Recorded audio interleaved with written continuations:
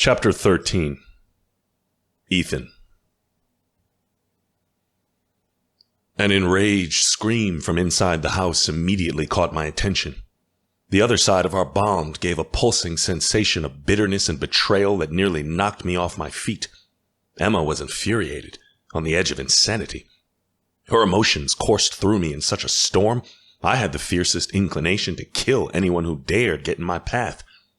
I was still holding Kalina, and I worried what I might do with these kinds of feelings racing through me. I hurriedly handed her off to Ivana before I left the party. I wasted no time and ran full speed into the house, following the sound of Emma's furious screams all the way down to the basement.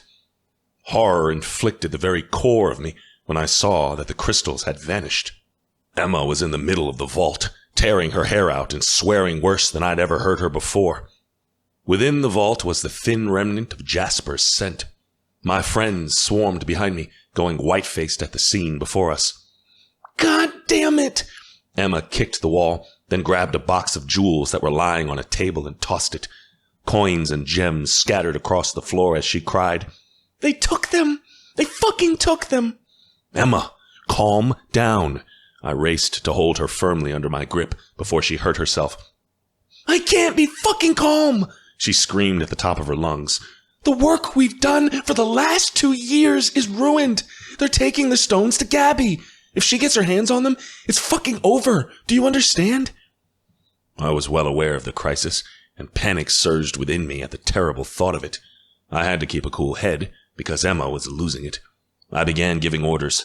"All of you, we must find them immediately," I barked at the people around us. "Search everywhere." "What if they took a portal?" Alexei asked weakly. "We'll see the signs, and hopefully be able to follow the magical traces," I said. "The point is, we need to know where they went once they left the estate." "I'll stay in the nursery with the children," Ivana offered. She carried Kalina off, taking Isaac from Edinmyre and tucking him into her other arm. Arthur followed her with Chasm. "We'll search the skies," Stefan offered, and he took Edinmyre's hand. "Maybe they flew away." "Or they're still hiding in the woods," Lucian offered. He hurried away to search with Emma's grandparents. People scattered in all directions. I kept Emma firmly in my grasp and said, "This doesn't seem like Ozzy." "I don't think it's him. It has to be Jasper," she said. "We should have known it all along. He gave such terrible excuses." My mind recalled many situations. We'd run into Jasper after a council meeting, one where we'd discussed mounting an attack against Gabby to save Pruska. He'd been outside and told us he just came back from a training session. The times didn't add up. He'd said he'd gone to the rink for a 5 a.m. practice, but we hadn't run into him until nearly noon. He hadn't been at the rink at all. He'd been listening in on the meeting. Later on, we'd run into him outside of Kiara's room, just before she'd been cursed, and Emma's hearthfire. The only ones who had access to our quarters at the palace were our friends. Jasper had been there during our honeymoon. He must have been the one to sneak in and destroy Emma's altar just before the Black Claw came looking for her. There were other signs. The guilt he'd shown after Vera's death. Bile rose in my throat and nearly spilled. I'd been so focused on accusing Vera that I hadn't bothered to consider other potential suspects. My prejudice had left us unguarded. "Oh, hell!"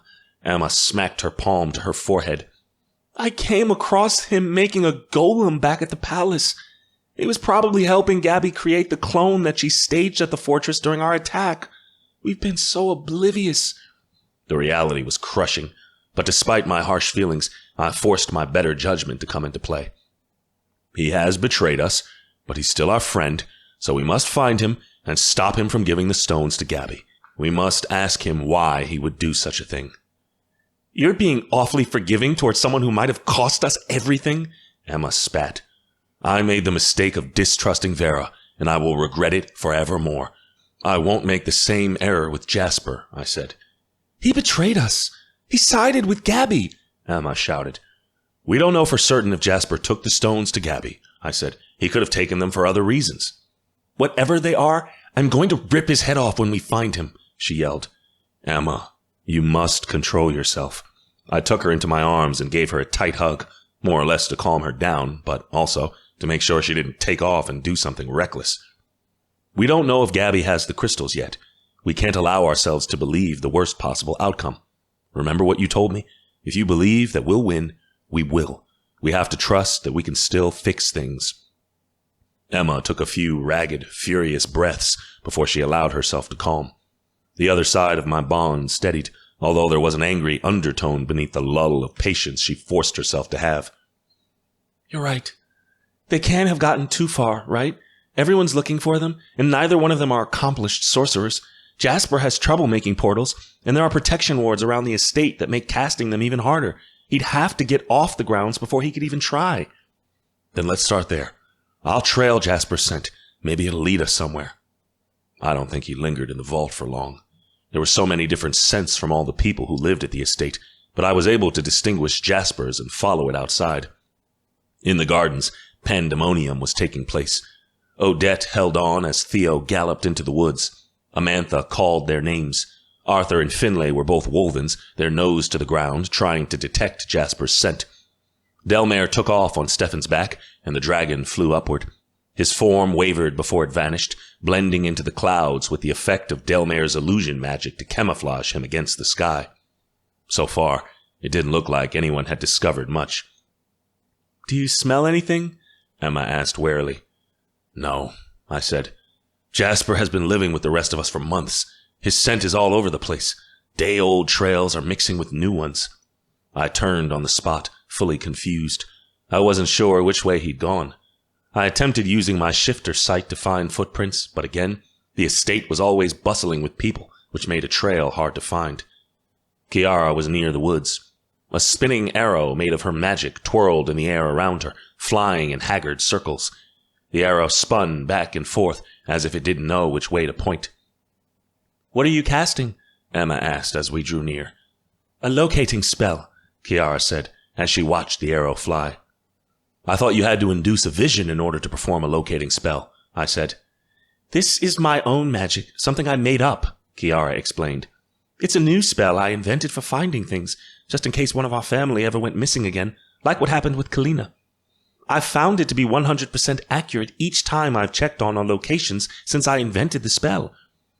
"So which way did he go?" I asked. Kiara's arms slackened at her sides as the arrow twitched erratically. "I don't know. I can't locate Jasper. He put some kind of defensive ward around him to prevent him from being tracked, and the crystals of harmony are too strong for my own power, so I can't trace their magic either." "What about Ozzy?" Emma pressed. Kiara bit her lip and wiggled her fingers. The spinning arrow immediately came to an abrupt halt before it quivered and vanished. Her eyebrows raised in surprise as she said, "No defensive spells here." "Is he with Jasper?" I asked. "No." Kiara shook her head. "I don't believe so. If so, the arrow would have lit up and not vanished." "Ozzy's scent is stronger than Jasper's," I noted. "He was here more recently." "They left at different times then," Emma mused. "I think Jasper took the stones and left first, then Ozzy followed him." "I don't think Ozzy had any idea what Jasper was doing. Maybe he was trying to stop him," I theorized. "That makes the most sense," Emma added. "Ozzy can't keep a secret, and if he knew Jasper was going to take the stones, he'd have let it slip." "Why didn't Ozzy come back and tell us Jasper was gone?" I asked. "He knew we'd react badly. Ozzy said that Jasper has been distant, keeping him in the dark lately," Emma said. "You know the mechanics between mates are weird. If you betrayed our friends and ran off, I'd probably try to talk you out of it on my own before I got anyone else involved." "That's not the only problem," Kiara frowned. "By the arrow vanishing, the locator spell is indicating that Ozzy can't be traced at all." "And what does that mean?" Emma asked crossly. It means..." Kiara hesitated. "What?" Emma demanded. "If Ozzy hasn't put any wards up to protect himself, but I can't find him anyway, that means either someone else is concealing him, or he's already dead." Emma gave a soft noise of terror, while my veins took over a freezing chill. Kiara shook her head and said, "I might be jumping to conclusions. We can't prove anything." "But Jasper's alive?" I pressed. "Yes, the arrow didn't vanish, so he's still out there," Kiara said. Emma chewed her lip and I said, "Something about this whole thing is off.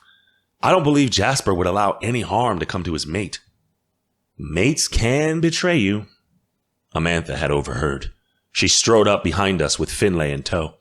Amantha put her hands on her hips and said, "With the right motivation, even mates can be convinced to turn their backs on each other. This is Jasper's fault, and he's put Ozzy right in the middle of it." "Jasper wouldn't let anything happen to Ozzy. They risked everything to be together," Emma argued. Finlay gave a cruel laugh. "Love means little in times of war. He was offered a good deal by Gabby, and he took it." "That can't be the whole truth.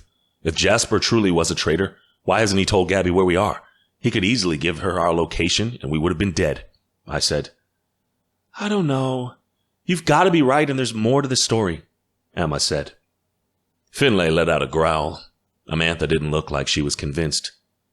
"Jasper has been acting weird since we got here," she insisted.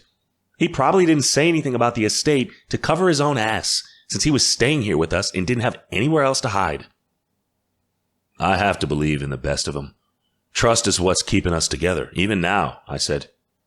"I don't trust anyone anymore," Finlay snarled.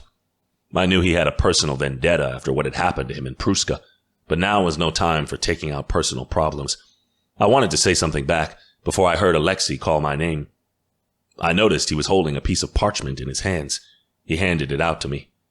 "I found this in Jasper's room," he said. "It gives a location." I opened the note. I read it quickly. It was only one line. "The Willow Maiden." I knew it to be Gabby's handwriting. I'd seen it one too many times. I crushed the note in my hand before I said, "Why didn't he burn this?" "He left it in his top desk drawer for anyone to find. It's like he wanted us to know where he was going," Alexei said. "Which means he didn't have the heart to do this in the first place," Emma said. "The Willow Maiden. Gods damn, that's close to Dolinska." Finlay read over my shoulder. "We're going to walk straight into Droga's claws." "We'll come with you, all of us. You'll need backup to fight Gabby, and Droga if he's there," Arthur said. Their courage to battle a god was admirable, but I thought it was the wrong call. "No," I said firmly. "I'll take Finlay and Alexei. The rest of you can stay behind and guard the estate, just in case Jasper gives us up. If he's already handed off the stones, it's a lost cause anyway. We need to protect everyone we can." "What if it's a trap, and Gabby's expecting you to follow Jasper there?" Arthur insisted. "It could be," I admitted, "which is why I suggest we don't take everyone." "I'm going," Emma said immediately. "Emma, Ethan, these are my crystals. They're my responsibility, and I'm not going to stay behind when there's a risk they could fall into Gabby's hands. I'm coming along," Emma said firmly. "Me too," Kiara said. "My locator spell might work better if we get closer, and if Jasper isn't there after all, we'll still need to track him down." Amantha nodded firmly, noting that she wouldn't let Finlay go alone. There was no time to argue. "Let's go. We should portal outside of the ruins, just in case there are soldiers waiting for us there." "Already on it." Emma summoned a portal and we stepped on through. The spring nighttime of Ireland was replaced with Malovia's brisk weather. Pine trees swayed around us within the darkness, and there was a faint sound in the distance, like the rumbling of monsters through the brush. "I put us a few miles out," Emma said. "If there's a trap, we'll notice." Alexei changed into a griffin. He took to the skies and did a couple of circles before he landed and transformed. "I didn't see anything from above," Alexei said. "That doesn't mean there isn't some sort of ambush." "Let us go first," Amantha suggested. "Finlay and I are more expendable." "No one is expendable," I said firmly. "Emma's the one who's fated to save us. She needs to stay safe. Let us do our part," Amantha insisted. She and Finlay strolled ahead. I didn't like the idea and had no wish to sacrifice anyone if we did fall into a trap, but with what was at risk, these were the options we had. We walked through the woods as calmly and as quickly as we could. I smelled animals in the usual sense of the forest, but nothing that alerted me to any enemies. "Ethan, do you see this?" Alexei asked. He gestured at the ground, which was still wet from a fresh rain. I used my shifter sight to examine the dirt. Indeed, I saw footprints that had to belong to Jasper. Ozzy, too, though his footprints were more recent. "They were here," I said. "Come on." We ran after the trail until I found a gathering of footprints underneath an oak tree. The scene was a mess. I smelled blood and the musky scent of soldiers surrounding it. "Ozzy caught up with Jasper." They stood here for some time, I said, stooping to the ground. They must have had some kind of argument before others showed up. There were impressions of boots in the mud that didn't belong to them. It looked like a whole battalion. Signs of a struggle, Alexei noted, pointing to the broken branches on the earth, mingled with dark blood droplets. Whatever happened, it didn't go well for them. Jasper was dragged off in one direction and Ozzy another. Do we split up? Kiara asked. No, we go after the crystals. Jasper had them, so we have to find him first, I said. But what if Ozzy's in trouble? Emma asked. We're all in trouble if we don't get the crystals back. I don't want to make the choice on who possibly lives or dies, Emma hissed. Sometimes you have to. Make a decision. Emma's expression hardened, but she said, Keep leading us to Jasper. We moved forward. The footsteps changed to the markings of someone being dragged. Whoever was bleeding, it hadn't been Jasper, because the blood smell went away. When we got closer to the Willow Maiden, the footprints changed. They had morphed into the impressions of giant lizard claws. Someone had shifted. A dragon had been here. Several, perhaps. The soldiers must have flown off with Jasper and taken him somewhere else, Finlay said. What if he never made it to the Willow Maiden? Emma asked. Kiara cast the locating spell again. The arrow appeared only for a few seconds before it vanished in an array of yellow sparks. She attempted to cast the spell twice more, but nothing happened. Jasper's arrow is gone, Kiara whispered. I can't summon it anymore. Amantha hadn't been afraid before, but her voice held an edge of fear as she said, Let's check the Willow Maiden, just to be sure. We headed that way, although I couldn't be sure we were going in the right direction. The mile seemed to drag on, although I knew we were moving as fast as concealment would allow. His scent's back, stronger than it was before, Alexei stated abruptly as we entered a new wave of trees. He wasn't here but an hour ago. I noted that. This was all very strange. Why did the soldiers take him somewhere else, only to return him to the area later? Finlay and Amantha gave screams of alarm from up ahead, accompanied by the shouts of strangers. All of us jumped into action. We raced to them, where we found they were surrounded by at least a dozen soldiers. I changed into a wolven and sprang on the nearest one, tearing him to bits. There were snarls and yowls as Finlay and Alexei fought with shifters. Kiara blasted off a few rays of golden light from her palms, which struck a couple of sorceresses down. Amantha pulled a dagger from her belt and used it to stab the soldier nearest her, plunging the blade into his neck before he could swing his weapon. Emma transformed into her shadow self and completely eliminated the rest, sailing through their chests and creating gaping cavities within their bodies with her ruthless dark magic. As the battalion was destroyed, the 6 of us formed a circle, looking outward at the woods to see if anyone else was hiding there. Do you think that's all there are? Alexei breathed. She's probably got more patrols scouting the woods, Emma said in a tight voice. If they're not guarding the Willow Maiden, that must mean... Emma, I said, although I already knew what must have happened. She took off running. My protests didn't stop her. I gave chase, though we weren't far from the Willow Maiden now. The smell of death filled my nose, and it made me hideously ill. The trees broke ahead, into the ruins of the abandoned Unseelie palace. We entered the Willow Maiden's clearing. Before me, I heard Emma give a wretched gasp. The shock she felt resonated outward through our bond like an explosion. Her stunned spirit made me completely halt in my tracks. I was suddenly aware of how hauntingly silent it was. Only the eerie wind accompanied my ragged breaths. It can't be. I didn't want to believe it, but instinct told me what I didn't want to know. I emerged from the woods. Within the clearing were no traps, no guards, but something even more wretched. Emma stood at the base of the Willow Maiden, a hand over her mouth, looking up at the massive tree with tears streaming down her face. My heart wept with loss. Hanging from a branch of the Willow Maiden was our Jasper, a noose around his neck, his lifeless body swinging in the wicked wind. Though his eyes had long lost their light, there was still the semblance of a cry for help within them. We'd come too late.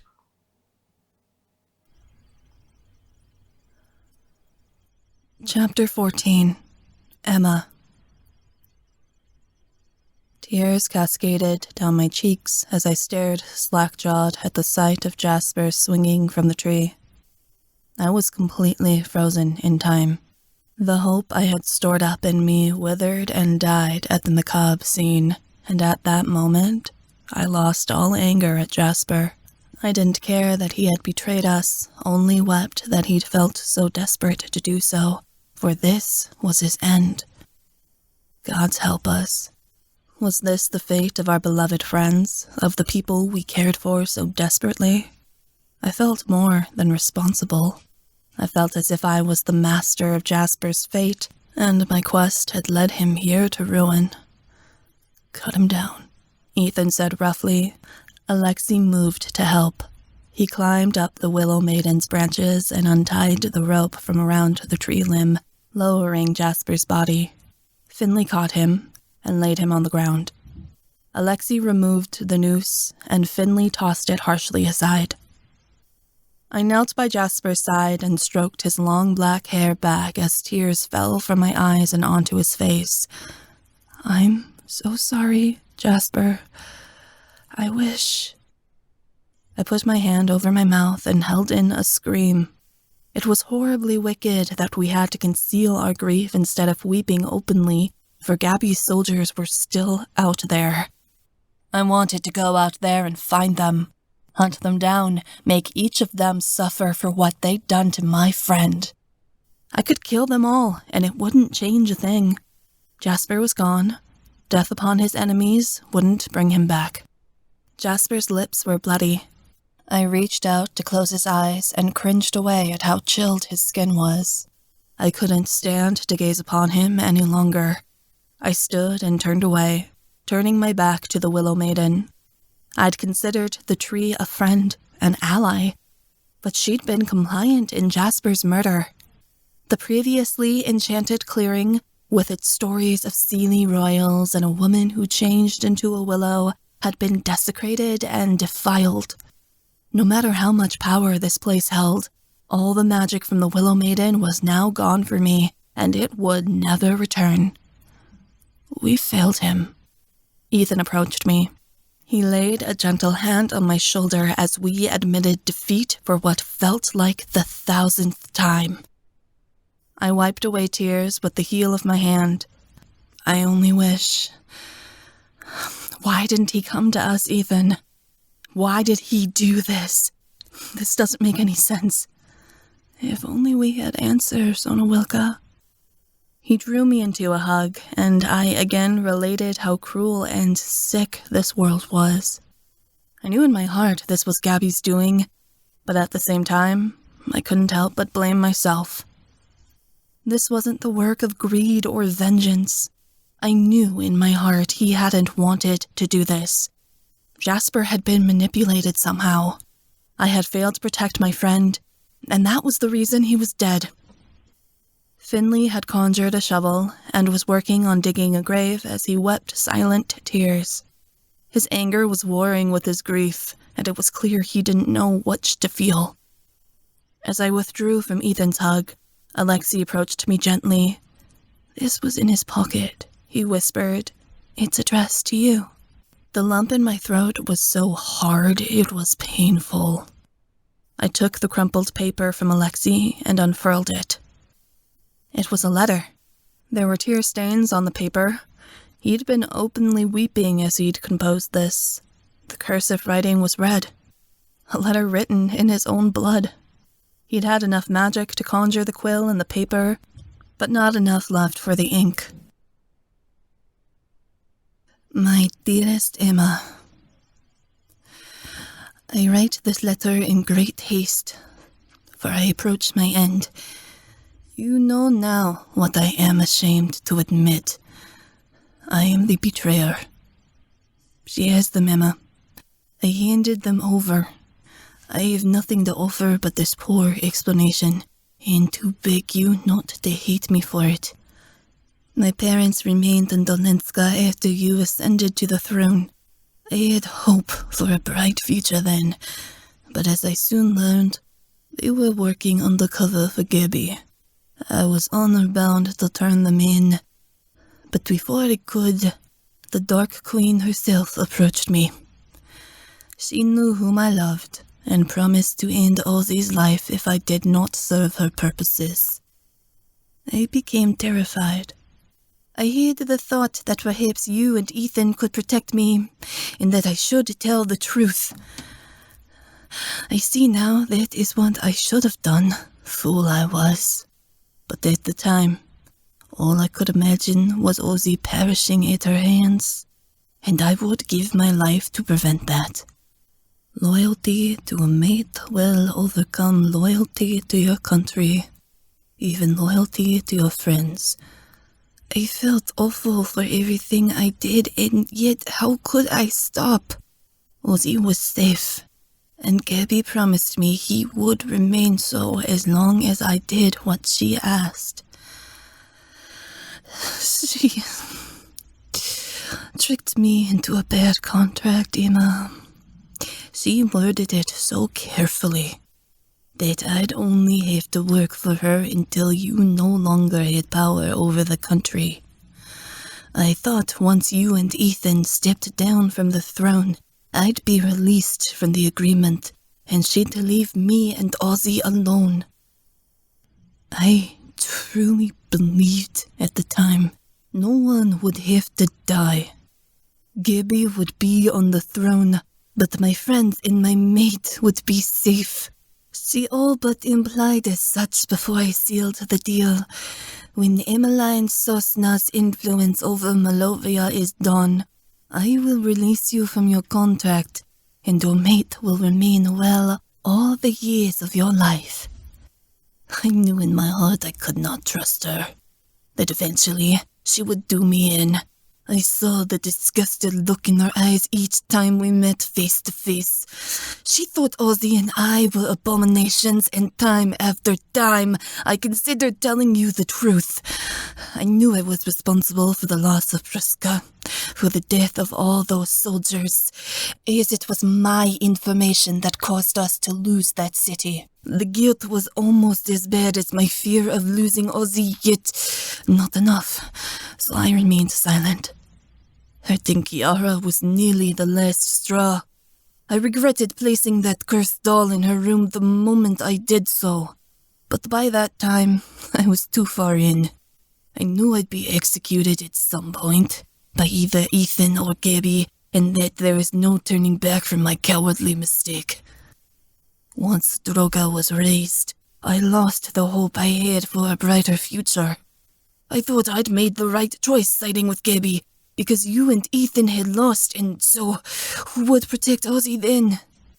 I attempted to end the contract once you lost the crown, but unfortunately, Gabby's magic held me to my word. Your influence over Malovia was still prevalent, though you were no longer a queen, so I was forced to continue being her spy. I worked for Gabby with the knowledge that she owned Malovia with a god at her side, so there was no chance of you beating her. Unable to free myself of this bad contract, I had to do damage control and protect the only thing in my life I considered worth saving. I wanted you to win. I really did. There is not a thing I regret more than giving Gabby the crystals of harmony, yet what could I do? The magical deal we made forced me to be her slave. Though I knew this couldn't end well, I decided giving her what she wanted was better than refusing her, for she'd surely kill my mate for violating our deal. For my final mission, she told me if I brought her the crystals of harmony, she'd consider our contract fulfilled and release me from my obligation to her. And release me she shall, in death. I was weak for allowing her to sway me in such a way, for she has Ozzy now. And I am sure that once I die, he will die as well. Gabby will have stuck to her word, that my mate will remain well all the years of my life, and our magical contract will be complete. The very thing I strived for this entire time. Ozzy's safety is now lost. I gambled with the hope that Gabby would see me as a good spy and spare me my love. But we were tools to her. Now I see that she'd never permit a man who loves another man to live, even if that man has practically handed her a country on a platter, for one good spy is worth 1,000 soldiers. Ozzy never knew all of this. He was unaware of everything up until the end. He forgave me for it. Do you know that? I did not deserve a kind heart such as him. And the gods knew it, for they have taken him away from me. If it is any consolation at all, I did not reveal where you are hiding, though they tortured me so. Despite the wording of the contract, I am only forced to supply Gaby with information that negates your influence on Malovia itself, not information that compromises your safety. For I am a tricky fae too, and I can utilize what little bit of the contract works in my favor for your benefit. Despite the fierce torture, she could not get that much out of me. A small bit of bitter pride I can hold on to in these final moments. She took everything from me, and so I vowed not to give her this. I managed to fool her into believing we were living in separate locations, and that I had no idea where you could be. For my failure to betray you one last time, she had ordered my execution imminently. Do not weep for me, Emma, a traitor of the worst kind. I do not fear death, as I go to my God. Whether Thomir sees fit to send me to the underworld or allow me to the great hunting grounds is something I will see after I cross from this world into the next, though I pray he does not judge me too harshly for what I did. I did out of love. I am not afraid of the noose. I've always longed to see Edinmyre, even for a moment. I know in my heart that it is my home, and I will at least glimpse it on my way to my damnation. My last wish is to see the ice again, and to give anything to skate upon its pearly surface one last time. Tell Amantha, next time she competes, if she ever does, to win a medal for me. I find it asinine that I worked my whole life for one goal, one competition, and that I had it in the end, but will die never seeing my dream come to life.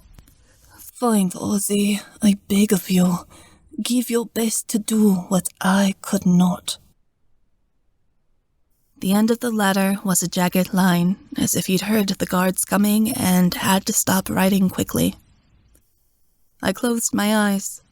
Tears seeped out from under the lids and fell to the ground as I recalled Jasper's wretched words. Here's them, Emma. I handed them over. Finley was done digging the grave.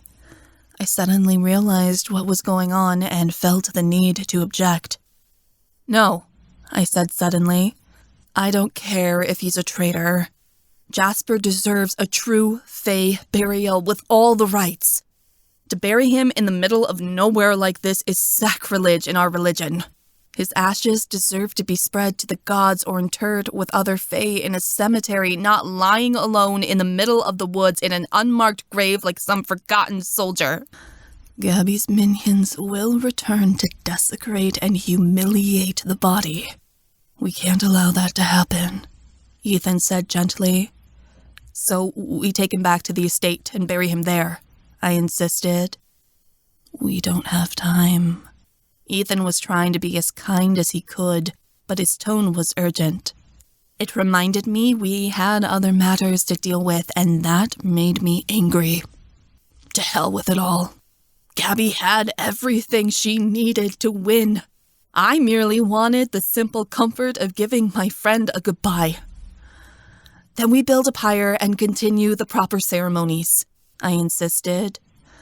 We can't burn him. It will signal to Gabby where we are, Ethan said. She already knows we're here, I demanded. What's the point in hiding anymore? I love Jasper, but I don't wish to join him, Finley snapped harshly. I wanted to smack him across the face, but Kiara approached. I was studying to be a priestess. Kiara winced with the painful truth of it all. as if she realized in that moment her dreams would never be accomplished. What's important is that his remains are returned to the ground, to nature, as a fae should. It's not ideal, but the gods will handle the rest. I said nothing more. I was outvoted, and reason overcame emotion as it always did. I resented them all for being cowards, even if it did put us in danger. At that moment, I welcomed danger. I wanted to war against the world, and so I had no fear left, only grief. Alexei laid Jasper in the grave. Finley buried him, and Kiara laid a few lavender sprigs on the top of it. I stared at the grave with a sort of coldness I'd rarely felt, save for when Lady Magdalena died. The list of the dead kept growing longer and longer, and at the moment, I didn't fear my own prophecy anymore. I was destined to die. It was high time the gods got it over with so we could be done with it, because I belonged with my friends in the land of the dead, not uselessly mingling around in the world of the living, fathomless to what my purpose was, cursed to fail over and over. Once Jasper was buried, Kiara grabbed my arm. "What happened?" Kiara asked. She didn't bother to wipe her face as she glanced over at the letter that was still crushed in my hand. Jasper came to the Willow Maiden to surrender the crystals willingly, but Gabby's soldiers ambushed him on the way here, I said, voice cracking. The soldiers took him back to the city and tortured him to find out where we were hiding. Gabby couldn't get it out of him, so she sent him back here to be hanged, as a message to us. She already knows she won. She didn't have to kill Jasper. She just wanted to rub it in my face. "So she has the crystals?" Ethan asked hoarsely. I nodded slightly, though the movement, though minimal, was difficult to make. The stones were in Gabby's possession, the very thing Milana had warned me about. "The crystals of harmony are now in Droga's hands. Who knows what he'll do with them?" Finley said heavily. "We've lost everything, for us and for generations to come." He spoke the truth. I was another one of Milana's false champions on a very long list of failures. Except this time, I would be the last one. I couldn't blame Jasper for working for Gabby. I'd done it myself, once. I knew how frightening and manipulative she could be, and using mates against the people she was threatening was a talent of hers. "You aren't going to the underworld, Jasper," I whispered. "Tomir will forgive you." If he didn't, I'd go to the gods myself and demand justice. Surely they'd understand his situation, and if not, I would force them to. If they wanted to pass judgment on someone, it should be me. "Ozzy!" Amantha gasped. "Where is he?" My world came crumbling down all over again. In the horrible grief of it all, I'd forgotten about him. Fresh terror surged through me as I realized Ozzy was still out there. I ran into the woods. My friends cried out after me, but I was ignorant to their pleas. Ozzy was in danger, and there could be a chance we could still save his life. I hurried through the woods, desperately searching for traces of him, although I didn't notice any straight away. Ethan loped by me as a wolven, his nose stuck to the ground. "I can't get his scent," Ethan said in terror. I looked at Kiara desperately, hoping she could use her locating spell to find him, but she gave me a miserable shake of her head. Panic welled within my chest. "Ozzy!" I cried out. "Ozzy!" "Emma, shh," Kiara whispered nervously, but I didn't listen. I kept crying out Ozzy's name, not caring if Gabby, her soldiers, and all the gods heard me. "Over here!" I heard Finley cry out. His words were not relieved, nor joyous. They were stricken with misery. My heart raced as I plunged through the brush, emerging from the woods and into a misty clearing. My insides dropped out of my core when I saw the sight before me. Ozzy was in his dragon shifter form, lying on the ground with dozens of arrows sticking out of his sides. He lay in a pool of his own blood, breathing heavily while his claws scraped desperately against the dirt. His eyes were full of sorrow. He appeared to be a poor, defenseless animal who couldn't understand why someone would do such horrible things to him. Ozzy had fallen barely half a mile from the Willow Maiden. I wondered why he hadn't tried to fly away, until I realized with shock that they'd broken his wings. Gabby's soldiers had run him down. Then they'd shot him full of arrows before they'd left him here to suffer. Ozzy wasn't a fighter. He hadn't even been able to defend himself. I was going to kill them. I was going to kill them all. He's still alive, Ethan rasped. Finley and Amantha were already there, standing over Ozzy like they didn't know what to do. We ran to him. I collapsed when I reached him, reaching out and taking his scaly head into my lap. Oh, Ozzy. I knew you'd come, Emma. Ozzy's tone was delirious. He was only half living as it was. My voice trembled. It'll be all right, Ozzy.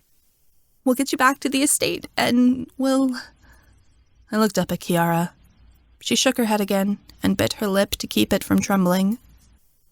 I couldn't promise Ozzy that we'd heal him from this. The blood loss alone was too much for him to survive. I stroked his horns lovingly and gave him a kiss. We're here now. We won't let you go through this alone.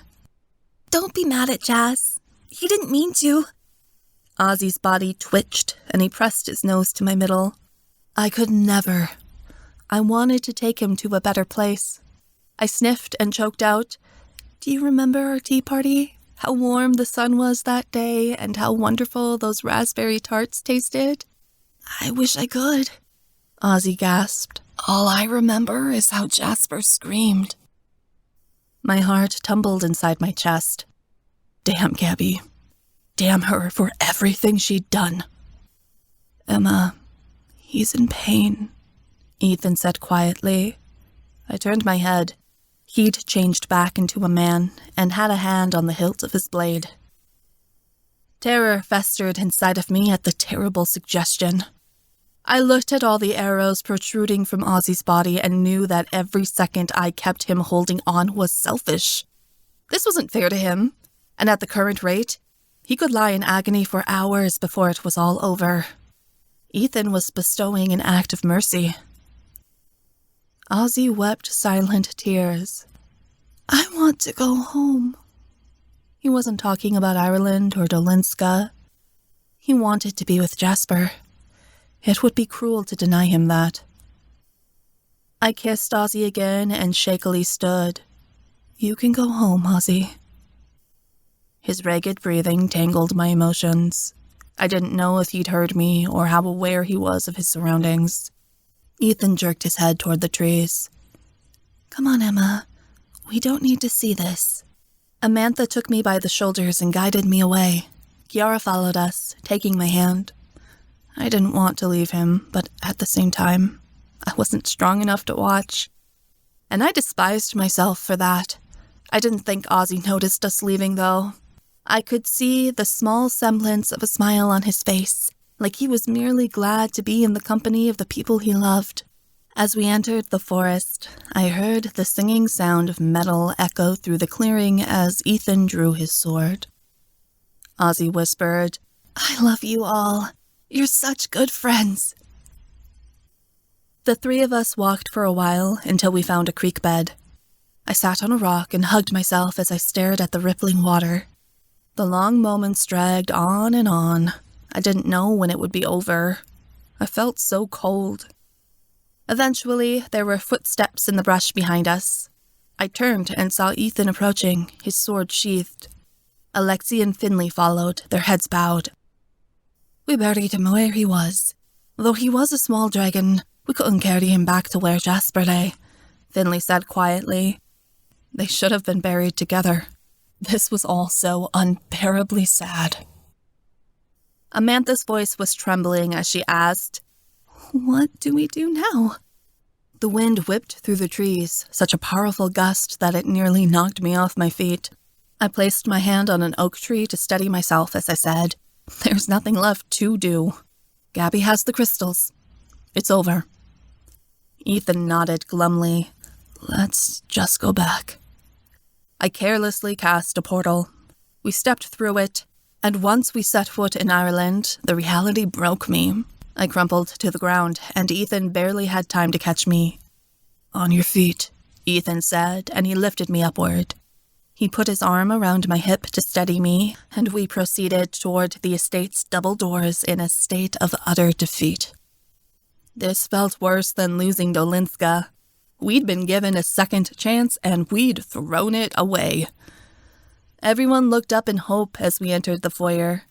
Odette, Theo, Stefan, Delmare, Arthur, and my parents and grandparents were clustered around the fireplace, waiting for good news. Their faces became crestfallen when they saw we'd returned empty-handed. "The stones are gone," I said hoarsely. "Jasper and Ozzy are dead. Gabby has the crystals. It's done." There were no wails of disappointment, just the silent sound of everyone's heart breaking all at once. "So what now?" Theo asked. "What can be done?" Nobody answered him, because there was no plan. What road could we take from this point onward? Every path we decided to take led nowhere. "The ending isn't the end, merely the beginning," Papa said gruffly, perhaps as a way to give us a bit of courage. I wasn't sure what kind of beginning this would be, the world Droga would create. Alexei strode to the fireplace. He gazed at the flames, as if he wished to throw himself within them and burn. "What's on your mind?" Stefan asked. Delmare clutched Isaac to her chest, like her child was the only thing still worth holding on for. Alexei's tone was haunted as he replied, "Do you remember when we found Jasper and Ozzy in the woods the night the Striga kidnapped Kalina?" Yes. I knew this had to be more terrible news, but I locked eyes with Alexei anyway. "Jasper was lying when he said he didn't know where the Striga had taken Kalina. He must have made the portal for them to get to the Malovian Railway," Alexei said. "I knew through my empathy powers that he wasn't telling the truth, but I was confused, because I didn't understand why he'd purposefully mislead us. I didn't speak up because I thought I was mistaken. He was one of the few people who knew Kalina was a demigod. The Striga must have overheard his thoughts and cornered him to make a deal. That's how they were able to sneak into the house," I said. "The timeline of when Ozzy was attacked and when we found Kalina missing doesn't add up," Ethan realized. "Jasper must have staged the attack, and the Striga modified Ozzy's memory so he wouldn't be able to confess what Jasper had done." "But he didn't tell Gabby about Kalina, otherwise she'd already be looking for her," I said. "She doesn't know about Kalina's powers or that she's a demigod. We have to be proud of Jasper for that." "I should have said something," Alexei said, heartbroken. "If I had brought up that I'd sensed Jasper had lied, we would have discovered that he was the betrayer sooner, and he'd have never taken the stones." "It's not your fault," Kiara said softly as she put her arms around Alexei. "You wanted to trust a friend like we all did. Jasper fooled us all." Alexei's silent tears streamed onto Kiara's shoulder. A memory rose to my mind. The last words the Spring Princess had spoken to me before we'd left her island. "I am aware of the trials you have suffered, and I have knowledge of all that is yet to come. Your task is far from over, World Weaver. I suggest you summon your courage, for the path you are sure to walk is still heavy with dangers. Let this be a warning not to get too comfortable, and not to claim victory before it is won." We hadn't heeded her warning. She'd known this was coming and had tried to tell me. I didn't listen. Hours passed in forlorn silence. No one wanted to eat or sleep. We were all waiting for the moment when Droga used the power of the stones to do whatever terrible thing he was planning. We were hovering on the edge of a cliff, holding our breath for the inevitable freefall. I couldn't stand around with my friends and witness the hopelessness on their faces. Ethan's misery alone was enough to drown me, and I couldn't bear that I had let my mate down. I proceeded up to the nursery. Kazim was awake when I checked on him and fussing, but Kalina was peaceful. I stood above her cradle and looked down. Despite the grief, a smile worked its way onto my face. Babies always gave the world hope, even if there was no hope left to be had. Kalina's soft expression as she dreamed on soothed the bitterness of defeat.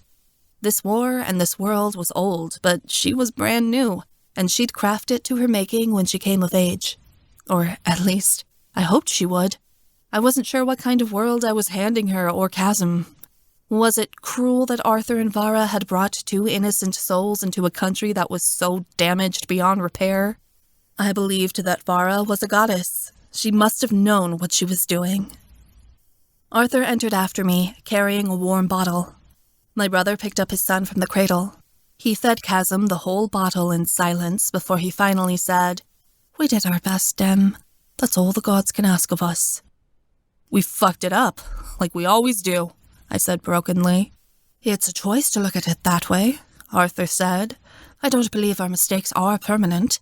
We can still revise the situation, as impossible as it may seem. Fae magic is belief, isn't it? There must be a way to believe we can still give a bright future to these children." His words failed to comfort me. I didn't see how any of this wasn't absolutely pointless. Just leave me alone. Arthur looked away.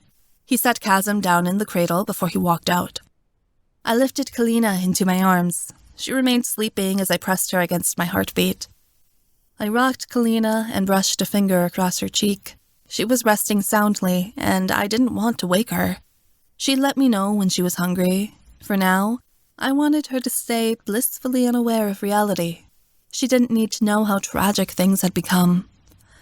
I wish things were different. I kissed Kalina's forehead, and a few tears leaked out of my eyes and fell onto her soft skin.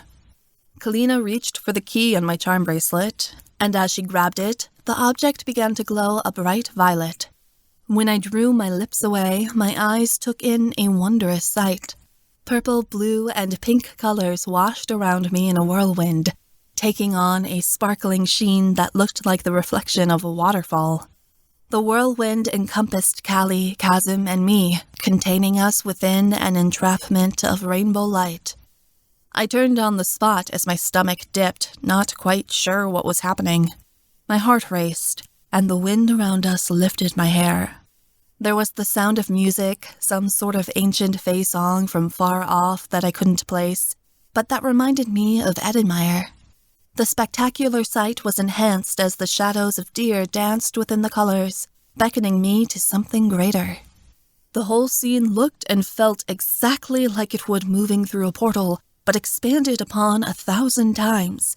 In horror, I watched as a vase of fresh white roses in the corner withered and died within seconds. Kalina let go of the key. As the colors stopped swirling and the wind died down, the room lightened from night to day in moments. I quickly checked on Chasm and Kalina and found that both of them were unchanged. It'd been near 1 in the morning when I'd entered the nursery, but now it was the middle of the day. I looked in the mirror and saw my appearance was unaltered as well, although my skin was pale from shock. What was going on? I crossed to the window, still clutching Kalina to my chest. I gaped as I moved the curtain aside with a shaking hand and saw that there was a light dusting of snow on the ground outside. It was May in Ireland. That was impossible. Unexpectedly, the door burst open. Chasm began wailing. My eyes widened as I took in Arthur. He was wearing different clothes. His hair was longer by several inches, and he had sprouted a beard. He looked like he'd been through complete hell. What the fuck? Had he cast some sort of spell just a moment ago to alter his appearance? This didn't make sense. Arthur completely broke down. He stumbled forward as he wept, reaching down to cradle Chasm against him. He stroked Kalina's head lovingly as he said, "Emma, you're back, and you brought the babies. Gods, our prayers have been answered. I'm so relieved. We all thought you were dead." He was acting as if this was some grand reunion. "What are you talking about? You left the room 5 minutes ago," I stuttered. "Emma, I haven't seen you or the children in months," Arthur wept. "We had no idea where you had gone, or why you took the twins." My tongue was floppy and useless in my mouth as I asked, "Months? Arthur, how long have we been gone? What day is it?"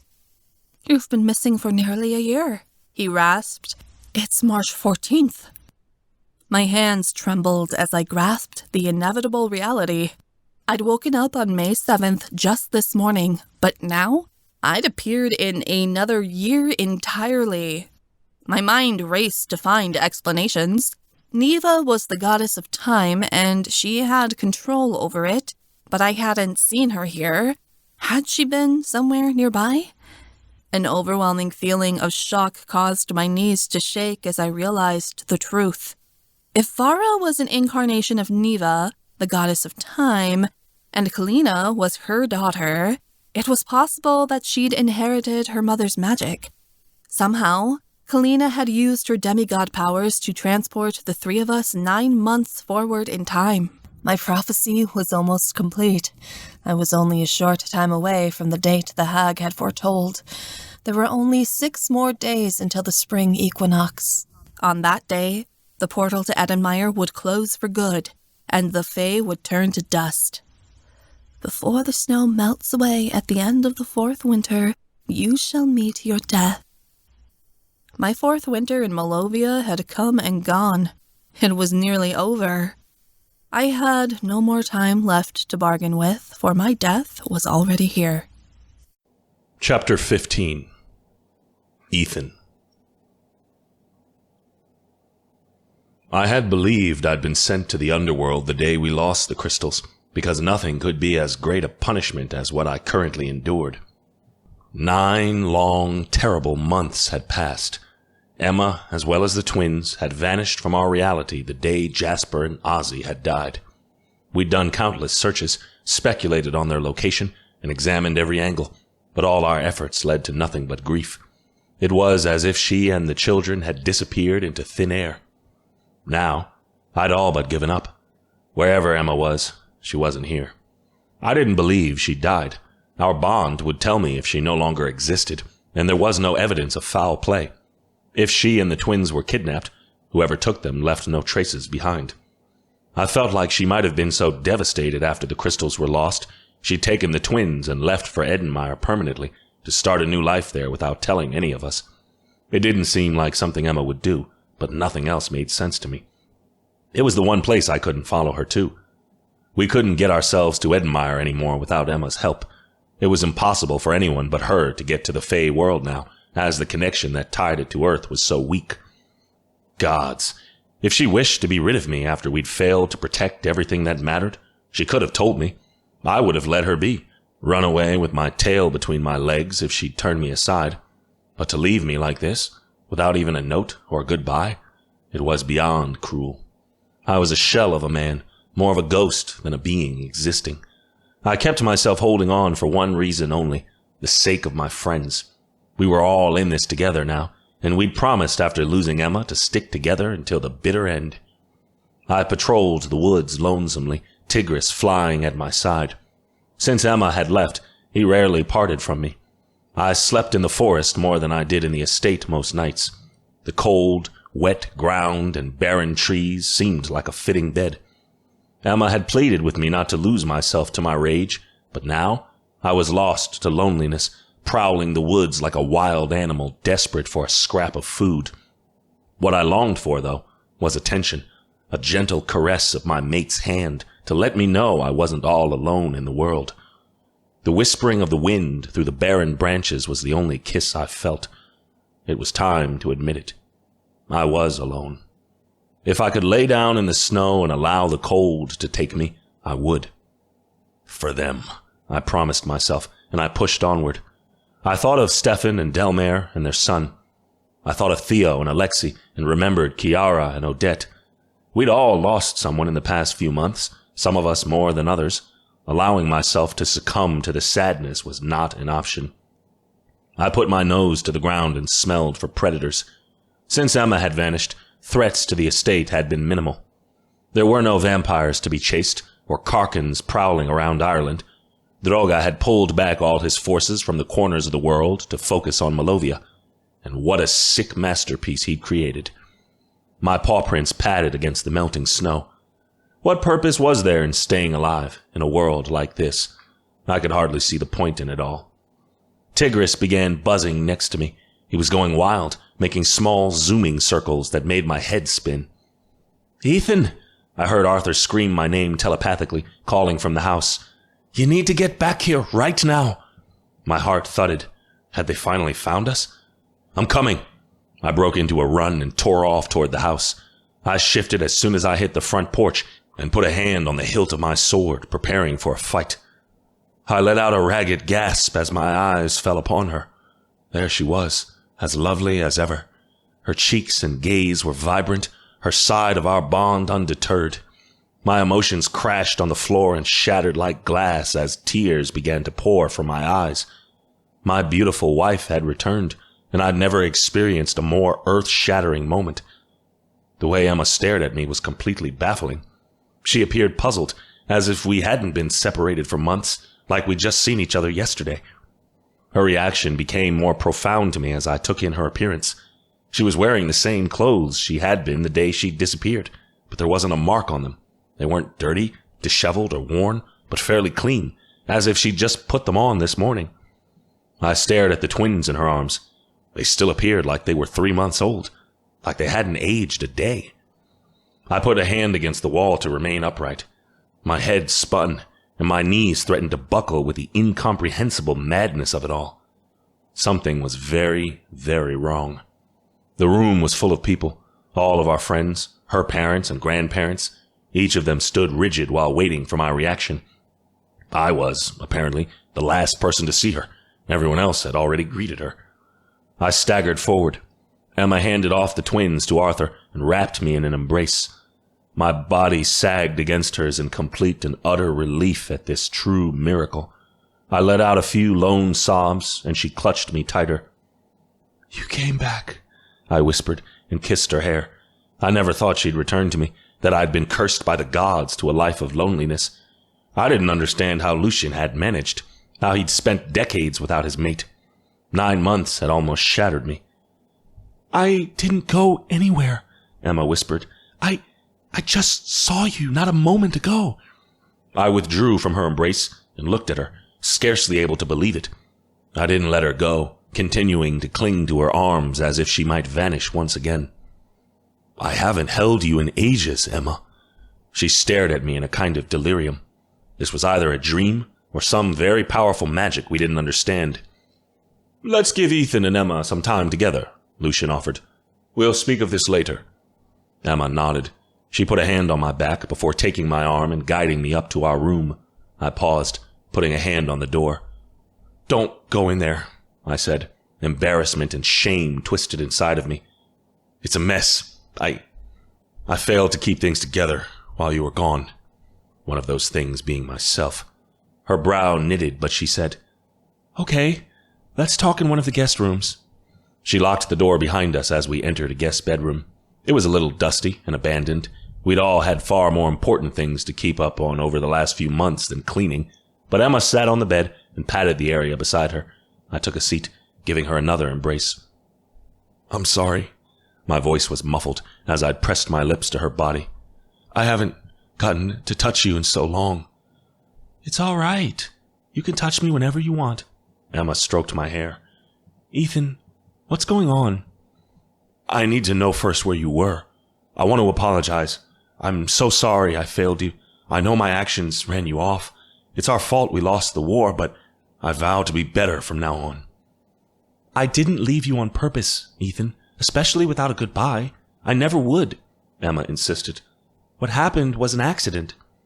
I couldn't fathom it as such, but I said, "Did you not mean to leave?" "No, I really do mean I just saw you a moment ago," she said. "Ethan, Kalina's demigod powers were triggered the night we lost the crystals. I don't know why or how, but somehow she transported me, herself, and her brother 9 months forward in time. In my perspective, we just returned from burying Jasper and Ozzy. I went into the nursery, picked up Kalina, then some strange magic happened. It was like she opened up some kind of portal. When the magic stopped, I suddenly found myself in the same room, but 9 months ahead in the future. It was just my birthday, and now almost another year has gone by." My body shook with the incomprehensible power of it all. "The twins still appear as infants." "Yes, they didn't grow. The portal through time didn't affect them because it didn't progress naturally," Emma said. "I don't think I've changed either." The vacant turbulence on her face was substantial. I'd suffered and struggled through these past few months, but Emma had been through an unimaginable ordeal as well. She'd lost a huge gap of time and had mere moments to get accustomed to it. My lip trembled as I brushed back her hair. I just can't stop looking at you. Words couldn't sustain what it felt like in that moment, so I kissed her. It was like coming up for air after nearly drowning. Her mouth restored me as if she was the breath of life. I let my arms settle around her as we kissed, and each moment of our lips connecting gave my soul wings. Emma moved away from me. She stood, not out of my reach, but too far away besides. "Don't go," I whimpered, and my fingertips trailed her skin. "I'm not. I just have a surprise." Emma shows Ethan a special birthday outfit she was planning on wearing for him the night she went missing. They share a passionate moment, joyful that they've been reunited once more. My maid waited for me to catch my breath before she lifted her head off my chest. "I can see we got distracted, but I really would like to know what's been happening since I've been gone." My throat clenched as the bliss drained out of me, becoming cold and withered. I didn't want to deliver her this news, but she had to know. Life isn't what you remember it to be. "Droga's had the crystals for 9 months," Emma said. "What did he do with them?" My tone was regretful as I said, "Droga has used the crystals to open up multiple portals to hell, to bring monsters of unimaginable power here. Once here, he combines these monsters with the ones living on Earth to fashion grotesque hybrids, ones that are nearly unbeatable in combat. He's training them to bolster his forces and make him even more unstoppable. He's attempting to make his army so strong that he can enslave the rest of the supernatural world." Emma blinked as she took it all in. "I'm surprised he didn't use the crystals to take over Earth and the other supernatural societies." "That's his eventual plan," I said. "He hasn't moved to attack the other magical races, because even with the crystals, a war against all supernatural kind is going to be difficult to win, especially against the vampires and the angels. The other races have their own gods as well that he'll need to defeat, but he is building his army and making war plans. He'll attack sometime within the next year if things keep going this way." "How do you know for certain?" "Finlay and Amantha are our intel. They've disguised themselves in Dolinska and are spying on Gabby's inner circle," I said. "They left the estate shortly after you vanished.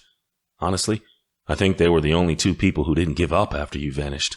Both of them still have hope a rebellion can be raised against Droga and that Malovia can be what it was again." "At least someone's still trying," Emma mused. "What about Gabby? Please tell me you got rid of her." "Gabby has already been elevated to godhood. She and Droga had their wedding shortly after they obtained the crystals, and he used his power to make her a goddess. She's practically unstoppable now." "Haven't any of the Fae fought back?" "The Fae are tired, Emma. As our connection to Edinmyre weakens, the fairies grow weaker with it. Our magic is waning." I sighed. "It's only a matter of time before the portal shuts for good, and all of the Fae die with it." "Don't Gabby and Droga care if all the Fae are turned to dust once the portal to Edinmyre is shut? Droga won't have his great army if all his soldiers are dead," Emma said. "That is a piece of the puzzle that we can't quite figure out, but opening the portal to Edinmyre appears to be one of the last of his concerns. Otherwise, he would have united the crystals by now," I said. "From what Finlay's gathered, he wants to prevent that from happening at all costs." "This is so strange. There must be a reason." "Indeed, but we haven't figured it out yet." "It's a miracle you've managed to keep the estate concealed." "Finlay and Amantha gathered that Droga attempted to use the crystals of harmony to find you, but couldn't," I stated. "It was a mystery, because the stones couldn't locate you on any plane of reality, not even your body. Since you were nowhere to be found, he assumed you were dead and lost interest in pursuing us. You were the one he felt threatened by, after all. The rest of us are inconsequential to him." That had been a moment of complete devastation for me, when I'd learned that not even the crystals could find Emma. I'd nearly believed I'd conjured her up as a figment of my imagination, because according to the stones, she didn't exist and never had. The thought had almost driven me mad. "Gabby wouldn't give up looking, though." "I don't think she ever did, but she's had more interesting things to deal with than searching for you. Being a new goddess gives her more magic than she ever dreamed." "So much has happened while I was gone." Emma ran a hand through her hair, I wish I could have been here to prevent it all. We did our best without you. Even if you were here, I don't know if you could have stopped it, I said. Emma nestled her head on my shoulder. Well, at least you're all alive and safe. I didn't have to lose any more friends. Everyone's safe, although your arrival came at a very particular time, I said. Stefan and Delmare's wedding was to be today. What? I didn't know they were getting married today. Emma gasped. They were supposed to, I said. Since you've been gone, they more or less decided they wanted to celebrate their last days together. But now that you've returned, they're probably going to put it off. No, they shouldn't, Emma insisted. I'm back, so Stefan and Delmare's wedding should go on. We all need a reason to celebrate. I nodded. Agreed.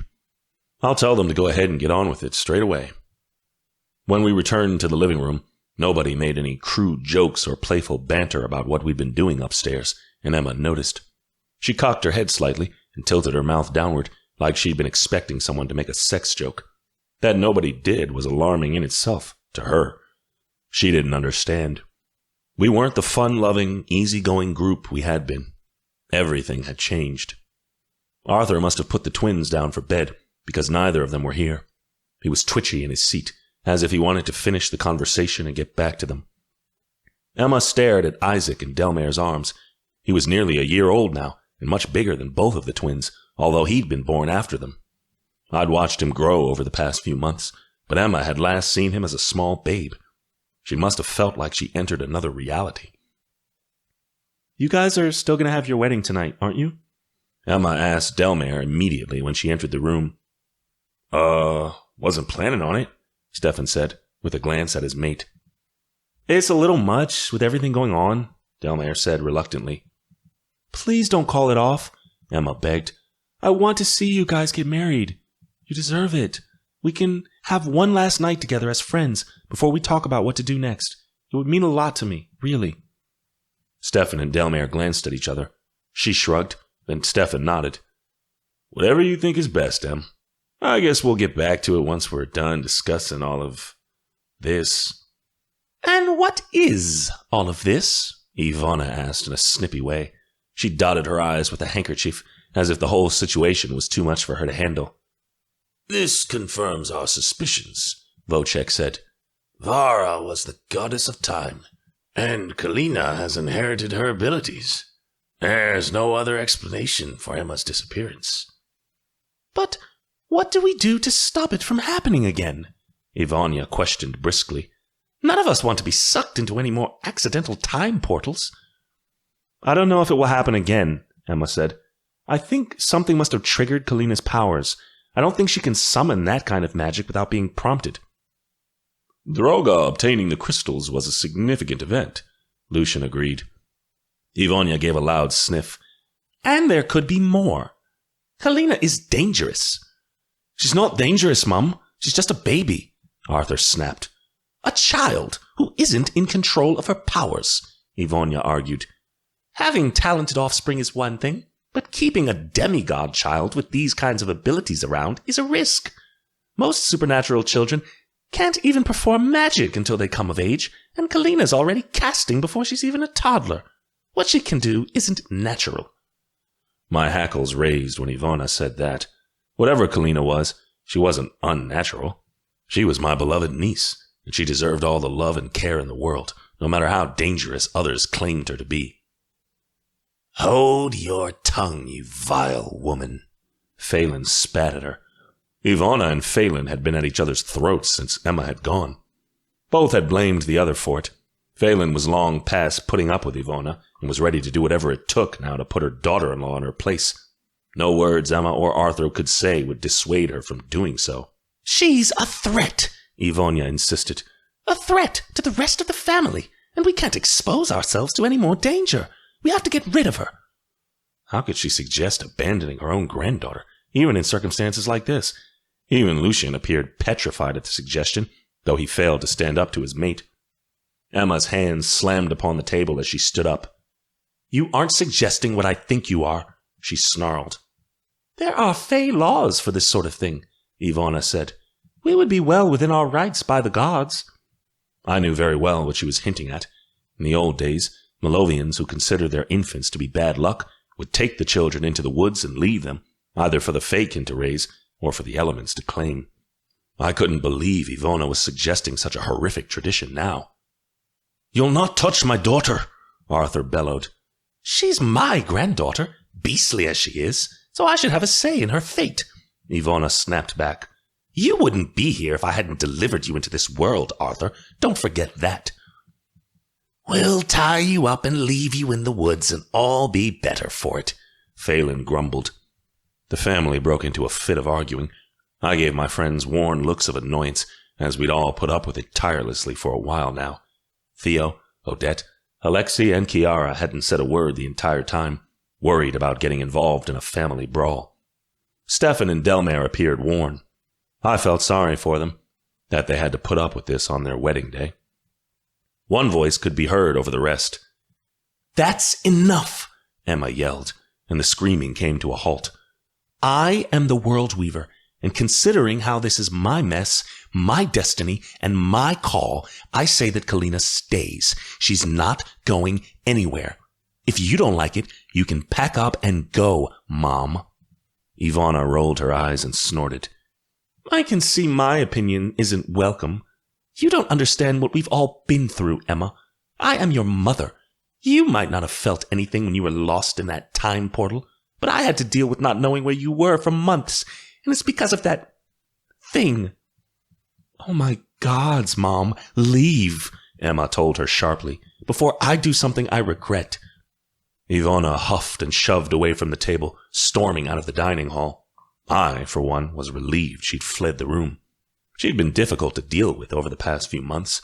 She'd insinuated that Emma's absence was harder on her than it was on me, as she was Emma's mother and I was just her mate. It had been ludicrous. Lucian had attempted to apologize for her behavior, but if I was being truthful, Ivona was out of control. All of us were stressed and unhappy. She didn't need to become the martyr and make life worse for everyone with her lamenting. When the door had slammed shut behind Ivona, Emma said, "We're not discussing anything more about Kalina. We don't understand how her powers work, and even if her magic is out of control, we have a duty to protect her. She's staying here." No one else dared to challenge her. Stefan sensed the tension and stepped in to break it. He cleared his throat and said, "Okay, now that's settled. So who's ready to help me and my babe get hitched?"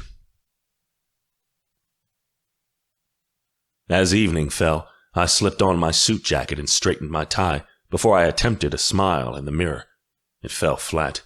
I wasn't sure if I could put on a mask today, but I needed to, for my friends. I was still reeling with the events of that morning, and though Emma had only been gone from my side for a short while, it was already driving me mad.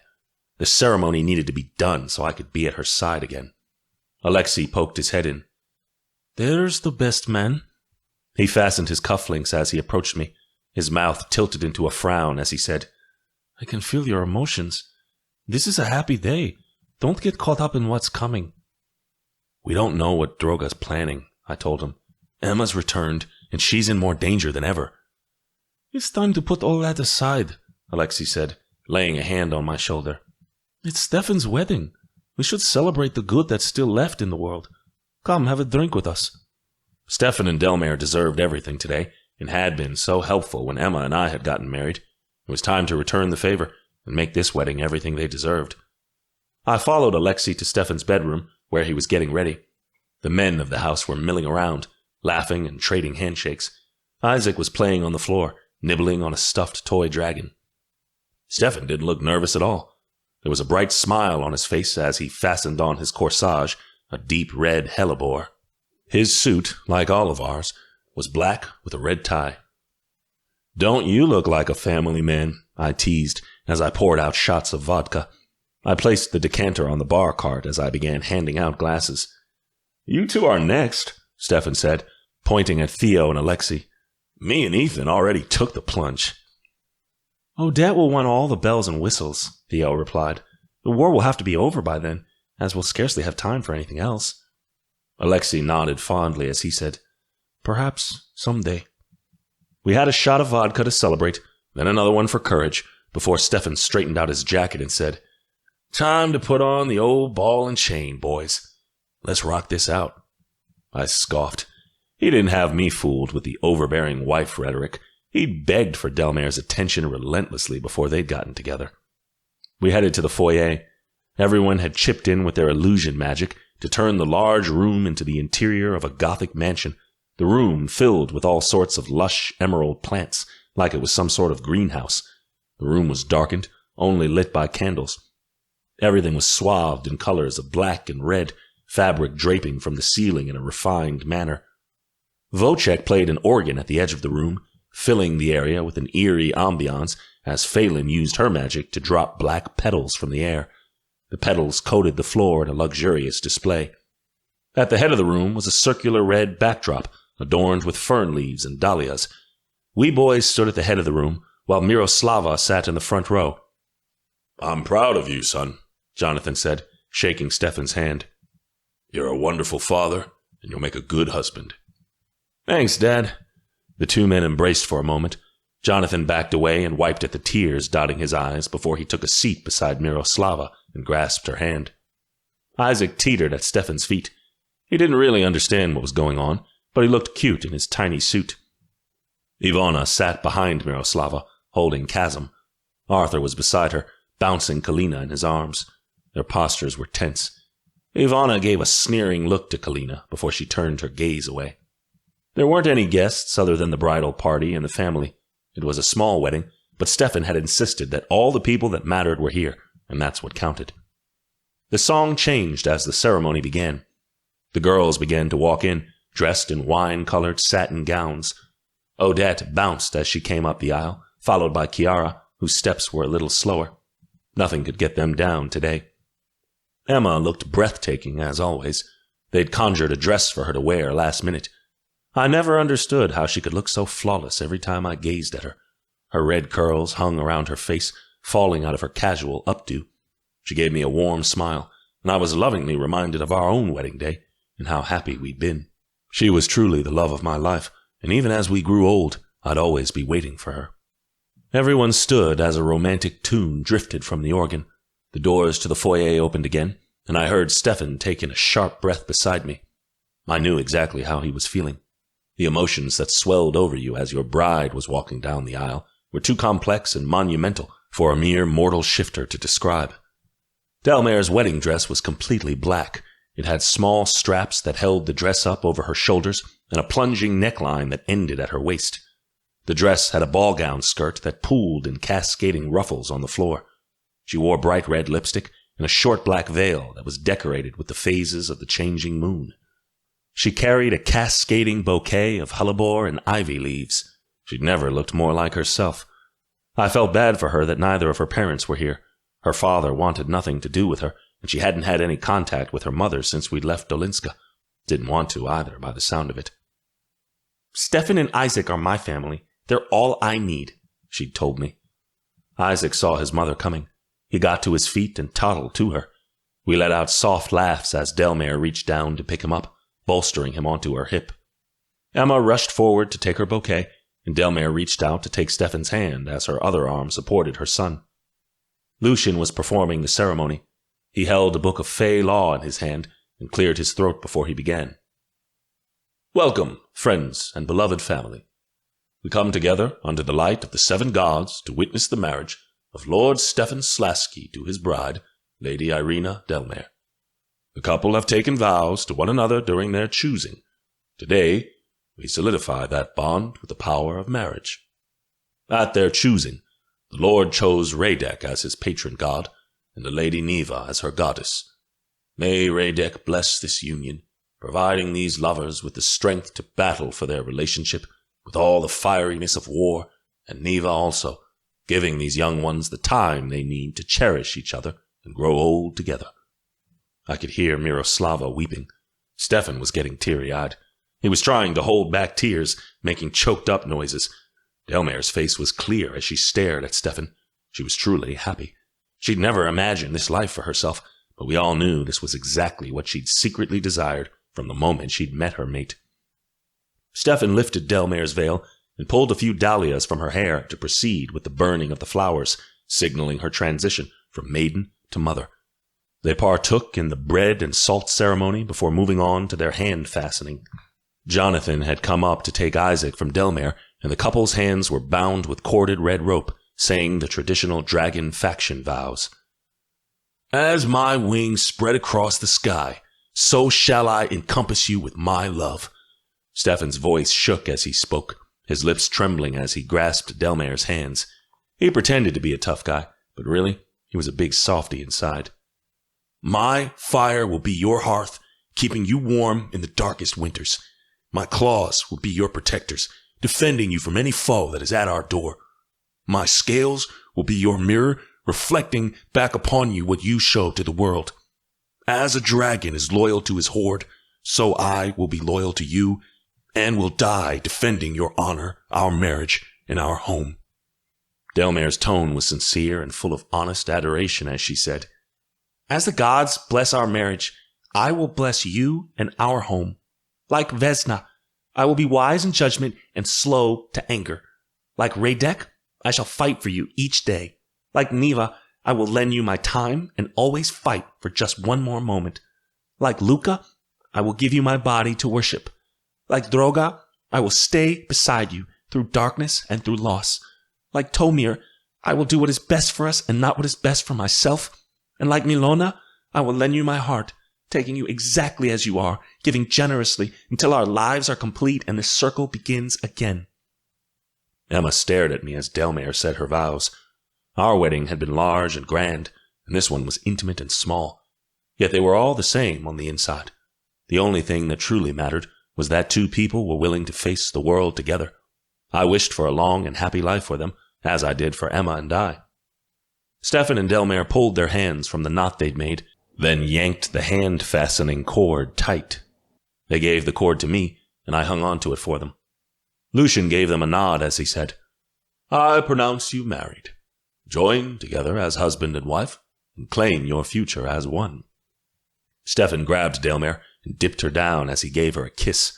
Rapturous applause and obnoxious shouting broke out amongst the crowd. Edinmyre and Stefan proceeded down the aisle together with looks of true affection, now husband and wife. Isaac slipped off Jonathan's lap and hurried after them, his little feet hitting the hardwood. Everyone stood. Phelan threw her arms up, and all at once the room changed at her illusion magic. The candles lifted, floating upon the air near the ceiling. The plants moved as the room rearranged, making room for one long table draped in black cloth and red velvet chairs. Wojciech rose off the bench and cast his hand at the organ. It began playing of its own accord, giving background music and setting the mood for dinner. I put the hand-fastening cord in Stefan and Edinmyre's bedroom before I returned to the foyer. I sat down next to Emma and looked down at the plates. They had designs of dancing skeleton couples on them, and the wine goblets looked like they were fashioned out of a skeleton hand. This wedding had Edinmyre's taste written all over it. A large cake had been placed in the middle of the table, devil's food cake with red frosting, white skulls decorating the edge. Dinner was sun-dried tomato and spinach ravioli with herb-crusted rack of lamb, both of their favorites, prepared by Phelan. The food was absolutely exquisite. I was proud to have Phelan in the family. She had more or less become my own grandmother. It was comforting having her around, as it was clear she took care of the people around her. I knew exactly where Emma had gotten her big heart. After dinner, there was dancing throughout the night, along with the Fey wedding traditions. Edinmyre huffed and complained about the unveiling, but still participated. She screamed as she ran around the room, chased by the groomsmen. The bridesmaids scampered after her, trying to protect her from all the boorish males. Alexei was particularly ginger with Chiara as he caught her, cradling her against him like he thought he might hurt her. I grabbed Emma around the waist with a rough yank that was more sensual than playful. Her breasts heaved against my chest as I squeezed her to me. You caught me, you know. Game's over, Emma said. What if I don't want to let you go? I asked, and I nuzzled my face into her hair. Then I'm going to expect something later, she said, and she reached down to give the front of my pants a light squeeze. I was definitely planning on it. Theo ended up snagging the veil from Edinmyre, and Odette eagerly caught the bouquet once Edinmyre had tossed it. Odette danced around the room, holding the bouquet over her head as she shouted, Yay! I'm next! I'm next! Maybe Theo will whip out the ring right now, Alexei joked. Nah, I have much better taste than Stefan, Theo said.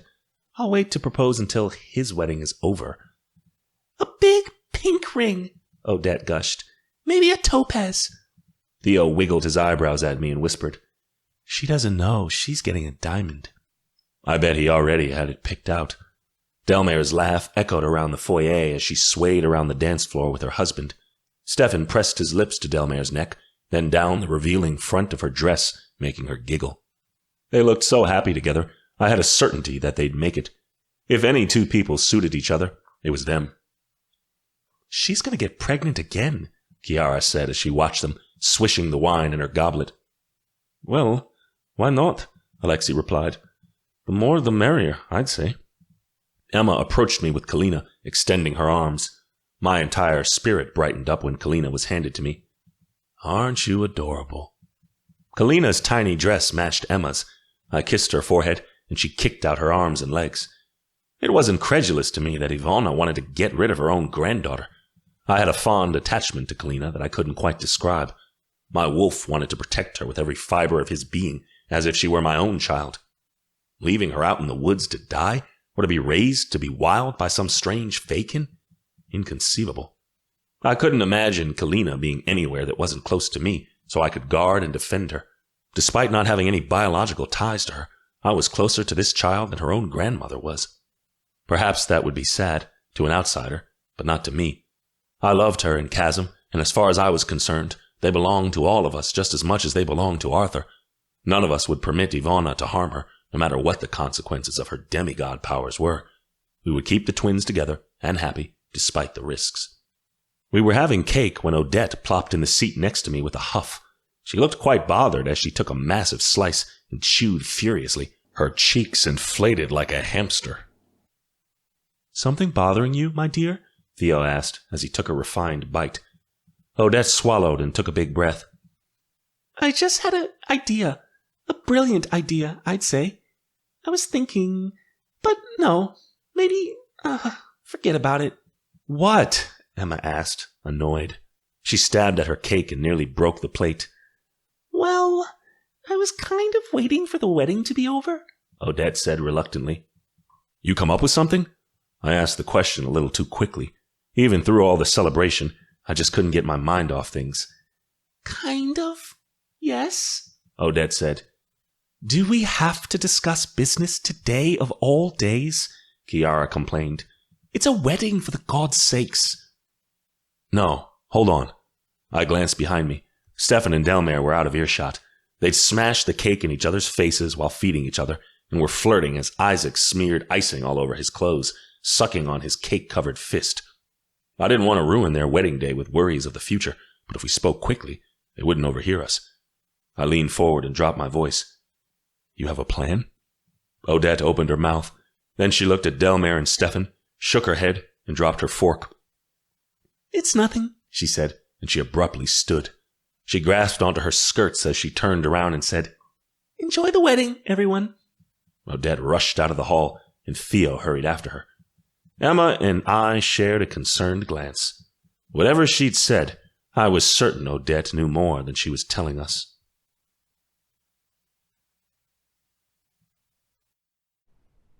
Chapter 16. Emma. I wasn't going to hide any longer. I was tired of Droga and everything he'd done. I was the World Weaver. It was my job to put a stop to this, and I was finished with cowering away. It was time to make our final stand. Finley and Amantha had shown up the day after the wedding. Finn told Ethan that he needed to speak with everyone. We took our seats in the dining room, preparing to discuss our next strategy over breakfast. Arthur and Lucien accompanied us. Our friends were still sleeping upstairs, hungover from the wedding. We'd fill them in later, that is, if Finley's plan wasn't absolutely ridiculous. My mother wasn't here either. She'd been avoiding me since the incredulous family argument. If she didn't want to show up, fine. We couldn't have people around that weren't on board, and lately, my mother was insistent on getting her way at every turn. Finley stared at me for a moment before taking me into a hug. Oh, I thought for sure I'd never see ye again, lass.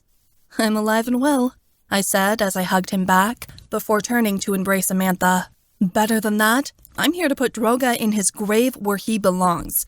I hope you have a plan. It's not so much of a plan, Amantha admitted. More of a discovery? A crucial one, Finley said as I took a seat beside Ethan. I took a few waffles from the center of the table and poured strawberry syrup on top of them. I chewed on my waffle absent-mindedly as Finley spread a grouping of papers on the table. My grandmother was a wonderful cook, but she couldn't quite make waffles like Ozzy could. Their sweetness turned bland in my mouth and a lump rose in my throat. The others had time to get used to Ozzy and Jasper's death, but I hadn't. After all, for me, it was as if they'd died yesterday, though in the real world, they'd already been gone for months. Finley splayed his hands over the documents. What are those? I questioned. War plans, Finley replied. I snuck into the palace and managed to find their council room. They left documents. I created copies before I replaced the originals and left. You could have been killed, Ethan said dryly. He was used to Finley's risky behavior, though he was definitely tired of putting up with it. I saw an opportunity, Finley replied. We'd never get another chance to obtain these documents. Are you sure the documents are real and not falsified by Gabby to mislead us? She'd pull a stunt like that, I said. Gabby and Droga don't think you're alive, Finley pointed out. After reviewing them, I'm certain this is their actual plan moving forward. And what do they say? Delmare questioned. Finley's tone became darker. Droga plans to invade Octavia Falls the day after the spring equinox. Once he's conquered the witches, he plans to divide his forces in order to overtake the merfolk and the elementals before he moves on to the vampires and then the angels. He'll take over each supernatural race one by one, adding to his ranks until all the other races are overwhelmed. It's a bold strategy, Amantha said. But if he can use the crystals to force the other races to join his army, eventually the rest of the world will have to succumb. He has to overtake them all first, Ethan said. And he could, with those monsters he's creating with the crystals, Finley said. The witches' defenses are weak. Their coven is still recovering from political upheaval from the burning times in the months prior. It'd be easiest to overtake them first before moving on to others. The burning times? I questioned. We figured out what was going on in the Miriamic coven while you were gone, Ethan explained. The witches were divided and were killing their own. They executed so many of their own kind that defending themselves from outside invaders at a time like this would be difficult. And Droga knows that, which means we have to stop him before he launches an attack, Amantha said. That doesn't make sense. His invasion day is after the portal to Edinmyre would already close, and the Fae would all be dead by then. He'd have no army, Arthur argued. How do you know the portal will be closed by then? We never got a date from Milana, I asked. By the wording of your prophecy, Arthur stated. And there shall be a sorceress who is above all marked. She will be written as destined and cursed, for there is not one who is as strong as she, nor one who is so damned. Realms shall bow to her will, but never shall she escape her cruel fate. She will be known as the World Weaver. She who holds the power of the Arcania will be their final end, for when the wolf howls, the World Weaver who rules over reality itself will surrender her magic and die. Silence rang out, and Arthur said, By my interpretation, the prophecy speaks of the Arcania's final end, which means the closing of the portal. This will be at the same time my sister is prophesied to die. We know that's supposed to happen this year, before the first of the snow melts at the end of her 4th winter in Malovia. Winter ends on March 20th on the spring equinox. The portal's going to close on that day, once winter is over. Lucian leaned forward, rubbing his chin. You must be right, my son. The portal to Edinmyre will close on the spring equinox. Droga wouldn't have chosen the day afterward to invade the Miriamic coven unless it was significant. He's waiting for something, for Ima's prophecy to be over, so he has certainty that there will be no more opposition from her. But the spring equinox is only a few days away, Amantha said with woe. Fear overtook me. We had so little time to stop this. Not only that, I had so little time left to live. I was petrified at the thought of what I was going to face. Ethan sensed my anxiety and took my hand, supporting me through our bond. That still leaves him with no army, I said. If the portal to Edinmyre closes on the spring equinox, we all turn to dust, and Droga rules over a pile of ashes. I don't see the purpose of him working on building this grand army if it's all going to shit the day before he plans to invade. He has to have some sort of plot, Arthur said. Maybe it involves the crystals. He could unite them and save the Fae so his army could go on, Amantha hypothesized. That doesn't make sense. He would have done that by now, and we know for a fact he doesn't want to let those crystals go. Uniting them to save the portal would mean destroying them, and he wants to keep his filthy hands on them, I argued. He must be holding off for some reason, Amantha murmured. But what could it be? Whatever it is, the portal closing isn't going to stop him, Finley said. He's going to go through with this invasion one way or another. That'll plummet the world into another great supernatural war. We couldn't let that happen. We had to get Droga's attention elsewhere before he started another international crisis. The entire magical community was at stake. There's more at risk.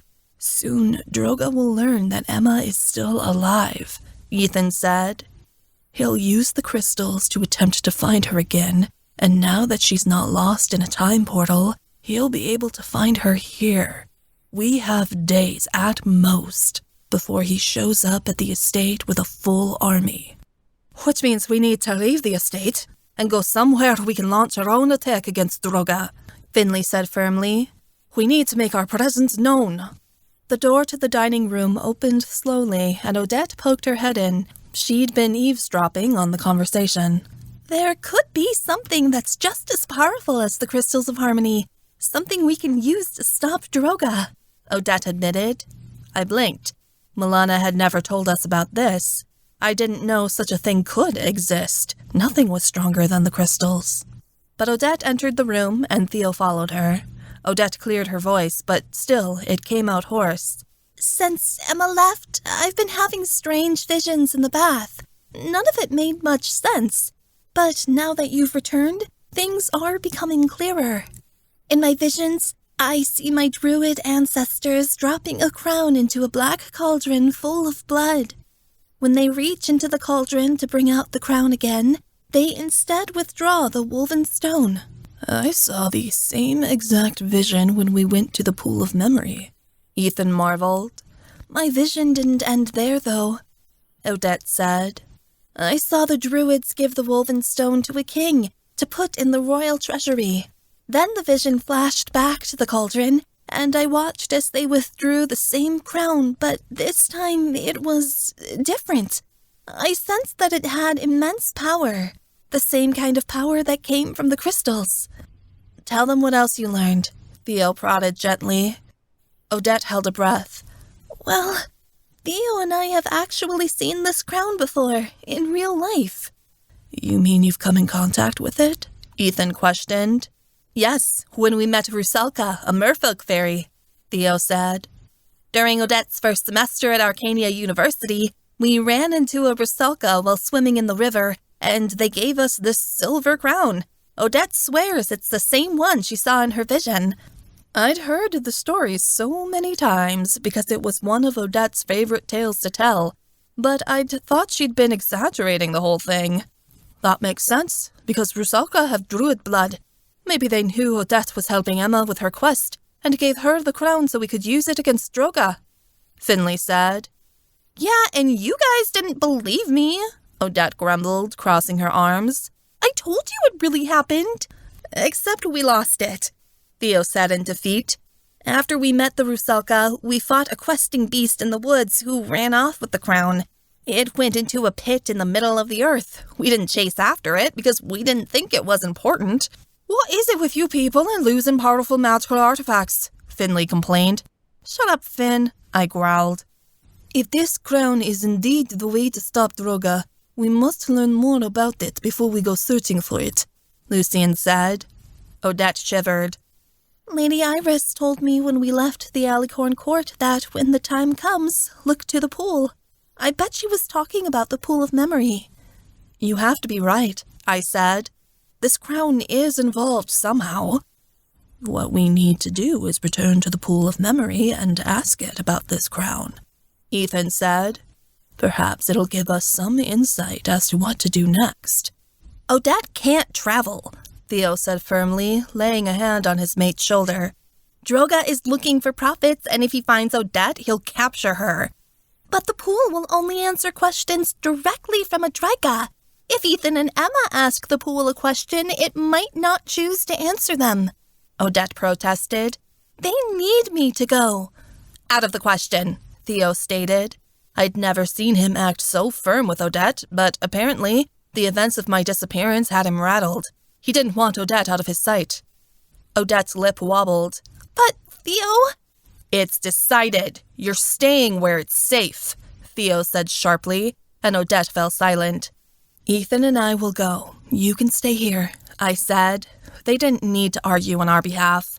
If we don't get answers the first time around, we'll return to the pool with Odette so we can ask it again. Odette didn't protest again, though she looked nervous. She leaned against Theo and reached out to grasp his hand. Do you want the rest of us to come with you? Stefan asked. No, you should go to this pit where the questing beast took the crown, Ethan said. You can retrieve it while Emma and I are getting answers. I can lead the guys there, Theo suggested. I remember where the pit is. The monster's lair must be inside. Hopefully you'll return with the crown and we'll return with some answers, I said. Or at least, I hoped. The pool of memory hadn't given us the information we'd been looking for the first time. Who knew if it'd be willing to give up its secrets now? Ethan and I decided to visit the pool of memory immediately. We hadn't taken a portal to the pool of memory the first time because back then, Ethan had been possessed, and taking portals back and forth weakened him while increasing the hold the demon had on him. Since the Lashane was gone now, we could go directly to the site. It was a good thing, too, because we had little time to lose. We portaled about half a mile away from the abandoned druid village where the pool of memory resided. We didn't want to portal in too close, just in case there was a trap already waiting there for us. Ethan paused to observe the area before we proceeded forward. Karkans have been here, Ethan said, stooping down to observe the hoof prints embedded in the mud. Are they still around? I asked warily. I don't smell them, but these tracks are at least a week old. Droga's minions don't patrol this area regularly, he said, rising to stand. I'll put a defensive shield around us, just in case, I said.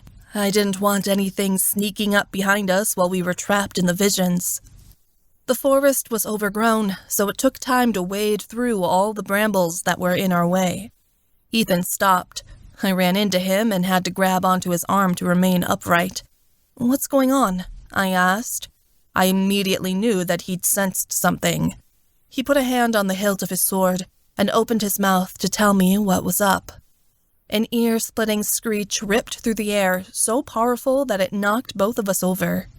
I threw my hair out of my face and looked up.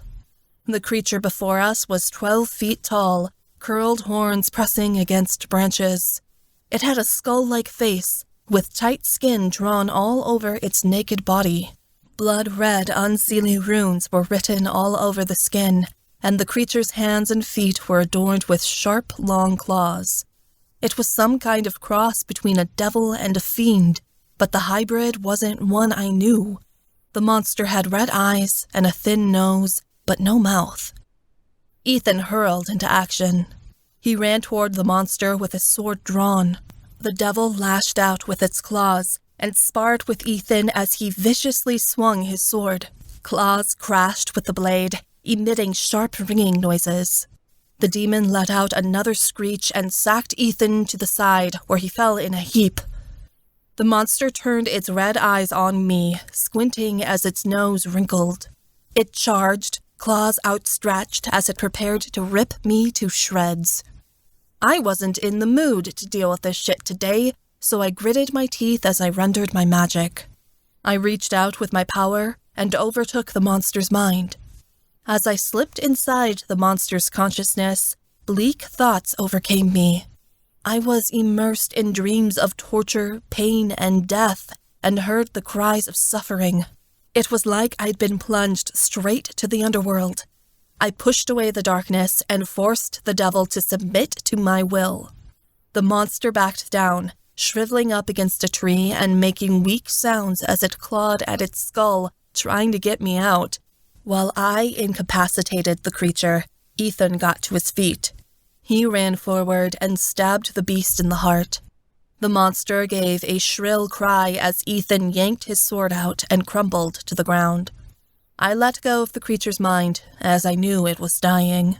It twitched like an insect as it writhed on its back, the redness fading from its pupils. "What kind of monster was that?" I asked Ethan. It was unlike anything I'd ever seen. The devilish creature hadn't been depicted in any of my books or covered in any lectures at Arcania University. What was more, the creature didn't seem like an animal that hunted and lived in the woods. From what I'd gathered when I overwhelmed its mind, the monster was only driven by the instinct to kill. "Another one of Droga's creations," Ethan said as he sliced the creature's neck. "He sent it here to guard the area." The monster bled out and finally went still. Ethan added, "We better get to the pool. The smell of blood will attract other monsters." "Then let's do it and get home." Ethan changed so I could ride on his back the rest of the way through the forest as we'd get there quicker. When we finally came to the clearing that held the Draco ruins, I slid off and he changed back. I looked around. The druid remnants looked as forlorn and sad as ever. It was absolutely terrible that they'd died out. I wish someone would come back and restore this place one day, but I knew the time of the druids had long come and gone. "Emma, we don't have a lot of time," Ethan reminded me. I shook myself out of my melancholy reverie and hustled to cast a shield around the area. Once that was done, I knelt by the edge of the pool where he was and prepared to put my hand in. I gazed at the crystalline reflection of the pool. The last time we'd been here, it hadn't given us a lot of answers, me especially. The pool had only shown me small clips of what was to come. Ethan grasped my hand. "We'll do it together," he said. "Are you ready?" I nodded. Ethan thrust our conjoined hands into the pool. As he did so, I thought the question, "What must we do in order to find the silver crown?" My eyes were already closed, so I slipped into the darkness of the vision naturally. I found myself floating through murky waters, as if I was wading within the pool's depths. I opened my eyes and began swimming upward toward the surface. Whispers rang all around me, the voices of the druids who were long since dead, but had contained their memories within these mysterious waters. As my fingers broke the surface of the pool, a vision overtook me. I didn't fight it, but allowed myself to become submerged within the past, focusing my attention so I could remember every detail. 7 druids stood in a darkened council room. Their hoods were thrown over their faces as they gathered around a round table. The area was eerily quiet, as if no one wished to discuss what was inevitable. "We have all foreseen what will come to pass," a man said in a grave tone. He seemed to be the leader of the group. "The World Weaver will fail. Droga will obtain the Crystals of Harmony, and the portal to Edinmyre will shut forever, condemning our race to ruin. This fate isn't to come for many years, but it will still come all the same." "There is another way." A young woman came forward. She threw her hood back, revealing a mess of blonde curls. "Milana came to me in a vision. She told me the druids can stop this." "We have all heard Milana's teachings. It is impossible," another druid protested. "Not impossible, merely a death sentence for all Trika," the woman said. "The end of us, but not the Fae. Explain this to us." The leader seemed intrigued, yet weary. He didn't believe there was a way around the future. "We must provide the World Weaver a way to contain Droga once he has been set loose," she stated simply. "Impossible. The only one who can imprison Droga is his brother Tomir, the king of the gods, and he refuses to do so a second time. The Fae need to prove themselves worthy, the leader protested. We can do it with the proper methods. We have the woven stone as given to us by the gods to protect, the woman said. We can harness some of its power. And if we do, it will kill us all, the leader responded. A crystal of harmony cannot be used by a mortal Fae, even by all of us. It's a sacrifice we must make for the continuation of our kind, the woman said. We forge an item that will be strong enough to defeat Droga, a silver crown, and leave it behind for the World Weaver to use in her darkest hour, to imprison the Dark God in his tomb once again. It's the only hope for the Fae. Several faces looked to the leader, who only stood taller. I want you all to consider the repercussions. If we make this crown, it is a certainty that we will die. It will take the power of all the druids in the village to forge this crown and make it strong enough that it will prevent Droga from escaping his tomb again. We can't allow the Fae to die out, the woman argued. We will use some of the power in the woven stone to make this crown, merging it with our own magic. Then, before we die, we will give the woven stone to King Goodwin. He will keep it in his royal treasury, where it will remain until the foretold prince places the stone into the World Weaver's sword. And what of the crown? Who will keep it safe? The leader demanded. We will give it to the Rusalka to guard. They will place it into the World Weaver's hands, the woman said. This is a risky plan, another druid objected. We don't know if it's going to work. But our visions speak the truth, the woman demanded. If we are to change the future, this is the only way. How will the World Weaver use this crown against Droga? Its powers will be ineffective against the crystals of harmony, a druid asked. We craft it for one purpose only, to imprison Droga once again, the woman stated. When the time is right and Droga is sufficiently vulnerable, the World Weaver must place the crown upon his head and speak an incantation. She cleared her throat before she began to recite, Droga, black stag of wrath, on Fae souls you have dined. The time for suffering is over now. With my magic thus I bind. Return to your stone prison. This silver crown is your jailer. For I have come to offer it, the blood of a World Weaver.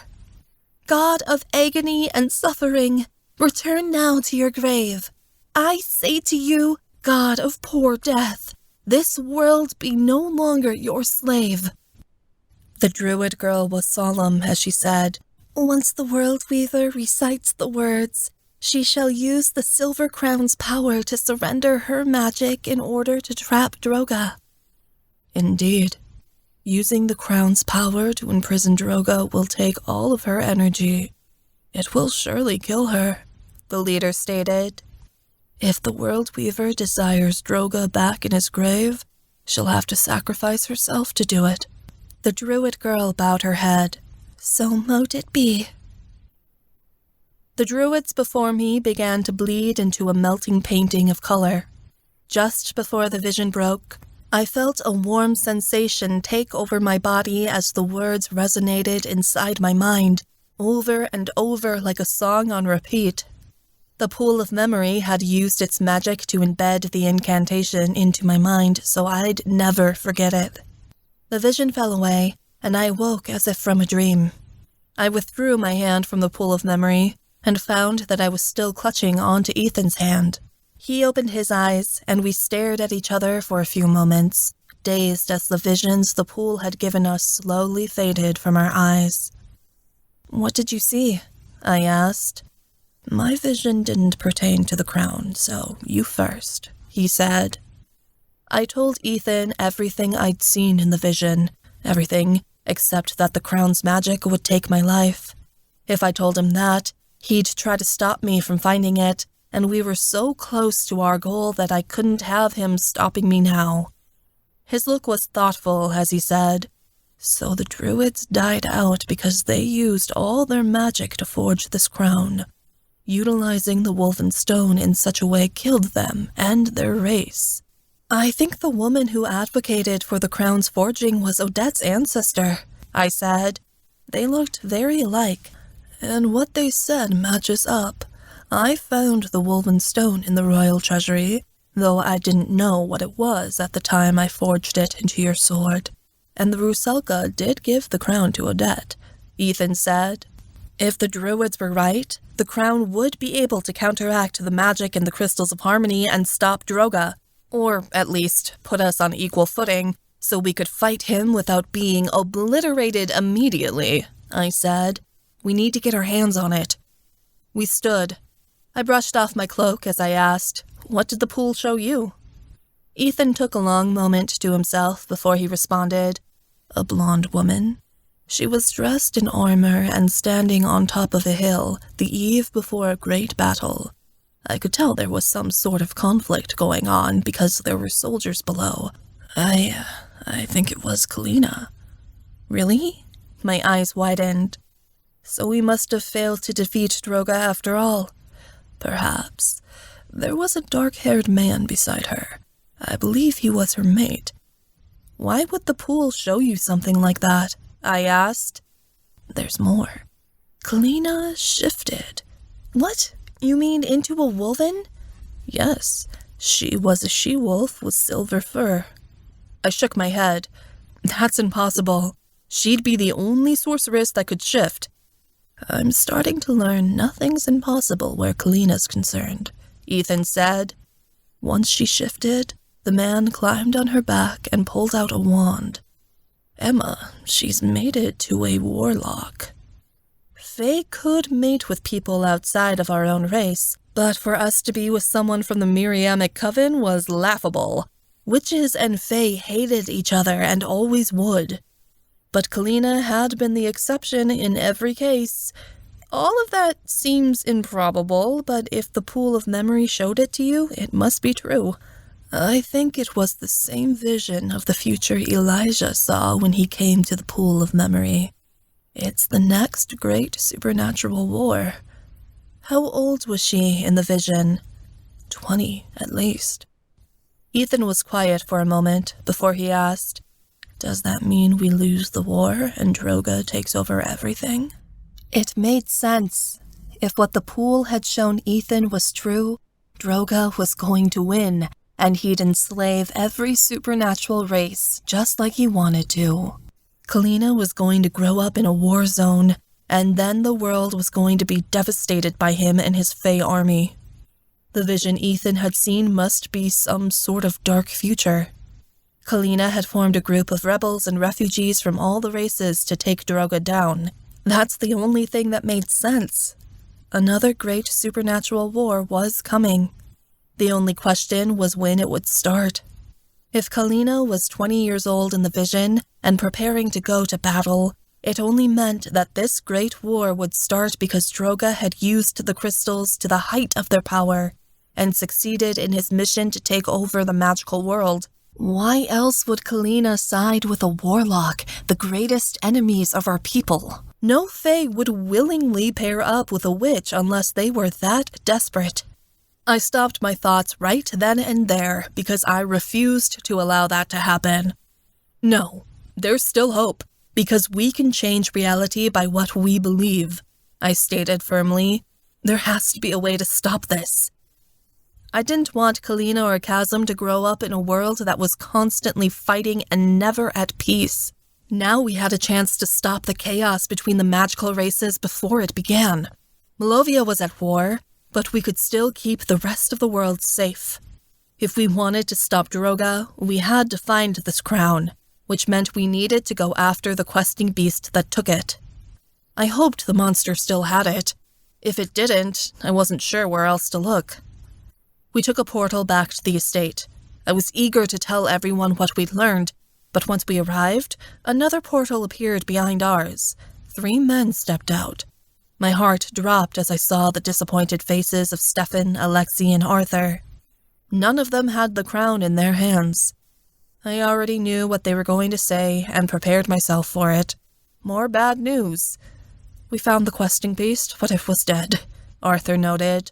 "The pit was empty, and the crown was gone. We have no idea where it went. Were there any clues as to who took it? Ethan questioned. Nothing. The questing beast looked like it was torn to shreds by another animal, Stefan said half-heartedly.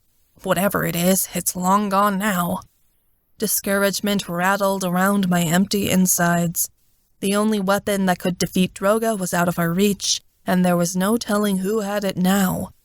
I wasn't giving up. If that crown was our only ticket out of this mess, I was getting my hands on it one way or the other. Unfortunately, we didn't even know where to start looking. As we approached the house, Theo came running out the front doors at full speed. Both of us stopped in our tracks, and I wondered with despair what was wrong now. Odette and Kiara are missing, Theo said breathlessly. What? Alexi's voice was panicked. His whole form began to shake as he asked, Where is she? Odette tried to sneak off to follow Emma to the pool, and Kiara went after her. By the time we realized they weren't here, none of us had seen them for hours, Theo said in despair. Could they have gone off by themselves and still be traveling back from the pool? I asked. No. Theo shook his head. Tears marred his eyes as he said, We found the scent of strange shifters lingering in the woods. We think it was an abduction. They've been taken prisoner. Chapter 17. Ethan. Where were they taken? Emma demanded. Did you find any clues? No, Theo said. Nothing was left behind by the assailants except their scent, which we can only trace up to the edge of the woods surrounding Truagleen. We're not even sure what country they might be in. Alexei was quivering beside me. I put a hand on his arm, for I feared his knees might buckle. I knew exactly how he felt right now, and gods, it was hell if there was one. It sounds like they took a portal, Emma said. If there are enemies in the woods, why isn't Droga here yet? I pressed. The scent of the assailants was near town, not the estate. Our wards are still concealing the mansion, Theo noted. But why would they go that far? Emma questioned. Odette and Kiara must have had a hard time summoning a portal, so they tried to fly there. Theo shook his head. I knew I should have kept a closer eye on her. That doesn't make sense. It would have taken them days to reach the pool from Ireland by flight, Emma argued. Or maybe Odette was trying to get away from Theo first, before she tried summoning a portal on estate grounds, I mused, because she knew he'd try to stop her if she got caught. Theo gave a ragged sniff. This is all my fault. If she was that insistent on going to the pool, I should have let her and accompanied you all. At least then she'd be where I could protect her. And mine, Alexei said. She wanted to help us look for the silver crown, but I told her to stay behind. She tried to help in another way, and now she's in danger. I gave a frustrated noise and said, There has to be something we can do. We've got everyone gathered at the house, Theo said. We can go over what we know there. The group appeared rather worried as Emma and I entered the dining room. Multiple eyes were on me as I asked, Any leads at all? We've searched everywhere and nothing, Edinmyre said sadly. If their abductors forced them into a portal, Kiara and Odette are long gone by now. At the mention of their names, Alexei broke into full-out sobs, and Theo's eyes watered. Stefan grimaced and said, We've even tried the locating spell Kiara invented, but it doesn't work for any of us. We aren't sure how to pull it off without her. Isn't it possible they're lost in time, like Emma was? Ivana suggested. Both of the twins are here, Lucian said. Galena would have went with them if she used her time powers to transport them elsewhere. There's one way we haven't tried, Emma started. I might be able to contact one of them, probably Odette, through Edinmyre. If she or Kiara have meditated to my cottage there and left a note or a clue, it could help us find them. But that won't work. None of us can meditate to Edinmyre anymore. We've tried, and we can't pull it off. The connection between the two realms is too weak, Stefan objected. The only one who still might be able to get there is you. Odette is a prophet. She has just as strong a connection to Edinmyre as I do, Emma insisted. There might be a chance she's been by. It's our only shot, I agreed. We haven't found any other leads. Are you sure a portal will even support the journey? You had a difficult time returning when you came back from Iragrad, Edinmyre said doubtfully. We need to take our spirits there through meditation and leave our bodies here on Earth. I don't want to put any undue stress on the portal by going there physically, Emma said. Then you have no time to lose, Vocek said. This is the only idea we haven't exhausted. Let us pray that it works. Emma didn't waste time. She immediately led me to a secluded room. We sat on the rug in the middle of the space in preparation for the meditation. Do you think we can both go there? I asked. I don't think it's safe for any of us to cross into Edinmyre alone. We don't know who Droga has waiting there for us, Emma said. We slipped into meditation. I felt Emma's spirit vanish on the other side of our bond instantly. She was able to slip into Edinmyre with relative ease. I, however, had a much more difficult time. I sat there for long moments, waiting for the shift, but it never came. I felt like I was blocked off from the spiritual realm, that no matter how hard I tried to cross over, my spirit was not allowed through. There was a strange sensation, like a hand wrapping around my middle and yanking tightly. I gasped as I found my soul pulled straight out of my body and into another dimension. I stumbled into my shifter form at Emma's side, barely keeping my balance against the tall grass. Her cottage loomed in the distance. I'm unsure what happened, I said, breathing hard. I had to use our bond to pull you through, Emma said. There was no other way. I hadn't seen Edinmyre in so long, and it felt like home, but there was no time to be nostalgic. I told Emma to stay back as I advanced toward the cottage, keeping my wits about me as I wandered forward. I pushed open the door with my paw. I was about to give Emma the all-clear before there was a slight peep of surprise. Odette was sitting by the fireplace in the cottage, appearing quite alarmed. Odette! I cried, and Emma came running. When Odette saw her, she gave a wild yell. Emma, you're here! Odette screamed, and she threw herself upon my mate. The two girls hugged tightly as Odette wept. I'm all right, Emma squeezed Odette's arms. It's so good to know you're okay. What did you see at the pool? Odette blinked. It's a long story, one we can tell you once we've rescued you, Emma said. Have you been waiting for us here? Not really. I meditated here to give my spirit a break, she admitted. It's easier to endure what the soldiers are doing to me when my soul is far away. What's going on? I asked. They're attempting to force me into seeing visions by water torture. It's not working very well for them, Odette admitted. I can keep up a semi-meditative state while they're doing it by gazing into the water before they dunk me under, but I don't know how much time I have before they break me out of it. Do you know where you are? Emma asked. The dungeon underneath Arcania University. It's where Droga holds all his prisoners, Odette said. Kiara and I are in the last cell at the end of the hallway. I knew the place from my phantom days. Is Kiara all right? She's alive, but she's injured as well, Odette admitted. We're kept in by Noxite bars. If someone doesn't save us soon, well, I'm not sure how much longer we can hang on. We'll be there as soon as we can. Hold on, Odette, Emma encouraged. Odette went to say something, but her eyes took on a blank look, and her mouth twisted in agony as she let out a sharp cry. Her spirit vanished on the spot, leaving us alone. They must have hurt her so badly they'd broken her out of the trance. Emma's visage was full of pain as she turned to me and said, I can't lose any more friends, Ethan. We won't, I promised. Let's return to the estate. We need to come up with a plan, and fast. We had constructed our mission and were at the outskirts of Dolinska by nightfall the next day. Alexei, Theo, Emma, and I were going into the dungeons to extract the girls. Finlay, Amantha, Lucian, Stefan, and Edinmyre were causing a diversion for the guards.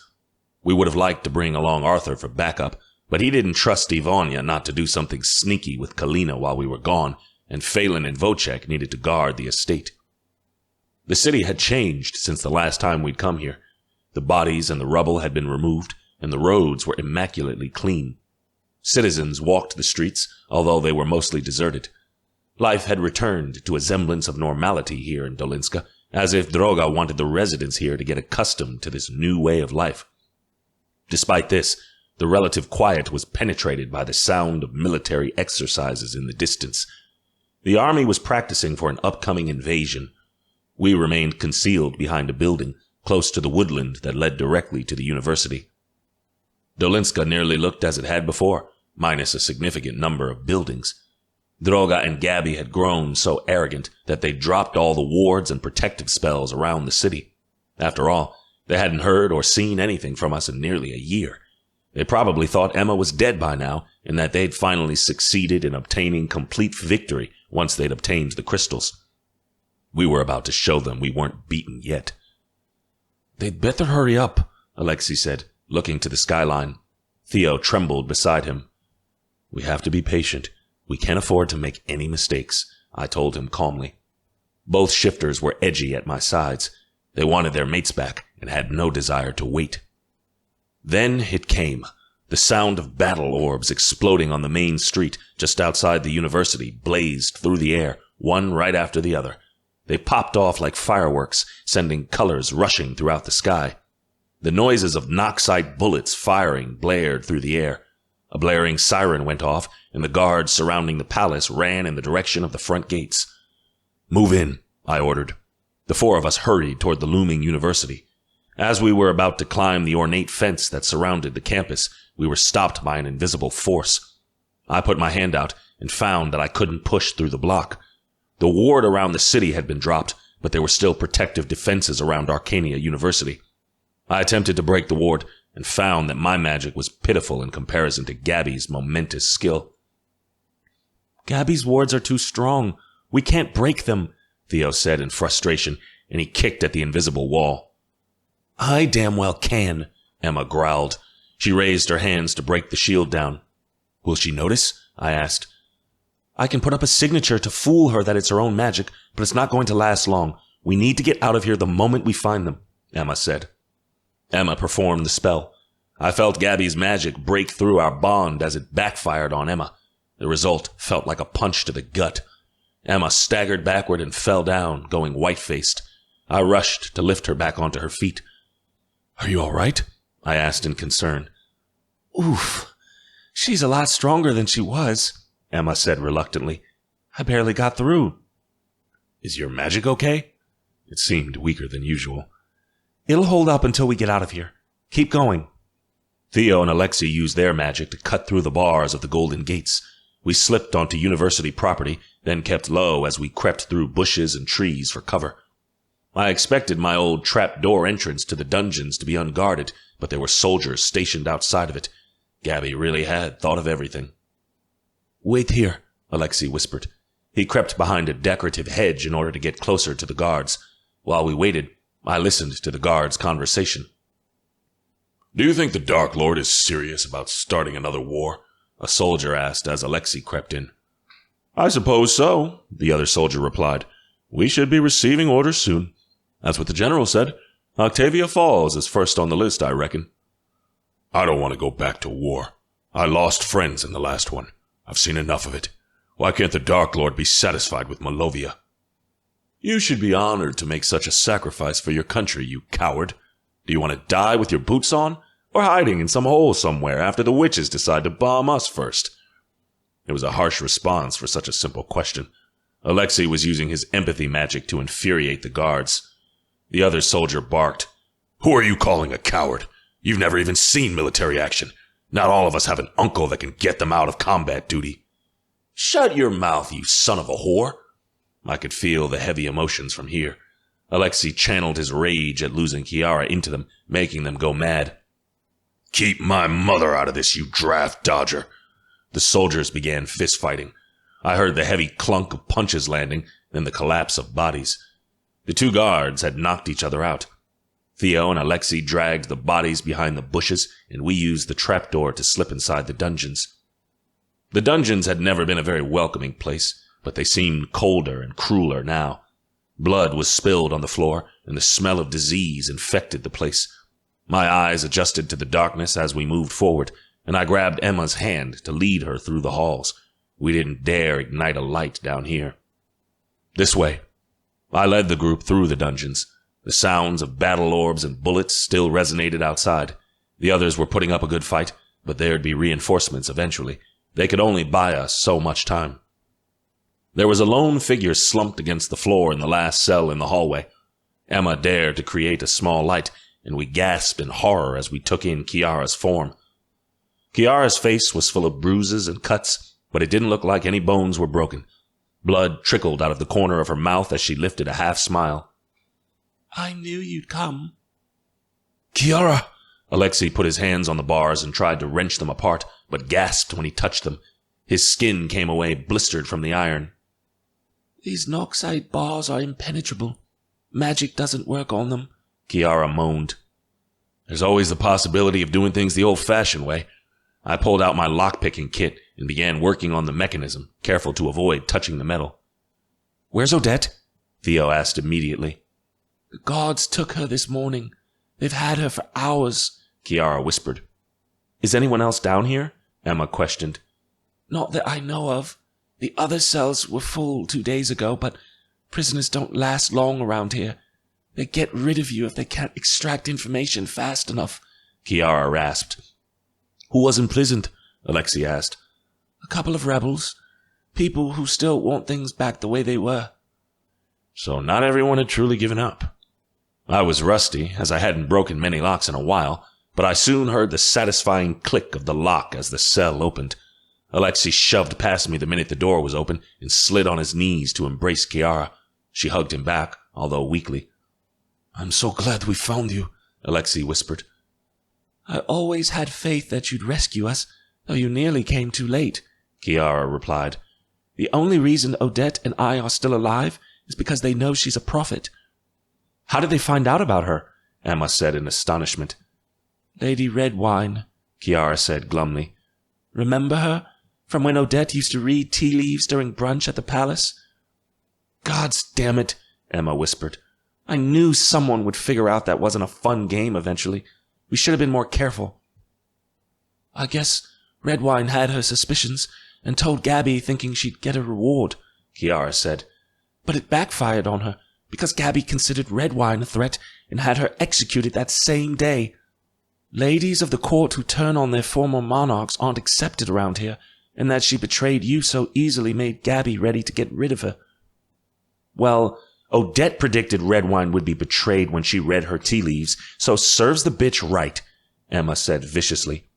Alexei lifted Kiara upward. Can you stand? Not very well, but I'll be able to walk far enough to get out of here, Kiara whimpered. Get Kiara home safe. We'll find Odette, I told him. Alexei nodded. He guided Kiara out of the cell, down the way we came and back toward the trap door. Theo was worried sick as he faced us. What if Odette's... She's not, Emma said immediately. She's down here somewhere. We just have to find out where. Can you follow your bond to where she might be? She's weak, I can tell that much, Theo said. She's confused. She doesn't really know where she is, and if she's that lost, I can't locate her. Well, she has to be down here somewhere, I said. Let's start by searching the larger chambers. There were bigger parts of the dungeons that I'd used to hide my phantom equipment. If any part of the university had been turned into torture chambers, that'd be it. It was far enough underground that Gabby wouldn't be annoyed by the screams of her victims. We took another set of stairs downward, and it got even colder. I opened a door, and my heart dropped in my chest as the smell of death filled my nose. There was a figure hunched over in a chair, her wrists and ankles bound by Noxide cuffs. Her head hung low, hair stuck to her face as dried blood coated her clothes. I didn't recognize her. This woman was a stranger to me. I proceeded forward and put a hand on her shoulder. She was stark cold. She'd died a few hours ago. This poor girl, I said. I know of her, Theo said, fear infecting his voice as he looked the girl over. She was one of Finlay's associates, a maid spying on Gabby from inside the palace. What do you think Gabby knows? Emma asked in a choked voice. With hope? She didn't tell them anything. Looks like she died of blood loss, I said as I checked her over. She probably passed away before the guards could break her. Bastards. Theo's voice was on the edge of breaking.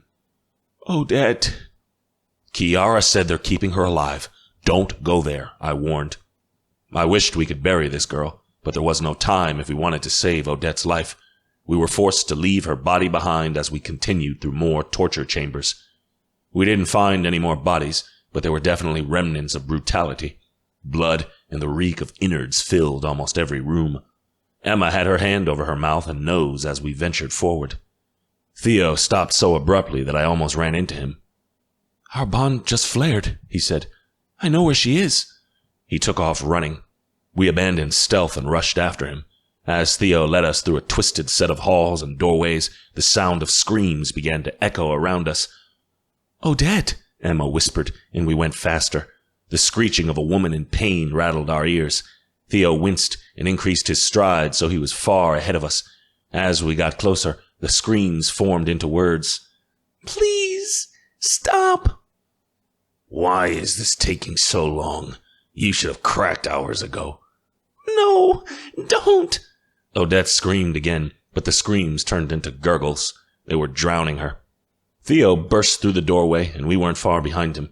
Emma gave a rattled sound from her throat as we took in the scene.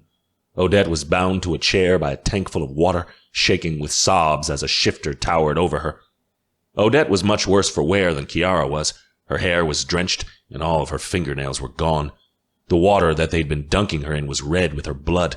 There were long marks around her neck, like someone had been choking her as they'd attempted to hold her under water.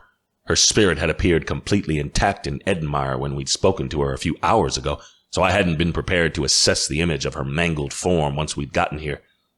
I was so appalled by Odette's poor appearance that I didn't realize that I recognized the man who was torturing her. Absolute hatred ran through me at the sight of him. It was Igor, Odette's ex. I hadn't realized he'd joined up with Gabby. I was still too stunned to move, but all Theo felt was pure male instinct. He charged forward, arms outstretched.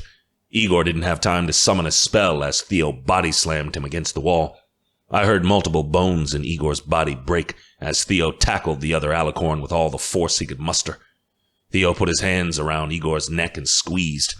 Igor clutched at Theo's wrists for a moment, but his attempts to fight back failed as Theo clenched his fingers. With brute strength, Theo broke his neck. Igor's body fell to the floor and remained still. Odette gave a great sigh and slumped in her seat. Emma rushed to prop her up. With the animalistic rage gone, Theo turned away from Igor and fell to his knees before his mate. His fingers shook as he grazed Odette's face, taking in her injuries. "My love, I'm so sorry I didn't come sooner." "Oh, Theo, I love you, Theo." A bit of blood leaked out from Odette's cracked lips. Her eyes lulled as she struggled to remain conscious. The binds holding Odette weren't Noxide, just ropes. She'd been so weak they hadn't expected her to use magic to escape. I cut her loose, and Theo caught her before she fell out of the chair. He stood with Odette cradled in his arms. "Can you make a portal, Emma?" "I might be able to," Emma started, but I cut her off. "No," I said. "We already broke down Gabby's ward. If Emma makes a portal, it'll alert Gabby that she's still alive, since she's the only sorceress strong enough who would be able to create one inside of Dolinska and get around the protective spells here." "Odette's hurt. She needs medical attention now," Theo growled. "I understand. We'll move quickly." I turned away from Igor's corpse with a sneer as we left the room. That a shifter had tortured a woman he'd once claimed to care for was an insult to our kind. His remains deserved to rot down here and be consumed by the rats. We hurried quickly through the dungeons and back up to the surface. Odette gave soft moans of pain against Theo's chest before going unconscious. Just before we exited the trapdoor, I threw out a hand to stop the others. I became suddenly aware that the sounds of the diversion outside had ceased. "Fuck," I growled. They hadn't been able to hold the soldiers off long enough for us to get out of here. We were on our own. "Halt!" A deep voice filled the hallway, and we were forced to turn. A dozen soldiers carrying Noxite guns marched into the area, blocking us off. They pointed their guns at us, waiting to pull the trigger. "Surrender now, or we'll be forced to shoot," the guards barked. Theo balked next to me. With Odette in his arms, he couldn't fight. I stared warily at the Noxite guns, trying to decipher how to attack without getting shot full of bullets. Emma was more than willing to do it for us, though. With one hand, she created a shield to defend us from the bullets, then cast battle magic with the other. She gave a wild yell and fired off an illusion spell without warning. Unseelie magic welled out of her and rushed down the hallway. The rush of black and purple smoke wrapped around the bodies of the soldiers, filtering into their mouths.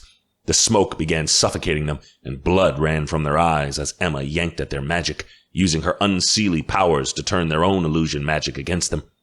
The soldiers began convulsing and fell onto the stone in a heap. They clutched at their throats until they died, giving last gasps as the Unseelie smoke streamed from their throats. Emma dropped her hand with a reserved look of ferocity. I was more than a little terrified of her. "Well done," I said. "Now let's get out of here." "I told you I'm tired of people messing with us," Emma said darkly.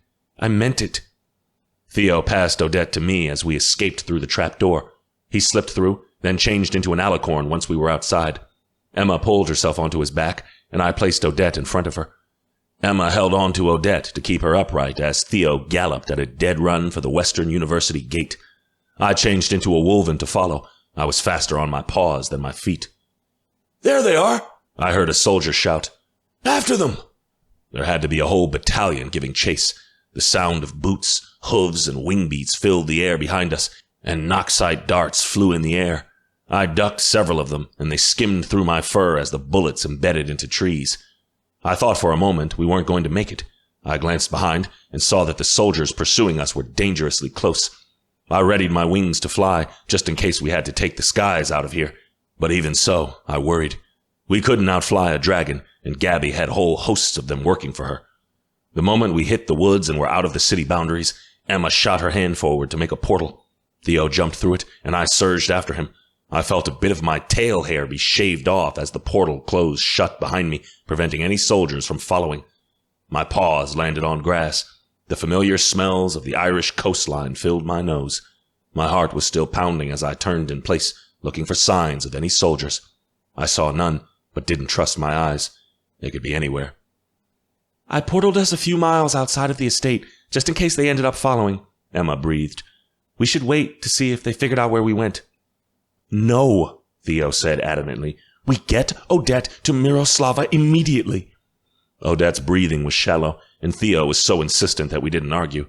I volunteered to stay behind as Emma and the others went on ahead. I doubled back several times along my path, making sure a sorceress working for Gabby hadn't been able to figure out the signature traces of Emma's portal, which would betray our location. Emma's magic was strong, which meant it was difficult for most to decipher. That didn't mean it wasn't possible, though, so I took extra precaution. I didn't return to the estate until the next morning, when I was certain I wasn't being followed. Even then, I took the long way, diverting in several directions in order to confuse anyone who could have been on my trail. As the sun came up over the horizon, I saw Emma sitting in a rocking chair on the porch, a blanket draped over her lap. There was a warm mug of coffee in her hands that she hadn't bothered to sip. I shifted back as I climbed the porch steps. "No followers," I stated. "How are the girls?" "Kiara and Odette will survive, but they need to rest and recover.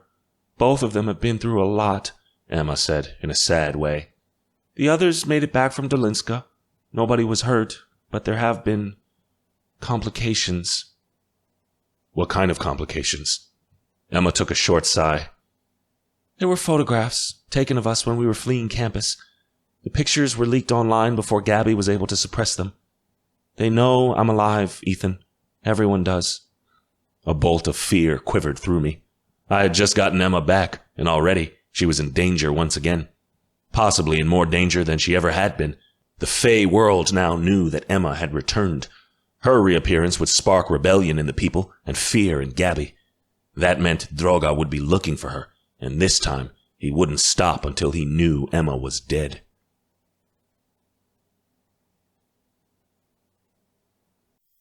Chapter 18. Emma. I wasn't sure that Odette would be strong enough to walk, but she found Ethan and I later that same day. Her steps were slow, but she moved with determination as she stood beside the table. Theo hurried after her, a concerned expression overtaken his features. "I didn't think you'd be up," I said as I looked her up and down. Odette looked so terrible. Her face was so matted with bruises that it was hard to see her blue eyes. I hated Droga's soldiers for what they'd done to her, and was happier than ever that Igor had met his shitty fate at Theo's hands. I wanted him to suffer in the underworld for what he'd done to my best friend. Yet still, her eyes were narrowed, like she had her mind made up. We must get our hands on the silver crown, and if possible, we must do it today. At the very least, we need to locate it. There's no other way to defeat Droga, Odette said. You need my help to find it. My dear, you've just been through a terrible ordeal, Theo argued. And there's no time for it, Odette said sharply. I can heal once the Dark God is back in his grave. What do you have in mind, Odette? I asked. The Rusalka were the guardians of the Silver Crown. They protected it for hundreds of years while they were waiting for Emma to show up. Maybe they have some sort of magical bond to it. She shrugged. They could know where it is now. So, do you think if you call upon the Rusalka and ask them where the crown is, they'll tell you? I asked. Odette tapped her chin. I think so. I mean, the Rusalka and I share druid blood, and I'm a prophet, so they have to come when I call, right? It's at least worth a shot. We don't have any other plans, Theo offered. Then we'll see the Rusalka straight away, Ethan decided. There might be a chance they can point us in the right direction. Finding that crown is our top priority. Odette nodded before she whispered, If the Rusalka want to give it up, we can't sit here debating about it, I said. Our time is running out. We need to find the Rusalka. We weren't quite sure what river to try, seeing how Rusalka were rare.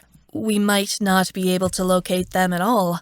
The Fey mermaids only lived in Eastern Europe, and Malovia wasn't safe, so we decided that Poland would be our best bet to find a Rusalka to speak to. The Vistula was one of the longest rivers in Poland, and it flowed through many countries. We figured it'd be a good idea to start there. I conjured a portal, which took us to the outskirts of Krakow, and we headed into the forest to find the river. The river actually streamed through the city itself, but as our work was supernatural, we figured it'd be best to contact the Rusalka in the middle of nowhere and not risk being caught by humans. I heard the rushing of water long before we came to the river. I kicked up a bit of snow as I hastened my steps. When the pine trees broke, I stopped at the forest's edge to observe the sight before me. The Vistula was extremely wide and looked deep. As winter was ending, the ice was starting to melt. If there were Rusalka still left in Poland, they'd be here, submerged in a river that was expansive enough to hide them all. You boys have to stay back, Odette said. Rusalka don't like men. It's safer if you stay at a distance. We'll be hiding in these trees just in case you need help, Theo said. He and Ethan were both in their shifter forms, ready to fight if they had to. He dipped into the forest, and Ethan followed him. When they were concealed from view, Odette waddled up to the river and called out, Yoo-hoo! Ladies, it's me! There wasn't an answer. Odette tried again. She knelt by the water and cried, I'm a druid prophet! I'm here to talk about the silver crown. I know I lost it, but I'm sorry, and I'm here to make things right. Still no response. I was wondering if we were talking to anyone. Are you sure they're here? I asked. Odette put out her hand. She laid it on the surface of the water and stared into its depths. Her eyes took on that hazy sheen whenever she was scrying. Suddenly, Odette jerked her hand back like she'd been stung. She clutched at her wrist and nodded. They're here, somewhere at the bottom. I can feel my Draika powers calling out to them. She rose to her feet and stomped her foot. I know you can hear me! Please, we need your help! My heart dropped as Rusalka failed to appear.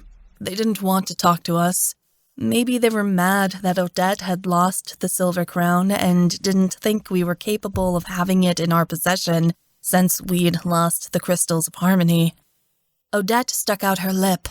With a determined expression, she began walking out into the water. She gave a slight whimper at how cold the water was, but didn't stop, wading up to her hips. I frowned. Odette, the water's freezing. You're going to catch a chill. I don't care. Nothing's more important than this crown, she insisted. Odette, be careful, Theo whispered. He poked his head out of the branches, appearing concerned. The area around us was completely silent. I realized I couldn't hear any birds or wildlife. It was as if the world was completely silent. Get out of the water, I yelped. I hurried toward Odette, the river splashing my ankles. Odette opened her mouth to respond, but before she could, she was yanked underneath the water. I gave a scream, and Theo came galloping out from the woods with an alarmed cry. He skidded to a stop at my side, and we searched the water, looking for where she had gone. Ethan hurried to the shoreline, pacing back and forth and giving low whines.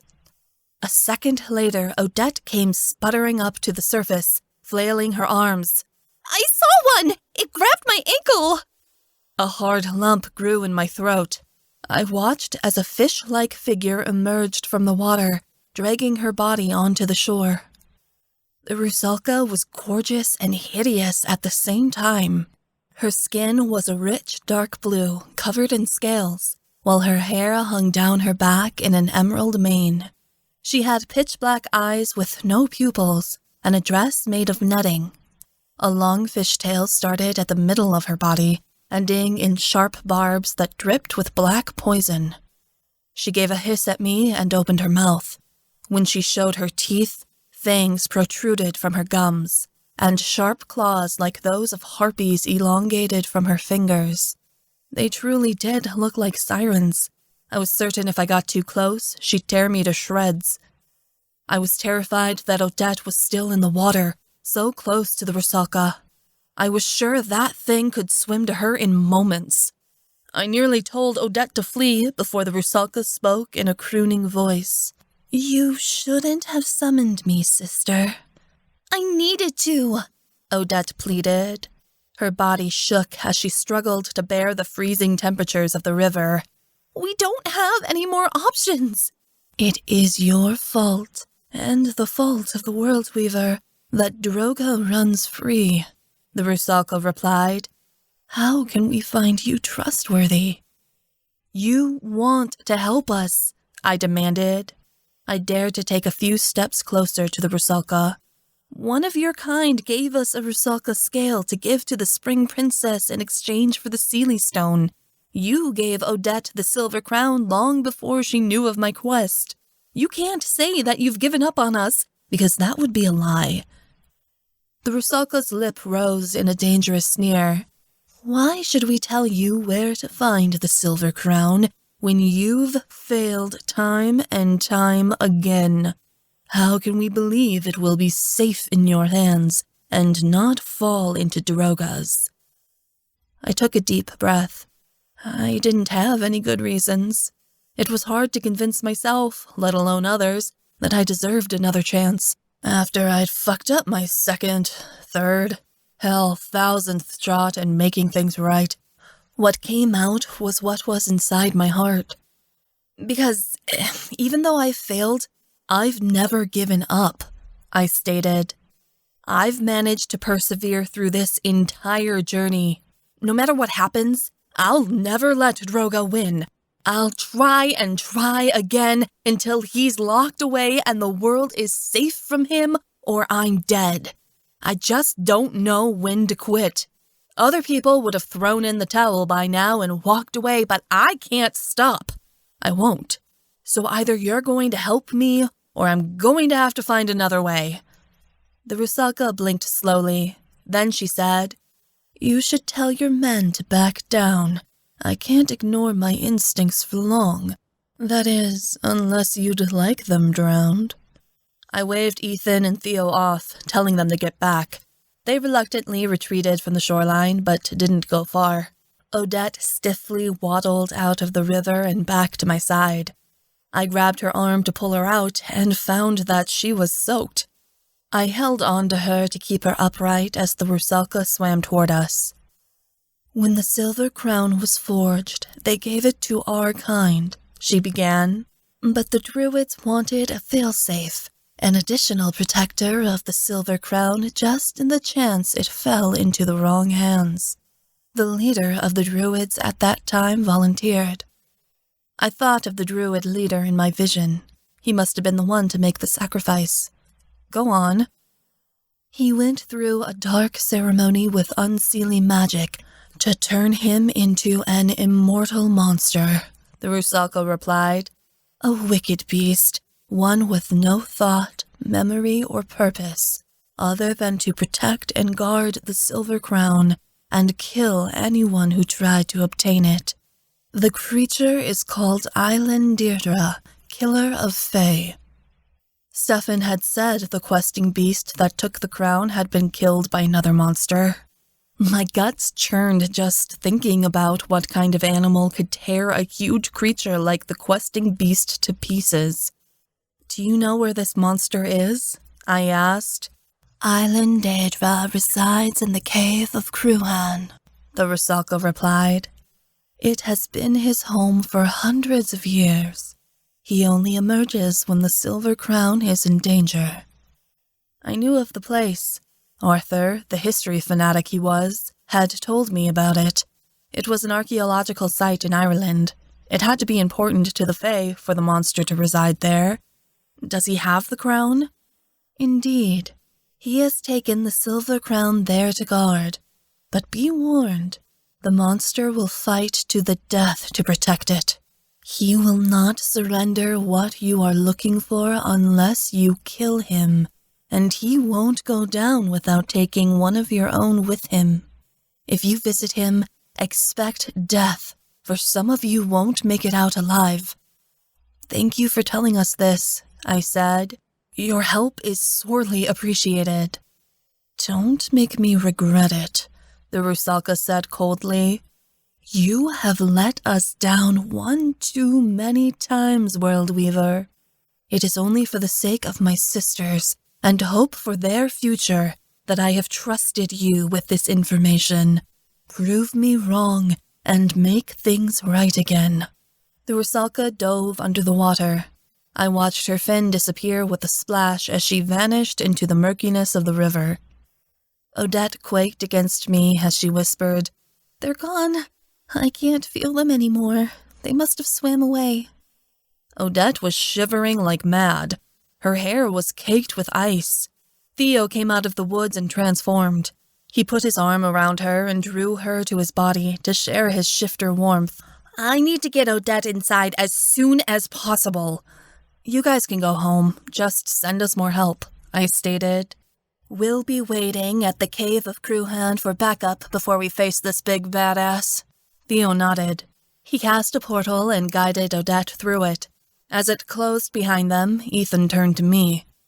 We should leave to fight this beast right away, Ethan said. We know where he is and that he has the silver crown. There's no reason to wait. I agree. Though I wasn't looking forward to facing Eilen Deirdre. From what the Rusalka had said about him, he didn't seem like he'd be easy to defeat.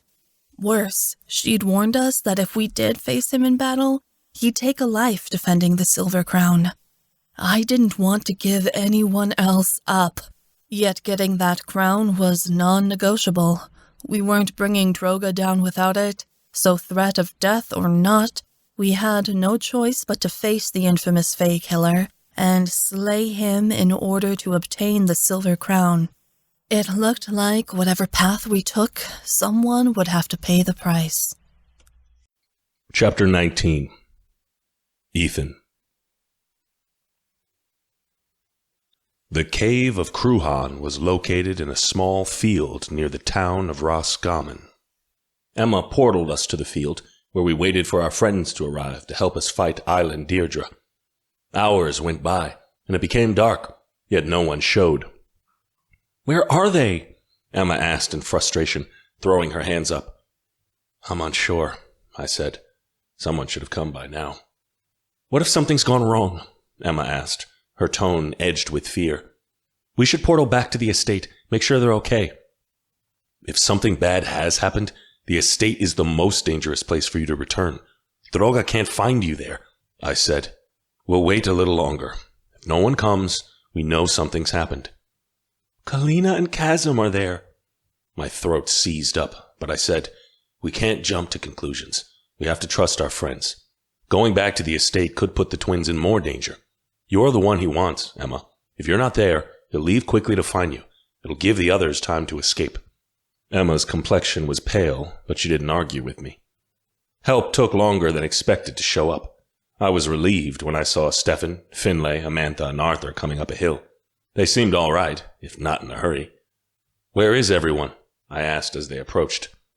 We brought the most backup we could. Everyone else is moving. Drogas found the estate, Amantha said. We managed to get everyone out just before he showed up. Where are we going to go? Emma asked in despair. There's a refugee camp of rebels outside Dolinska. They'll take us in, Finlay said confidently. Droga will find us there too, I stated. It won't matter, because by the time he does, we'll be launching a counterattack, Finlay replied. I know these Fae. They're willing to fight for our cause. But will they follow Ethan and I? Emma asked. They remember who the rightful rulers of Malovia are, Finlay said. They will fight and die for their king and queen. I didn't have as much faith as he did, but even a small army of rebels was better than nothing at all. Finlay, for as annoying as he was, had been indispensable to our efforts to win. He'd been the one to organize all these rebels into an army. We'd have nothing if he had given up like the rest of us. I've been to the cave before, Arthur said. This way. Arthur seemed confused, and I didn't understand why until we made it to the cave's opening. The entrance to the cave was small, only 3 feet high and 4 feet wide. We stared at it, unsure of what we were looking at. How are we supposed to fight down there? Finlay asked, crossing his arms. I'll check it out, Stefan volunteered. He managed to squeeze himself through the tiny hole, though it took a tremendous effort on his part. I heard grunting as Stefan tried maneuvering inside. After a few moments, Stefan wriggled out of the hole. It's an extremely narrow cave. I had to crawl through to get anywhere, and it doesn't look like it leads to much. This doesn't make sense. This hole is hardly big enough for us to fit through, let alone a huge monster, Amantha said. Emma knelt by the hole, her brow furrowed as she examined it. I noticed a slight glamour weave against the air as she ran her fingers over the spot. It's an illusion to conceal the entryway, Emma said. She waved her hand, and the illusion faded. The image before us changed until the small gap widened into a massive cavern, one that led deep into the earth. We entered the cave. Emma and Amantha ignited orbs for lights, and we proceeded forward. We wandered downward, walking for more than a mile into the earth until the cave widened considerably. The air around us was hot and stifling, and the scent around us had changed. I smelled sulfur, and the stench of a great animal suffocated my nose. There was a rumbling sound that shook the earth as if the monster was sleeping. He's close, I told everyone. Be on your guard. I can hear him slumber. Let's go in and cut his throat, Finlay suggested. We need to be cautious. This is a Fae killer. We aren't sure what we're dealing with, I said. It's not going to give us the silver crown all wrapped up in a tidy bow. Take your cock in your hand and go in there, Finlay taunted. I scowled, but moved on ahead. The cavern opened up to a massive space, one that had a beam of light coming from a large hole in the ceiling. The cave itself was monstrous, hundreds of feet tall and just as wide. Fully grown dragons could fly in circles around it and not feel cramped. My eyes fell upon the creature in the middle of the room. Aelin Deirdre was a massive beast.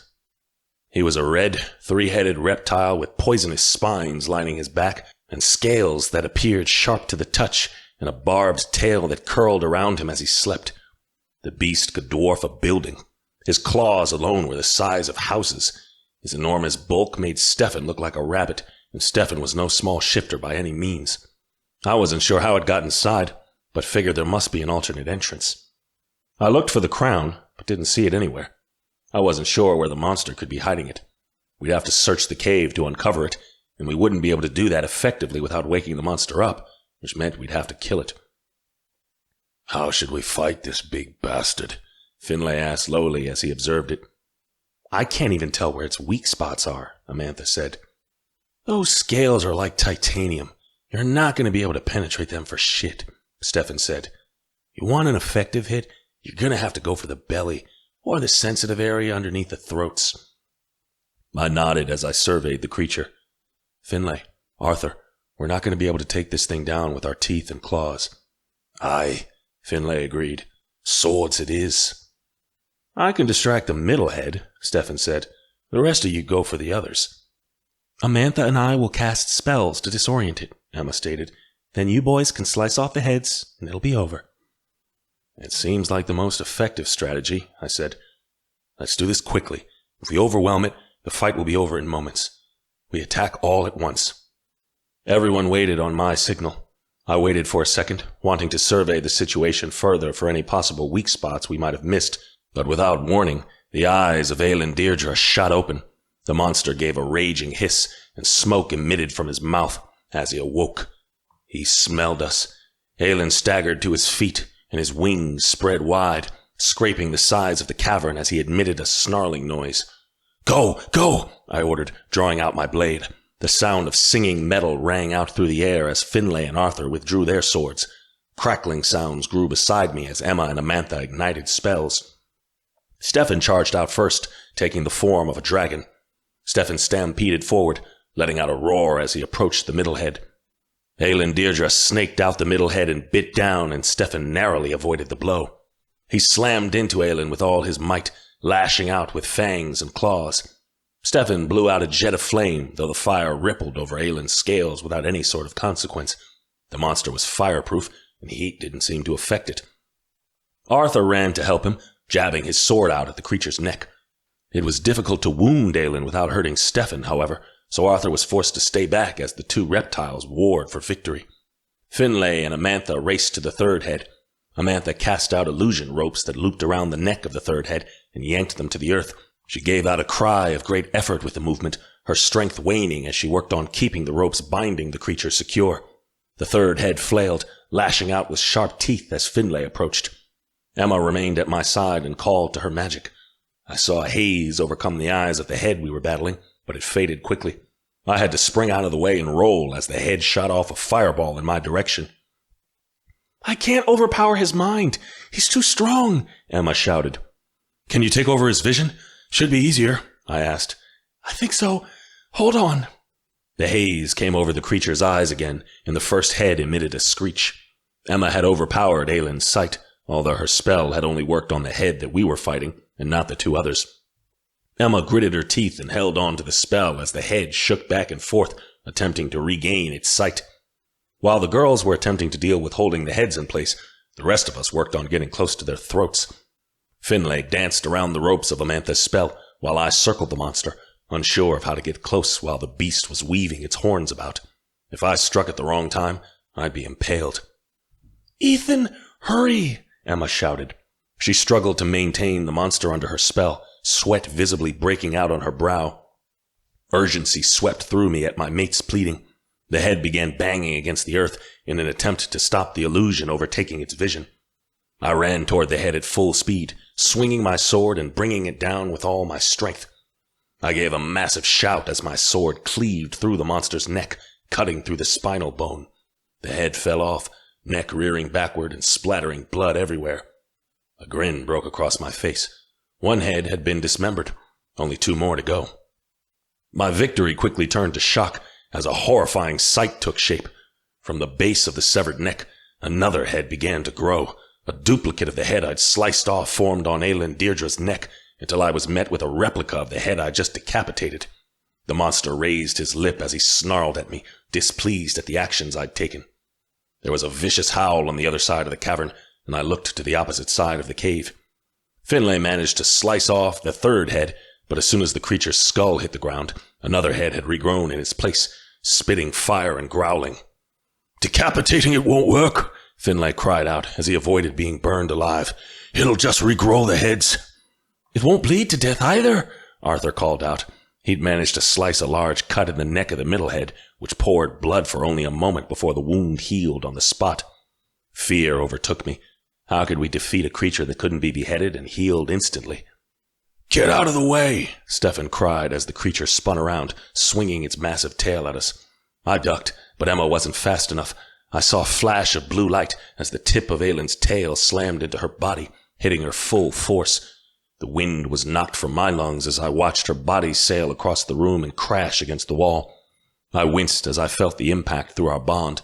The force of the blow had made my knees shake. I ran to her side as Stefan tackled the tail to the dirt and held it down. There were sounds of a fight and the roars of rage behind me, but I let them fall into the background as I skidded to my knees beside Emma. "Onowike!" I reached out for her face, which was pale and cold in my palm. I shook her body, and her head lolled on her shoulders. She'd been knocked out. I wasn't sure if the blow had truly hurt her, and I couldn't assess her injuries in a situation like this.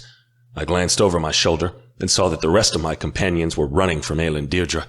The monster chased them around the cavern, growing closer every time it reached out one of its snapping heads. I wanted to help, but I could not slay Aelin Deirdre and protect my mate at the same time. Emma was vulnerable. I stood over her and gripped my sword, just in case the monster stomped over this way. Aelin had all but won. Finlay and Amantha were both pinned under one of Aelin Deirdre's massive feet. The head they'd been fighting was leaning down, about to take a bite out of them both. Stefan was trapped beneath the claws of another foot, struggling to break free. He thrashed his wings and tail, emitting jets of flame, but Aelin Deirdre did not let him up.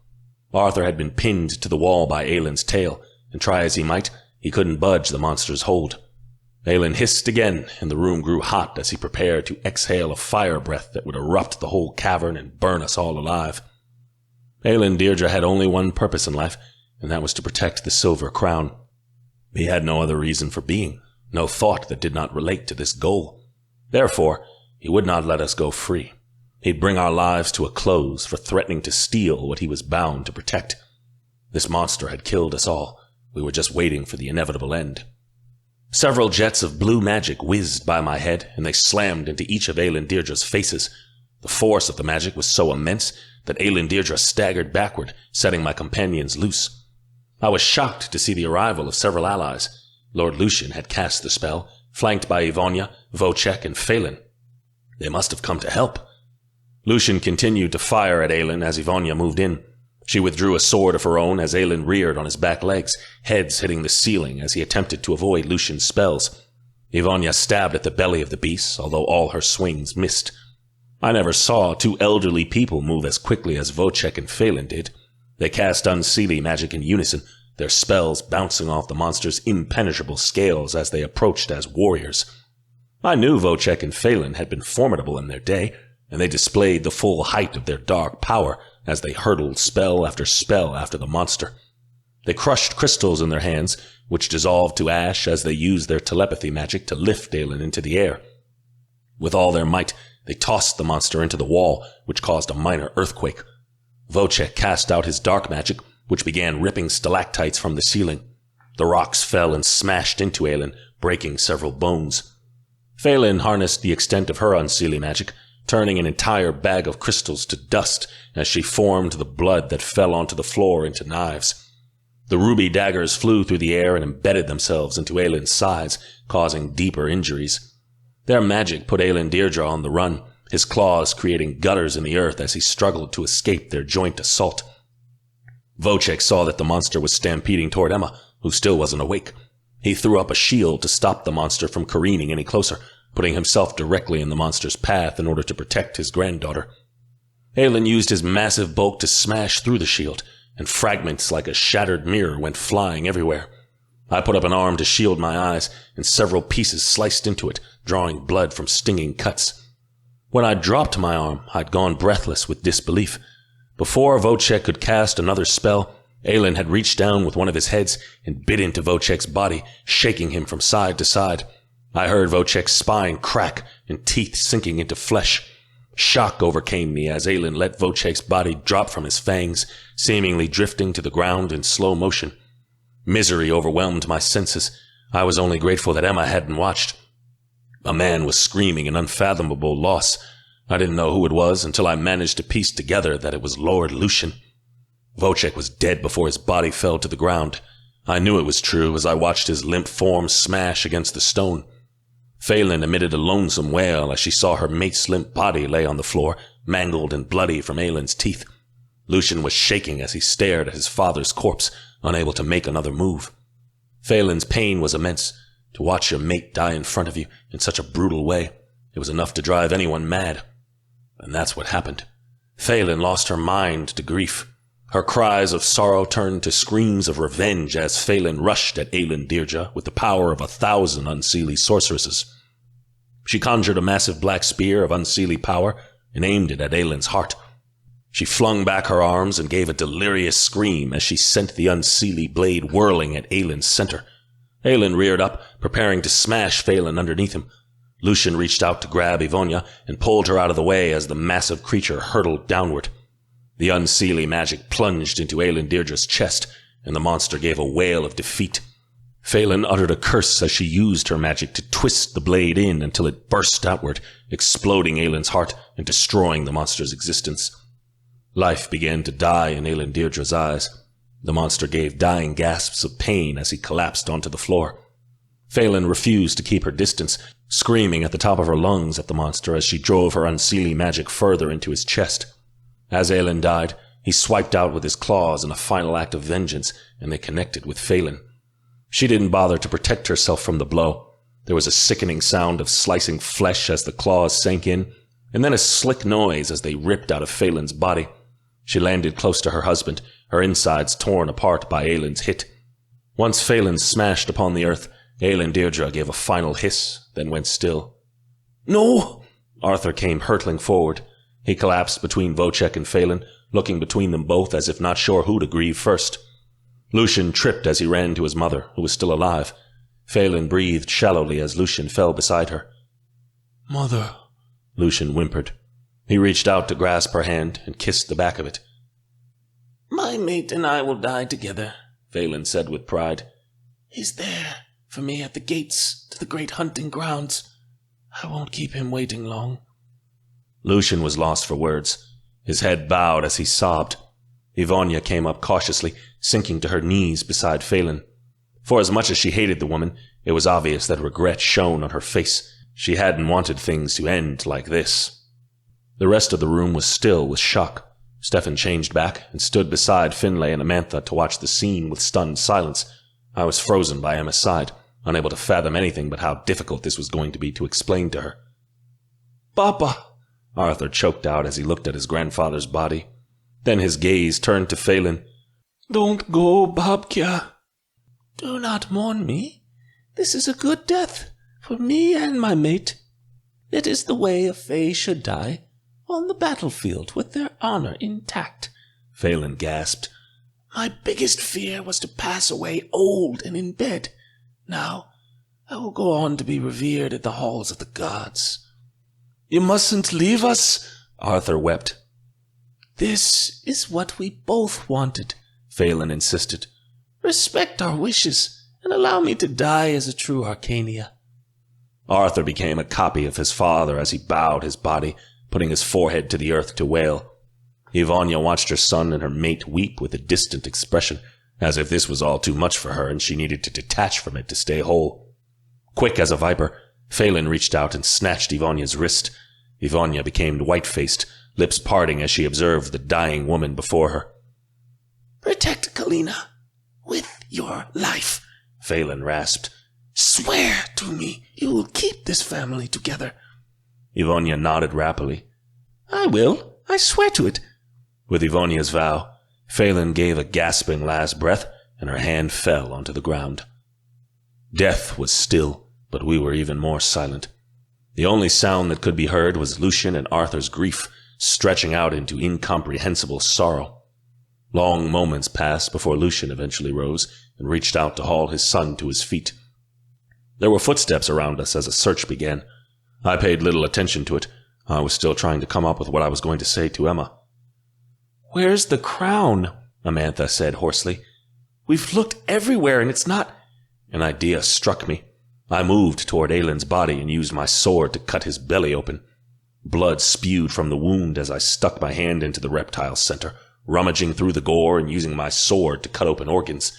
My hand slipped through the beast's stomach, where it latched onto something solid. I pulled whatever it was out. There it was, the silver crown, doused in Aelin's blood.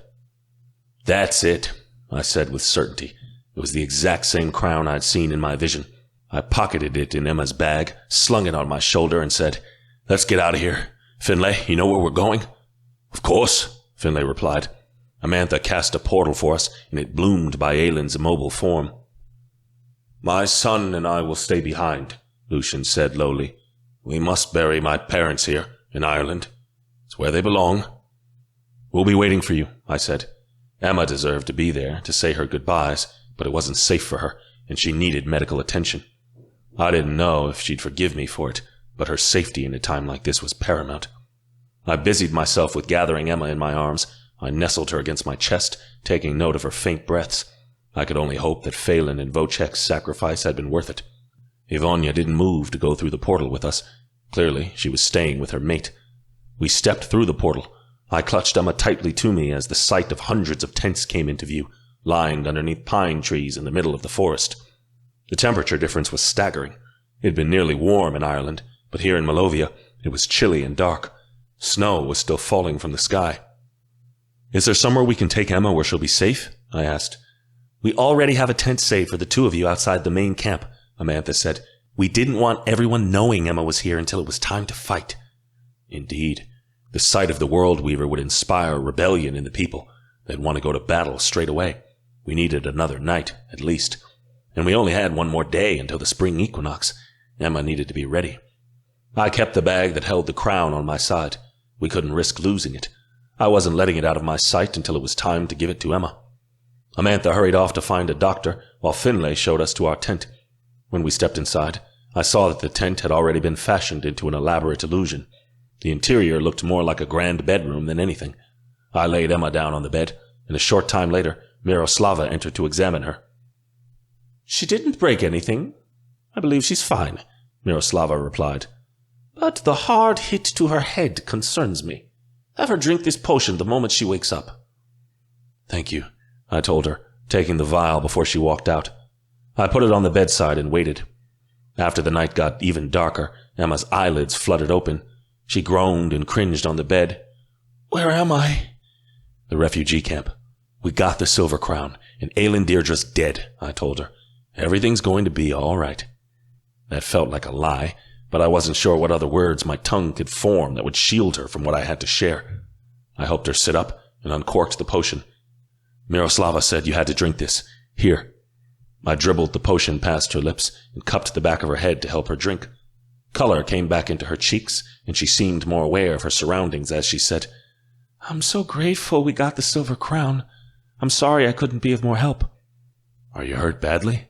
I asked in concern. I don't think so. I put up a shield at the last second before his tail hit me. It absorbed most of the impact. It didn't kill me, but it still hurt. Emma groaned again. The potion should help you get back to normal by tomorrow, I said encouragingly. Everyone's here. All our friends, our allies. You have nothing to worry about. Your family will be along soon. Your parents and your brother had to take care of some things. I was spewing words, and Emma caught on to it. There was an insecure tightness across our bond that made her uneasy, and she said, What about Babkia and Bapa? Did they make it here okay? Her gaze was so innocent and unaware. Delivering this news was going to be harder on me than the actual act of watching the people she loved die. A hard knot formed in my throat as I rasped, Emma, I'm sorry. Your grandparents aren't coming.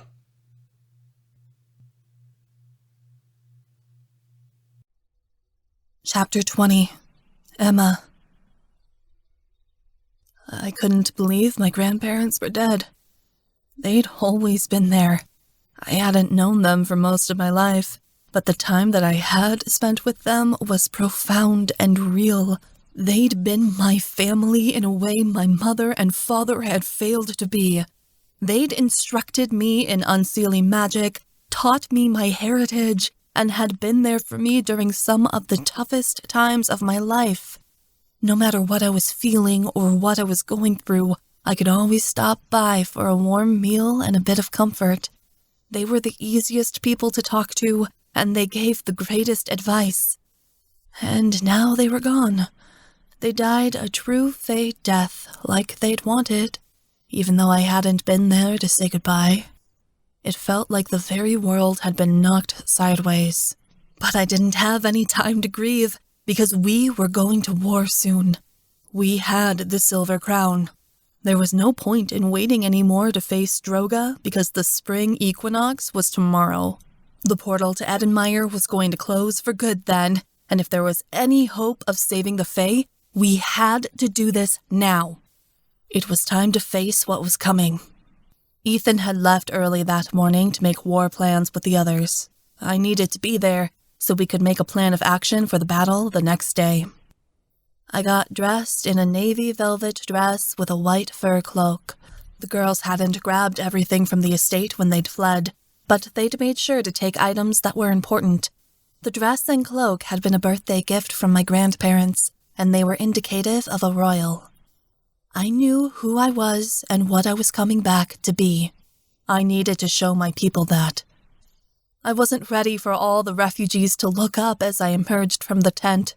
A crowd had formed outside my tent, like they'd been waiting for me to come out. A heaviness settled in my heart as I observed their weary, impoverished faces. These people had been through hell, and now they were looking at me like I was some kind of savior. Or a ghost.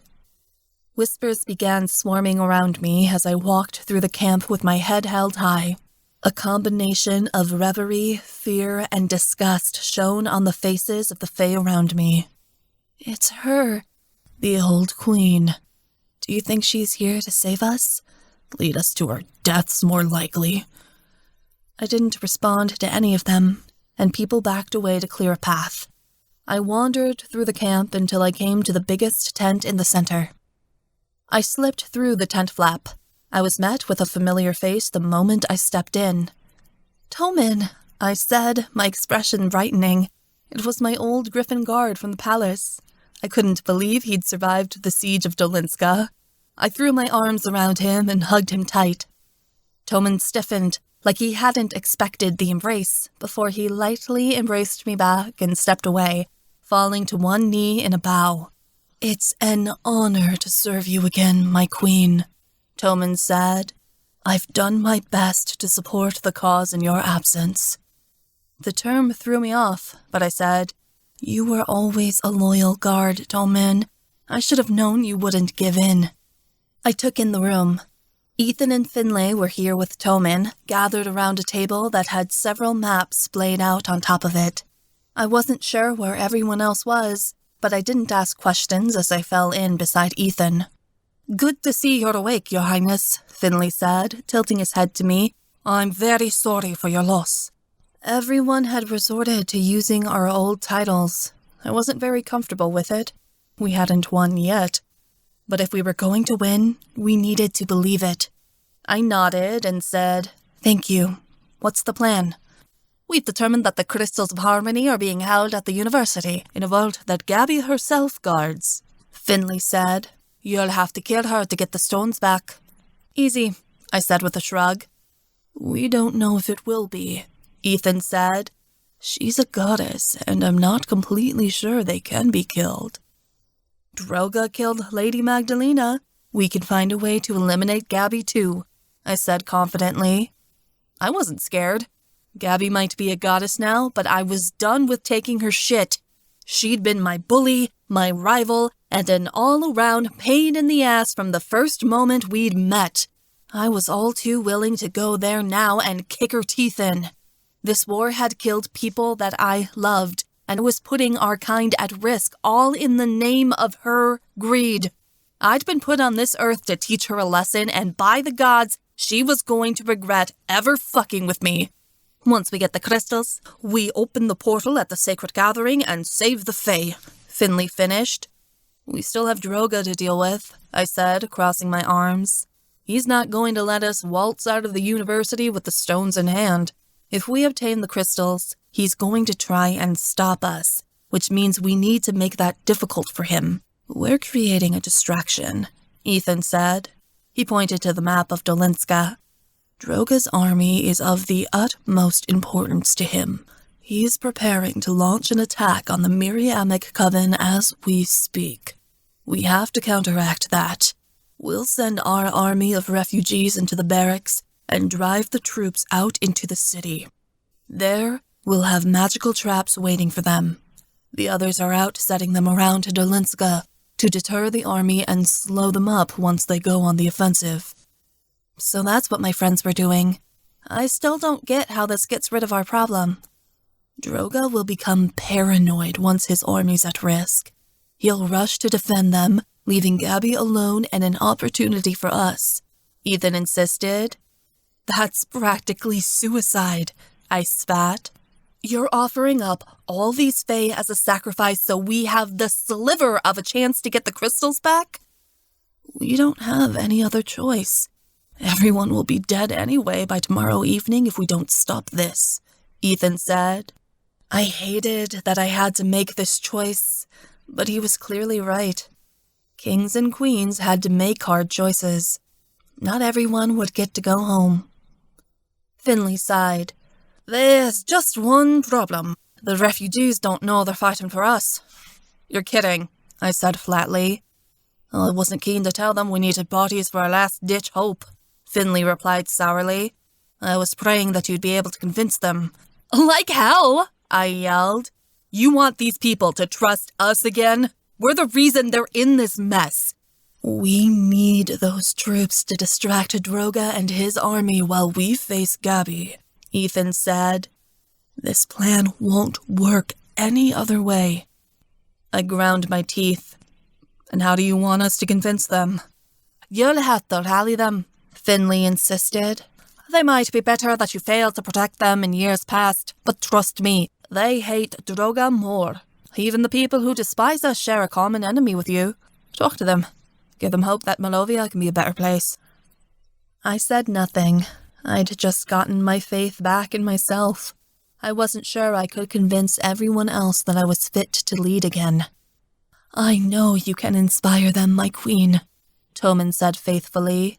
I would go to the death for you and my country. I'm certain other Fae will do the same.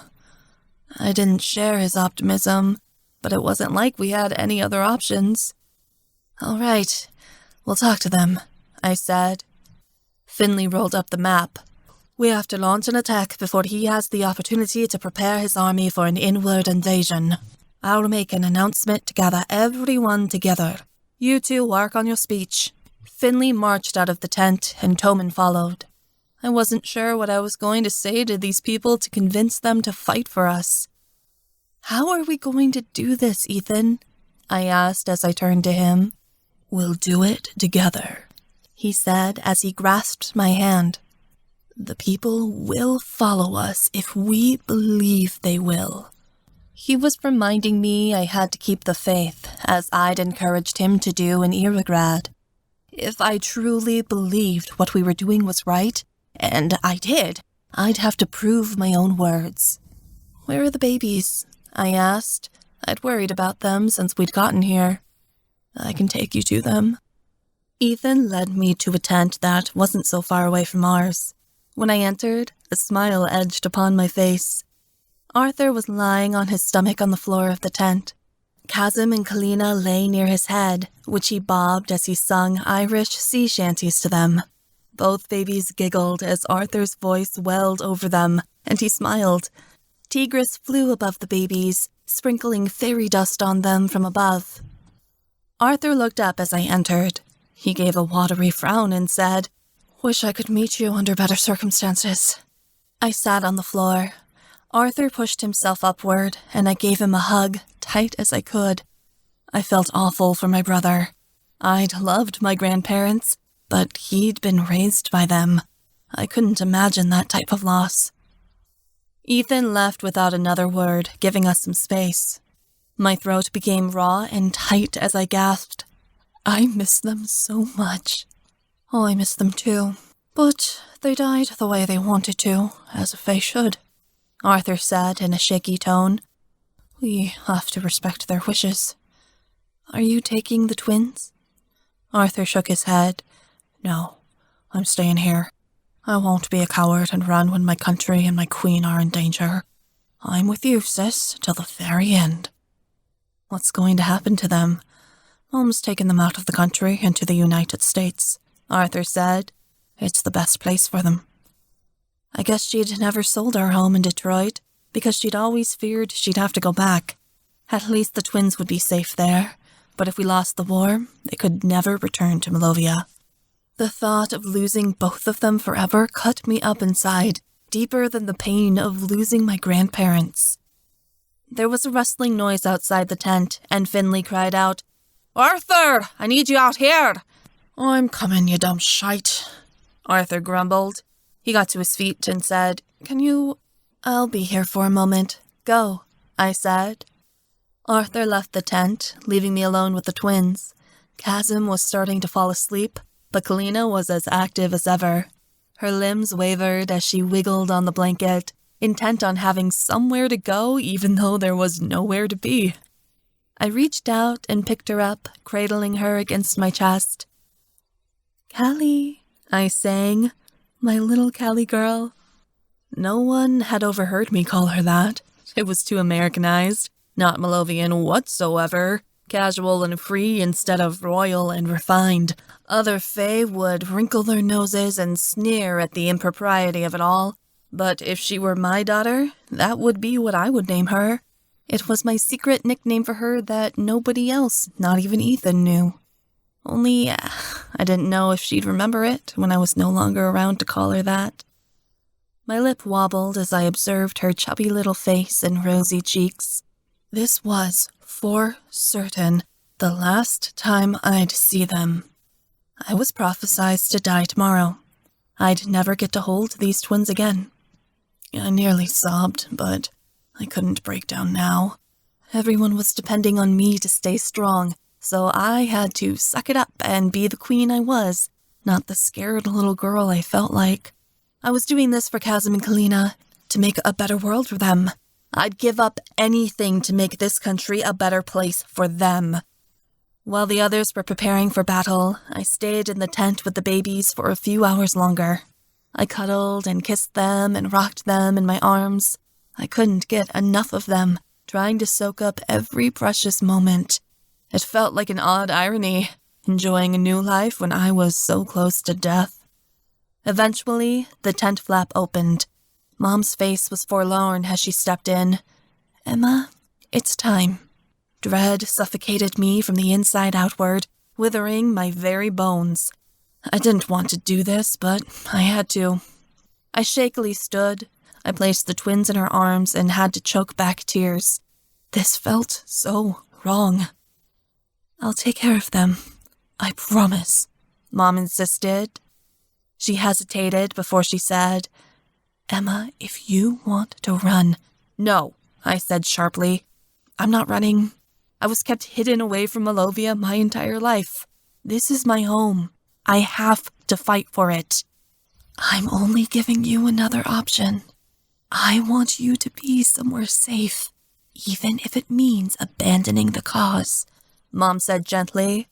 My mother couldn't give a flying fuck if Malovia fell and Droga owned the whole world, so long as I was okay. But I cared, and I was old enough now to make my own decisions. "I'm a queen. We stand our ground," I insisted. Mom pursed her lips. "You do whatever you have to in order to keep yourself safe. Do you understand?" I tearfully nodded. I could give no other answer. It hurt too much to speak. Mom kissed me on the cheek before she said, "I'm proud of you, Emma. But no matter how badly you want to save the country, I'm begging you. Don't become a martyr. Not for anyone." Her words were pointed, and I knew exactly who she was referring to. My husband. I cast a portal. Mom stepped through it, taking the babies with her. The portal shut behind them, and my heart clenched when I realized that, already, the twins were thousands of miles away. I nearly crumbled when the twins abandoned my sight, but somehow kept myself standing. At least they were safe.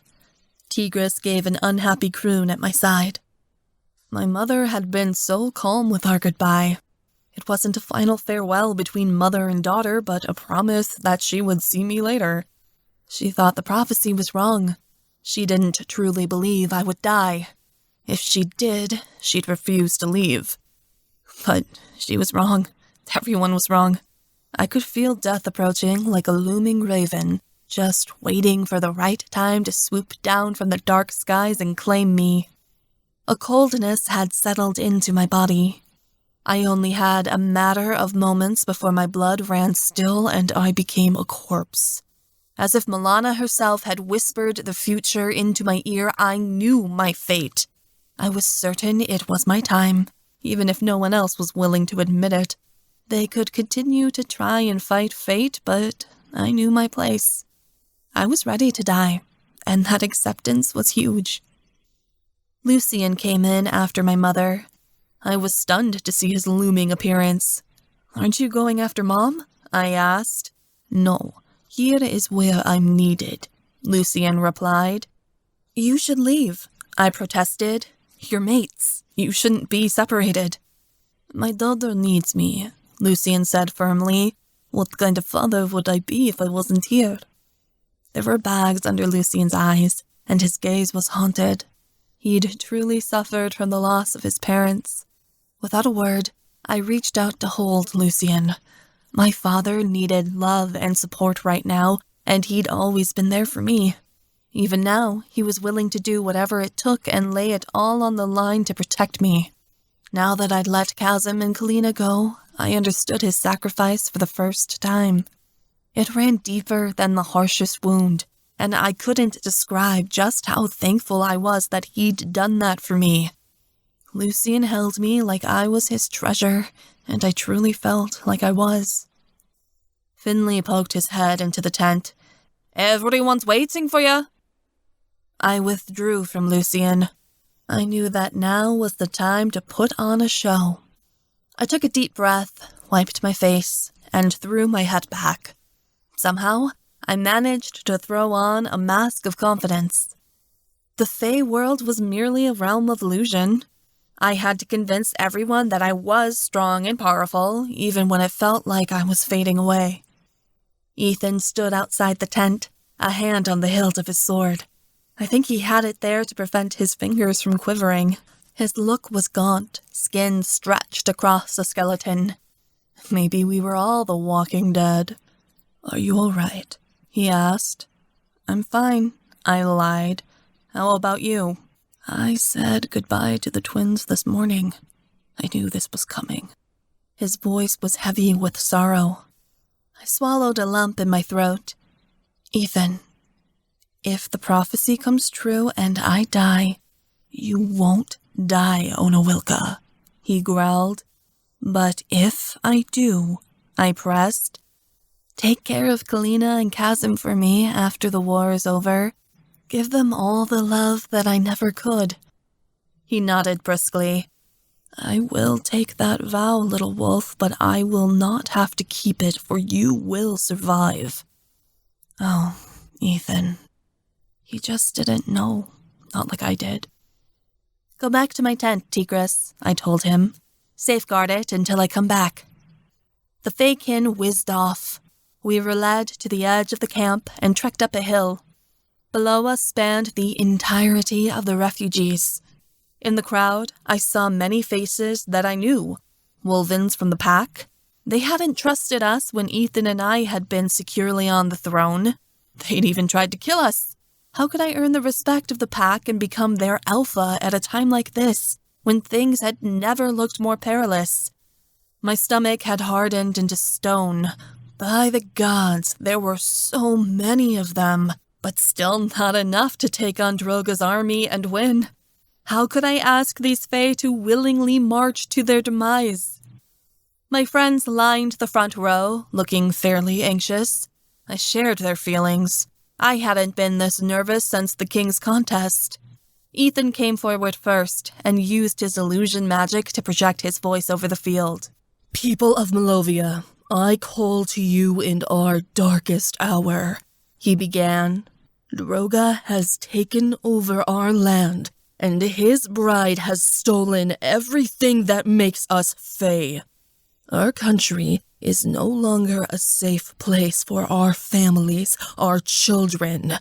I ask that you think of them now and come to our aid. You all know we need soldiers in this fight. Without a unified force, our country will remain lost to us. My mate and I swear to you that we will fight for your right to live freely in Malovia again, away from Droga's slavery and doom. We only ask that in return, you stand by our side, using your blades and your magic to revolt against this tyranny and set things right again." Nothing met him but resounding silence and blank stares. Ethan's words were noble, but the crowd was unimpressed. He'd failed to get a rise out of them. I stepped forward. You know what? Fuck it. It didn't matter if these people wanted to help us or not, because Droga was going down one way or another. I didn't have a speech prepared and wasn't sure what I was going to say, but that wasn't important. I decided that I would speak from the heart as I stood over the refugees. My husband speaks the truth, but he's wrong about one thing. We can never go back to how things were before, I said. We've lost too much. We've suffered and bled and experienced pain that's too great to put into words. Droga is your master now. His power is immense and unstoppable. With no effort on his part, he has taken away your homes, your livelihoods, your children, and your loved ones. With merely a single glance, Droga can take from you your very lives, and you'll be powerless to do anything but succumb to death. My voice grew stronger with the urgency of my words. But the one thing that Droga can never take from you is your belief. If you persist in the idea, the hope that we will find ourselves in a happier world again, then it must come true. There will be more sacrifices, but whatever happens from now until that happy ending is irrelevant. The consequences to resisting Droga are merely stepping stones to achieving our dreams of a united and free nation, no matter how painful they might be. Our devastation means nothing, because our cause cannot be stopped so long as there is but one person left to believe in it. I began to pace back and forth along the length of the hill as I went on. Many of you think I'm weak. You see me as fragile. But even today, I am stronger than you could ever imagine, because I have the ability to love my own end and my own destruction, and to rebuild every time I am laid to ruin. I cannot move mountains. I cannot give back to you what was stolen, and I cannot restore everything as it once was. But I have the strength to love my people and to continue fighting regardless of what's out there. I have the determination to keep enduring no matter what might come. I can't turn back time, but what I can do is lead you into a brighter future. I, for one, will never give in.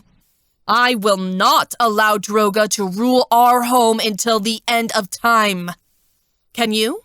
Will you resist and refuse to give Droga the one piece of you that he may never take? Will you keep your faith?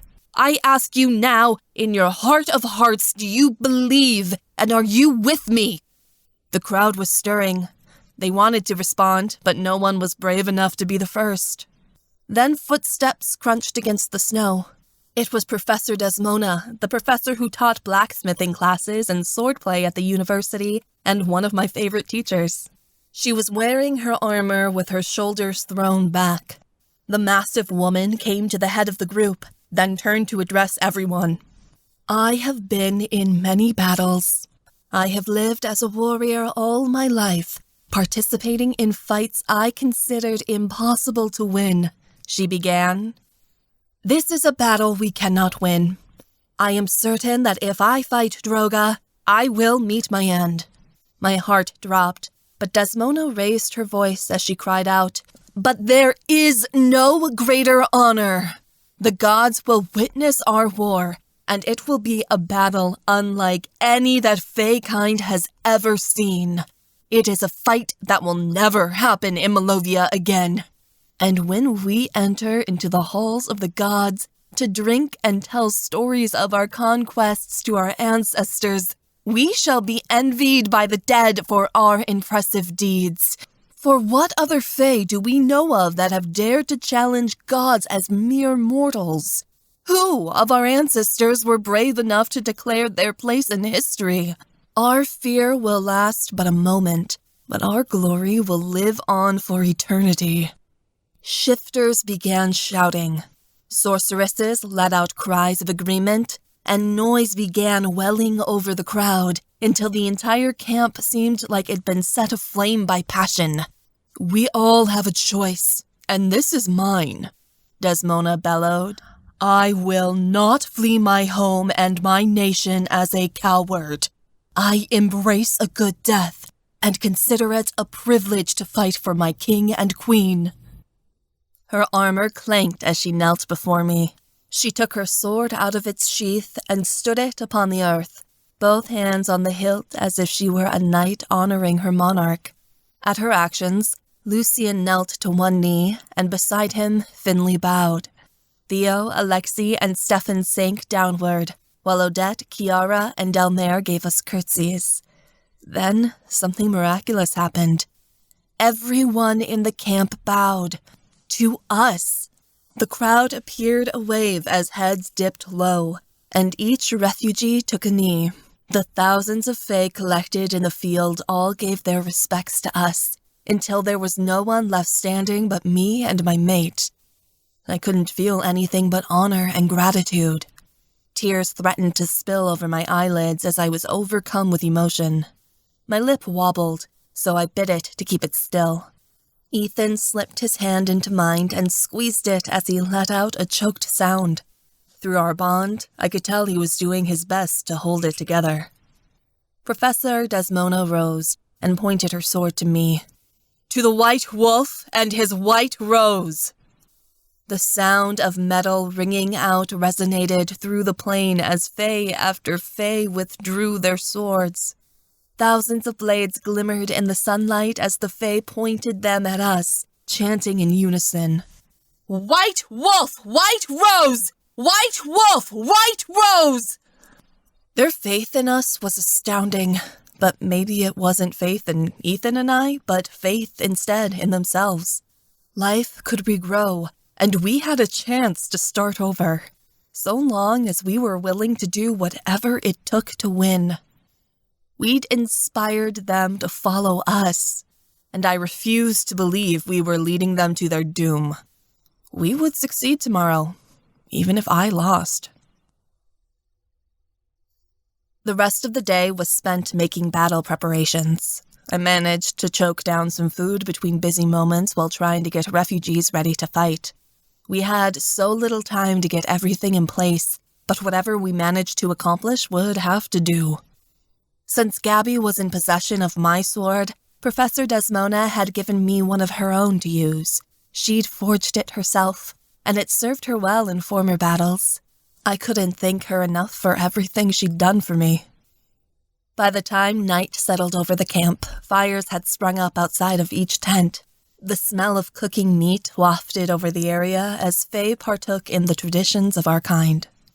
Chiara, who was our group's honorary priestess, performed the rites. She had told me the legend as she prepared the ceremony, sharpening knives and gathering wooden bowls. The night before a great battle, go into the woods and capture a deer. Bring the deer to your priestess, who will cut its throat in front of the entire company. Catch the blood into a wooden bowl. Cook the deer and eat each part, even the eyes, even the bones, leaving only the antlers and the blood. The morning before the battle begins, paint your face with the blood of the deer in the runes of your chosen god, each member of your company. If you have found favor with gods, they may accept the deer's life in place of your own, and you will find victory that day. But if you've not, the spectral spirit of the deer, whose life you took, will be the last thing you see before you leave this world. Stefan had consumed the bones, while Alexei and Ethan had eaten the more grisly parts, devouring them with a sharp beak and hardened fangs. I'd eaten as much venison as I could before the deer had been wholly consumed. I sat around the fire with my friends, watching the flames flicker against the light of the stars. I can't believe this is it, Theo said. We've been waiting for this moment for years, and now it's just here. Stefan shifted as he stared grimly at the flames. Feels worse than the fighting, this waiting. I just want to get it over with. Where's your son? I asked him. Miroslava and Jonathan took Isaac to Paris, Delmare explained. He'll be safer. She gave a slight sob. Stefan put an arm around her and rubbed her shoulder, looking pained himself. I felt so bad for them that they'd had to separate from their son. This wasn't fair. You should be with him. Leave this battle and take your child somewhere safe, Ethan insisted. And ditch you guys? No way, Stefan said. Besides, we all took an oath to unite the crystals. We can't go back on that magic now. The dragon oath. My second semester at Arcania University, we'd all magically bound ourselves to the task of uniting the crystals of harmony and opening the portal to Edinmyre at whatever cost. That power would hold us to our word until the job was done. Even if Stefan and Delmare wanted to leave, they couldn't. We'd all taken the vow, and we had to see it through. None of us can be ready for what's coming, Odette offered. The only thing we can do is face it together. I thought you swore you'd never do battle again after the fight at Arcania University, Ethan said. I have to this time, Odette said. Even if it's too much for me to bear. My heart stuttered at both her faithfulness and my guilt. I don't want you compromising your values for me. You're a prophet. You're supposed to remain impartial. I will fight one last time, but never again, Odette said. I've received a vision from my goddess, and I need to be there.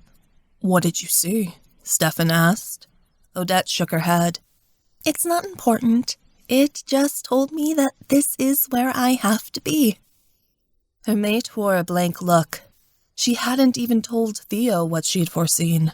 For some reason, that frightened me more than anything else I'd experienced today. Low drums sounded throughout the camp, Fae playing steady and ominous beats. There were shadows as people danced in front of the fire, giving offerings to their pagan gods. Shifter sang a haunting tune as sorceresses chanted beside them, the words sinister and full of the promise of death. I knew the words as the song rang throughout the camp. It was the war song of the Fae, and one of our oldest traditions, dating back to before we'd come to Earth. Every Fae sang it before a great battle. My friends picked up the tune, singing along with the rest of the Fae. I joined in with the others, melding my alto with Ethan's bass as the firelight flickered over our haggard forms. I was born for battle. I was born for blood. War upon my breath, to have a good death. Soar across the sky, swing my sword and shield, join my god and goddess in the hunting fields. When midnight came, people began heading off to bed, but I struggled with the idea of sleep. I didn't want to waste my final moments in dreamland, even if it would help me fight better. It wasn't like it'd make a difference. My fate was already determined. Ethan sensed my restlessness and stood. Come for a walk with me? He asked. Sure. I got up from the fire. I took Ethan's arm as we headed into the woods. We didn't have anywhere to go, but I was unable to stay still nonetheless. We didn't wander far from the camp, but we headed far enough into the woods that no one would hear us talking. The pine trees boxed us in from the outside world as Ethan grasped my arm. You want to hear a bit of history? Why not? There was always more to learn about my culture. I needed a story to distract me from the thoughts racing through my head. In the old days of Edinmyre, when we hadn't yet left our spiritual home, shifters would go hunting for their mates. They'd search the woods until they found a sorceress to bond with, then carry them off to a cave far off from the village that they had spent weeks preparing. They wouldn't let them go until the sorceress had accepted the mating. Sounds barbaric, I said dryly. No one was ever forced to do anything, of course. It was the way of things back then. Ethan shrugged. You can't convince me it was romantic. I had no fantasies of being abducted by some guy and hauled off to his sex cave. It was a complicated situation. The sorceress would sit in the cave and wait for her shifter to bring her offerings to impress her. A fresh kill, jewels, whatever she liked. If she slipped away, the shifter would go looking for her and bring her back to imprison her in the cave until she either rejected him or consummated the bond. Can't imagine a better way to get a woman to agree to marry you. I'd like to trap you in a cave for a few days and not let you out. I gave a wry smile. It'd be nice. Run then, little wolf. Ethan let go of my arm and gave me a gentle shove forward. I'll try not to catch you too quickly. Seriously? I snorted. Nothing wrong with a bit of fun, he teased. He shifted into a wolf and stomped his paws. I'll even give you a head start. The game sounded like fun, so I took off running. I wound around the trees at a sprint, heart pounding as I heard Ethan's paws thumping against the ground behind me. My cloak tangled in the branches, and I slipped out of it with a squeal in an attempt to get away. Laughter bubbled past my lips as I felt his hot breath on my heels. The world raced by in a blur as I ran, and I heard the sound of Ethan shifting as he reached out for me. His strong arms wrapped around my middle, yanking me backward against his hard chest. I let out an "oh!" but didn't have time to give any further protest before Ethan slung me over his shoulder. Ethan carries Emma into a cave, which he has decorated with illusion magic. Emma and Ethan share a passionate romantic encounter within the cave. Emma realizes that this is the final time she will ever be with Ethan, and immerses herself in the moment before her inevitable end. I stared at the rock ceiling of the cave and contemplated things. Something absolutely miserable hit me. This time had been the last time. I was dying tomorrow. I'd never get to make love to Ethan again. Gods, the realization crushed me inside, and I began to tremble. I hadn't been able to fully appreciate it, so lost in the moment I'd been. I nearly woke him up to beg him again for another go. But that would be wrong. He needed his rest and time away from the horrors of this world. Would he be all right once I was gone? He'd promised me he would be, that he would move on. As much as he'd vowed to keep his promise, I doubted him. Not because I thought he wasn't being truthful, but because I wasn't sure how strong he'd be without me there. As Ethan dozed beside me, I stroked his hair and thought about what I wanted. I felt that my heart was settled, yet my mind wouldn't stop coming up with all the possibilities of what might happen and what Malovia would be like if we lost. These thoughts weren't going to prepare me for the worst, only make me anxious. I wanted to clear my head before we put everything on the line tomorrow. To do that, I had to get to the source. I didn't need help slipping into my shadow meditation anymore. I could do it all by myself. I closed my eyes and envisioned myself going down that long tunnel, opening the door to the black and white forest in which I'd had discussions with my darker self. I stepped through to the dark forest, but waiting for me there was not who I expected. It wasn't my clone, but someone else. My insides twisted in revulsion as I took in his black coat and blazing red eyes. The massive stag laid curled up on his side, staring at me. "You," I sneered. I took a wide stance and got ready to call my magic to my command before I realized I couldn't cast it here. Droga blinked. I am just as surprised to see you. I am unsure why you called me. I had nothing to do with this, I snarled, before I realized that it could be possible that I did. Shadow work called to the gods, and to pieces of yourself that you needed to speak with the most. It seemed I had business to settle with the dark god before we faced off in battle. I refused to approach him, but Droga let out a gentle gust of breath and said, "Do not fear me. We are here in your mind, me called to being by your own discretion. I cannot harm you here." I wasn't sure if he was telling the truth. But if he was lying, I didn't see why he hadn't tried to kill me by now. He appeared as comfortable as ever, lying within my vision and completely at rest. Well, if he was here and we couldn't fight each other, might as well see if we could talk it out. Maybe we could come to a truce. I stood my ground as I asked, "You know, I don't want to go to war. I don't want to sacrifice all these people just so one of us can win. Why can't we work this out between us?" "Because it won't satisfy me," Droga said simply. "You ask for peace. I do not know the word and never have." Why can't we come to a truce? I didn't think Droga would ever share power, but if there was a chance to save lives, I had to do the diplomatic thing and at least attempt to negotiate. "A truce does not interest me. I am hungry for more than just your demise." His words were so cool and casual that it was off-putting. Here we are talking about killing each other and you're acting so normal. "This is normal to me, World Weaver. You simply don't remember." Gods were weird. They had an odd perspective on things. How can you tolerate this? I sneered. How can you sit by and allow others to sacrifice themselves so you can live in a world of your own design? You've ruined so many lives due to your ambition. "You have as well, and will end even more by the time your quest is over." "That's different," I stammered. "I have no choice. You didn't have to come to this world just to ruin it.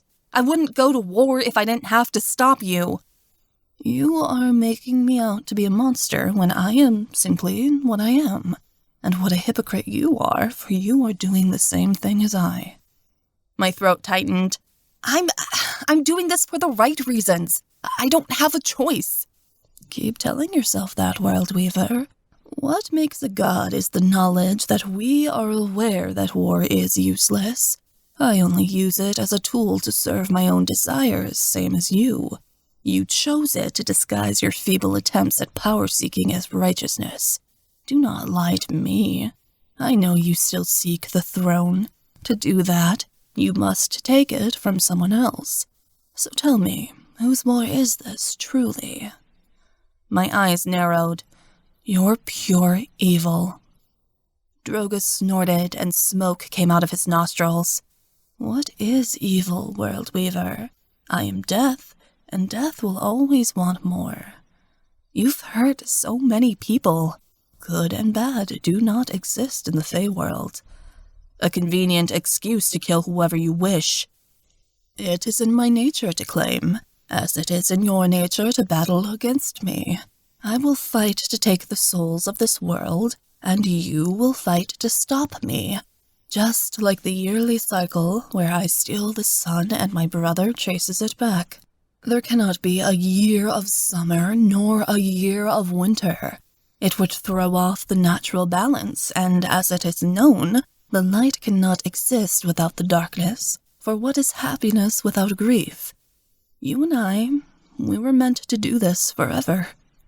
A stillness claimed me as I understood what he was saying. My task had never been to defeat Droga for good. I had been meant to contain him and stop his plot at this moment in time. Nothing more, nothing less. There would be other World Weavers, other champions to put him in his place in the future, as there had been in the past. He would connive other plans thousands of years from now to rule the Fae and to become the sole god of this world, and there would be other champions to stop him. But now, that champion was me.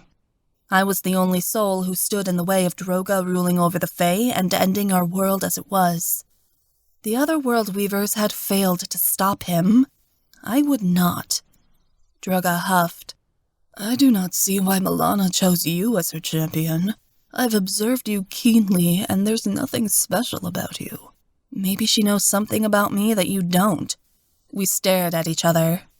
"You are going to die tomorrow," Droga said. He tilted his antlers as he said the word. "Yeah, but so are you." Droga snorted again, and this time smoke filled the clearing. "We shall see." I turned away from him to exit the forest and end my vision. We had nothing more to discuss, so there was no point in staying here. All I knew was that the conversation had given me some sort of peace, and put my mind at ease. Droga faded away, his form turning to smoke as he left for the mortal world. I knew I'd seen my last days. Because of it, I was unafraid. Droga could do his worst. He was going to end me, but I swore to the gods I was going to end him. No matter what my demise entailed, I wasn't going down without taking him with me. Chapter 21. Ethan. I had no inkling if our plan would work. My only goal was my mate's survival. However, I couldn't save my mate without saving everyone else. Today was the spring equinox, and we'd all perish this day if we did not attain victory. If we could just keep Emma alive long enough to unite the stones at the sacred gathering, we'd beat the prophecy. She'd prove it wrong, and the hag's words would cease to come true. There was never a higher cost. I was willing to put everything I had on the line to send Droga back to where he came from. At sunrise, we'd painted our eyes and faces with the blood of the deer. It had gone black, mixed with a dark powder that Kiara said was for protection. Our borrowed expressions showed nothing but heathenry and a thirst for blood. I prayed that none of us would witness the spirit of the deer we'd killed and eaten the night before, for if we did, the doe would be the last thing we'd see before perishing. Like the war song of my ancestors, I'd been born to do battle on this day, fated to join them in the great hunting grounds where they'd sing about my valiant deeds forever. Yet I was determined not to hear their song until I'd lived a long and good life with Emma beside me. This battle would be the one they'd speak of for ages, but it would not be our end. That I was most certain of. Droga has monsters guarding the city, Finlay told us as we met in the war tent just before dawn. You'll need to slip past them as we make our distraction. How much time can you buy us? Emma asked. Her tone was determined, and through our bond, I felt her focus. She wasn't afraid at all, which astonished me. She just wanted to get the job done. Our forces will be able to stand up to Droga's army for a few hours, at most. You'll need to move quickly, Finlay said. Their numbers are much stronger than ours. Then let's get to it, Stefan said. No point in waiting around. Metal clanked as we all moved out of the tent. We'd been hastily given new armor, as ours had been lost when the palace collapsed. We looked ready to fight, and felt ready too. I hoped that courage would remain with us when we surged into battle. Tigris zoomed eagerly at Emma's side, ready to fight. Emma carried the silver crown in a velvet bag on her hip. When the time came to seal Droga in his tomb, she'd reveal it, but only then. Stefan, Delmare, Theo, Odette, Alexei, and Kiara were coming with us. Everyone else, including Arthur, Finlay, Amantha, and Lord Lucian, were headed to the other side of the city to harness the distraction. Myself, Theo, Stefan, and Alexei remained in our shifter forms, prowling beside our sorceresses as we roamed through the camp. People bowed out of our way as our heavy footsteps landed upon the mud, uttering their hopes for a good fight, or a good death, if the gods so desired. Smoke from dying campfires wafted in our path, and the echoes of crows crying out from above gave a grave music to it all. Soldiers began lining up in rows to make the march to Dolinska. They were just upon the edge of the tree line when an eerie silence broke way across the wind. I lifted my head and sniffed the air. Panic spread through me as I realized I could hear the sound of fast approaching hoofbeats. "They're here!" One of our spies came racing out of the woodland, waving his arms. "They're—" He was cut off by an arrow in his back. The spy staggered forward, falling onto his face before he let out a bloody gurgle and died. Branches cracked as alicorns thrashed through the brush, sorceresses on their backs. The sorceresses were carrying bows, which they fired at the soldiers. The first line went down all at once, and soldiers rushed to get into position as Droga's alicorn cavalry circled around them. Shadows fell upon us from overhead, and I looked up. Tents were set ablaze by flames from dragons as their massive wingspans blocked out the skies. Sorceresses screamed as griffins dove from above, talons extended and on the attack. Our army immediately moved to race in the other direction to avoid the attackers and regroup elsewhere, but as we turned to run, hundreds of wolvens flooded out from the plains behind us, snarling and blocking the path of escape. They boxed us in. "They've discovered our plan! Resist!" Finlay shouted. All at once, the campground broke into complete madness. Thousands of Fae fought and died in moments as the two armies battled for dominance. There was the clatter of weapons, the smell of blood, and the gasps of dying Fae. I turned in place, already feeling overwhelmed. We hadn't been prepared for this. We'd lost the element of surprise, and already Droga's army had a heavy advantage. "Emma, get on my back." I took a wide stance and prepared to kill anyone who got near us. I felt Emma grab my scruff and haul herself onto me as the other sorceresses mounted their shifters. We hurried to the largest group of soldiers that was nearby, looking to stay alive in the safety of numbers. "Gather together and charge forward," Finlay brayed. Gore was flecked across his face, and his sword was already bloody. He was doing his best to salvage the fight, but though it had barely begun, it was already half over. We didn't stand a chance. "Shield wall!" Lucian shouted. Shifters conjured wooden shields, which they held out in front of them to block the arrows. Amantha began firing off offensive spells from gaps in the shield wall, and the other marked followed her lead, killing who they could. The enemy sorceresses began responding in kind, tossing battle orbs and other equally violent spells. The shield wall was blasted apart, and soon there weren't enough Fae to make an effective barrier. Everywhere I looked, I saw a fight that looked more desperate than the last. Tomin had been surrounded by 3 shifters at once and was doing his best to fend them off. Arthur was changing back and forth at a moment's notice, cutting off a soldier's head before transforming into a wolven to rip out a griffin's throat. Lucian waged war with magic, igniting his sword with a billow of blue power before spanning it outward in an arc, killing several enemies at once. Theo and Odette sparred with alicorns, while Alexei was in the air with Kiara, dodging to avoid the attacks their faction provided from the air. Several wolvens approached me from all angles, a whole pack. I indicated to Emma through our bond that she needed to hold on as I fought them off. They came at me from every direction, but I failed to allow them to get me off my feet, using my experience I'd gained from fighting the wargs to eliminate them one by one. One of the shifters I had killed had a mate nearby, and she wailed in terrible grief. She conjured a killing spell to her hands, aiming at Emma in order to attain her revenge. Tigris snarled and latched on to the other sorceress with his telepathy magic. He used his power to blast her outward, sending her sailing over the battlefield hundreds of feet.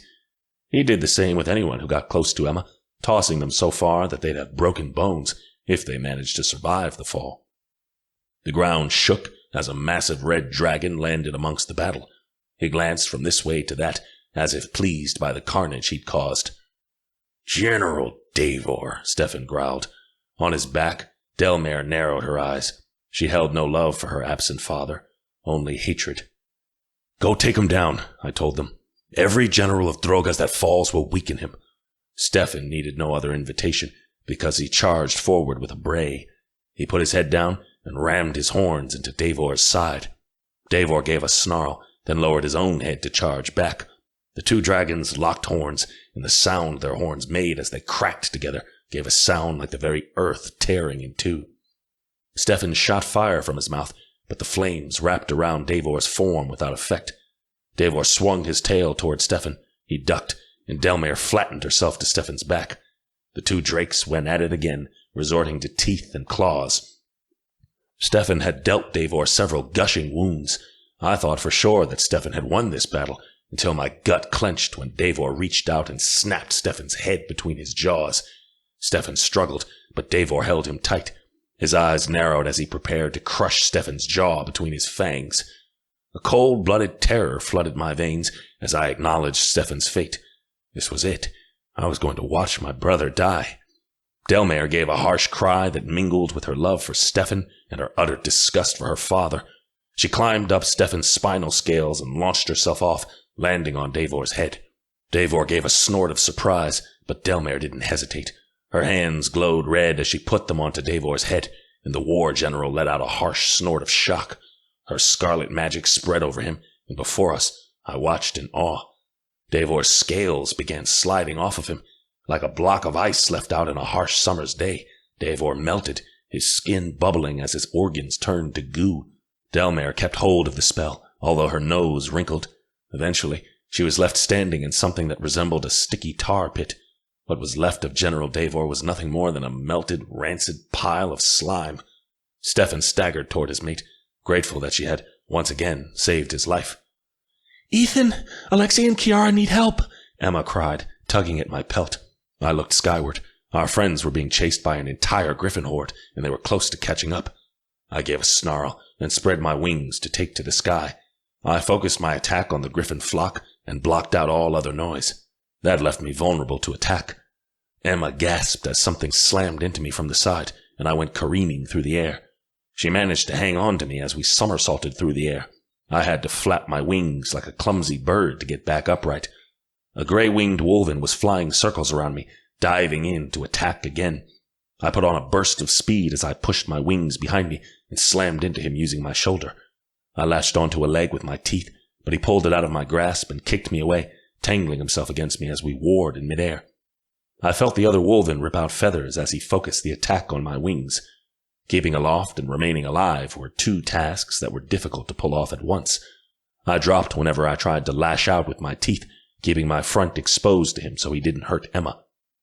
The other wolven gave a growl as he sank his teeth into the side of my neck, and I gave a high-pitched whimper. Emma lunged forward, blasting a killing curse out of her hand. It hit the side of the wolven's head. He stopped flying immediately, his limp body falling like a brick to the ground. I had to land, to give the wound on my neck a moment to heal. I shook on my paws the moment they touched dirt and looked up. The griffin flock was still racing after Alexi and Kiara, but Theo and Odette were hot on their tail. Kiara shot off golden arrows behind her to strike the griffins, while Odette fired off a host of deadly pink daggers. Together, they picked off the attacking flock until our friends landed safely on the ground beside us, already growing weak with the demands of the fight. Arthur called out to Emma, who slid off my back and raced to her brother. Arthur reached for Emma's hand. As they came together, they used their twin bond to cast spells that had double the effect. A massive briar patch miles long sprouted from the ground at their command, and the thorns growing from the briars speared soldiers through, leaving their bodies hanging on the spikes. The two of them thrust their hands forward at the same time to cast a giant plume of sapphire wolven magic that swelled like a wave, sweeping up enemies and casting them away. Arthur and Emma both conjured illusion monsters of their own creation that stampeded through the army, although they quickly vanished within moments of being cast, despite sustained by their twin magic. On and on it continued. Each fight seemed bloodier than the last. I watched as a red wolven carrying his sorceress fell out of the air, rolling to the ground. The force of the rough landing tossed his sorceress from his back. She let out a scream as her enemy went to run her through, but her shifter changed back and brought his sword up to protect her, warring against their foes. Their plight was just as desperate as everyone else's. I panted as I turned in place. This was unwinnable. How could the gods ask us to complete such a task? Droga's army was immense, and our own rebellion was failing. What did we do? As if Luca himself was answering me, Finlay spoke. "You and your team need to go," Finlay bellowed. "This war will only drag on if Gabby and Droga are not stopped. You cannot help us here." I despised leaving them, and yet I knew he spoke the truth. Continuing to aid them was a fool's errand. We needed to put our efforts where it counted. "Team Phantom, with me!" I cried. My friends rushed to follow as we headed into the trees and away from the battling armies. "Tigris, stay with my brother," Emma ordered. Tigris gave a growl as we raced off, giving a shake of his wings before he flew off to protect Arthur. We sprinted toward our destination, planning to enter university grounds through the western gate, like we had when we'd rescued Kiara and Odette. The university was a few miles off, but it was better to go on foot than try to portal there, just in case our magic set off any traps. I changed back, and the rest of the shifters followed my lead. Eventually, the looming spires of the university broke into view over the trees. As it did so, I heard shouts from far off, accompanied by the blaring of war horns and the skirmish of battle. "Sounds like Finlay is struggling to hold them off," Theo mused. "Which means we have to hurry," Emma insisted. I observed the university walls and saw that they'd been fortified with a ward, along with covered with barbed wire, that was made with iron. I could feel the burn of the metal from here, warning me to stay back. "How are we supposed to get through that?" Stefan growled. "We won't be able to cross the iron." I froze as a wretched scent crossed my nose. "Do the rest of you smell that?" I asked. Before they could answer, a rumbling shook the earth underneath our feet, and shadows crossed over the trees as a monster came into our view. This hybrid was haunting. It was a combination of the Biez and some other horrid creature I had no name for. The creature stood on 4 scaly legs, blood dripping down its sides from wounds that festered and stank. A pointed triangular head revealed dagger-like teeth that were 6 feet long, antlers pointed and 10-pronged. The creature had hundreds of yellow eyes sticking out on its head and all over its body. Just looking at it made me sick. These weren't monsters. They were twisted creations of Droga, and with the crystals of harmony, he'd been able to overpower nature and create beings to his own dark liking. This beast needed to be put out of its misery. Beside the Biez emerged 3 more monsters. One was the shape of a tall, shrouded woman, her hair nothing more than twitching scorpion legs, her face that of a withered skull, body merely a moving corpse. The second was a giant harpy. The naked body of a woman was covered in feathers. Branches toppled from the trees at her strength as she spread her wings. The harpy had the face of a crow, but when she opened her beak, I saw with horror that she had a row of sharpened human bones for teeth. The last was a Bukavich hybrid, a massive horned toad with 12 legs that stuck out at all angles on its body and a tongue that was covered in barbed razors. Each one was more sickening than the last. If we wanted to get to the stones, these creatures had to be taken down first. The rest of us held back, waiting for Emma. Her face took on a twisted expression as she attempted to work her magic. I can't overpower the minds of these monsters, Emma told us. Droga's already got a hold on them, so I can't break through. Guess we take care of it the old-fashioned way. I withdrew my sword and prepared to slaughter these beasts. Theo and Odette took the scorpion woman, Stefan and Edinmyre went after the harpy, and Kiara and Alexei took the Bukavich, while Emma and I handled the Biez. Spells exploded across the area, and the monsters roared loudly as battle orbs and shields bounced off their skin. The moment magic left our fingertips, an alarm went off over the university. It was ear-splitting and loud, a siren that blared 3 times before becoming silent. Gabby knew we were coming. Emma moved in first, too eagerly. She went to plunge her sword into the monster's chest, but it knocked her away with a hoofed foot, and she went rolling sideways. I raced in, but the Biez put down its antlers and charged. One of the antlers hooked me, and the monster tossed me up into the air. I went sailing several feet before I fell onto a tree branch. It cracked underneath my weight, sending me collapsing onto the ground.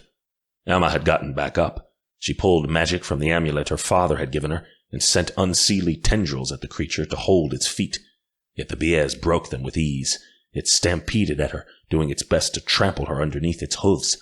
Emma's back hit a tree as the monster's antlers pinned her to the spot, opening its mouth wide to take a bite. With my mate cornered, I felt the red fringes of rage begin to overtake me again. That haze nearly came over my eyes, causing me to slip away and become a beast without any thought. No, I promised Emma I wouldn't allow myself to be carried away by my emotions again. I had to remain in control. Instead, I channeled that anger into the Unseelie energy inside of me, which it fed on eagerly. I pulled it out and created a sizzling battle orb, one that pulsed with violent energy that fizzled like a firework. I sent it flying into the monster's mouth. The orb surged past the monster's teeth and down its throat. It didn't give much more than a discontented rumble before my Unseelie magic exploded outward in rage, ripping the monster to pieces. Emma hardly had time to shield us before we were both covered in the creature's insides, its hollowed corpse falling to the ground with its innards ripped out. I instantly whipped around to see how the others were faring. Stefan ripped one of the harpy's wings off, while Edinmyre used her red battle magic to carve out the monster's chest. Her magic looked like the edges of burning paper, feasting away at the monster's feathers. The harpy dove its beak down, attempting to pin Edinmyre to the spot, but only managed to get its beak stuck in the earth. The harpy wiggled and batted its one good wing as Edinmyre's battle magic exposed its beating heart.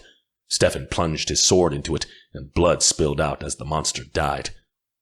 Alexei had changed into a griffin, and he pecked out the Bukavich's eyes. He was circling the creature, distracting it as Kiara approached, digging into her bag. While Alexei had the Bukavich blinded, Kiara sent potions flying at it. The potions exploded over the monster and began eating away at its skin. The large toad attempted to spear Alexei on its horns one last time before the earth shook with its demise, the body falling to the ground limply. There was a horrid wail to the right of me, and I staggered backward. The scorpion woman had latched the legs on her head onto Theo's face, holding him tight.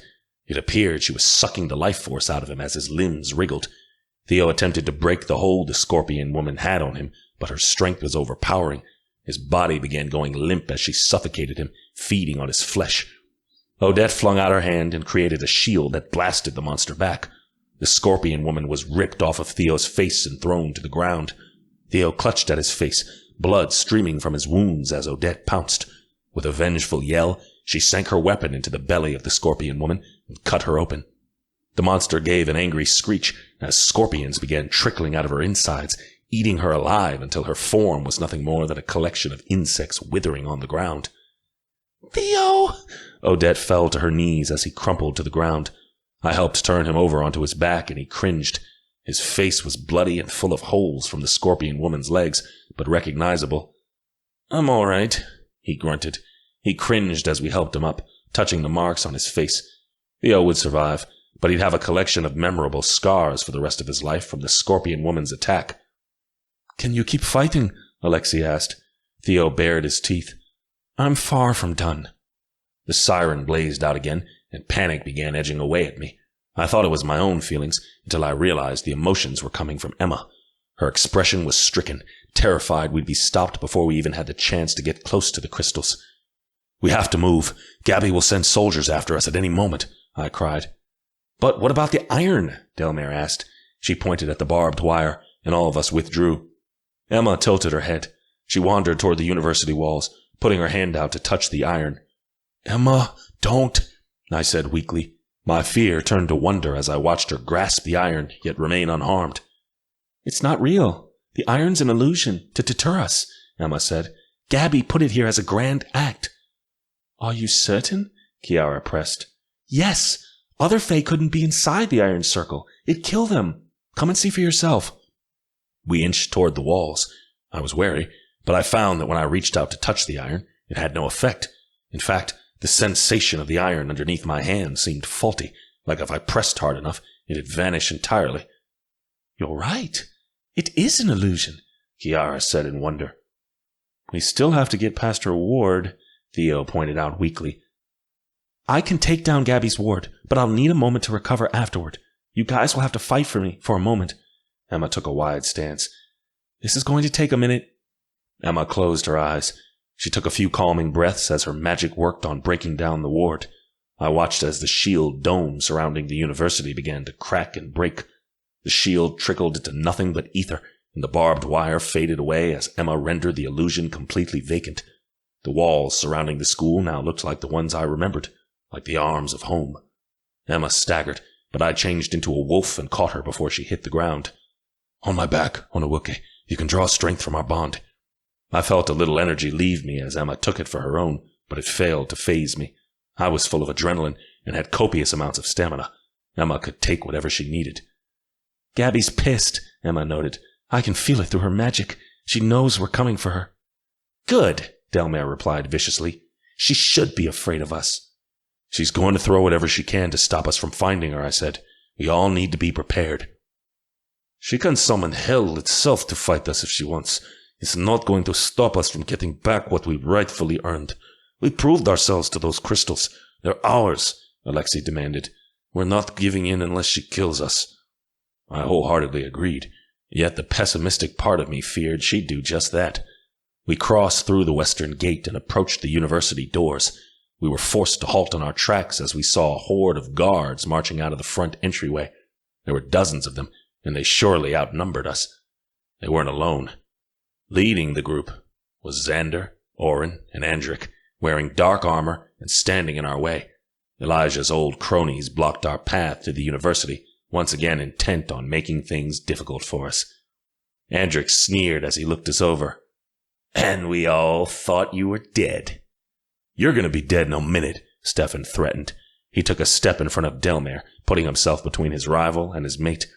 But Delmare came out from behind Stefan, placing a hand on his shoulder.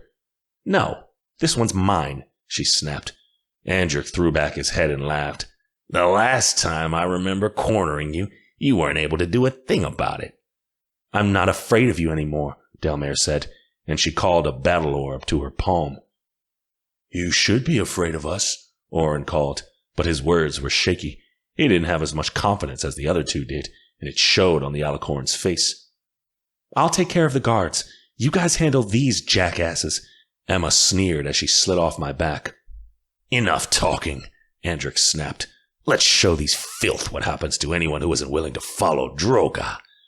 Xander shifted into an alicorn. He stampeded forward with his horn down, and a fight immediately broke out. Theo shifted to counter Xander's charge, and the two stallions began a brutal duel with their horns. Odette helped her mate where she could, firing off protective shields, but she was soon distracted by trying to fend off two guards at once. Alexei and Kiara immediately went for Orin. Alexei shifted at the same time Orin did, and the griffin swiped his claws at the alicorn's throat. Kiara hit him with a stunning spell, which knocked Orin off his feet. He staggered as he got up, drunkenly wandering the courtyard. He blasted off spells with his horn in all directions, and Alexei and Kiara had to flatten to the ground to avoid being hit. Andric and Stefan were currently locked in a battle of blades, though I could tell by the fiery look in Stefan's eyes that he wanted to throw his sword aside and tear Andric apart with his bare hands. Delmare threw battle orbs, but Andric managed to hit them to the side with the edge of his blade. They flew off in different directions, slamming into the stone building and creating holes in the walls. I was busy taking down a group of guards that had run at me in unison.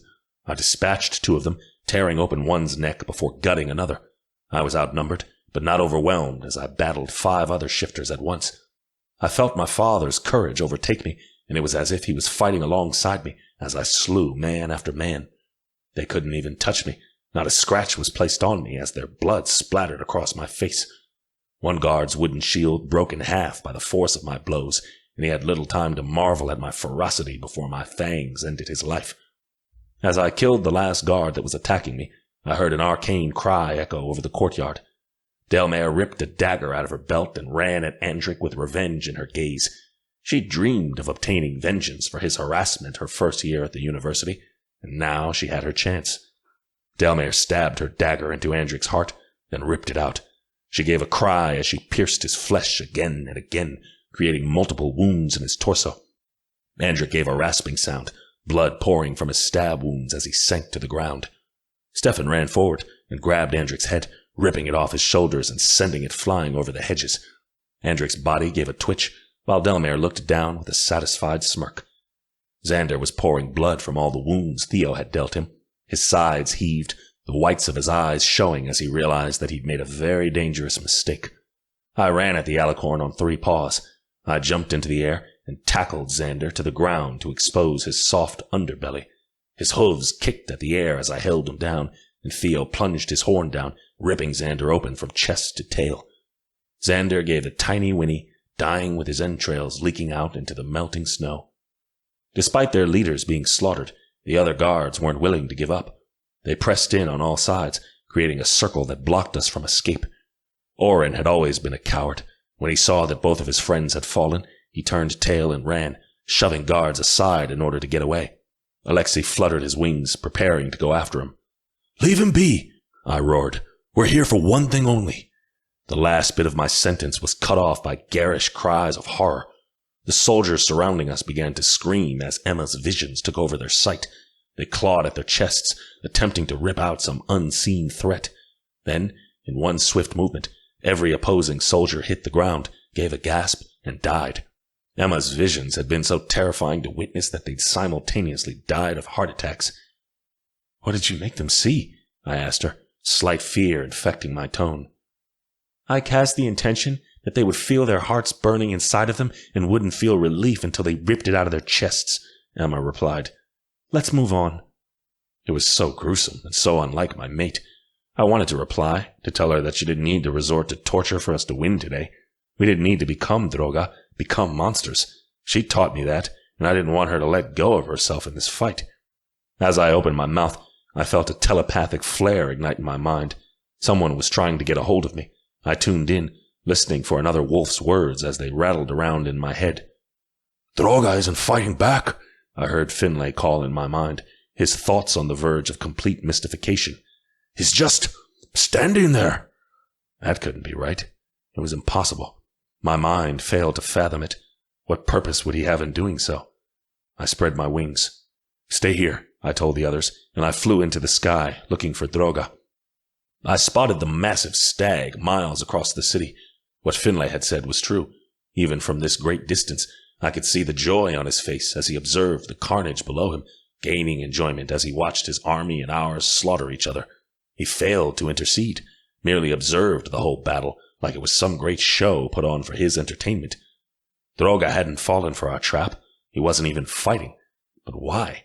Didn't he care about protecting his army? I landed back on the ground and shifted.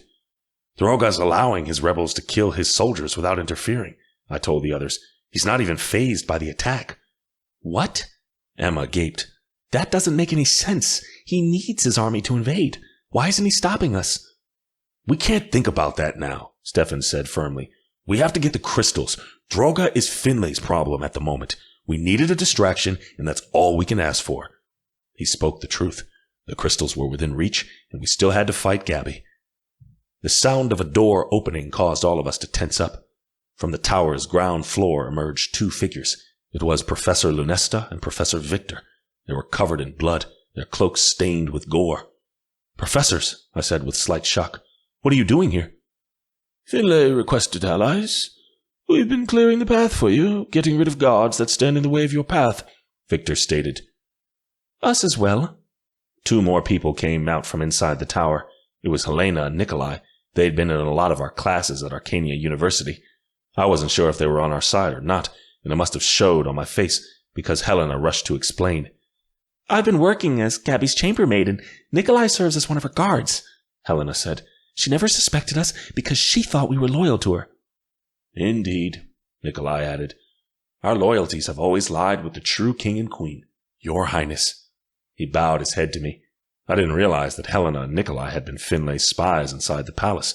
They were both very brave. Emma didn't bother with pleasantries. She had no time for them. Do you guys know where she's keeping the crystals of harmony? Nikolai asked. Yeah, we know about them. Droga never stops bragging that he has them. They're in the school armory. That was on the top level of the school. Can you take us there and guide us around Gabby's guards? I asked. Absolutely, Nikolai began, but as he spoke, an ungodly wail began emitting from the corpses around us. Sheer horror twisted my soul as I watched the bodies around us start to move. The soldiers that had died from Emma's spell staggered to their feet. The corpses moaned as they slowly reached out to pick up their swords. They dragged the blades on the ground as they marched toward us, the whites of their soulless eyes showing. Andrix's headless corpse got to its feet. It ambled around the courtyard until he found his head, which he carried in one arm. He grabbed his sword with his free hand, advancing on Stefan with a grim smile. Xander's organs flopped out of the slit in his belly as he stood on bloody hooves. Even so, he ambled toward us with his head down and horn pointed, though there was clearly no light in his eyes. These corpses moved, and yet they weren't alive. They were nothing but mindless flesh bags designed to kill. What is this dark magic? Professor Victor yelped as we were pressed against the wall. Fight back! Emma shouted. Spells and blades whizzed through the air. I cast an Unseelie battle orb, which created a giant hole in the torso of the soldier in front of me, but it did nothing to slow him up. I was forced to put my sword up to block him, dueling hand-to-hand combat with a corpse. The others were in similar positions, and no spell or blade managed to stop the dead from marching onward. Even as Stefan hacked Andrix's corpse to bits, it continued to move, limbs dragging along the ground as the dismembered head moaned. The dead began running toward us as fast as they could, on 2 legs and 4, charging forward and intent on the kill. Emma gave a violent cry. She cast her hand out, extending a wave of Unseelie magic over the enemy.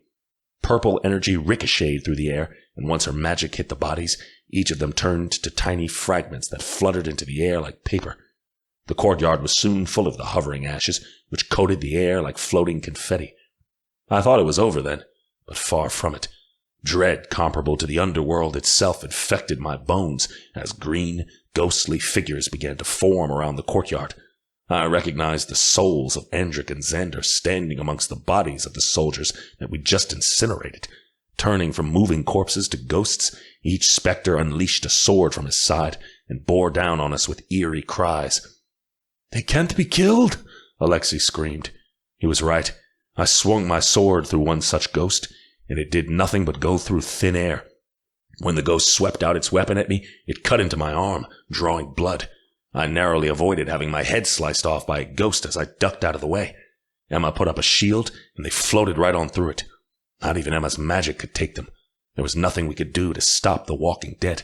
They could hurt us, but we couldn't hurt them. They wouldn't stop until all of us had joined them from beyond the grave. "The rest of you must keep going," Professor Lunesta cried, and she summoned a spell to her hand as she faced the ghost army. "We'll hold them off." Victor, Helena, and Nikolai rushed to help her, while the rest of us took off into the palace. We had no idea what was going on, and that aspect was made only more terrifying as I glanced back and watched Lunesta battle an army of ghosts. The door shut behind us, and we hurried down the hall. We only stopped to catch a breath when we reached an abandoned corridor that was completely vacant of anyone. "What the hell was that?" Emma rasped. Each of us was gasping to fill our lungs. "Gabby's using the crystals to create an army of the dead," Kiara said. "Can she do that?" Stefan asked skeptically, even though we'd all seen it with our own eyes. Emma shook her head frantically. "That can't be right. When he was first resurrected, Gabby asked Droga to bring Elijah back to her, and he said he couldn't, because that ability was only given to the goddesses of creation, one of them being Melonia. He specifically couldn't override her power, even being the god of death. He didn't have the power to override all the other gods and resurrect anyone until he had the crystals," Kiara pointed out. "But now he has all 6, and the stones include Melonia's power. Because they do, he can use the stones to create a dead army to fight for him. And doing so won't drain the energy of the crystals because they're gods, not mortals," Theo said fearfully. "They can utilize the power of the stones to their full effect without worrying about rendering them useless, because as gods, they're able to effectively channel the magic of the crystals without losing any of it." "They're not even truly resurrected. They're just mindless walking corpses and ghosts to fight for him," Alexei muttered. "Ones that we can't defeat." A shudder rattled up my spine. Every soldier we killed was just more fodder for Droga's army. They wouldn't stop fighting for him, dead or alive. Even worse, the rebels that fought for our cause would begin fighting for Droga too, once they were killed in battle. They wouldn't have a choice but to follow his command. "No wonder he doesn't care about uniting the crystals and keeping the portal open," Delmare said. "Once the Fae have been turned to dust when the portal closes, he'll just use the stones to call their souls back from the afterlife to fight for him. All the Fae souls, and keep resurrecting them as they're defeated, until the entire world submits." "No one can fight an army of ghosts," Stefan agreed. "Well, except maybe witches. Which is why he's planning on taking them out first," I stated. "With an entire army of the dead under his control, nothing's going to stop him." "We've got to get those crystals back," Emma growled. "Let's get to the armory." "It's up 3 flights, I stated. We started taking the stairs. We were nearly to the 3rd floor before I felt a heavy spell slam into my torso. It knocked the wind out of me, pinning me to the wall. I struggled. Someone had bound me with a type of magical chain. I looked to my left and saw that Theo, Stefan, and Alexei were all in similar situations as I was. Emma gave out a cry as some sort of dart landed in her thigh. She immediately hit the ground and yanked it out. The familiar cold chill of fear spread across my body as I saw Emma curl up into a ball on the floor, giving murmurs of pain. "Emma, is it Noxite?" I called out. "It's not Noxite," Emma choked out. "I'm not sure what it is." Delmare, Odette, and Kiara had thrown up shields to protect themselves at the last moment. Standing across from us was Lady Corva, her shoulders thrown back and a hateful sneer across her face. I attempted to break her spell, but it held fast. Corva was a master sorceress, and as a shifter, I wasn't as strong as her. Beside me, the other shifters fought against their bonds and failed to break free. My aunt's look was gloating as she loomed over Emma. "A yarrow dart, one of the last poisons from your mother's supply," Corva said giddily, shooting a glance at me. "I thought I'd save it for a special someone." I swear, my heart nearly stopped just then. Along with St. John's wort, yarrow was the deadliest poison you could give a fae. Emma was already running out of time. Gods, I hoped Kiara had something in her bag that could halt the poison. "Joining Gabby and Droga was a mistake," I told Corva viciously. "History will condemn you for it." "All I desired was to elevate the Unseelie class," Corva bellowed. To bring the Dark Fae back into our days of glory, to ensure that my kind would be able to live their lives freely without threat of persecution. We wanted the same thing, Emma ground out. We could have worked together. Spare me your efforts for reunification, Corva jeered. My family is one of the oldest lines of Unseelie there are, going back generations to the first immigrants from Edinmyre. I come from a pure-blooded, royal line. I am a descendant of the first Hidden King himself. Corva scoffed. My son was to take up that title and rule the Unseelie as he was promised from birth. And you, World Weaver, consider yourself equal to us. Your filth comes from a tainted peasant family, one that must be stomped out before it muddles the best of our dark blood. Corva was mad, spouting fanatical nonsense as a result of her grief. Odette, Edinmyre, and Kiara surrounded Lady Corva. She gave a mocking laugh as the girls circled her in. You three are no threat to me. You're all poor illusionists who barely passed my classes, Corva hissed. Because you were a rotten teacher, Edinmyre threw at her. Yeah, but we've worked hard, and we've had other teachers that actually cared about our magic, Odette belted. You're going down, you wrinkly old hag. Corva, this is your last chance, Emma gasped. We can still turn things around if you help us. Don't you realize what's at stake? I could tell the poison was starting to take effect. My mate's words were strained, and our bond felt weighed down by a heavy weight. She needed intervention soon. Do you think I've cared for anything since my son died? Corva sneered. The only thing I desire is vengeance. This world can turn to ash as long as the 8 of you are in a grave, especially my forsaken nephew who took my child from me. Corva didn't bother exchanging more words. She cast a spell, and I watched as she duplicated herself. 3 Corvas stood between us and the armory, facing off against our friends. Corva and her duplicates immediately went on the offensive, flinging out killing spells. The girls had to duck to avoid them, rolling to the floor as Corva let out cries of malice. Once she was back on her feet, Edinmyre summoned red arrows and shot them off at Lady Corva in quick succession. None of the arrows connected, as Corva flicked them to the side with her magic. Corva lashed out with her signature spell, an Unseelie whip with multiple ends. The whip smacked Edinmyre across the face, drawing blood. Stefan let out a concerned cry, but Edinmyre got right back up with a snarl. As she flung her hand, dozens of firecrackers conjured from her illusion magic soared through the air and exploded. Corva had to dodge to avoid the firecrackers, her cloak catching fire as she went on the run from Edinmyre's explosives. Odette seemed far less confident as she faced a Corva duplicate. The duplicate cast her arm out, and a horde of snakes materialized out of thin air. They wiggled toward Odette, hissing and flaring their hoods. Odette screamed, backing away until she tripped on a rug. Her screams grew horrified as the snakes began squirming over her skin. Don't give in, Theo cried out, and at her mate's words, Odette gained her courage. She forced herself to stand, ripping snakes off of her as she pointed her weapon at Corva.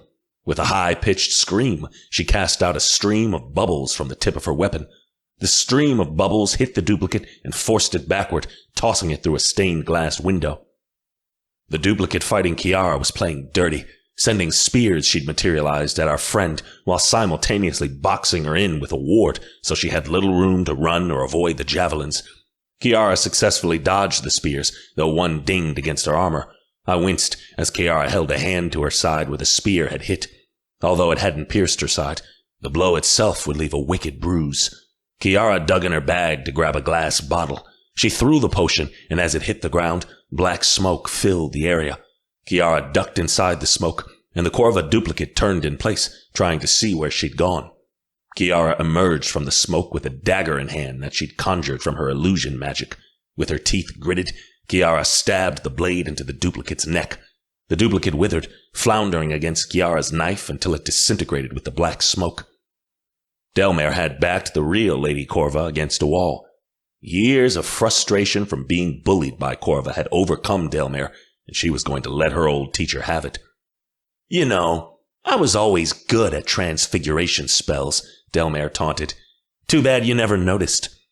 Corva raised a shaking hand to utter a spell, but Edinmyre was already halfway through with casting her own magic. Lady Corva's scream turned into a squeak as her form shrank smaller and smaller, spinning in a whirl of color until Corva was nothing more than a rodent on the floor. My jaw fell open in amazement. Edinmyre had changed Lady Corva into a rat. "That's my hot wife," Stefan cheered. Corva let out a few more terrified squeaks before she ran in a zigzag motion along the floor, looking for an escape. Odette hit the rat with a stunning spell, and once it lay still, Kiara stepped on the rat with all her strength, crushing the creature beneath her foot. The rat did not move. I found it a proper demise for Lady Corva. Underestimating her students had always been her biggest downfall. With Lady Corva's death, the bonds holding us back broke. I rushed to Emma's side, falling to my knees. By this point, Emma was turning pale, and spittle had formed on her lips. She had minutes. "Kiara!" I burst out, but she was already there, tipping a vial past Emma's lips. Emma drank greedily until I felt the weight on our bond subside. I didn't feel relieved until Emma had drank every drop, and her life force through our bond was beating vibrantly once again. The moment she got her breath back, Emma sat up and spat. "Fuck your mom, Ethan. Even dead, she's still giving us problems." "She nor her sister will bother us again," I said as I helped her up. "Can you stand?"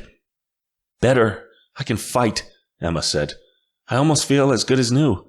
What was in that potion, Kiara?" "My own recipe," she said proudly. "Queen Antonia was a talented alchemist, but she's got nothing on my antidotes." "Impressive, to beat my mother at her own game," I noted. "I figured we'd need stronger stuff if we were going to fight Droga, so a couple of standard antidotes needed tweaking," Kiara said. "But that was all I had, so the rest of you better not get poisoned again." "Like I planned on it," Emma grumbled. "The armory is so close," I told her. "We're nearly there." Emma took a few more breaths, then gave a heated growl as she led the way forward. As we came to the third staircase, Arthur's voice broke into my mind, echoing across the miles. "We're unable to hold them. Our forces are on the retreat. The fighting spread all over the city." "Do whatever you have to. We still aren't done here," I told him. Arthur barely gave a semblance of acknowledgement before he was distracted with more pressing matters. My anxiety increased. We were already short on time, and now we had even less of it.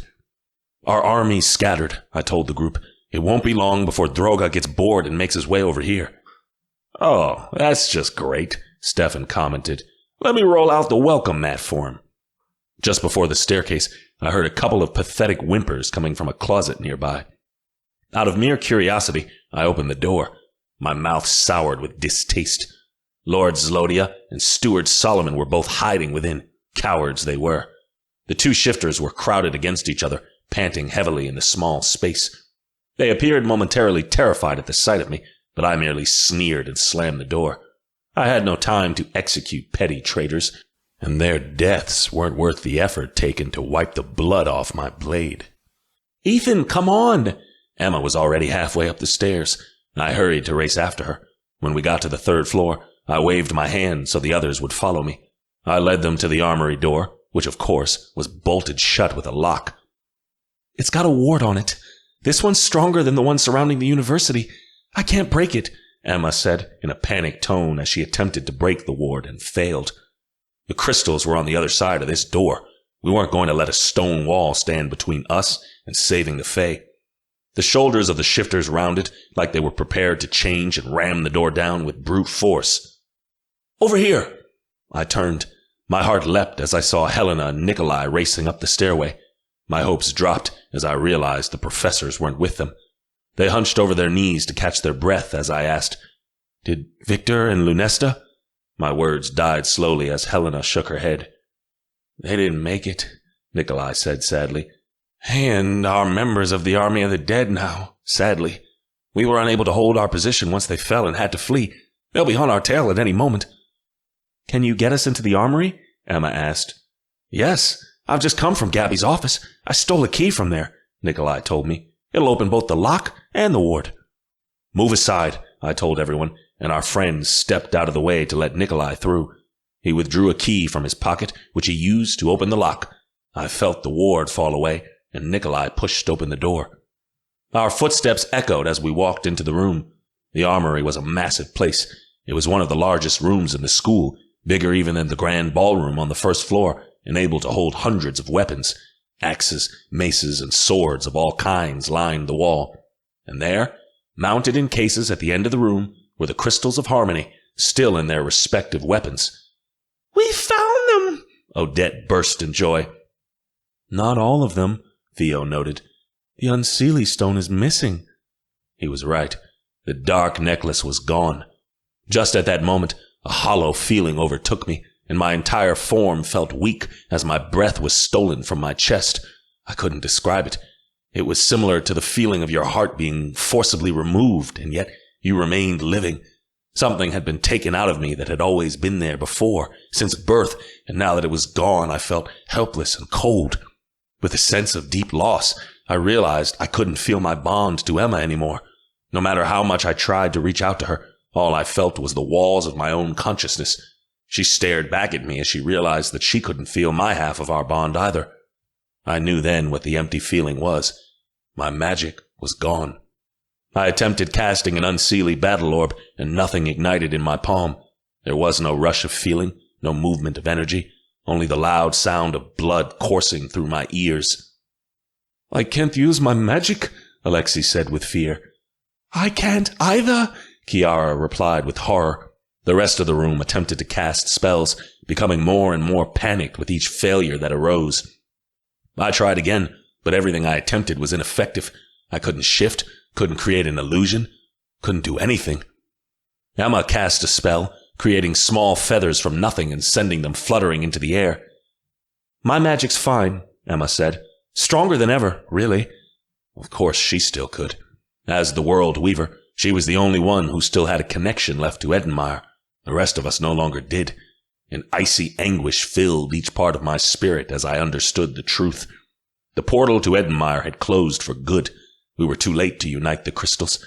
Helena suddenly collapsed. Her form was shaking as she struggled to breathe, face whiter than snow. Where she'd been fine only a moment ago, now she seemed on the verge of death.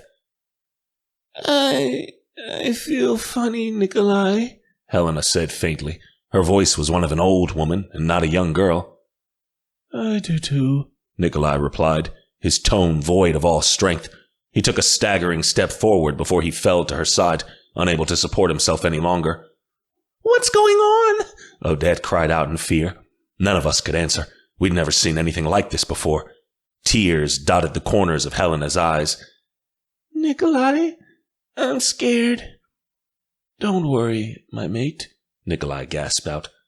"We'll be together soon." Helena reached out to grasp Nikolai's hand.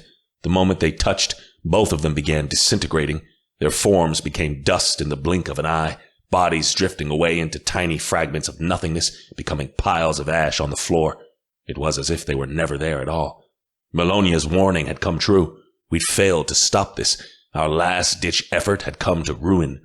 The portal to Edinmyre had closed forever, and all of the Fae were doomed to a slow demise now. It was only a matter of time before each of us turned to dust. The door to the armory opened. Defeat pressed in on me as I saw Gabby, dressed in her finest armor, enter the room. She was flanked by dozens of soldiers, each of them the walking dead. They did not attack her, but moved on her orders and marched in formation. She put up a hand to stop them, and they halted in place, waiting on her command. The Unseelie stone hung around Gabby's neck, suspended there by the dark necklace. Moments passed before the ghostly spirits of Helena and Nikolai appeared in the place where they died seconds ago. They floated over to join Gabby's dead army, their expressions lost of all feeling.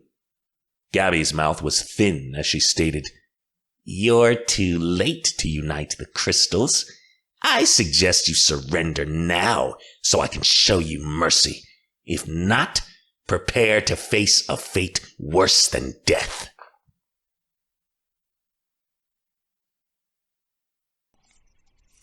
Chapter 22. Emma. The sight of Gabby wearing the dark necklace made my insides churn, but it wasn't with fear. It was fury. I could hardly stand the sight of the smug bitch standing there acting like she'd already won. We'd failed to unite the crystals in time. But you know what? If we were already doomed, I might as well make Gabby pay for the havoc she'd wreaked on this world. I remembered what she'd done to Ozzy and Jasper, and undeniable rage welled up in my chest and threatened to spill out of me. I could turn to dust the moment Gabby's heart was crushed underneath my blade, but not a second before. I immediately turned to make a break for the Crystals of Harmony, but Gabby made a mocking noise and cast her hand out. The circlet that held the Unseelie stone hovered until it nestled in her hair. The dragon, alicorn, and griffin stones ripped out of their weapons, making them useless. They hovered in the air until they forged themselves into the breastplate that Gabby was wearing, a sizzling sound filling the room as the smell of melting metal resonated throughout. Lode Verzand spun through the air, and Gabby latched onto it, holding the sword that contained the woven stone with an iron grip. The sight of my sword in her hand made me want to rip her apart muscle by muscle, bone to bone. I don't like people who steal my toys, I growled. Give the crystals back. You can't win this fight. I'll be kinder than Droga. This is your last chance, Gabby warned. I looked to Ethan and to my friends. Without their magic, they were virtually defenseless, especially against an army of the dead. They couldn't kill them, only hold them off long enough for me to, hopefully, defeat Gabby. It would be heartless of me to ask them to do such a thing. Yet Ethan clutched onto the hilt of his sword, and at the same time, the others lifted their blades. They didn't have magic anymore, but they still had their weapons. They wanted me to keep fighting. I steeled myself and said, I'd tell you to go to hell, but you know what? I'm already sending you there. Gabby's face flushed red with rage. I should have known you wouldn't quit. You and your friends are stupider than you look. You can't even admit defeat when it's right in front of you. You're awfully confident for someone who's lost to me in a duel, I reminded her. I'm a goddess now. You don't stand a chance against me, Gabby yelled. I mean, of course you would have to cheat to be able to beat me, I said, giving a careless shrug. Otherwise, it wouldn't be fair. Gabby wrinkled her nose in disgust. I've spent months lying awake at night, dreaming of killing you in a million awful ways. I can hardly believe my dream's about to come true. You sure about that? I gave a cold laugh. You know, I'd hoped we'd find her little daughter on the way up here. Princess Xenia should get to know her family. You threatened to touch my daughter? Gabby screamed. I'll end you. Apparently, we were done talking, because Gabby sent a killing curse straight at me. I dodged the red flare. It slammed into the stone column beside me, blowing it to bits. The army of the dead instantly moved in on my friends. I heard the clash of swords all around me, but though I was frightened for them, I couldn't focus on anything more than dodging Gabby's killing spells. She sent flare after flare at me, and each one exploded on the floor or blew apart the wall as I ducked out of the way. Battle orbs weren't going to cut it. I was going to have to do some serious magic to kill this bitch, and if her goddess power made her unable to be killed, then I'd do whatever I could to get the Crystals of Harmony back. I summoned thorns around Gabby, creating a massive briar patch that boxed her in, the thorns growing like black spikes all around the room. The jagged thorns protruded out at her sharply, knives aimed for her heart. They grew from everywhere, the floor, the ceiling. Several thorns erupted out of the floor and pierced the walking dead, spearing them through. My friends used the thorns as a giant shield, ducking behind it like a barricade to protect them from the dead soldiers, poking their weapons out through the gaps to stab any walking dead that came by. Gabby made a disgusted noise, like my attempt was pitiful. She reached out a hand, and as her fingers hovered over the thorns, they curled inward on themselves and withered. She cleared a path for herself until she was directly facing me with a wicked grin.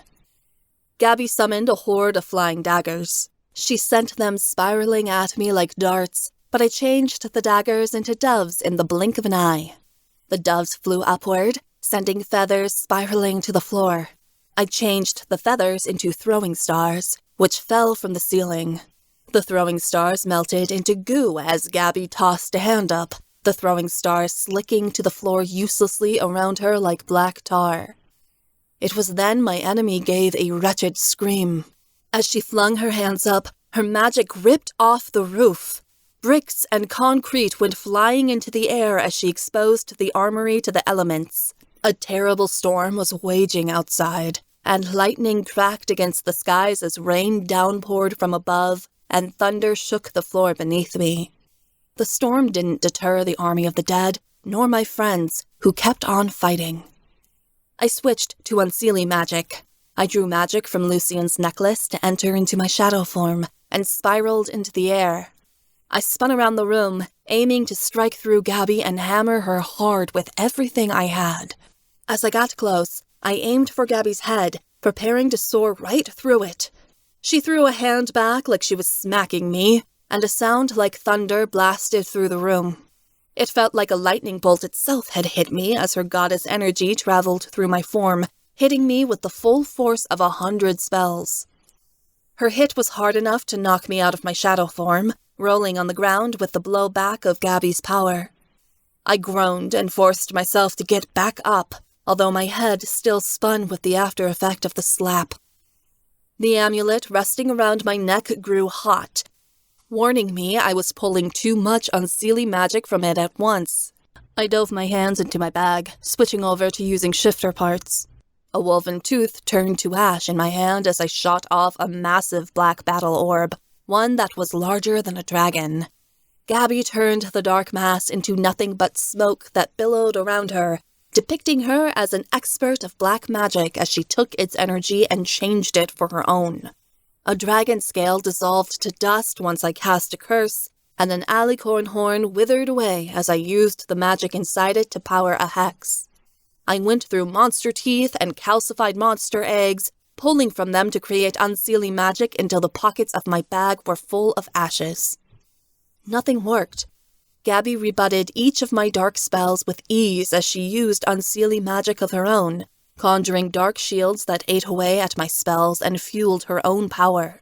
Her form glowed with a red sheen, one that grew more scarlet with each bit of energy she absorbed. The Unseelie stone had done a similar thing when I'd fought against it. That had to be her goddess power, feeding off dark energy. I realized she wasn't fighting back at the moment, and she didn't have to, because I wasn't doing anything but giving her more juice to work with. Every time I cast an Unseelie spell, she used it to bolster her own magic and weaken me. I had to cast a spell she couldn't drain me with. I only had a little power left in my necklace, and one more shifter item to use, a griffin claw.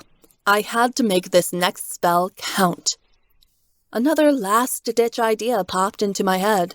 I hated to do this, as I promised Ethan I never would again. But this was war, and I found I didn't have a choice. I reached out to Edinmyre and called upon my Spriggan, the dark Unseelie monster that belonged to me. The griffin claw I'd been holding on to dissolved in my hand as the dark creature appeared. Most would shudder at the sight of the Spriggan's fanged mouth. Its eyeless soul would strike terror into the hearts of most fae, but I didn't even flinch. I wrinkled my nose as I pointed at Gabby. My Spriggan instantly went for her, but she was hardly afraid. In the blink of an eye, she summoned her own Spriggan, and the two monsters tangled together in a snarling, torturous mess. Black blood and bits of rotting flesh mingled on the floor, until Gabby's Spriggan had thrust its hand through my Spriggan's heart. It happened just before my Spriggan ripped off the enemy's head. Both dark spirits dissolved with shrieking wails, and I felt a hole in my spirit form as the Spriggan succumbed to death, to a formless life where neither of them existed, not here, in Edinmyre, or anywhere else. Holy hell! I didn't even know that Spriggans could be killed or could kill each other. My hands shook as I forced them into fists, and Gabby looked upon me with a hideous sneer.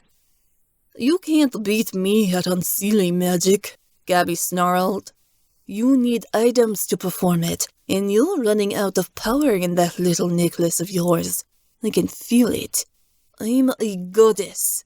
I can harness it instantly from the underworld. You won't defeat me that way." I felt the energy in the room shift as Gabby went back to Unseelie magic, already back on the offensive. At an instant, hundreds of Gabby's duplicates filled the room, materializing out of thin air. They all turned in unison with the same grotesque smile, eyes deranged and looking to cause suffering. Each of them summoned a battle orb and sent it spiraling at me, hundreds of glowing lights filling the space. I put up a shield to defend myself with one hand, and Gabby's battle orbs exploded against it. Cracks began showing in the transparent illusion, and I knew if I didn't match Gabby's power, this was the end for me. Casting duplicates was the most advanced Unseelie magic you could perform, but I found myself drawing directly upon my connection to Edinmyre for my strength. I used my bond as the World Weaver to our ancestral home to access magic that was indescribable as I created duplicate after duplicate. My clones popped up everywhere until eventually their numbers rivaled Gabby's. Her eyes took on a slight note of shock as she watched all my duplicates appear. My clones began attacking the duplicates Gabby had made, and soon, red and blue battle orbs were flying all over the place. There were high-pitched screams as both duplicates turned each other to shreds, either stabbing them through with swords or disemboweling them with battle orbs. Gabby and I locked eyes and never let go, chests heaving as our clones waged war. Eventually, there were no clones left standing. All our duplicates had killed each other, leaving none alive. "This is child's play," Gabby spat. "I need to show you what I can really do with the power of these crystals." Gabby raised her hands, and I watched as the crystals began to glow. The colors in the room reverted to black and white, and the armory changed, becoming a black throne room that was lined with banners in Gabby's sigil. The very skies changed, the thunderstorm vanishing to be replaced with the nearby sight of planets orbiting at the speed of light. Gabby was using the crystals to create another reality, bending the world to her will. But as she used their power to change Earth as it was, I watched as corpse after corpse began dropping. The walking dead fell to the ground and lied still. Helena and Nikolai's souls vanished, along with other ghostly specters. It gave my friends time to recover some strength behind the thorn barricade. Gabby saw all her soldiers dropping, and her eyes widened. She realized she was taking too much power from the crystals, and their magic was failing to sustain her dead army and change reality at the same time. She was forced to end her spell and channel the power of the stones elsewhere. The armory returned to the room it once was. The corpses began rising off the ground again, picking up weapons to fight, although the ghosts did not reappear. There were shouts and screams from my friends as the walking dead began attacking again. I instinctively reached out through my bond to Ethan, but met nothing. I couldn't even tell if he was okay, and through the brambles of the thorn barricade I'd created, I didn't know if he was all right. I could hear him screaming orders at the others to keep fighting, but nothing else. Gabby was trembling. She turned her wrist as she observed the woven stone, unsure of what had happened. "You can't use the crystals to fight me." I let out a harsh laugh. "You need all their power to sustain your dead army. That's why you haven't used them until now. Even their magic has limits, and pulling souls from the underworld to fight for you is pushing the boundaries of what they can do." Gabby's lip rose as she snarled, "I don't need the crystals to kill you." I was yanked forward as my hands and neck were forced into some kind of wooden stock and brought to my knees. I attempted to escape, but the bounds held me tight. I looked up. Horror severed through me as I realized Gabby had forced me into a guillotine. There was a rumbling sound as the blade came swooshing down, and I knew I had seconds to live if I didn't do something. I felt the blade touch my neck. I closed my eyes and burst my magic out of me just before the blade severed my spine. The blade turned to feathers, and they created a pile around my neck as I asked my Unseelie power to break the guillotine apart. The mechanism crumbled into pieces, and I staggered out of it. I put a hand to the back of my neck and realized there was a slight cut below my hairline. Two could play at that game. I formed a metal coffin around Gabby, containing her within a sarcophagus of metal spikes. The spiked door went swinging shut to end her, but Gabby exploded the lid off the sarcophagus and stepped out. In frustration, I shot off a sapphire killing curse at her heart. Gabby ended my spell with a flick of her fingers. As she brought her other hand slashing down, ropes formed around my wrists and ankles. I was yanked onto my back, and the air was forced out of my lungs. Before I had time to gasp, my arms and legs were pulled in 4 different directions. I looked to the side, and my heartbeat began to race as I realized that the ropes were tied to skeleton alicorns who were pulling the ropes tight. This bitch was trying to have me drawn and quartered, and it wouldn't take but a moment. Once those alicorns leapt into a gallop, my body would be torn apart. I felt the ropes tugging at me, cutting into my skin, and my limbs began to burn with tremendous pain. I gave a wretched scream of pain and effort as my Unseelie magic burst out through my limbs. Blue magic rippled up the ropes and severed them, setting me free. The blue magic continued racing up the ropes until it met the alicorns that they'd been harnessed to. My blue magic ate away at the skeleton horses until they crumbled into a pile of discarded bones on the floor. I was left on my back, rasping for breath and feeling a few inches taller in all directions. That had been a close one.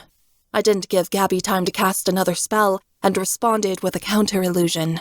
As I got up, I attempted to take over her sight and make her see a terrifying vision. I made an awful miscalculation because my spell rebounded on me the moment it touched her consciousness, throwing me back onto my ass. The armory around me began to melt, bleeding into black like a melting ink painting. Gabby ran toward me with Lord Brazan held over her head, intent on driving my own sword into my heart. I cancelled out my illusion, and the world came rushing back into focus. I had enough time to throw up the sword Desmona had given me to halt Gabby's attack. My arm shook with the effort of holding her back, and as she drew away for another blow, I rolled away and back onto my feet. We began sword fighting, foregoing all spells as her blade met mine in equal strength.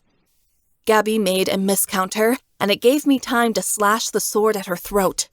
She batted my sword away, but not before the tip of it made a small dash below her eye.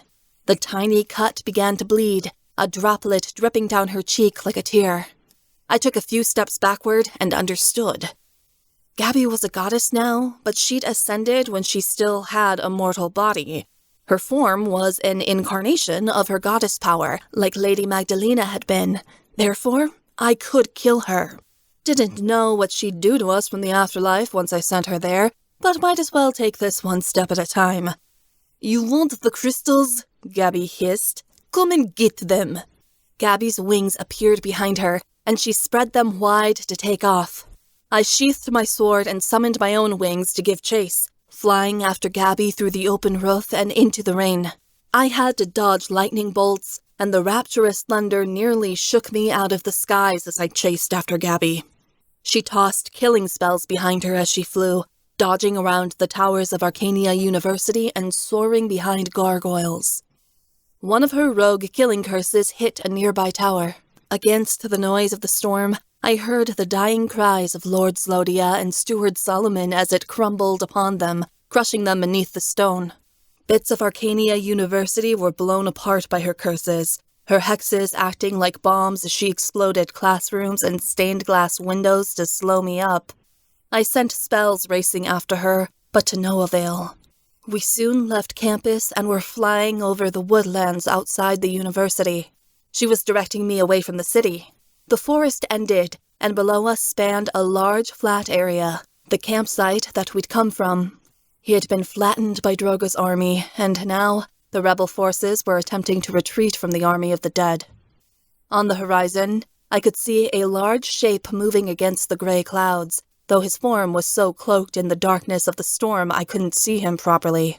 The Black Stag of Wrath. As the lightning flashed, his shadow flickered against the clouds, and there was a deep laugh that struck terror into the deepest parts of my soul. I realized she was taking me to the battlefield. She wanted me to face Droga and fight with him side by side. I could only take on one god at a time. I had to tilt in the air in order to wrench back my arm and take aim. I sent a blue battle orb spiraling at Gabby, and though it missed her torso, she didn't have time to steer out of the way completely. I watched with grim satisfaction as my spell severed her right wing from her shoulder. Gabby let out a wretched scream of agony that even made me feel sorry for her. The pain of losing your fey wings was insurmountable torture. Immediately, Gabby began spiraling downward. I tucked my wings to my side and dove after her as her body crash-landed onto the battlefield, spraying up dirt. She landed hard on her left side. Her screams were tortured wails as she peeled herself off the ground. She looked deranged. Blood streaked down her face, one wing completely torn off while the other was crooked. I landed, holding my sword with two hands and wondering if I'd made a mistake as I watched her dark eyes take on something sinister. Walls immediately formed around me and I began to sweat. Blisters and burns formed on my skin, and I let out a cry of immense pain as I turned in place, caught by the cursed metal. Gabby had put me in an iron box. She'd only left a small square slit for the eyes, so she could watch me die. Glee formed in her gaze as she came close. "Get out of that one," Gabby taunted. She tightened her fingers, and the iron box began closing in on me. The walls inched inward, making the space tighter and leaving no room to move. Gabby laid a hand on the side of the iron box and did not flinch away. Lady Magdalena hadn't been affected by iron either. She had me on this one. I attempted to cast a spell, but nothing happened. The iron rendered my magic useless, but if I didn't get out of here, I'd be squished. The iron walls began pressing on my arms, and I whimpered in agony as burns formed through my armor, sizzling my skin. I had to think. What had Ethan said about iron? We were able to use it in our swords and armor because our intention turned it into something else. Our words had power. We could use steel swords because steel wasn't the same thing as iron. If I was going to escape, I had to change the iron into a different compound. But how could I do that without magic? I couldn't change the iron into steel without my abilities. It's not iron, I thought wildly to myself. It's nothing but a bed of flowers. That was ridiculous. Of course it was iron. I could feel how much it drained my magic and the blistering pain of the hard walls pressing in on me. But words were intention, and if I truly believed that, I had to show that now. The answer came to me. A fae's power wasn't in their illusion magic, it was in their intention. I had to persist in my belief, and once I did, the magic would come. I closed my eyes to aid in the distraction. It's not iron. I can feel the petals of the flowers and smell their scent. It's like lying in a bed of long grass on a warm summer day. It was so hard to convince myself. The box was starting to suffocate me, squeezing the air from my lungs. But I refused to listen to what my body was telling me and ignored reality as I dove into my imagination. The iron box is not my reality. I feel the velvet of the petals and the sun on my face. I hear the bees as they gather nectar from the flowers around me. I'm in a garden. I'm safe. All is well. Just before my bones were about to crack under the pressure, the iron box exploded around me into a fluttering array of white rose petals. I gasped for breath and nearly doubled over, holding my side where my ribs had been broken during the siege of Dolinska. The burns and blisters still edged up my skin, but they weren't as bad as I thought them to be. I'd gotten out just in time. Gabby's mouth gaped as she took me in, unable to believe I'd foiled her plot, and managed to escape the iron. "It's not possible," she rasped, her face going pale. "Anything's possible," I told her with a sick chuckle. "You just have to be delusional enough to believe the fantasy." Gabby let out a scream so loud it hurt my ears. She made a sweeping motion with her hands, and as she did so, The ground beneath me began to rumble. I fell to my knees as a building made of black obsidian, much like the towers of Iragrad, began to rise from the earth. The tower rose higher and higher, lifting Gabby and me into the air and creating a skyscraper of monumental proportions. I looked down and realized we had to be 100 stories up. The evil queen bared her teeth as she lifted a hand. "Goodbye, Emma." She blasted me backward with a shield she'd forced out of her palm. The shield hit me and knocked me out for a few seconds as it threw me off the tower's edge. When I came back around, I realized I was still hurtling through the air and dangerously close to the ground. Wooden stakes began rising from the earth, waiting for me to fall upon them. She meant to impale me, like she was famous for doing to her enemies. My wings didn't have time to slow me up, so I cast a portal at the last moment and fell through it. I shut my eyes, just in case I hadn't cast the spell in time. I tumbled into something soft. When I opened my eyes, I saw that I'd ended up in some sort of cloud-like world, one with a soft pink sky. I didn't have time to marvel, because my portal shut once someone else fell through it. Gabby had seen what I'd done and pitched herself off the tower to come after me. My sword was still attached to my side, and I wrenched it out of its sheath as Gabby swung her weapon at me. Our swords danced for a minute or two before Gabby summoned another portal. She stepped on through it, and I followed her, though I had no idea where it might lead. My only thought was to chase her. I jumped through the portal and found myself in Edinmyre, on the top of a mountain. The snow whipped into my eyes and blinded me as Gabby spun Lodbrazan in an arc at my stomach. I repelled the blow, and the force of my hit was so strong it knocked her off the mountainside. She plummeted several feet before Gabby opened up another portal to fall through as she tumbled off the mountain. I jumped off the mountain's edge and followed her through the portal, landing in a fiery desert, another part of Edinmyre. The immense heat burned my skin, and the blinding light got in my eyes as Gabby jabbed 2 short strikes in my direction. She knocked me backward, but this time I opened up a portal of my own and transported myself into a rainforest. I attempted to close the portal on Gabby as she followed me through to cut her in half, but she sustained the portal with her magic and tumbled out. The portal exploded with the force of the warring energies, the effect similar to a bomb going off. We both threw up shields as the imploding portal leveled the area around the rainforest up to 1/4 mile, creating nothing but a huge crater.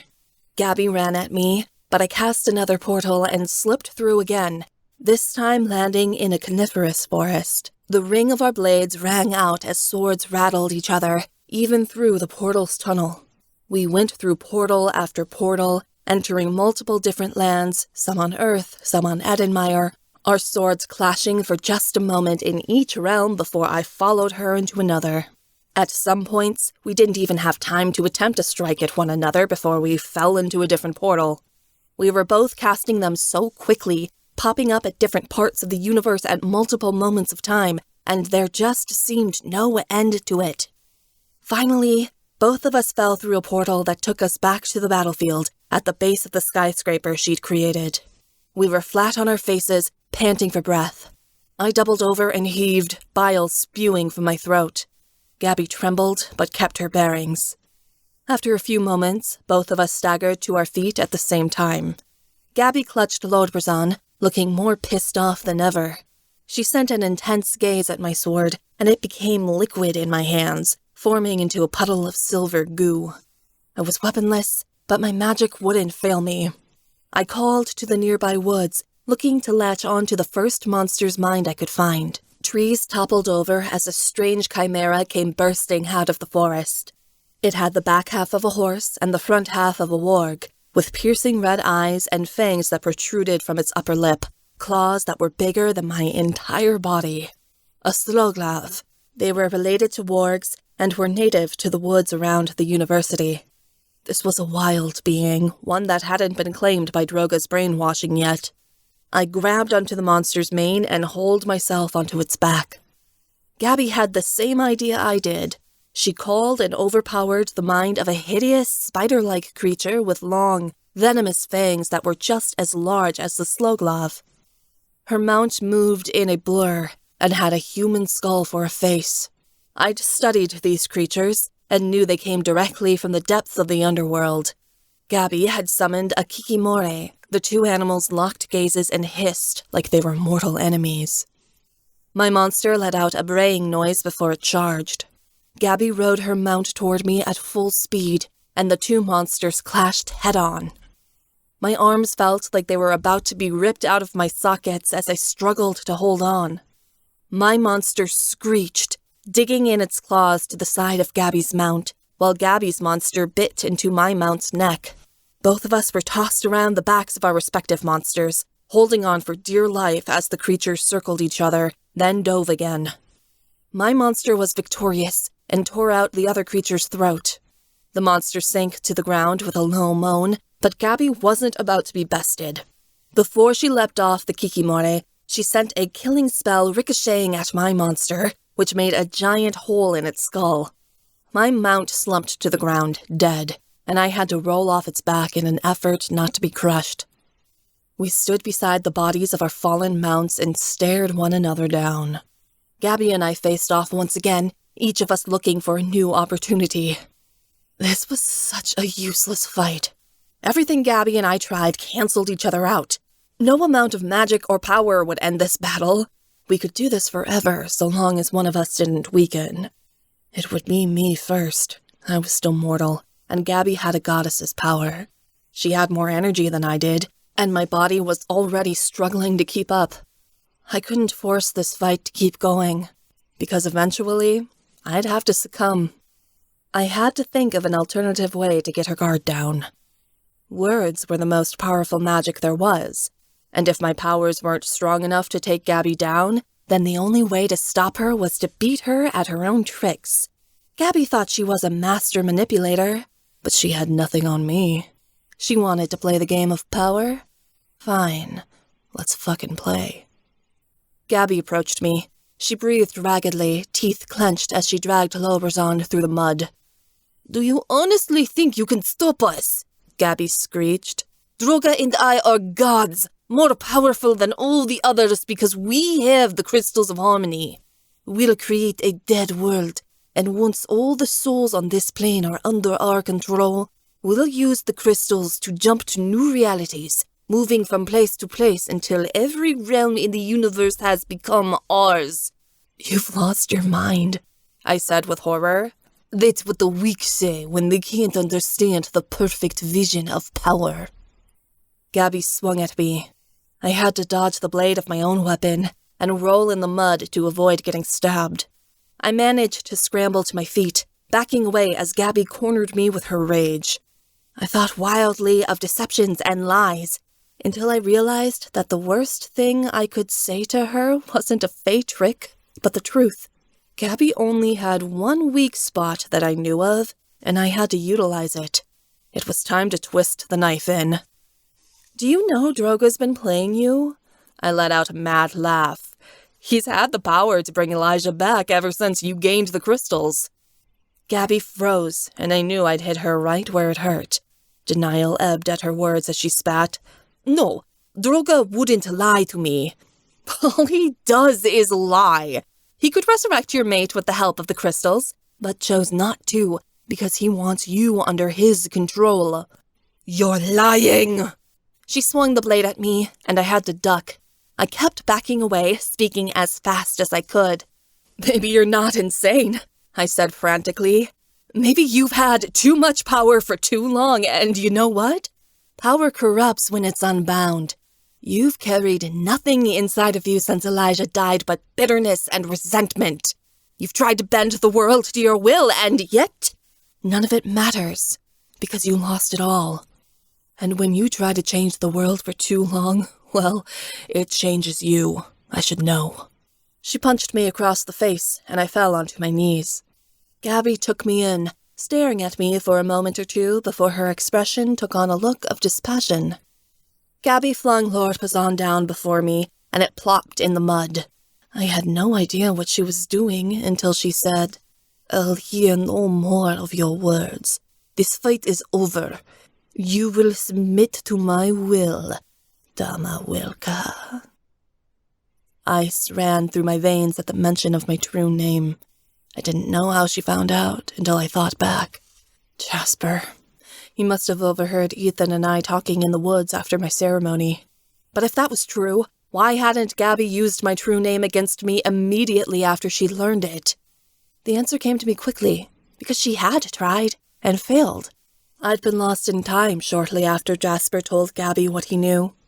When my true name failed to render any power over me, Gabby must have figured it ineffective, a lie he had told her to mislead her, even though it was Kalina's time powers that protected me, keeping me out of her reach. She couldn't use my true name against me if I was lost in the time vortex of the universe, even as a goddess. I wondered why Gabby had waited until now, at this point in the battle, to put Jasper's words to the test and use my true name against me, until I realized it'd been due to a sore spot of pride. Gabby wanted to prove to herself she could beat me on her own merits. It'd eat away at her forever if she had to deal with the bitter truth that she had to take total control over my magic and my mind in order to defeat me. She'd have to accept the fact that she wasn't strong enough to kill me on her own terms, and concede to the idea that I really was better than her. I knew Gabby, and to place me on a pedestal above her was a fate she'd consider worse than death. But I'd brought up Elijah, and now she had ceased to care about her pride. My hands were no longer in my own control as I reached out and took Lodbrzon. I put the blade against my throat, my form trembling as I prepared to sever my artery. With the use of my true name, Gabby had complete power over me, and I couldn't fight back. "How does it feel to be completely helpless?" Gabby asked, satisfaction bursting through her tone. "You're mine." I thought it was over then, until I heard a scathing voice in my mind whisper, "She's finally going to pay. I only wish it'd been worth it." Shock made my spirit go still. That wasn't my thought. It was hers. Gabby had power over me with my true name, but doing so left her own mind open and attached to my own. One last chance for me to save myself. Gabby's mind was open to me now, and it would remain so as long as she attempted to use my true name against me. I had to at least try. Blood trickled down my skin as the edge of the sword dug in. Before my fingers moved to slash the blade across my neck, I followed the magical trail that held my mind to hers and forced my way into Gabby's consciousness. I felt Gabby's body go still underneath my mental hold. I claimed her consciousness as if it were my own. I raced through her thoughts, taking in her recollections of her life, her dreams, her plot to take over everything that lived and breathed. With brute force, I turned her thoughts in a different direction. I could see every memory that Gabby had of Elijah playing out within her mind on hyperspeed, flashes of their life together and how happy they'd been. I pressed down upon her the despair now that Elijah was gone, the immensity of her endless grief. She'd lost her mate, and no title, whether that be queen or goddess, would satisfy the emptiness she felt at the loss of her shifter. Sorceresses weren't strong without their mates. Gabby held immense power, but the true, ultimate power she'd had, the power of love, had left her long ago. Becoming Droga's bride could not come close. All the magic Droga had given her made her feel nothing, when Elijah's love had given her everything. As I made that reality clear to her, I brought up another memory, the blissful night she and Elijah had conceived their daughter, for that had been the most wonderful moment of her life. For a single, shining moment, she knew she mattered to someone, and that she was her mate's entire world. Elijah would die for her, and she knew it, because she'd do the same for him. It paled in stark comparison to the hopelessness she'd felt the morning Sinya had been born. Her daughter was placed into her arms, and she'd had to lock eyes with a child who was forced to endure the world without a father to guide her. Elijah, truly, was gone, and without him, she could not bear to live a moment longer. Gabby fell to her knees. The hold she had on me vanished as she willingly let me go. I slowly rose, clutching Lodbrzon. Gabby didn't move to flee as I came closer. She'd lost the will to fight. I wondered then if she cared at all once Elijah had died. She'd fought to raise Droga and stayed by his side to get revenge on us and to provide safety for her daughter. But her greed had been destroyed once she'd lost her mate and king. Elijah had been her whole world, and without him, even the promise of owning a universe failed to satisfy. "Kill me," Gabby rasped. "I wish to go to my mate, whether in heaven or hell he may be." Elijah was definitely in the underworld, and if Gabby wanted to join him so bad, I'd happily grant her request. I swung my sword at Gabby's neck, gritting my teeth as I lopped off her head. Gabby's headless corpse fell to the ground, while her head went flying several feet away. I did not mourn her. I only hoped she found some sort of peace. The minute she was dead, I scrambled to grab the crystals. I pulled off the crystals that were embedded in the breastplate and wrenched the circlet from her dismembered head before grabbing the dark necklace from her severed neck. I expected the stones to be weakened by summoning the dead army, but they still thrummed with immense power. What Finley had said was true. Gods could wield the power inside the crystals without draining them of their magic, as long as they didn't try too many powerful spells at once. It was so unfair. But the rules didn't need to be on my side for us to have a chance of ending this. I shoved the stones into my bag with the silver crown and made another portal back to the armory, leaving Gabby's discarded corpse behind me. The army of the dead had nearly hacked my thorn barricade to bits. My friends were pressed against the wall, looking terrified that there was nowhere to go. Ethan locked eyes on my form and relaxed when he saw I was unhurt. I didn't understand why the dead army was still moving. I killed Gabby and took the crystals, so these walking corpses, along with the ghosts, should have stopped fighting. But then I realized the spell Gabby had cast using the stones still held and would continue to hold until I drained the power inside the Crystals of Harmony and used them to open the gate to Edinmyre. There would be no other way for me to direct or wield the magic inside the crystals to stop Gabby's spell. If I wanted the dead army gone, I still had to finish this. I blasted back the army with a blue ray of magic, which also shattered the rest of my thorn barricade. I created another portal with my other hand, while my friends blinked at me. "Come on!" I shouted. I ushered them through the portal. They entered one by one until Ethan and I were the last ones through.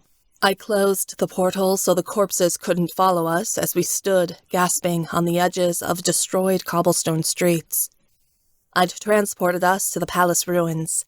It was the closest my portal could take us to the sacred gathering, as the site was so magically powerful, it rendered any portals useless that attempted to appear anywhere near it.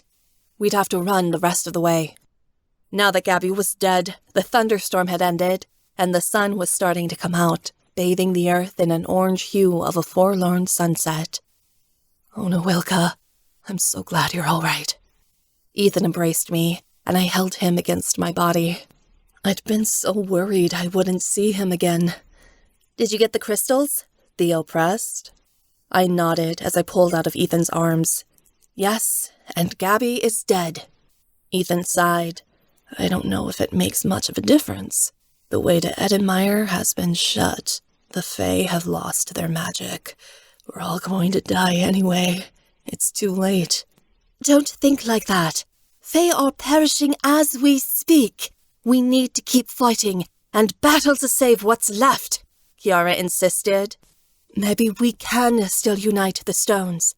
If so, we'll be able to save those Fae who haven't disintegrated into dust," Alexi added. "I mean, this would be a hell of a lot easier if we didn't have to fight literal zombies," Delmare complained. "It's not like anything in our lives is simple." Stefan let out a gallant laugh. "Hear, hear!" Theo agreed heartily. "As far as I'm concerned, an army of the dead makes it all the more interesting." A light of hope came back into Ethan's eyes. "Then let's press on. We can't save everyone, but we might be able to restore the country. The sun hasn't gone down yet." I wasn't sure if uniting the crystals now would have any effect, now that the time to restore the portal had passed. But damn it, better late than never. We took off into the woods at a run, racing for the sacred gathering's hold. There was fighting everywhere in Dolinska, and I truly meant everywhere. Fae were in the woods, battling corpses and fleeing for their lives. Dust was thick on the wind, and I choked on it as Fae turned to ash before my very eyes. I saw sorceresses and shifters vanish, gasping their last before dissolving into thin air, only for their ghostly souls to appear on the very spot they'd perished and give chase after us. I must have watched dozens of Fae hiding in the woods become particles, floating away as their mates called their names. We didn't stop to fight the corpses or the ghosts, just pursued onward. A spell flew by my head and nearly knocked it off. I skidded to a halt, turning in place to see who'd thrown it. It was Morgan, one of Gabby's crones. She had blood streaked all over her face and looked absolutely murderous. "Quit running and face me!" Morgan shouted. She approached with another spell in her hand. She had to be deranged. She was alone and hopelessly outnumbered. She needed to get out of our way. We were trying to stop this. "Where's Melissa?" I snapped. Her twin sister had to be somewhere nearby. "Like I tell you," Morgan snarled. "I was on the battlefield. I watched you kill Gabby. She was my queen, but more than that, she was my best friend." "She wasn't your friend. She was your bully," I screamed back. "She constantly picked on you and pitted you up against your sister for her own entertainment. That's not someone you should grieve." "You don't get to tell me how to feel," Morgan shouted. "Gabby was mean to me, but she gave me a new life as a noble lady in her court. You won't get away with ruining my station." Morgan tossed another spell, but I put a shield up to block it. The spell bounced off of it, backfiring against its caster and sailing in Morgan's direction. Morgan screeched. She didn't have time to get out of the way before her own spell collided with her torso. The spell spread across her skin like embers on burning paper, and with a high-pitched scream, Morgan withered away, a final blast creating a small crater in the ground as her entire form burst outward like a star exploding, glimmers of light ricocheting outward. I didn't even stop to observe the smoking pit. Morgan had chosen her own fate, and if her sister was smart, she wouldn't try the same thing her twin had and stand against us. We left the charred hole behind and kept going. About a quarter of a mile before we reached the sacred gathering, we reached a line of the walking dead. They held swords in their hands and lifted a shield wall to prevent us from getting through. A lump formed in my throat. We couldn't push forward that large of a force without condemning a few of us to their deaths. Ethan took a deep breath, preparing to tell us to fight. Before he could, a massive figure strode out of the trees and approached the line of soldiers. It was Professor Desmona. Her sword was streaked with gore, and a huge cut across her face bled madly as she faced the corpse army with the look of a true warrior. "Go, my queen," Desmona called to me. "I will hold them off." I forced myself to speak, although my voice was strained. "You can't fight." "I can and I will, even if it means the end of me," Desmona replied. "Run." Ethan yanked on my arm, and my friends and I broke off running in the opposite direction to go around the line of soldiers. From behind us, Desmona challenged the dead army. "I hear the voices of my ancestors calling, beckoning me to the great hunting grounds," Desmona cried. "You cannot make me fear you." There was a moaning from the corpses, a war cry from Desmona, the clashing of steel. I dared to look behind, although it was a glance that I would regret for the rest of my life. Tears streamed down my face, and I let out a choked cry as I watched Professor Desmona be buried under a pile of walking dead. Her screams of victory choked out as she was brutally slaughtered. I prayed that Desmona would raise a mug of ale tonight with her ancestors in the great hunting grounds. But first, we had to set her spirit and the souls of the other Fae free. I broke into sobs when I saw the sight of the sacred gathering. The cauldron hanging in the middle of the circle had never looked more welcoming. When we got to the clearing, I fell to the ground and tipped the bag over. The crystals came spilling out from the bag, though I shoved the silver crown back inside. I used my magic to unforge the crystals from my sword, the circlet, and the dark necklace, and they fell one by one onto the ground. "Oh, Emma, please hurry," Odette whimpered. "He's coming."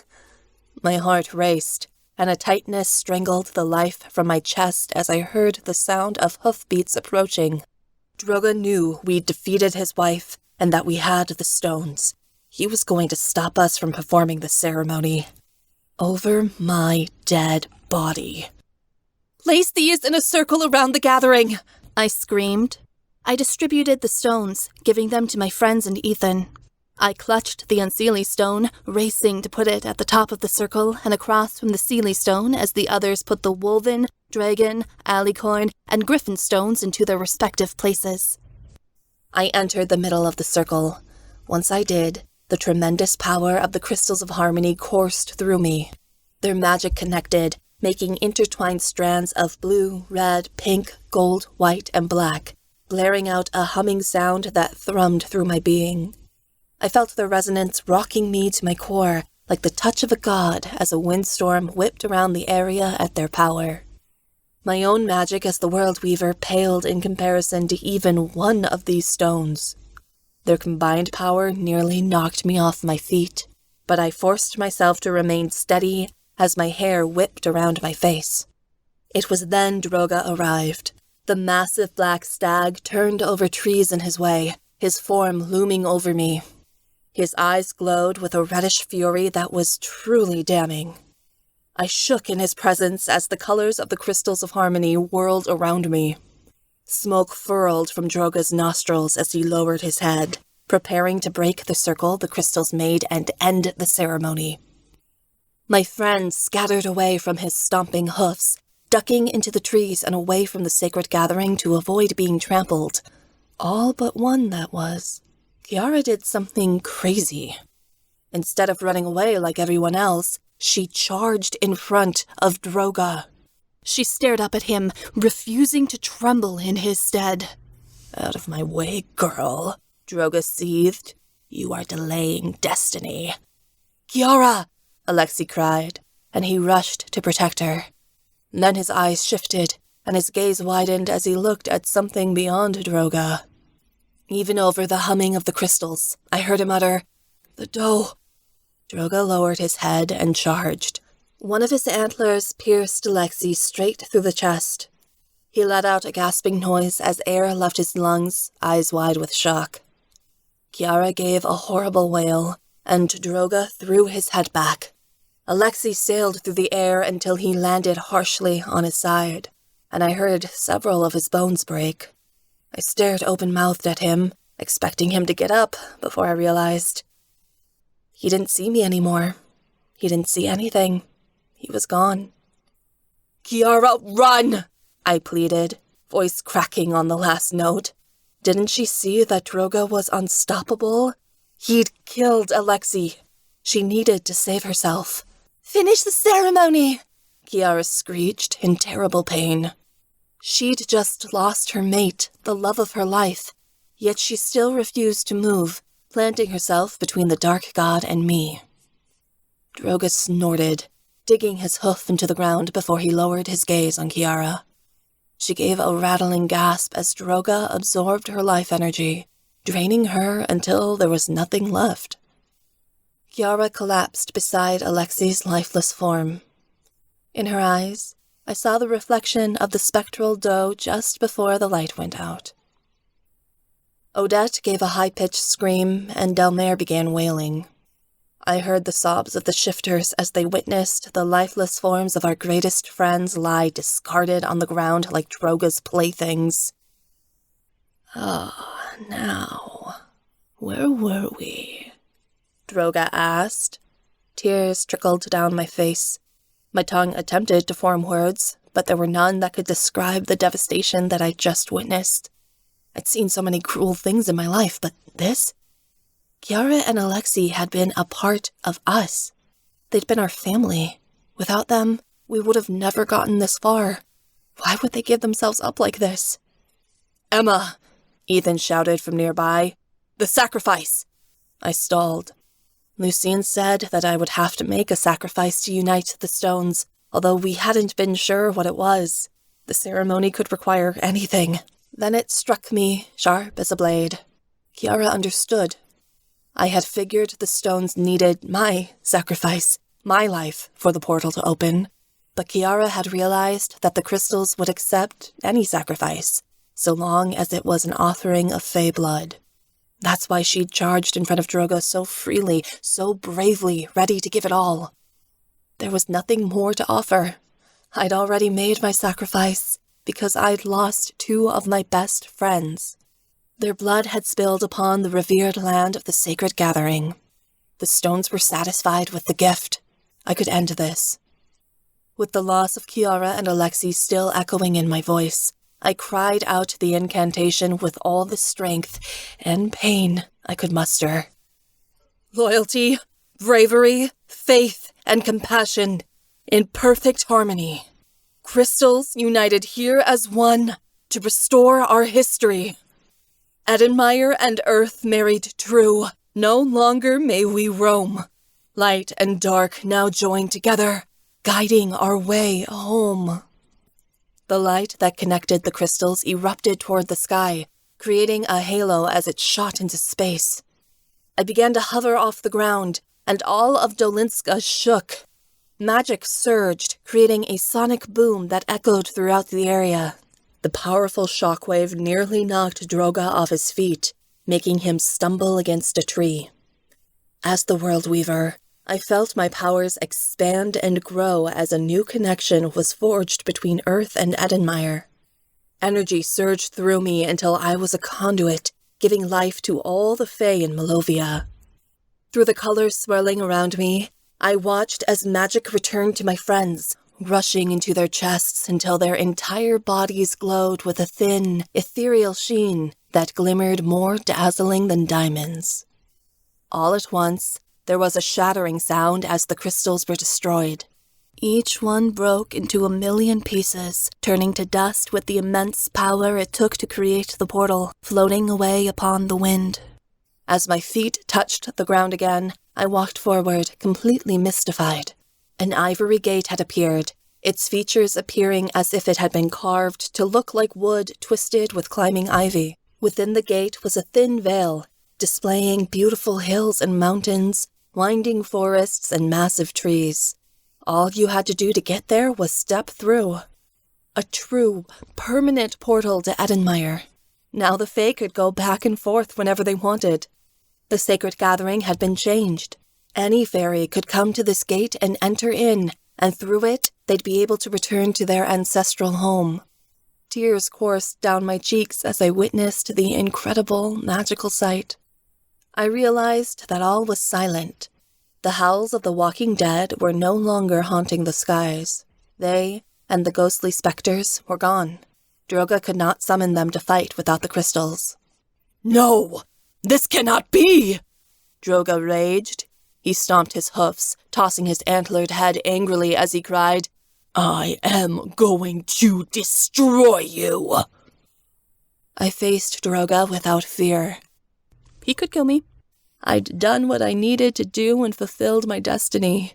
He'd already killed 2 beloved friends. In my eyes, what he proceeded to do now didn't make any difference, because he'd already lost. Droga fixated his eyes on me. I knew he was working his dark magic upon me, calling upon it to drain my powers and take my life force for his own. But his red gaze flashed as I felt his power swell around me. It refused to touch me. His magic came close, and then drew away like it was burned. I felt a thick, warm energy surrounding me like a blanket, and a golden light shimmered on my skin and armor. I turned my hands over as I observed them, completely mystified. "You have been shielded by Milano's grace. I cannot take your life," Droga said with astonishment. Droga's attention moved to the side, where Ethan was hiding behind a tree. He'd been creeping up behind him, attempting to get close for a silent strike.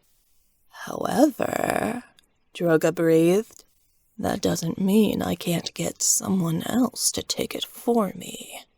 My breath was stolen from me as Droga whipped out and grabbed Ethan. He used his Unseelie magic to wrap him in dark chains, hovering him over his antlers. My mate struggled against the bond, his expression cold with fear. "Let him go!" I shrieked. My hands shook with fury, and my heart was overtaken by panic as I watched my mate be captured by Droga's dark power. "If you want him, claim him for yourself." Droga took off. Trees toppled over in his path as the black stag of wrath ran away from the sacred gathering and back toward the city, taking Ethan with him. I took a running start forward, grabbing Lord Prasad from the ground before leaping into the air. My wings lifted me into the sky, and I beat them faster and faster in order to keep pace with Droga, who had already gotten a decent head start. He was toppling over buildings in his escape, laughing maniacally as I hurtled behind. The sunset crashed over the horizon as I gave chase. The heavens above had turned from orange to red, bathing Dolinska in a bloody light. I didn't know where he was taking me until I watched Droga collide with the field. The east side of the massive wooden arena where the King's Contest was held blew to pieces as Droga smashed through it. Once I got there, Droga faced me at the other end, shoulders heaving as he shuddered with hatred. Ethan was on the ground underneath his hoofs, on his hands and knees and looking more trapped than I'd ever seen him appear. "Droga!" I screamed. I cast my hand out. With the full power of Edinmyre flooding through me, I summoned the height of my magic. A pack of sapphire, glowing wolves as large as Droga manifested in the arena. They turned on Droga with snarling forms and ran at him, their paws pounding against the earth. The ground shook, and Droga let out a scream as the wolves descended upon him. They pounced on his back, sinking their teeth into his neck and sides. The group fought as real animals would, and I watched as my pack tore into Droga like he was a stag they'd cornered on the hunt. When Droga was busy, Ethan and I ran to each other. We met up in the middle of the arena and grabbed each other's arms. "Onawilka, the silver crown," Ethan panted. "Use it now. You need to run," I began to say, because I didn't want Ethan to be here. Putting Droga in his grave would be a lot easier if I wasn't worried about my mate getting hurt. But the ground shook again, and Ethan and I held on as cracks began to form in the earth. The scream from Droga made my heart nearly cease to beat in my chest. "I've had enough of this!" Droga had defeated my wolves. They faded away into the wind as he approached us, though his steps were staggering. The wolves had torn into him, and he was dripping blood, his skin ripped to pieces as he approached. I forced myself to have courage as I got to my feet to face him. "You can keep knocking me down, but I'll get up every time," I told him. "No matter how many scars you give me, all it does is provide me with strength. I'll always keep fighting you, no matter what I lose. Champions are built, not born. I earned my title as World Weaver every time I had to pick myself back up and keep fighting, and now I don't know how to stay on my knees." Droga sneered. "Milana's champions are weak. This won't be the happy ending you think it is." "You can't stop me, Droga," I told him. "Nothing can stop me, because you know what? No one can. To become what I desired to be, all I had to do was know that I was unstoppable, and that my victory was inevitable. I had already won before I even came to Malovia, before I knew about my destiny, all of it. Not you or hell or even my own fear was able to stand in my way. Nothing is powerful enough to stop me unless I choose that it will. I decide my fate and my life. You say that you are a god, but I create the magic in my life. And because of that, I'm stronger than you could ever be." Droga let out a dark chuckle. You think you have everything figured out, World Weaver, but even you won't be able to resist the darkness of the Hidden King, one who has already promised his blood to me. I didn't understand what he was talking about. Stop speaking in riddles, Ethan shouted. The Hidden King is dead. Don't play games with me, boy. Elijah Zlodia was no dark master. It is you who are the leader of the Unseelie. Droga replied. What? No, I'm not, Ethan protested. Then Ethan's eyes flashed violet and remained that way. A twisting feeling knotted up my insides as I watched Ethan withdraw his sword from its sheath and approach me. He took a wide swing in my direction. I batted it off, though the blow made me stumble backward and nearly off my feet. What are you doing? I gasped. I'm sorry, Onawilka. I can't stop myself, Ethan wailed. Droga emitted a chilling laugh. Mine to control. You will die this day, World Weaver, at your mate's own hand. There is no escaping it. I struggled to comprehend what was going on. A faint memory broke into my mind of Ethan offering his blood to Droga at the stone altar in the catacombs where the Black Claw had been hiding in order to gain entry to the cult. The altar had glowed amethyst once his blood had touched it, the same color his eyes were gleaming now. Lord Lucian's words brought only more confirmation. A Hidden King can only come from the line of the first original Unseelie kings, which originated hundreds of years ago. That must be a bloodline that Ethan and Elijah both share. An Unseelie king never makes their identity known for the safety of his court and his people. If they are to be true leaders of the Unseelie, these hidden kings must remain out of sight and unproclaimed. That's how the royal magic passes down from one Unseelie monarch to another. Wretched grief cleaved me through as the love of my life approached me with a sword.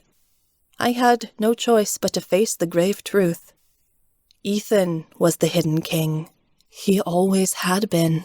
And as Odette had prophesied, me saving Ethan's life from the Lashane had brought my killer right to me.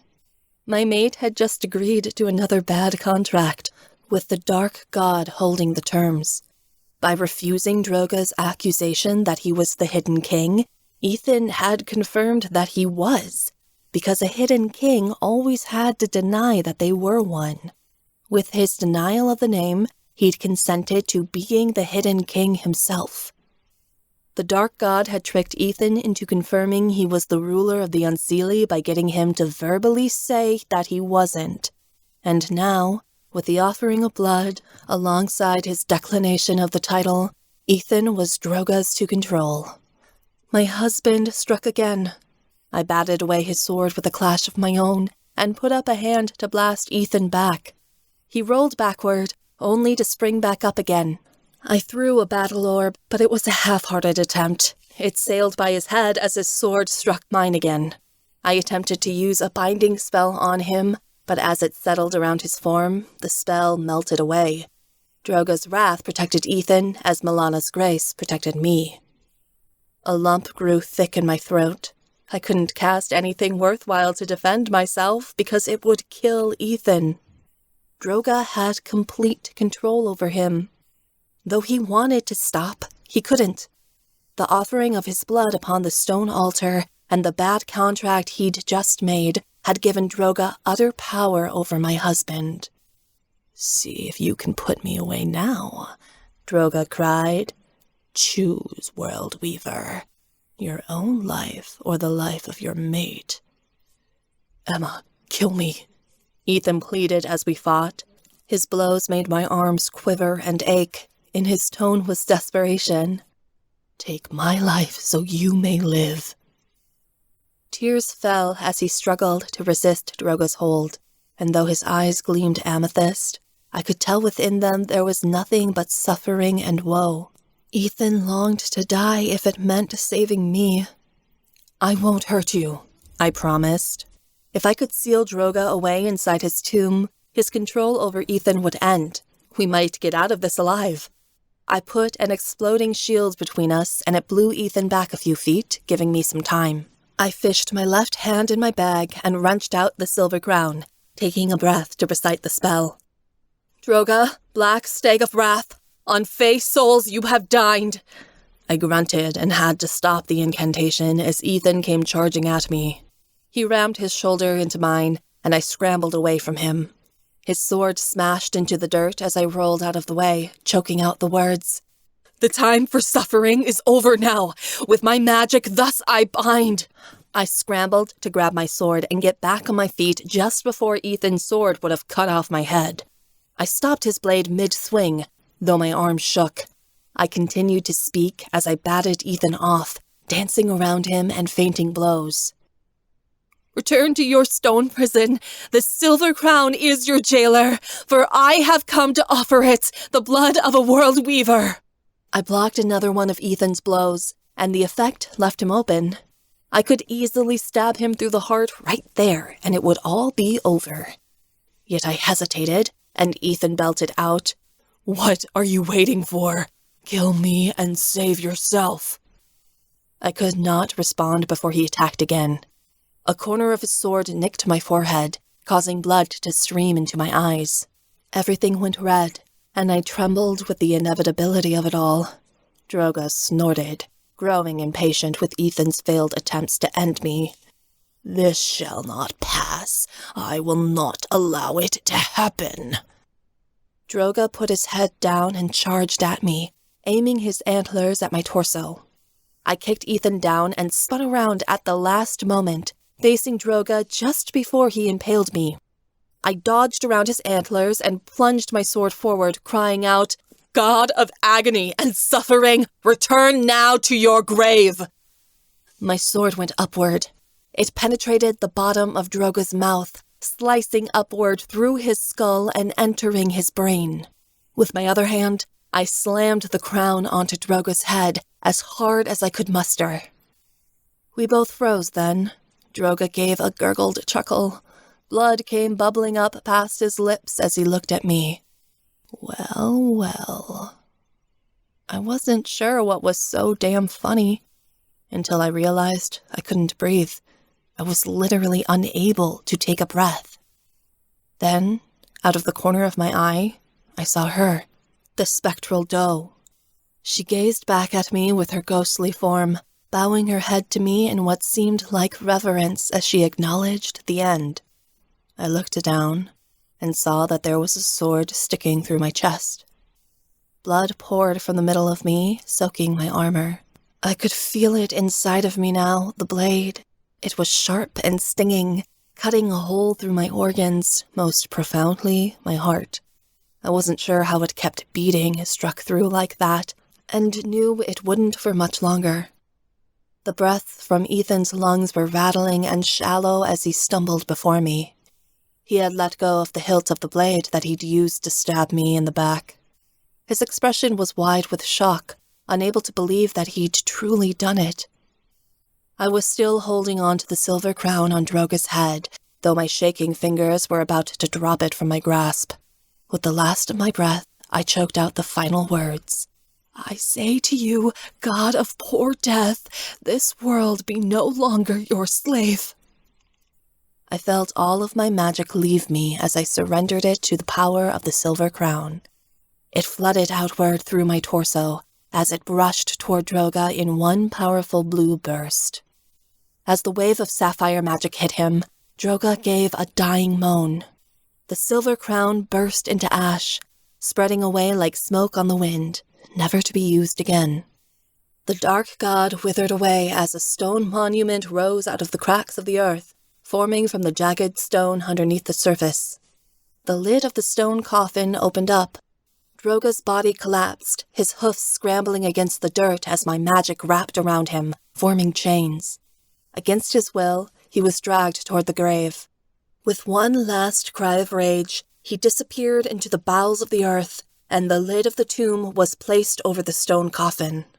A new seal appeared, containing Droga within his grave once again, until a time in the future that none of us knew. My sword laid covered in his black blood before the new grave. I coughed. Blood spewed out of my mouth as my knees buckled. The amethyst glow had vanished from Ethan's eyes, and he caught me before I hit the ground. The sound of his broken sobs were the most agonizing thing I'd ever heard as he cradled me in his arms. His warm tears dotted my face, and I felt cold as life began to leave me. This day was just a wicked replay of every horrid moment Ethan and I had been forced to go through. Enduring the king's contest here at the field, the struggle to save him from the Lachaine's control, the bitter memory of the night when he'd stabbed me at the masquerade. Yet this time, his blade had struck true. There would be no recovery from this. My prophecy had finally come to pass. It was done. I never had to worry about it ever again. Relief overcame me, and I welcomed dying. I was glad for it to be over. The strangest thing happened. I heard the notes of my ice skating program flooding my ears, the crescendo of A Time for Us being played on a far-off violin. My lip wobbled as I realized we truly were Romeo and Juliet. We'd never get our happy ending, though we tried. It'd been worth it. I hadn't gotten long with Ethan, but the time I did have with him had immensely mattered. It was okay. I could go in peace. "Don't leave me," Ethan whimpered. His shaking fingers brushed my face in an act of supreme love. "I'll never leave," I whispered back. "I love you." "My love is a poison," Ethan spat, his grief wrenching out of him as he wept over me. "Then I'll drink it from your lips. Don't deny me, my love." I had the faintest acknowledgement of Ethan's mouth pressing to my own. I could not muster a response back, because by that point, I was fading into another world. I savored the final, sweet taste of him as my soul left my body, venturing toward the unknown. There was a golden light at the end of a tunnel. I heard birdsong and tasted honey and smelled new blossoms on the wind. Up ahead was a beautiful spring land, beckoning me to venture there. I felt no pain, nor did I have any worry. Everything was well. The first thing I saw was the hag. She waited for me, her elderly form giving me a withered smile as she extended a wrinkled hand, beckoning me to come closer.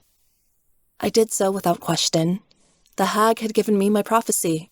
She'd been there for me at the very beginning and every step along the way. It was no wonder she'd appear now at the conclusion of my quest. As I ventured closer, the hag morphed. Her face became younger, pleasant. Surprise drifted through me as the hag transformed into the spring princess, virginal features shining through. I was beginning to understand. When I'd nearly come close enough to the spring princess to touch her, she changed yet again. I caught sight of Milana's motherly form. The smile on her face was gentle, though her expression was beaming with pride. "My champion." Milana opened her arms and took a step toward me. Joy clung to me like a warm blanket. I realized then what Milana truly was, the maiden, mother, and crone, all three forms of womanhood in one. She'd been guiding me along my journey all along, taking different shapes.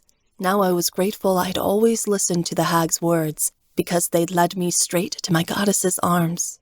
I fell into her embrace, and as she wrapped me within her affectionate touch, I felt as if the world itself had been repaired, or my world, at least. "Goddess!" I breathed in her beautiful lilac scent, and knew as long as I was with her, nothing would ever harm me.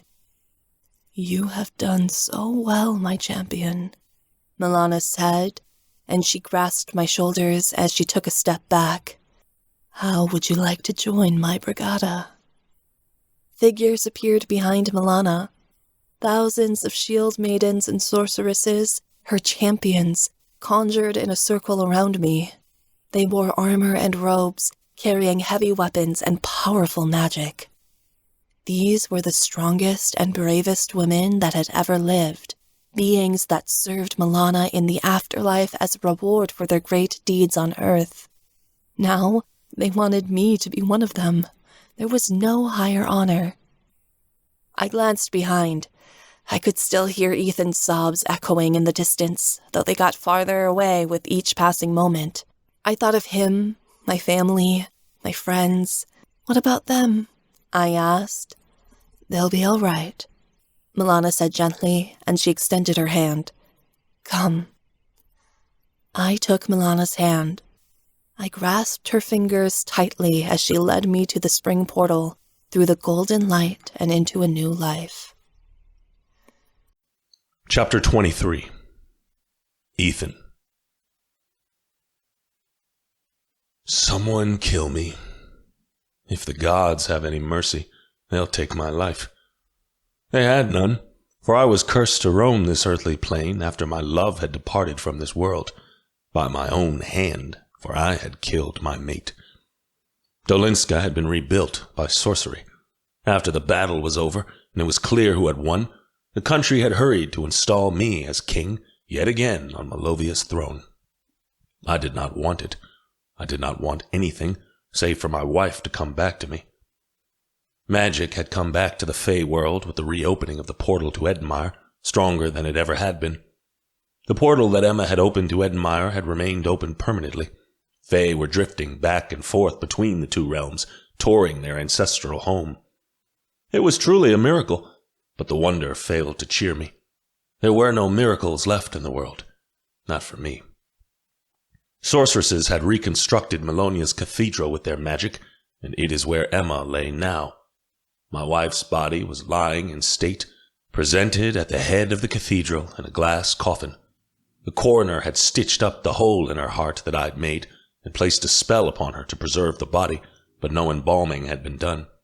Her hair had been combed, blood washed from her skin as she lay in her finest navy gown. Her hands were placed gently on top of her sword, lips painted red. She lay in the same spot we'd been crowned, the same place we'd taken our wedding vows, underneath the light of the circular stained glass window. If anyone deserved such reverence in the halls of a goddess, it was her.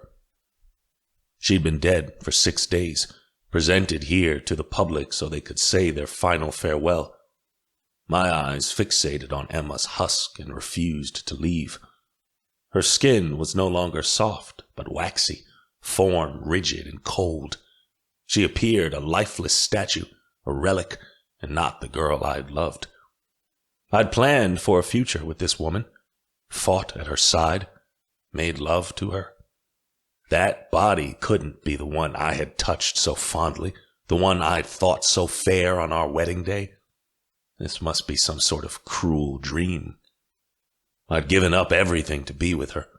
Ultimately, I'd failed to protect her from her final demise, which was myself. I no longer had a soul. It had withered away when she had died. It was my last day with her. We'd hold an official funeral and bury her tomorrow. So many people showed up to pay their respects. The halls of the cathedral had been crowded with Fae wishing to say goodbye to their queen. The line extended outward past the doors of the cathedral. People had to stand in line for hours to get a short moment with the queen's remains, but still they stayed, standing out in the pouring rain, just for a chance to kneel before her glass casket. Piles of white roses had been brought and laid at the coffer's feet by the masses. They'd all heard the legendary stories by now, and came to revere the world weaver that had saved them from the wrath of Droga and his evil bride. As they left, people whispered and bowed to me, giving their condolences. I hardly acknowledged them. On my shoulder, Tigris buzzed, his head hung low. He'd barely left me since we'd lost her, and the Fakin seemed entirely distraught. Without Emma, he was entirely confused on what to do. He had no purpose anymore. I felt much the same. I hadn't left the cathedral since she'd been brought in. I remained in the pews like a ghost, haunted by what I'd done. My greatest crime was upon me, and my sentence was that I'd have to deal with the guilt of carrying it forever. I'd murdered my love. 1,000 hells could not compare to that reality. If only Droga had finished me off, it would have been a mercy. But it wasn't like the dark god to bestow kindness, and I was certain that this was my true punishment for everything I'd done wrong. I'd killed my father and others.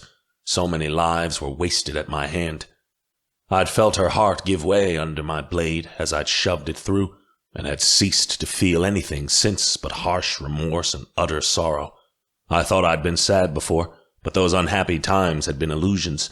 I didn't know what the word sadness meant until now. Everything I'd felt before paled in comparison to this endless, all-encompassing grief. I was lost. Without her, I didn't know where to go. What had it all been for? Nothing mattered anymore. There was no balm or comfort that would help ease this pain. Through the quiet of the cathedral, I heard the strings of a lute. Sorceresses sang out in low voices, a tribute to their fey queen.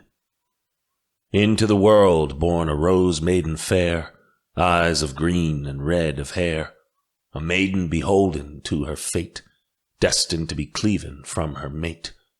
He was called the White Wolf, a chosen king, and this is the tragedy of which we sing. For he took the maiden for his bride, believing her fate he could abide. So the maiden was made queen, but there were things still yet unseen. The Draika warned her she would die, yet the maiden believed she lied. Revolution tore the country apart, and it broke the maiden's heart. She tried to stop what destiny would make.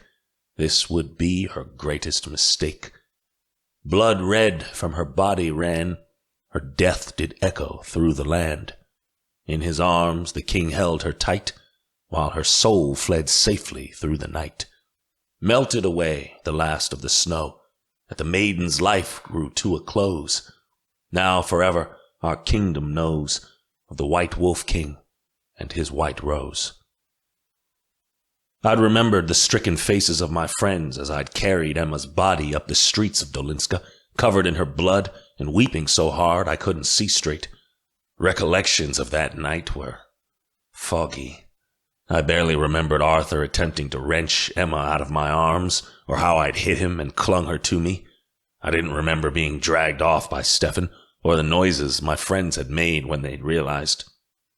One thing I did recall, however, was how I'd raged at them the moment Emma's body had been taken away to be prepared for burial. "Why, Odette?" I choked as evening fell, the moment the battle had ended. "Why'd you let me live?" She'd stared at me with those big blue eyes of hers and said nothing. The others were similarly wordless. "You should have killed me, any one of you," I bellowed. I'd pointed violently at Odette, and Theo had stepped in front of me to shield her from my rage. "You had foreseen it. You knew that I would cause her death, yet you permitted me to live. And now look what's been wrought. Emma is gone." Odette was barely able to utter, "It was her choice." And so it was.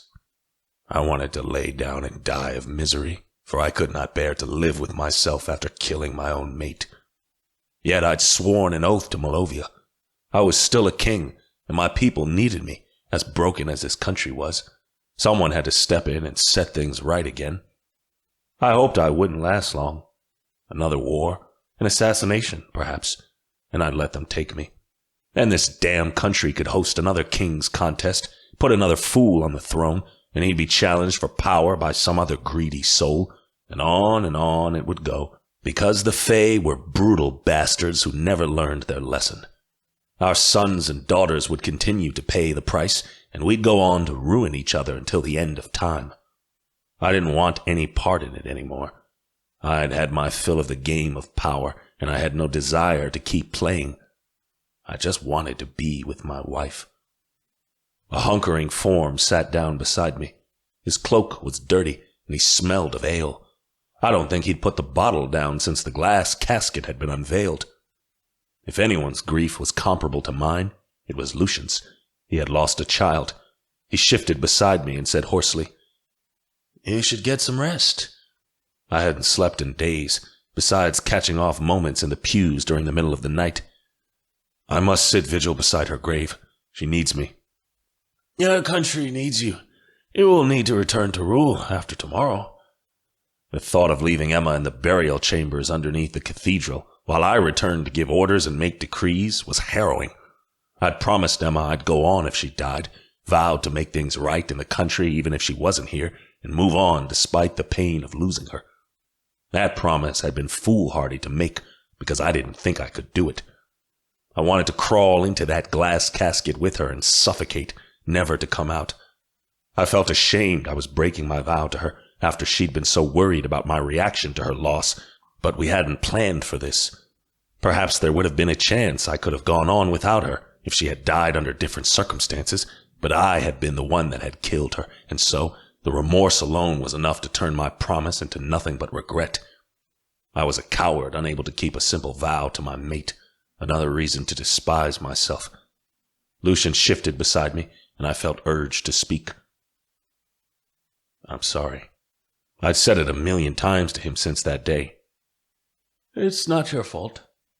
He'd said that 1,000,000 times, too. I didn't know if either of us believed it, but by some miracle, Lucian still loved me. He didn't hold me accountable for Emma's end. I wished he did. A father's revenge would be a welcome release from this cursed existence. Ivonia had refused to return to Malovia with the twins since she'd heard the news. She was more or less in denial. She truly believed that Emma would not die. We all had, I supposed. Each of us thought we'd find a way around the prophecy. She'd refused Lucian's offer to come to America. She wanted to be alone. I wasn't sure where they'd end up after this. I felt I'd ended their marriage the same as I ended Emma's life. Lucian uncapped a flask and took a swig. The smell of vodka hit my nose. He wasn't one to drink. Lucian was an honorable man, always willing to keep up the good fight, but this seemed to be his limit on what he'd accept out of life. It was terribly sad, watching such a strong and wise warrior turn into a drunk. I'd driven him there. Stefan wishes to speak with you, Lucian said, after clearing his throat. He's waiting. I cannot leave her. Go. I will sit vigil. Parting from Emma's body, even for a moment, was torture of the sheerest kind. But she wasn't there anymore, and I had friends who needed me. With a great deal of effort, I got up and proceeded toward the entrance to the cathedral. Tigris followed, hovering behind me with humming wings. My feet felt like they were stepping on daggers, body full of lead as I exited the main sanctuary. Stefan, Edinmyre, Theo, and Odette were in a private room off the entrance hall, all dressed in black. Stefan and Theo remained in the corner, their heads bowed. Odette had refused to look at so much as a bottle of water since everything had happened. She sat in a wooden chair and stared at a burning candle, watching it die out. Edinmyre sniffed as she lifted Isaac in her arms. She'd barely said a word since Emma had been gone, and when she did, she started crying. She thought it was better to stay silent. It pained me how empty the room felt. 3 of us were dead now. That only 5 were left made things feel incredibly barren. Emma would be appalled. All of us, dressed in our finest funeral gear, looking somber and unable to stop crying. She'd want us to go out in the sunlight and enjoy the day. How could we without her, Alexei, and Kiara? I nearly heard Emma say, "This is gross. You guys need to stop being dramatic and make a dick joke or something."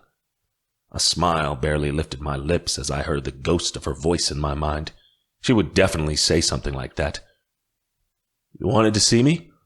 My voice cracked as I looked at Stefan. I couldn't imagine why any of them wanted anything to do with me ever again. I knew at least one person in this foyer shared that sentiment.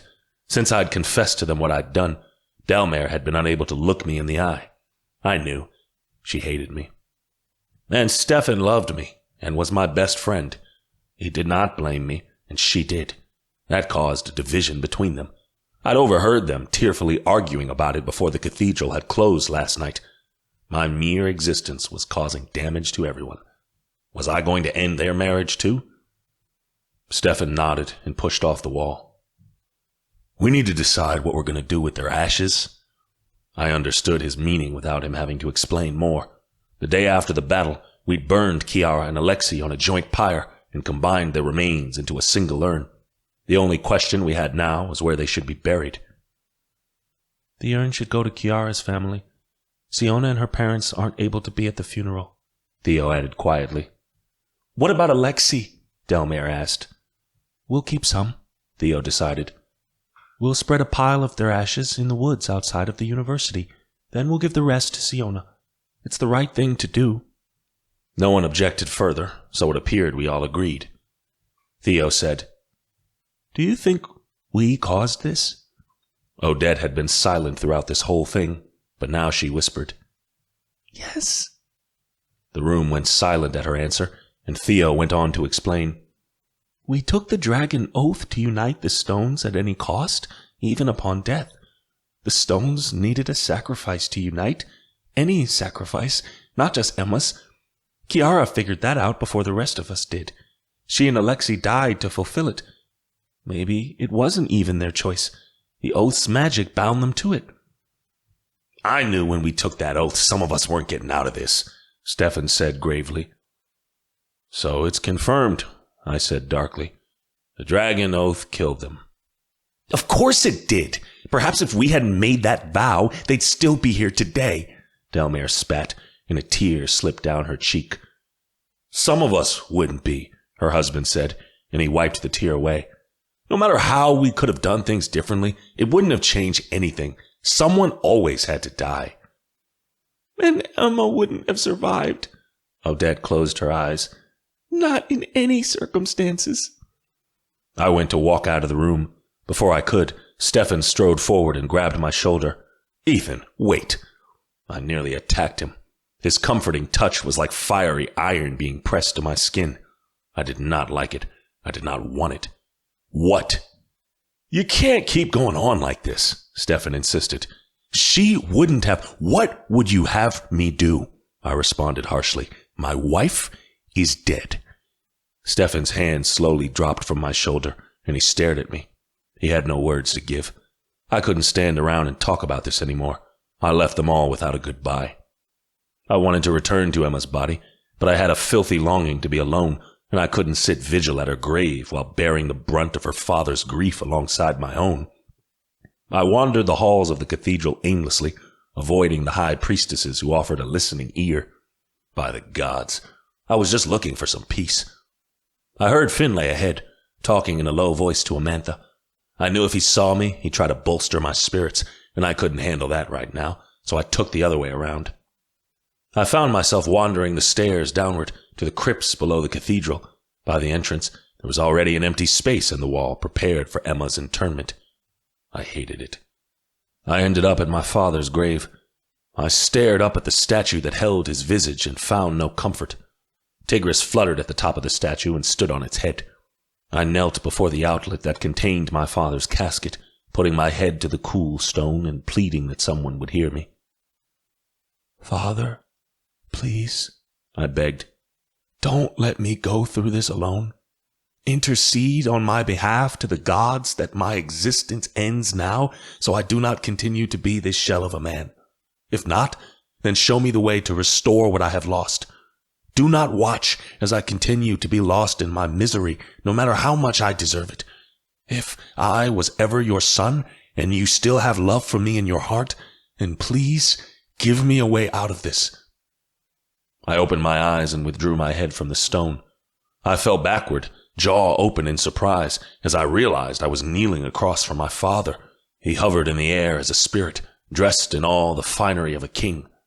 His body was whole, and his countenance was gracious as he stared at me from above. I thought I had forgotten what my father looked like, but seeing him now, it was like he'd been committed to my memory. Every line in his face was identical. Even his bold spirit took up the room, as it had in life. "It's you," I gasped out. I couldn't believe this apparition of King Lycus had appeared here. Why now? After I'd begged for him to come to me before, and he'd never appeared? He said nothing, but jerked his head, as if giving me an indication to follow him. I staggered to my feet, then rushed after him. Tigris zoomed beside me.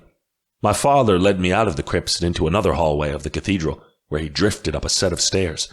I took them 2 at a time, following the spirit of my father to the 2nd floor of the cathedral, which was a loft that overlooked the main sanctuary.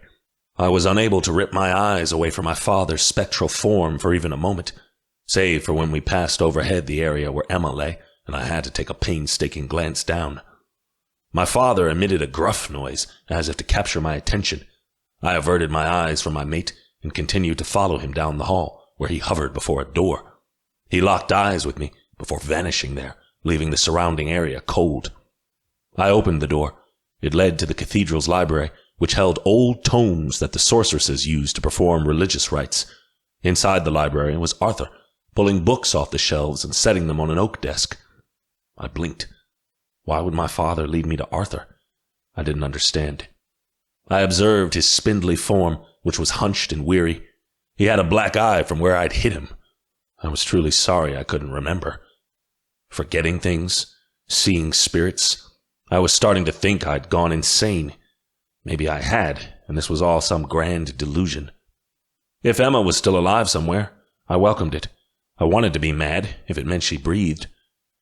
Arthur noticed me hovering in the doorway. "Oh, Ethan, didn't see you there. Sorry. You have a talent for sneaking up behind." I flinched, and Arthur realized what he'd said. His cheeks flushed red as he hurried to say, "I'm just going through the cathedral's library. The high priestess might have something that's important to Kalinas." He shook his head. "Anyway, that's not important right now. We've got years, really." His haggard look was one I shared. I'd never felt closer to my brother-in-law. If anyone in this world knew how broken I was, it was Arthur. He, too, had lost a mate, and now a sister. I entered the room and closed the door behind me. "I figured you would have brought them back by now." Arthur swallowed a visible lump in his throat. "I took a portal to the United States just this morning and paid a visit, though Mum is refusing to bring them back to Europe." I can hardly blame her. Things were horrible here, and it felt like they would be always. "If my mother thinks she can keep my children from Malovia, well, she needs to think again. This is their home. They need to grow up here." Arthur coughed into his hand and added, "I think you need them, too." Seeing Kalina and Chasm would bring a bit of light back into my world again. A dim light, but one that would feel like the sun compared to the blackness I was shrouded in. "How does it feel?" Arthur asked quietly. He didn't have to ask that question, because he knew. "It feels pointless," I admitted. Arthur took a breath to respond, but I cut him off. "Can you honestly tell me it gets better after this?" "No, the pain doesn't go away. You just get used to it." Silence stretched between us. I didn't know why, but words started pouring out of me because I felt like Arthur was the only one who'd be able to understand. "I'm not like Finlay. I can't move on now that Emma's dead," I said. "I wouldn't be able to find someone else to love like he did." "Nor I," Arthur admitted heavily. "He's attempted to convince me otherwise, but as far as I see it, that road's long ended for me." Terror flooded through me at the long expanse of life that I still had ahead of me. I couldn't live like Finlay, choosing to love another woman after I'd lost the only one who'd meant anything to me, and I couldn't live like Arthur, a lonely bachelor for the rest of my existence, while I lingered on like a ghost, waiting for death to claim me. Both options were forbidden to me. I wouldn't take them. There had to be an alternative. If Emma was right, and we truly had the power to choose our own fate, I needed to prove it to myself now. I chose Emma. I wanted her back, and damn the gods, death couldn't have her. She was my destiny, and I would not live out the rest of my years without her. "Tell me there's a way out of this," I pleaded. Arthur said nothing. Tigris let out alarmed mews. He made circles in the air before he yanked at Arthur's tie as if to tell him something urgent. "What is it?" Arthur asked. Tigris hovered to a bookshelf and pulled at the spine of a large tome. Tigris used telepathy to hover the dusty old book to the desk before Arthur, where he dropped it before us. The spine spread out to an illustrated page of a man kneeling before a beautiful woman. The book appeared to be hundreds of years old. Arthur stared at the book, then shook his head. "Mally Ludwig and their photographic memories." "Do you know something I don't?" I asked. Arthur's gaze was mingled with indecision. He bounced nervously at my side and said, "Ethan, There may be something we can try. Something warm and pleasing flowed through my veins. It abated my grief, giving me a spark that felt nearly like hunger, or perhaps the satisfaction of that need. I'd lost it completely, so I wasn't sure what it was until that beloved feeling settled in my heart again. Hope. I pounced on Arthur. I bunched my hands in his sweater vest, shaking him roughly. You're telling me there's a chance we can bring her back? A fool's hope, Arthur rasped. Nothing more. Why didn't you tell me this sooner? I growled. Because I didn't want you to go through the same pain I did, Arthur admitted gravely. I didn't want to give up after Vera died, and it consumed me to the point of madness. I told Emma about this, but never mentioned it to you. The ceremony didn't work for Vera, and if it doesn't work in Emma's case, then it's going to make her death all that harder to accept. I will never accept this, I raged. What do you know? Arthur paused. It's just a children's story, but if it holds any weight, there might be a way to reverse this. I slowly let him loose. Arthur took a step back as he asked, Have you been told of the romance of Edinmyre and his mate, Orion Fair? I knew the tale. Hadn't thought about it in years. I couldn't recall how it went. I have. What must I do? Tonight is the 6th night after the first new moon upon her death. The ceremony must be performed tonight, Ethan, or it won't work. Do you understand? Yes, I'll do anything. Then leave this cathedral, Arthur ordered. Gather lavender, cedar, mugwort, and a branch from an elder tree. Once midnight falls, we will prepare the body and proceed to make the sacrifice. I paused, only briefly. Sacrifice? Death has claimed her. For her to come back, someone will need to take her place, and the only one who can do that is someone who has a soul bond with her, Arthur said. I didn't even take a moment to reconsider. Very well. It is what must be done. Ethan, are you sure? I've never had a greater certainty that this was what I was born to do, to give myself for my love. Malovia needs her queen far more than she needs her king, and Emma was the greatest Fey queen that ever lived, I said in a choked tone. She must be restored to power so she can lead the country into a better world. I cannot do it, could never do it, but she can. I will take her place on the other side of death. That way, she can lead the Fae into a new tomorrow. She was a better monarch than I could ever be. Our country must be governed by her, and her alone. She's the only one selfless enough to do the job properly. We'd all been so self-absorbed. Elijah, Gabby, even me. We all wanted power for our own selfish reasons, though I tried to delude myself into thinking mine were noble. I knew better now. Emma was the only one who'd risen to power purely for the benefit of others, and not herself. The Fae had changed, but we hadn't changed enough to sustain our future. Emma would see to it that we remained on the right path. Arthur nodded. Then meet me back here once all others are gone. This is dark Unseelie magic, and we can't risk anyone interfering. We only have one chance to get this right. I nodded, then burst out of the library to gather the necessary supplies. Beside me, Tigris gave the first happy hum he had since before the battle had begun. I wasn't sure if this was the right thing to do, or if I was fooling myself, tricking my heart into believing there was a way to repair what I'd done. I just had to believe. Hope beyond hope, no matter what my senses were telling me. Emma was gone for now, but she wouldn't be forever. I wouldn't accept any other alternative. It felt agonizing waiting for darkness to fall, waiting for the patrons to clear out of the cathedral. I hovered by the doors, watching them drift out one by one. My friends were the last to leave, returning home with heads hung low. They wouldn't be grieving for much longer. Emma would be back soon. Once everyone was gone, I locked the cathedral doors and carried a leather bag up the aisleway. Arthur was standing by Emma's casket, the thick book from earlier in his hands. I got rid of the high priestesses, he said. They've been busy anyway, with the work at the sacred gathering. I gave a stiff nod. As the religious leaders of our world, the high priestesses had their hands full with adjusting life in Edinmyre to life here on earth. They had to lead the people into a new way of life, though it was already a tall task. Poor Lucian had drank himself into unconsciousness. He'd sprawled out across a pew, giving soft snores. Arthur shook his shoulder, but he didn't wake. He'll stay out of it until it's done. Just as well. Don't want him attempting to stop us, Arthur said. What do you need me to do? I asked. Take petals from the roses scattered around the casket and make an enclosed circle. We must take care not to step outside of it once the circle has been formed, for it cannot be broken, Arthur instructed. I'll light the cedar. I did as he asked. Arthur ignited the cedar in an incense holder. An aromatic woodsy scent filled the space, and I began laying out rose petals. Tigris, come here. Tigris gave a reluctant buzz, then shook his head. He flew backward as if he was reluctant to enter the circle. This was strong magic he was afraid to interfere with. Fine, suit yourself. As I finished the circle of rose petals, I turned to Arthur.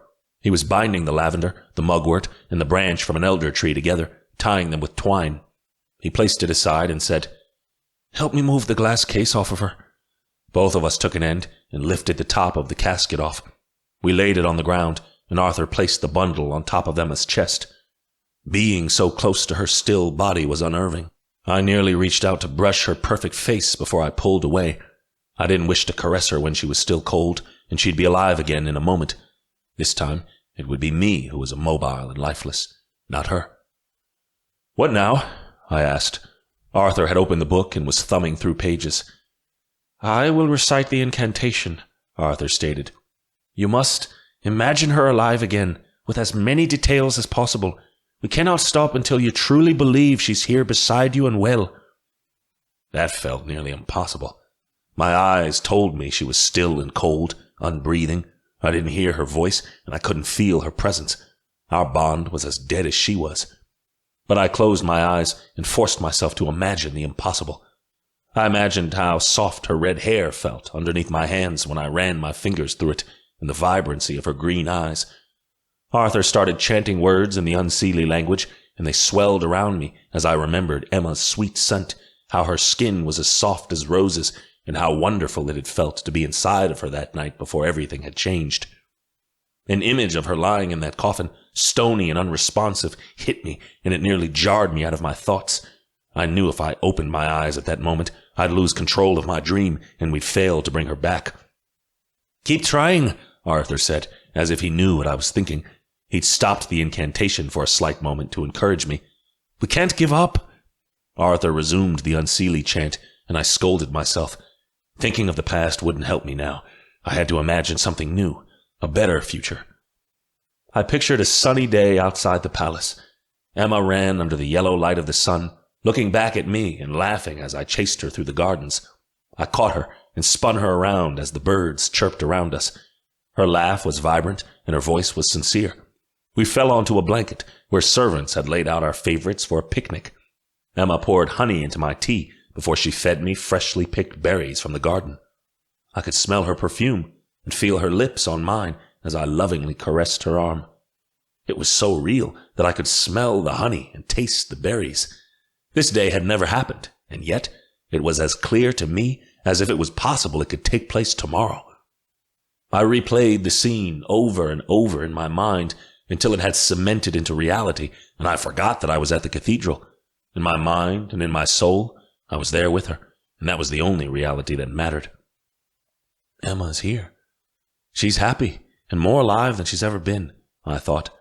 I don't need to grieve for her, because everything's all right, and I've lost nothing. Emma and I are together. We are fine, and both of us are well. She's here in my arms again.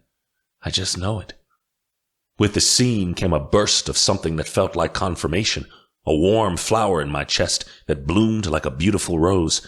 In that moment, I ceased to feel loss or pain because I truly believed it. Emma was here again, and she was beside me. I'd never lose her because she had always been close to me. Before I even knew she existed, we were. I only needed to realize it, or rather, remember it. A gust of wind brushed by my face, and I opened my eyes. The rose petals were drifting into the air, spinning in a fast column around us. The elder branch, lavender, and mugwort had ignited, burning away into ash even though the fire didn't touch Emma's body. At the edge of the circle appeared a portal. It was pure white, so bright that I had to shield my eyes from the harsh glow that filled the cathedral. I was sure anyone who stood outside would see the beaming light streaming through the windows. Arthur stopped chanting. He closed the book and dropped it to the ground, proceeding toward the wonder with a gaping mouth. "It's a portal," Arthur marveled. "Should we take it?" I asked. We had no idea where it went. From outside the circle, Tigris gave an urgent mew, as if encouraging us to go on ahead. "This must be part of the ritual," Arthur insisted. "We should take the risk." I said nothing more. I approached the portal, and Arthur followed me. I put a hand on his chest to stop him. "This is my task," I said firmly. "I need to go alone." "She's my sister," Arthur said harshly.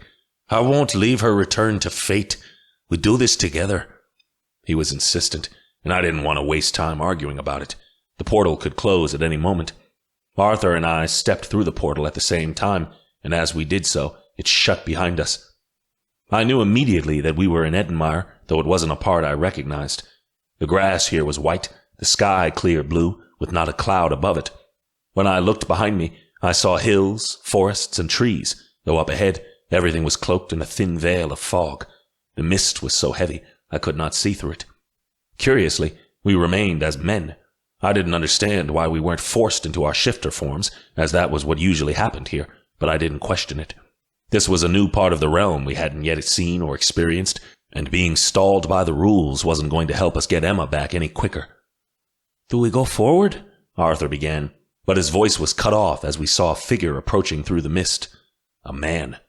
I squinted to make out his features, and once I recognized who it was, my knees buckled. I nearly hit the ground before Arthur caught me.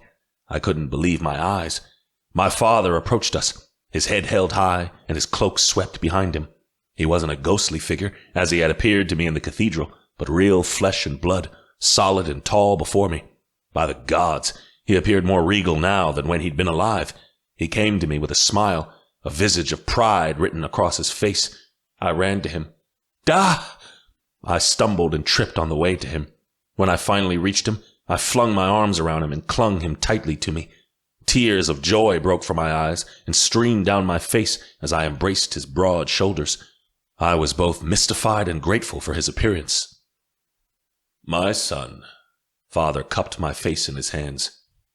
"You have done so well." I gasped to speak through my tears.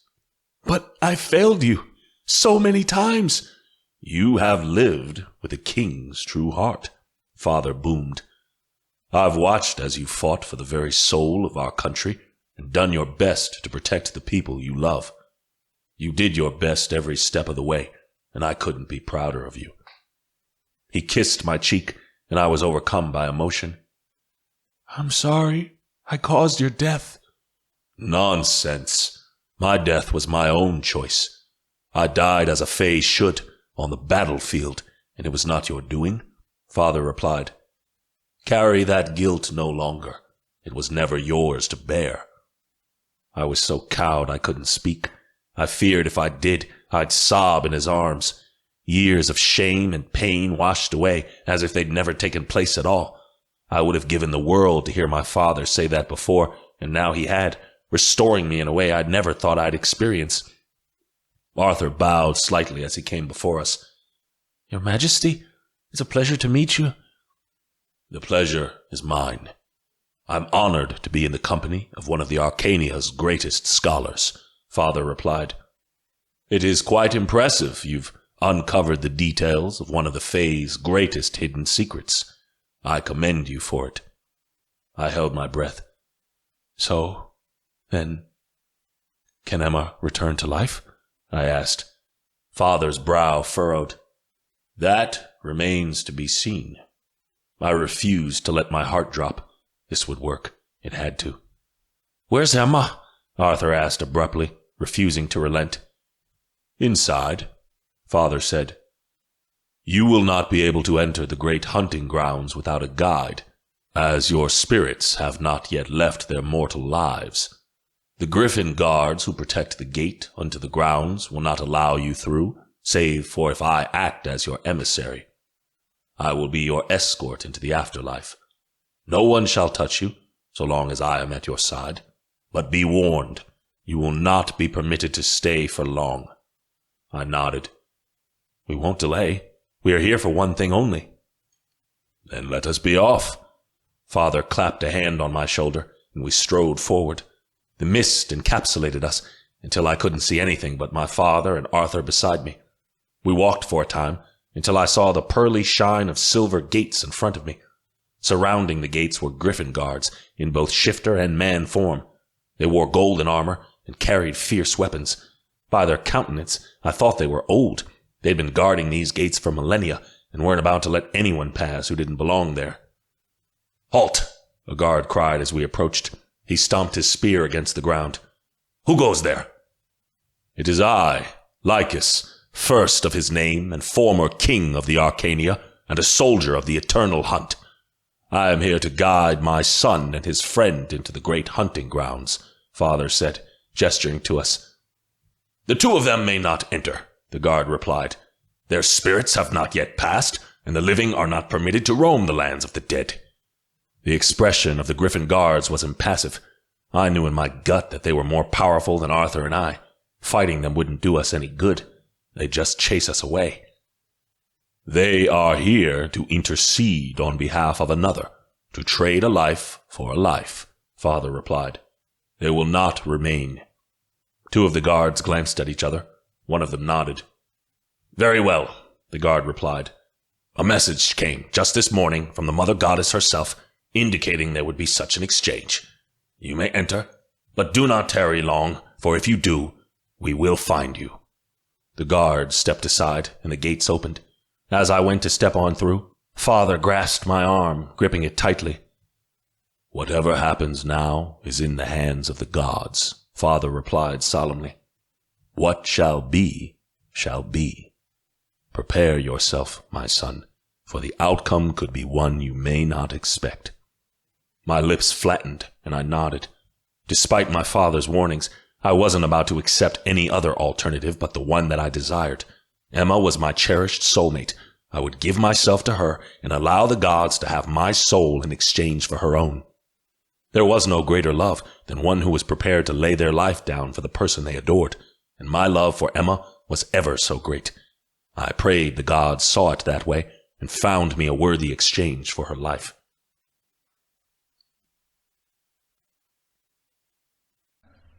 Chapter 24. Emma. I held on tightly to Milana's hand as she led me onward. As we emerged through the tunnel of light, I found myself in an entirely new world. Everything was so majestic here. There were so many vibrant colors, pink, purple, yellow, and green. Rainbows were reflected in the foliage and in every living being. Fae-kin of all kinds lingered in the prairie and in the far-off trees. I saw women made from nature's elements twisting in the wind, and dozens of Malilutwe gathering honey for their magnificent hives, which were made of diamonds and nestled into the branches of enormous trees that were hundreds of feet tall. I marveled as my eyes took in miniature beings that I'd never seen before. Pixies. They were humanoid creatures that appeared to be made of flower petals with dragonfly wings. They were no bigger than my hand, and lived amongst the flowers that were growing everywhere. The pixies had black eyes, and made crooning sounds as they watered the plants around them and picked berries, cultivating the space. They tugged at my wolfish ears, and yanked playfully at my tail and wings. Besides the pixies were sprites. They were similar to fortune fairies, as they appeared to be small balls of glowing light, but if you looked closely, you could see the outline of small people with pointed ears and insect wings glimmering in the sparkle of the halo they created. The sprites made music as they bounced above the gardens, sprinkling fairy dust onto the plants. The minute the fairy dust touched the flowers, they sprouted to tremendous heights, the average flowers sprouting up to the heavens until they were taller than houses. I didn't even realize these beings still existed, even here, I stated. I was told by my professors that they died out years ago. They have always lived here in the great hunting grounds, Milana told me. but now that the portal to Edinmyre is open, these creatures may travel between Edinmyre and Earth freely. These types of fae-kin had been considered extinct on Earth, but now they could go there to flourish. What a wonderful thing. Among the pixies and the sprites, butterflies of all kinds fluttered in marvelous kaleidoscopes, so many that they flooded the air around us. The butterflies nestled in my hair and landed on my dress, cloaking me in an array of wings. As I flourished in the sunlight, a sprite flew over me, shaking fairy dust over my form. At her magic, my clothes changed. The armor I'd been wearing melted away into a pale blue dress the color of ice, with a handkerchief skirt and fluttering sleeves made of gossamer. I felt my wings appear, and wolf ears appear on my head as my bushy tail skimmed the edge of the tall grass behind me. In the great hunting grounds there were stone ruins of all kinds, crumbling monuments and beautiful archways overgrown with thorns and roses. Everything here seemed ancient and timeless. There was no decay that didn't have an element of beauty to it. The very air smelled sweet, and the temperature was neither too warm nor too cold. I realized that here, the aches that usually permeated my body were absent. I barely had time to marvel for a moment before Milana smiled and said, "Yes, Emma, there is no illness here. You are cured. You may never worry about your illness again." The immense gravity of her words pressed against my spirit and nearly made me weep. I was healthy, free of my earthly burdens. Despite what my illness had put me through during my mortal life, that was over now. I could finally rest, really rest, without any sort of agony, and be at peace. To think that I never had to consider another treatment, take another pill, worry about my body, ever again, was tremendous. I wanted to fall to my knees and thank Milana for this gift, but she tugged on my hand and led me onward. "Where are we going?" I dared to ask. "Inward, to the great hunting fields, the part of the grounds reserved for the highest among Fae," Milana said. "It is there we will celebrate your victory." I could hardly believe Milana wanted me to be part of her brigada, no matter what I'd done, but I didn't question her. On the horizon were buildings. Milana drifted upward, and I fluttered my wings so we could fly together. We approached the buildings until I realized that they weren't really buildings at all, but mushrooms. The mushrooms were absolutely gigantic and were an array of different colors, with dots spotting their tops. My eyes widened as I took in the sight of other fae, sorceresses, and shifters who'd lived and died. They roamed among the giant mushrooms, going in and out of wooden doors that had been built into their sides. "What are those?" I asked curiously. "Illusion rooms," Milana told me. "Would you like to observe?" I nodded. We floated downward, and I let go of Milana's hand as I faced a mazy purple mushroom with pink dots on its cap. The wooden door built into the side of the mushroom was carved with dozens of elaborate illustrations of sorceresses lounging beside shifters near a winding river. It was the most lovely art I'd ever observed, more fine than anything I'd seen on Earth. "You may create anything you wish here," Milana told me. "Merely open the door and it will appear for you." I put a hand on the doorknob, pondering what I could create. I wasn't sure what I could fashion, so I set my intention on the room creating what I needed the most. When I walked into the room, colorful images began playing around me. It was like I was caught up in one big movie screen as scenes from my life flashed before my eyes. I watched as I arrived in Malovia and met Odette at the train station.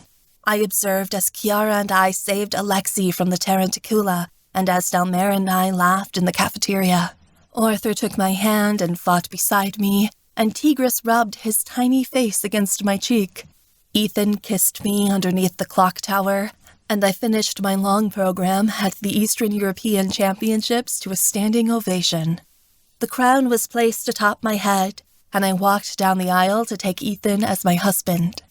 All happy memories, some of the most profound moments of my life, some mundane, others tremendous. I watched the images and smiled. My life had been so short, but what I'd done mattered.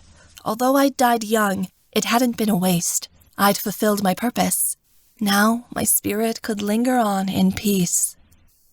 The images changed until I saw myself as a baby. My mother held me, smiling as she turned in circles around the room. I gave a childish giggle, one that reminded me so much of Kalina. Out of the corner of my eye, I saw a shadowy figure. It looked like some sort of deer, but as I attempted to peer closer, the figure vanished. Once she disappeared, the images around me vanished also. I left the room, pondering everything I'd seen. Milana watched me carefully, and we began walking through the mushroom patch. "Did you find what you desired?" "Yes," I told her. "My life was one hell of a ride, and I didn't regret a single moment of it. Not even my death." As we left the mushrooms behind us, Milana took to the sky again. I beat my wings to catch up to her, and found that she was leading me toward a forest. The trees continued to get larger and larger, until they were the size of skyscrapers, ivy and moss climbing up the bark of the beautiful behemoths. Through the trees, I saw the shapes of massive animals roaming the grounds. Monsters. I didn't think they existed here. I caught sight of the owl we'd killed in the pursuit of the Dragonstone. The owl-like creature was chasing after a woven shifter below. I called out a warning to the shifter below to tell him to watch out. The Alia tackled the woven shifter and they went rolling. They tumbled into each other, wrestling around. I thought for sure the woven shifter would lose until I realized they were playing. The screeches of the owl monster were pleasant, while the woven shifter laughed. They weren't the only ones. A sorceress rode on the back of a bees, and beside her, another sorceress clung to the back of a horned bear. They were racing, seeing who could reach the edge of the tree line first. There were hundreds of monsters below us, and they didn't move to attack or harm any fae. The glen appeared peaceful. I understood that the fae in the glen were training the monsters, and were astonished by the thought. On Earth, all fae sought to do was destroy them. "This seems unusual," I stated as I watched a fairy feed a Bukavak bits of swamp reeds. "Here, monsters and fairies live in peace. They are our pets and devoted partners, not those we hunt," Milana said. It was marvelous to think in that way. During our flight, it began to rain. Not a downpour, but only a slight drizzle. Milana waved her hand, and the raindrops suspended in mid-air, appearing like glistening diamonds hovering in space. I flew between the raindrops, marveling at their brilliance as we continued on our journey. In the middle of the forest was a tree bigger than all the others. I wasn't even sure if it was a tree, because whatever kind it was certainly didn't grow on Earth. It had these winding, twisting branches that extended upward to the sky, and roots that pushed up out of the dirt. The tree was miles wide and grew to an incomprehensible height. Milana and I appeared smaller than ants next to even one of its massive roots. The dragons that flew around it were mere honeybees in comparison. I didn't understand how such a magnificent thing could exist, except I felt the magic pulsing from it even at a distance. It was even stronger than the crystals of harmony had been. There were arches and windows built into the side of the tree.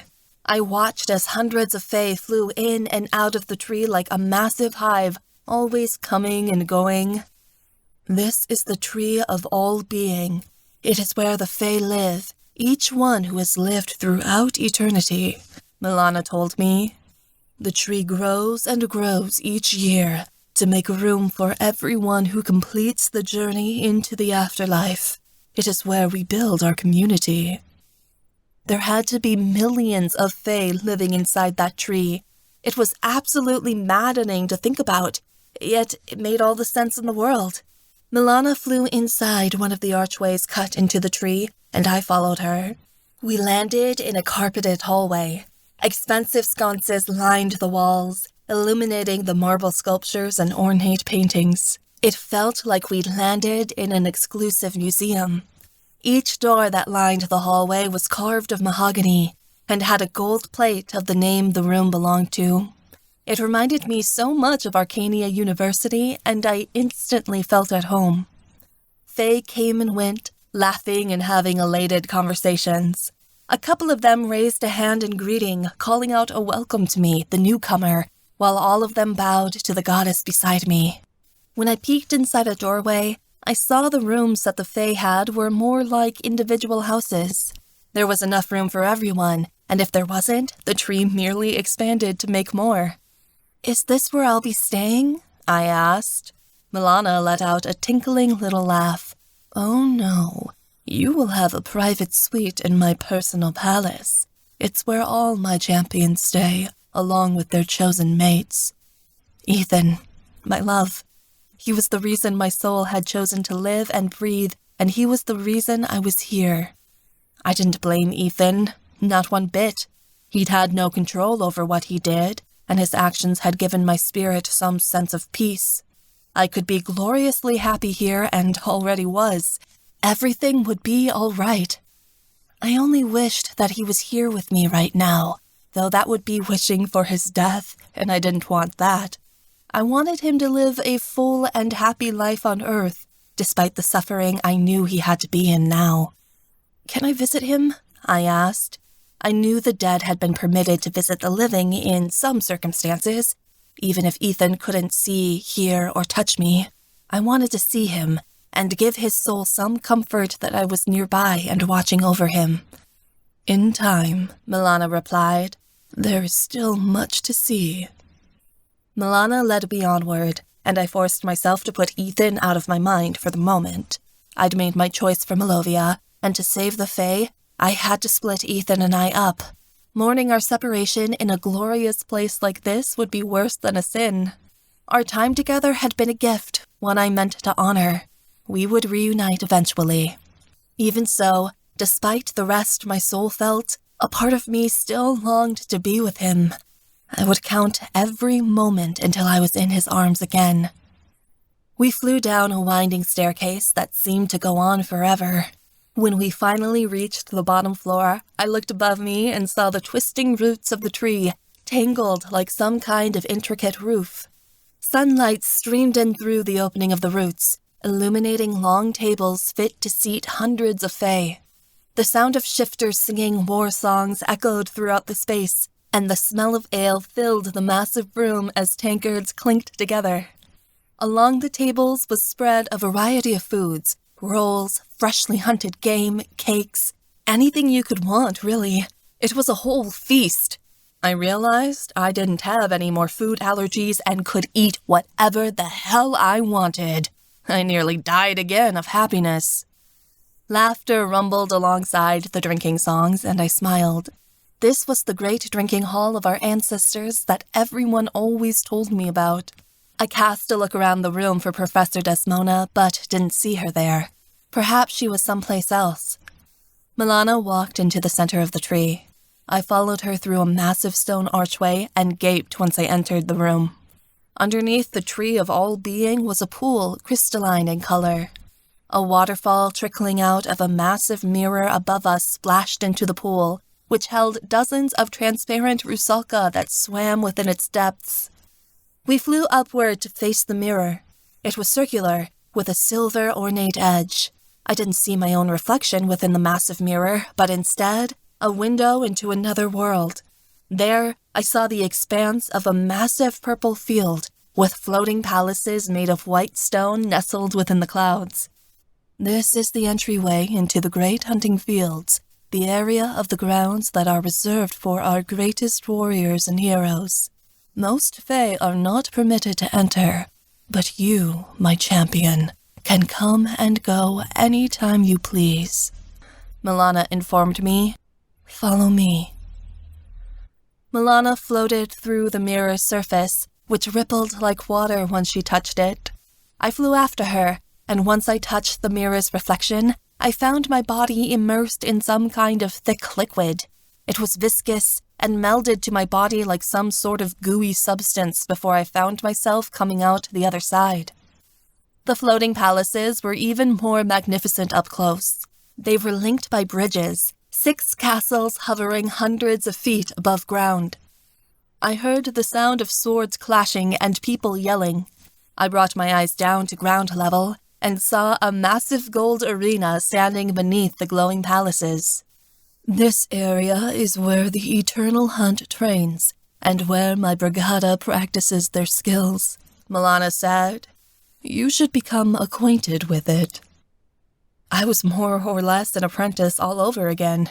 No matter how skilled I was nowhere near as good as women who had been practicing magic and swordplay for thousands of years. When we came to the entrance of the arena, the sounds of battle only grew louder. Inside was a circular dirt area where shifters and sorceresses practiced, both with weapons and with magic. Above the arena were stands where spectators could observe the sport, though there wasn't anyone here to watch now, only Fae who were working on improving their skills. They looked tough. I was totally going to get my ass kicked 1,000,000 times before I could stand on my own here. Milana sensed my unease and said, I chose you for a reason, Damawilka. You belong here. But why me? I asked as I faced her. There were others. Milana gave me the fondest look. My dear, you were the only choice I could possibly make.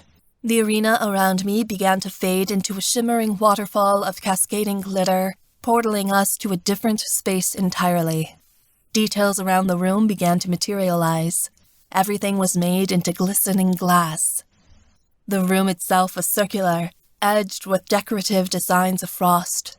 Silver banners hung from the ceiling, and on a long stage sat 7 glass thrones. I found myself in the presence of all the 7 gods, absent Droga, of course. All of them but Milana were in their deer forms, peering down at me with a look of interest. I noticed Radek, the red stag of war, first, because he had the brightest coat. His fur was scarlet, his antlers blazing with fire. Fey runes were tattooed underneath his eyes and across his cheek. He had a very imposing presence. I could hardly gaze at Luca. Ethan's chosen god was hard to face as he remained at the corner of the room like a specter waiting to emerge from the fog.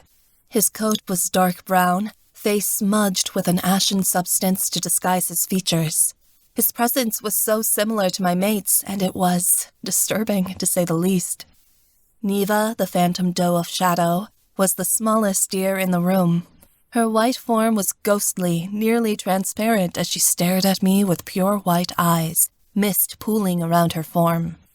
She was the doe that had been in the illusion room with me when I watched the replay of my life. I longed to start asking her questions, but remained silent at her inquisitive stare. For now, I was sure that soon the goddess of time would explain everything to me. That is, if she was still my friend. Vesna, the blue doe of knowledge, stomped her hoof on the floor as if applauding me. My spirit wavered as I took in the love she had for me in her sapphire eyes. Even now, I could sense the pride she had pouring out for me. The largest deer in the room glowed with a yellow light that was harmonious and true. His coat was golden, shimmering like the very sun. His antlers had hundreds of prongs and went off in all directions, ivy wrapping around the ends. He was Tomir, the father stag of the hunt and the king of the gods. Fey hell, he was even more massive than his brother had been. Of course, my filthy mind immediately wondered how big he was and how Milana handled it in bed. I wiped my thoughts of that mental picture. I shouldn't be thinking about my goddess in that sort of way, and immediately got to my knees, kneeling before the deities. I really hoped they couldn't read minds, and if they could, that they hadn't surveyed mine. Trust me to be thinking of sex the first time I met such incredible beings. "Arise, champion," Tomir boomed. He had a voice that quaked like thunder. "We welcome you into our hall, for you have proven yourself a hero." I rose to my full height. "Thank you, my king. I am honored to be here in your court." I'd been a monarch, but that title might as well have been one of a servant. Tomir had so much endless power. The natural reverence I had for him couldn't be described. Vesna transformed, becoming the woman I knew as Lady Magdalena. Her lips tilted upward into a look of love as she approached me, cupping my cheek. "I knew you could do it. Well done, Emmeline. Well done. I leaned into her touch. I didn't want to let you down. I knew you never could. Lady Magdalena took a step back. Neva approached me, and as she did, her spirit transformed. The differences were minimal. She had a tiny set of transparent antlers blooming through her pale hair, and flecks of fawn spots dotting her cheeks like all goddesses did. But her blue eyes were still the same, and so were all her features. I took her in with a combination of wonder and affection as she approached me with outstretched arms. "Vara!" I exclaimed. I didn't know if it was allowed, but I didn't care. I embraced her. As I flung my arms around her, she clutched me tightly to her, giving me an embrace that felt just as full as all the ones I'd felt on Earth, this one even more so. "I'm here, beloved sister." Vara's voice was as sweet as warm honey. "Your task is done. You can finally celebrate your victory." I sniffed as I wiped away tears of joy. I couldn't believe she was here in front of me. "How? Why didn't you tell us?" "I didn't remember my goddess self before my last incarnation died," Vara explained. "My previous life on Earth was designated to be short, to give birth to the one who will change everything." "Kalina," I said. I opened my mouth to ask more questions, but Radek let out a strong huff. "Don't go ruining it, would ya?" Radek stated. He transformed into a brawny, bearded man with jet black hair. "Your story's complete. Let the others have their fun, No point in spoiling the rest." Radek reminded me so much of Stefan. Even their voices were similar. I swear, my friend had to be descended from one of Radek's earthly incarnations because the similarities were too uncanny. Tomir changed into a tall man with a sweeping fur cloak and golden hair. In his man form, Tomir looked all the part of a king. He gave a look of deep fondness to Milana, who returned his gaze in kind. They were clearly very much in love. Their connection reminded me of Ethan and I, and it made me pine for him. Even in the great hunting grounds, his absence made me unbearably sad. I had sympathy for what Ethan was going through on Earth, because it had to be pure torture. Another deer entered the room through a set of silver double doors. She was small, the size an average doe would be. Her coat was a mixture of black and gray, red dots spanning her back to match her violent eyes. When she came near, the doe transformed into a woman wearing a black cloak coated with black feathers, small antlers blooming out of her hair like horns. I immediately recognized her, snarling when I realized it was Gabby. My hand went to my side to grab a sword, but I realized I didn't have one. Shit. "There's no need for us to fight," she replied. "You won after all." Gabby sounded pretty bitter about it, but made no move to attack. I guess she really had admitted defeat. I took a more leisurely stance, but didn't drop my guard. I didn't think Gabby would have the balls to fight here in the presence of the other gods, but she was an unpredictable bitch, so I wouldn't put it past her. "You put up a good fight," I said, to try and smooth some of the tension between us. "I have to give you credit. You weren't easy to beat." Gabby huffed. "Yes, well, I have more important matters to deal with." Of course she'd act like she had better things to do than discuss her end at my hands. She wanted to pretend like it hadn't been a big deal. I wasn't going to rub it in. If I had to deal with Gabby for all of eternity, I might as well try to get along. "What will you do now?" I asked. I imagined endless destruction and total chaos. "I will take Droga's place as the mistress of dark and poor death until he's awakened again," Gabby stated. "I am known now as the Raven Doe of Night and will be for all of time." "Take it easy," Radek stated. "You have just joined our ranks and have much to learn about being a part of the Seven Gods." "Eat," Gabby replied crossly. "There are 8 gods now, and don't you forget it." "Gabriella," Lady Magdalena snapped, "you must earn your place among us." "Yes, of course," Gabby stated before she fell silent. At least she respected Lady Magdalena, but definitely not anyone else. Gabby was going to be a horrible deity. I took pity on anyone who was stupid enough to proclaim themselves to be her patron, because she was going to put them through some major shit in order to serve her. But she was the god's problem now, and not mine, so I did my best to ignore her. Will you build your palace here with the rest of the gods? I really hoped not. I didn't want to look at her stupid castle outside my bedroom window at Milana's palace. No, this is not where I choose to make my domain, Gabby replied. I'll stay to watch your performance, but then I must leave. Elijah waits for me in the underworld, and I must go to him. Performance? I blinked. In an instant, the room around me changed as we portaled to another place. I found myself standing in the middle of an ornate skating arena at center ice. The gods who'd been standing before me were now sitting in the stands, waiting for me to start my program. My wolf ears and tail had vanished. I found myself wearing my skates, my hair pulled back into a bun, and my gown changed into a light blue figure skating dress. The expanse of the ice around me was wide and open, going on for what felt like forever as the heat of the spotlight beamed upon me. Tears slipped from my eyes and trembled down my face. I could skate again. Go, Emma! Vara cheered from the stands, and she let out a laugh. Lady Magdalena's expression was full of expectation as she gazed at me and said, As my student, I hope you put my teachings to good use. Show the gods what I've taught you. A song began playing over the intercom.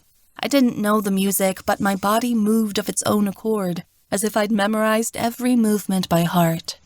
I realized that this was the song of my soul, and I'd always been meant to have this skate. I leapt into jumps flawlessly and performed spins with a delicate air, feeling as if I was lighter than a feather. My footwork sequence was that of a ballerina's, flowing and effortless. I didn't grow tired or weary. My lungs didn't labor to breathe, and there was no stitch in my side to struggle to keep up with the music. I could perform like this for hours, forever. My knees were strong, and my bad leg, which was now healed, supported all my weight on the landing of every jump. I couldn't describe how monumental this was to me. A million dreams flew out from my blades as I danced. Elation spread through me at the miracle this was. This feeling I thought I'd never get to have again. I hadn't realized how close to heaven I'd been when I was skating, but the feelings the ice gave me here were nearly identical to those I'd had when I was alive, and I knew that back then, I'd never been closer to the gods. I had no fear of falling. There was no wobble, no trepidation as I gave the greatest performance of my existence. It wouldn't end here. I could have my dream again. I could be happy, have everything I ever wanted. As I took my ending pose, applause rang out from the gods above, and my spirit soared with euphoria. Bravo! Lady Magdalena cried out, rising to give me a standing ovation. Gabby left, creating a black portal to what I presumed had to go to the underworld. She'd been impressed by my skate, I could tell, but she wouldn't give me any compliments about it. Didn't matter. Her wordless exit was all the praise from her I desired. As I took a bow, my skates vanished and my gown returned, the ice rink materializing once again into the silver throne room. My hair fell out of its bun, cascading down my back in curls as the gods approached me. A true performance to entertain even the highest among us, Milana praised. An excellent show, champion. You were beautiful, Emma. I always thought you were your most powerful when you were skating, Vara added. Thank you, I breathed, and I inclined my head to them. It would be an honor to perform for you at any time. I'd be more than happy to show up, but somebody seems a little jealous, Radek joked. Lady Magdalena huffed. I will take Gabriella under my wing. She will be my student in the spiritual realm as she was in life. I'm looking forward to the challenge, though I dare say she has a lot to learn. Good luck with that. Teaching Gabby anything was like having a fist fight with a boulder.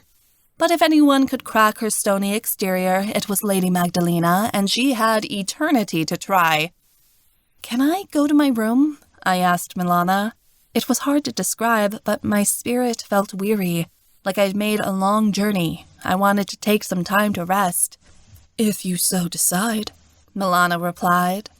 "There is a chance you will not remain here."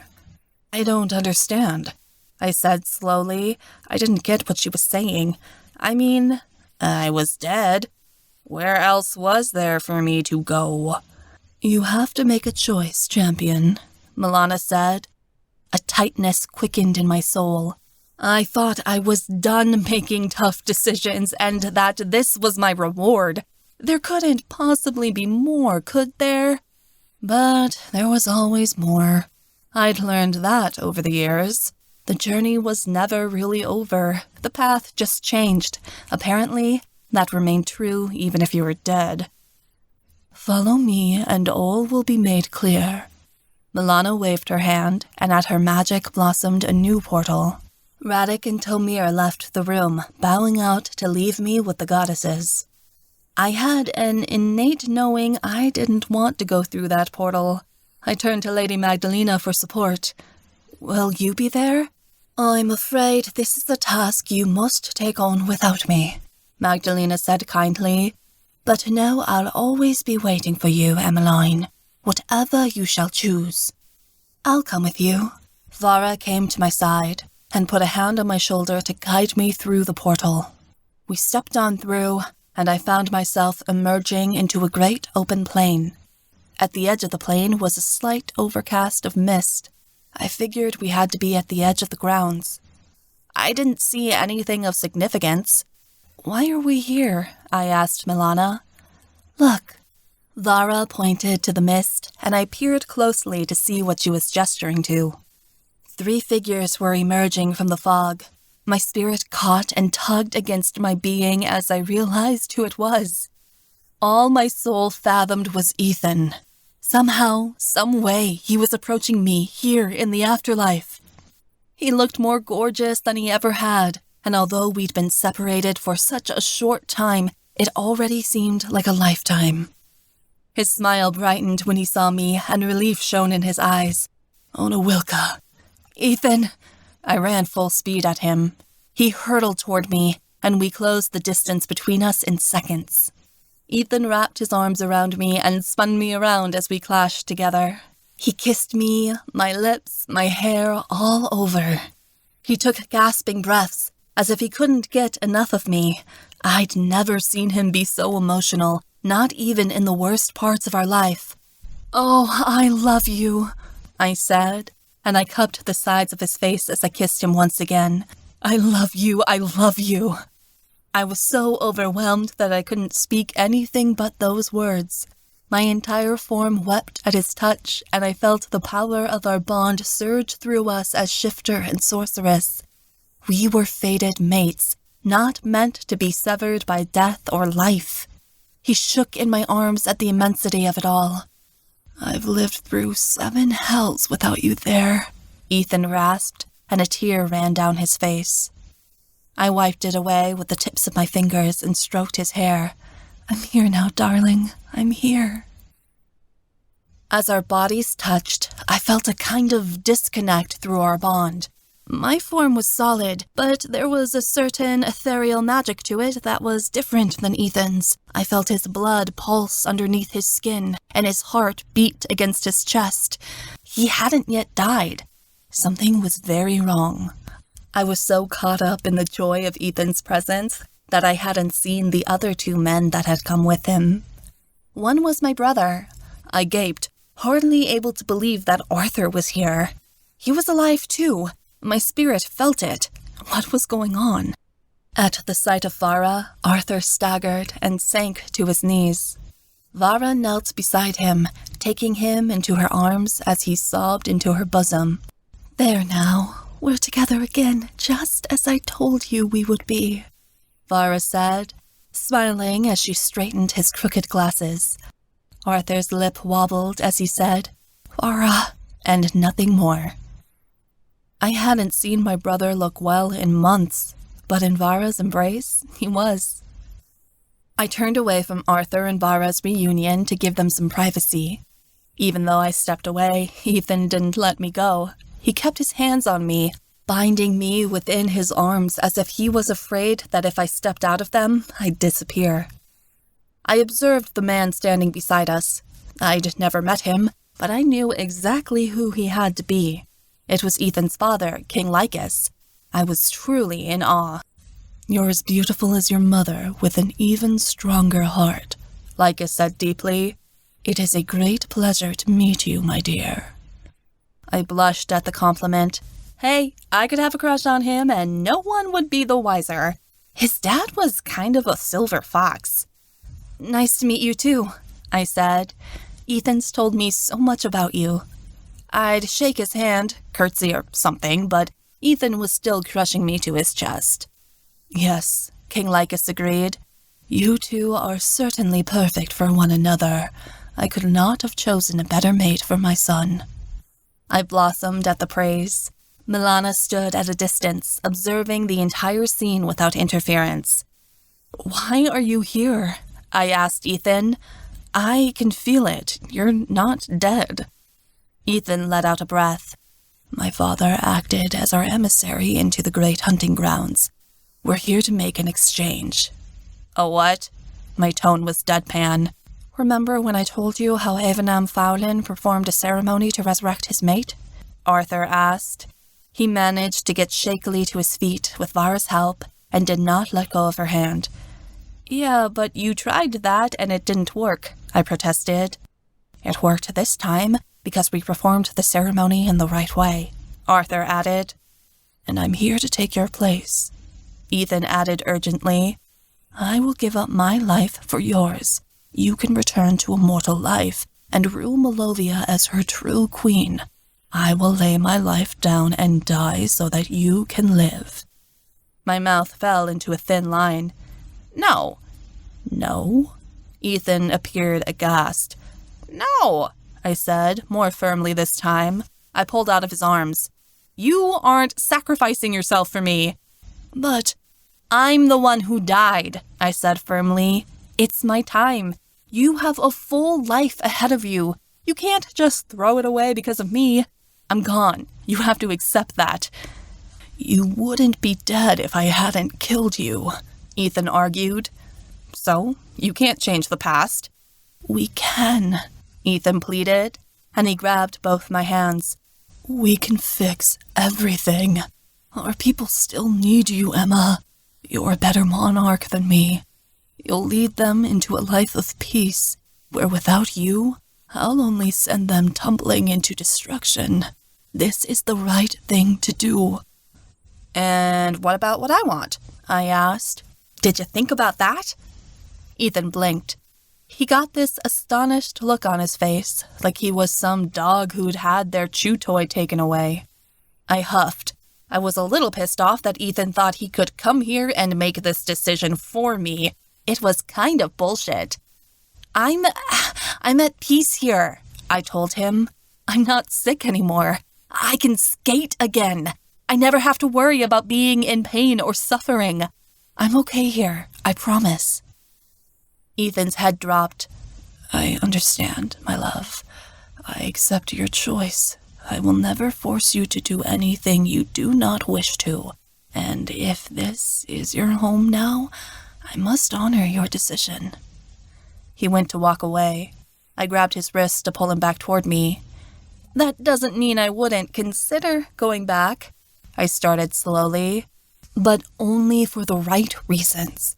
Only to be with you. That's the singular reason I'd want to return to my mortal life, so we can live out our days together. I wouldn't come back for my people or for the good of the country. I'd come back because we didn't get enough time together, and I want to be selfish and have you all to myself. You're the only thing I would give heaven up for." My voice rattled as my words grew heavy. "I'm always doing things for other people.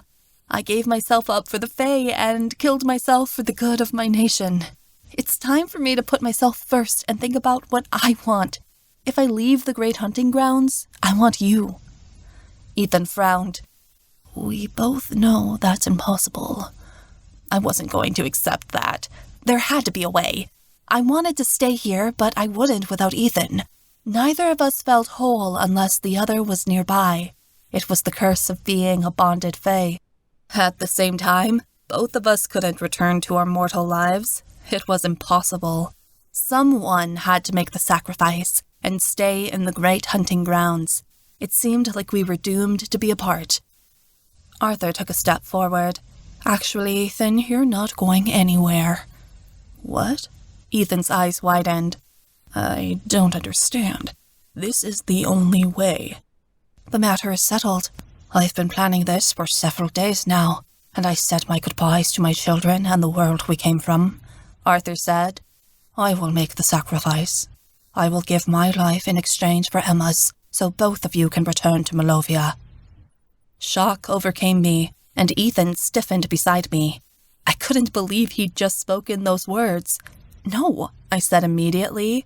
"It won't work." "We have a soul bond as we are twins," Arthur reminded me. "The gods will take the exchange." "Artie, you can't," I said, and my voice cracked. "I can and I will," he stated firmly. "This is the right thing to do." "But you're a father," I protested. "The twins need you." Arthur shook his head. "No, the twins need you." He sighed and took a step forward. "I am not the father the twins deserve. Without Farah there, I am unable to manage. I won't be able to give them the life and the love that they need in my broken state. If I raise them, they will know nothing but deep sadness and the void of trying to please a father whose soul is already so far away. Despite trying, I cannot give them the love I want to, because the truth is, Emma, my heart just isn't interested in living anymore. It hasn't been since Farah died." He turned away from me. "I'm doing what's best for my children. I am a shifter who is mated to a goddess, and no matter how hard I try, I am destined to become a shell of a person without her at my side. The magic that binds Farah and I will continue to drive me mad until we are reunited. That's no life for two children to endure, watching their father slowly slip away." Arthur grasped Ethan's hand, then mine, clasping them together. "But you two, you are already better parents to Kalina and Kazim than I could ever hope to be. Kazim and Kalina need united parents who are a team, parents who can fully be there for them in ways that I can't. And that's why I'm doing this. I'm sacrificing my right as a father to give my children to people who will be able to protect them from the world and teach them everything they need to know to survive such a harsh place. They deserve to grow up in a whole and functional family, one who is willing to put them first." "Artie," I whispered. "I specifically ask that you take them in and raise them as your own," Arthur said. "Give them the strong lineage the Fae will respect. You will be their mother and father now. I think you were always meant to be. They need a mother, and it needs to be you, Emma." I blinked away tears. Arthur's confession was so raw and honest. "Knowing that you are unable to be the father they deserve and giving them up so they may live a better life is the most selfless thing you could ever do," Ethan said. "Of course we will take them. We will raise them as our own, for I know in my heart they are already mine, and Emma's too." I still had to try one last time to save him. My brother couldn't give himself up for my sake. I'd never get over what an incredible gift that was. "Please reconsider," I begged. "I don't have to. I wish to remain here with my mate," Arthur said. "It is where I belong." "But," my voice became small. Farah threaded her fingers through Arthur's hair, and I knew intimately that she wanted him to stay. "I am not leaving again without Farah," Arthur insisted, and his voice grew emotional. "Don't ask me to return to my life without her, Emma, because I just can't do it. Let me stay here to serve Farah and join her harem. I will better defend my children from the afterlife as a servant of a goddess than a mortal body broken with grief from the death of his incarnated mate. You two talk about what you want, but this is what I want too. It's better for everyone this way. I looked to Milana for guidance. Surely she would stop this. The choice is yours, champion, Milana said. She would not interfere with what I decided. I took a moment to ponder things. Part of me didn't want to go back to the land of the living, and it was a huge piece. I had little desire to return to a sick body, to deal with loss and death for an innumerable measure of years. But I thought of Malovia and my people and the difference I could still make in the world, and I knew what choice I'd pick every time because I'd done it before. I thought of Chasm and Kalina and the long journey she had ahead of her as a demigod. The memory of her innocent face sealed the deal. I would not leave her to discover her fate alone. I would be her protector and her guide, because I was her mother. I always had been. Blood didn't matter. She'd been my daughter since the moment she'd been born, and there was nothing stronger than a mother's love for her child. I cherished her and Chasm as if I'd grown them in my own womb. I would go back to my mortal life, if only for the sake of the twins. I was really going to miss him, so badly that even in this land of paradise, his absence already ached. A sob broke free from within me as I reached out to embrace my brother. I don't know what I'm going to do without you, Artie, I whispered. I clutched him so tightly to me I wondered if he could still breathe. Arthur replied softly. I love you, sis. You were a wonderful part of my life. Every moment I got to spend with you was a blessing. He pulled out of my embrace and my chest ached, but we both have our own paths now. Let's see where they may take us. Silence stretched between us, and Milana cast her hand. A golden portal bloomed, burning like the sunlight. I knew where it would lead, and a combination of dread and hope rushed through me. This was my second chance. I'd make every day worth it for what my brother was giving up. Once you step through this portal, the exchange will be made and you will return to your mortal life, Milana said. It will not close until you are ready to leave.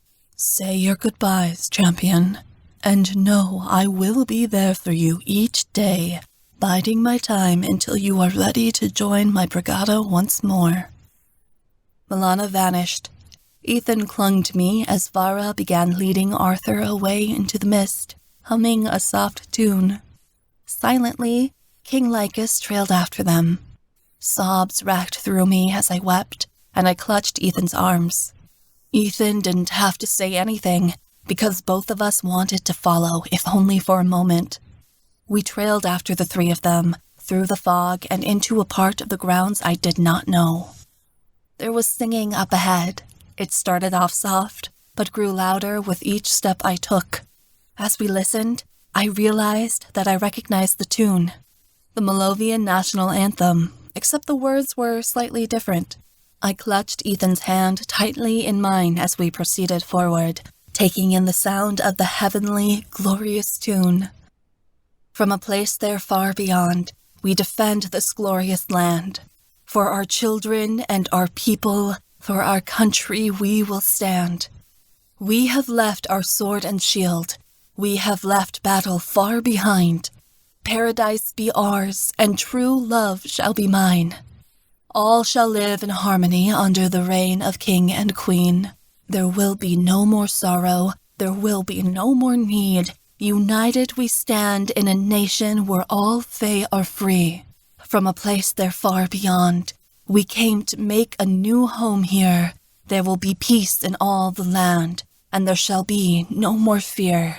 From a place there far beyond, we say goodbye to all the wrong. Emerging from the pale, a new day dawns. A new day dawns. The fog cleared. Both of us quaked as our eyes took in the most spectacular sight of our lives. Before us were palace ruins, overgrown with ivy. Standing among them, on top of the ruins and all over the courtyard, were the people we knew and loved, singing the anthem's melody. Lady Iris and the Alicorn Court made a choir of harmony, singing with everything they had in them. Professor Hemlock's daughter, Callista, spun in place beside Professor Mara, dancing in celebration. Helena and Nikolai threw flower petals into the air, while Professors Victor and Lunesta added their voices to the chorus. Ozzy was sitting on Jasper's lap, bouncing along to the music while Jasper gave him a fond smile. Professor Desmona grasped her sword and bowed to us as she sang along. Babka and Bappa mingled their rousing voices to the crowd, clearly enjoying the rousing symphony as they swayed back and forth. At the very top of the ruins was Alexei, waving the Malovian flag with joy. Kiara was beside him, standing tall with her shoulders thrown back. Both of them saw us. Their faces broke into wide smiles, their expressions revealing every bit of love they had for us without having to say a single word. Arthur and Vara added their voices as she led him up the stairs of the ruins, and King Lycus joined in with his deep baritone. A white light beamed behind them all, creating a divine halo that beckoned them onward. Ethan and I had tears brimming at our eyes over the holy display. Tremendous emotion welled up inside of me, overcoming all sense of loss. They were in paradise, existing in perfect union with the gods in a world of everlasting love. We could hear their final song because a part of us had died with them, and so a piece of us would remain here in the afterlife until we found ourselves joined together with our friends once more. To love them had truly been to experience the compassion of the gods. As the song drew to its close, I allowed myself to be wrapped in the bliss of true harmony. We'd done it. We'd won. Together. The anthem ended. The light brightened, engulfing us into an array of hope. Our fight had ended, and a new dawn was brightening, bringing with it the promise of something the Fae never had before. Peace. Epilogue. Ethan. 3 years later. The world was wide and open, and I couldn't wait to spend the rest of my life with the woman I loved, exploring every inch of her body, savoring the passion I had for her as reality continued to be changed by our love. The sun shone into my eyes as summer lengthened over Malovia. In the palace gardens, I gave chase after Emma. She laughed as the skirt of her dress swept over flowers, scattering petals upon the air as their scent invaded the wind. We romped around the hedges. I caught her by the waist, turning circles with her before we fell upon a blanket. I buried my face in her hair, kissed her head, and had the thought I'd never felt more alive. Emma gave me a kiss, then drew herself upright. "You seem like you're in good spirits." "Why wouldn't I be?" I replied. "It's a perfect day, and my world is perfect so long as you are in it." My wife gave a small sound of amusement. Emma poured herself some tea and added honey before she fed me a strawberry, putting a dot of cream on my nose. It all felt so comforting and familiar. It was the same scene I'd imagined while undergoing the ceremony to return her to life, and it happened exactly at this moment, every detail playing out just as it should. Emma's words were true. We did choose our reality. I couldn't be more grateful I'd chosen to spend every moment with her. "Do you think this is everything we ever wanted?" Emma asked as she took a sip of tea. "Not at all," I replied. "It's far more than I could have ever dreamed." Emma smiled as she bit into a cherry tart. I listened to the sound of the birds chirping and took a long pause to feel grateful for everything we'd gained. The Fae world was at peace. The Black Claw had been completely eliminated. Droga was locked securely in his grave, and the Unseelie and Seelie Fae lived together in true harmony. Dolinska had been rebuilt, and all of the enslaved supernaturals and humans had been set free and sent back to their societies.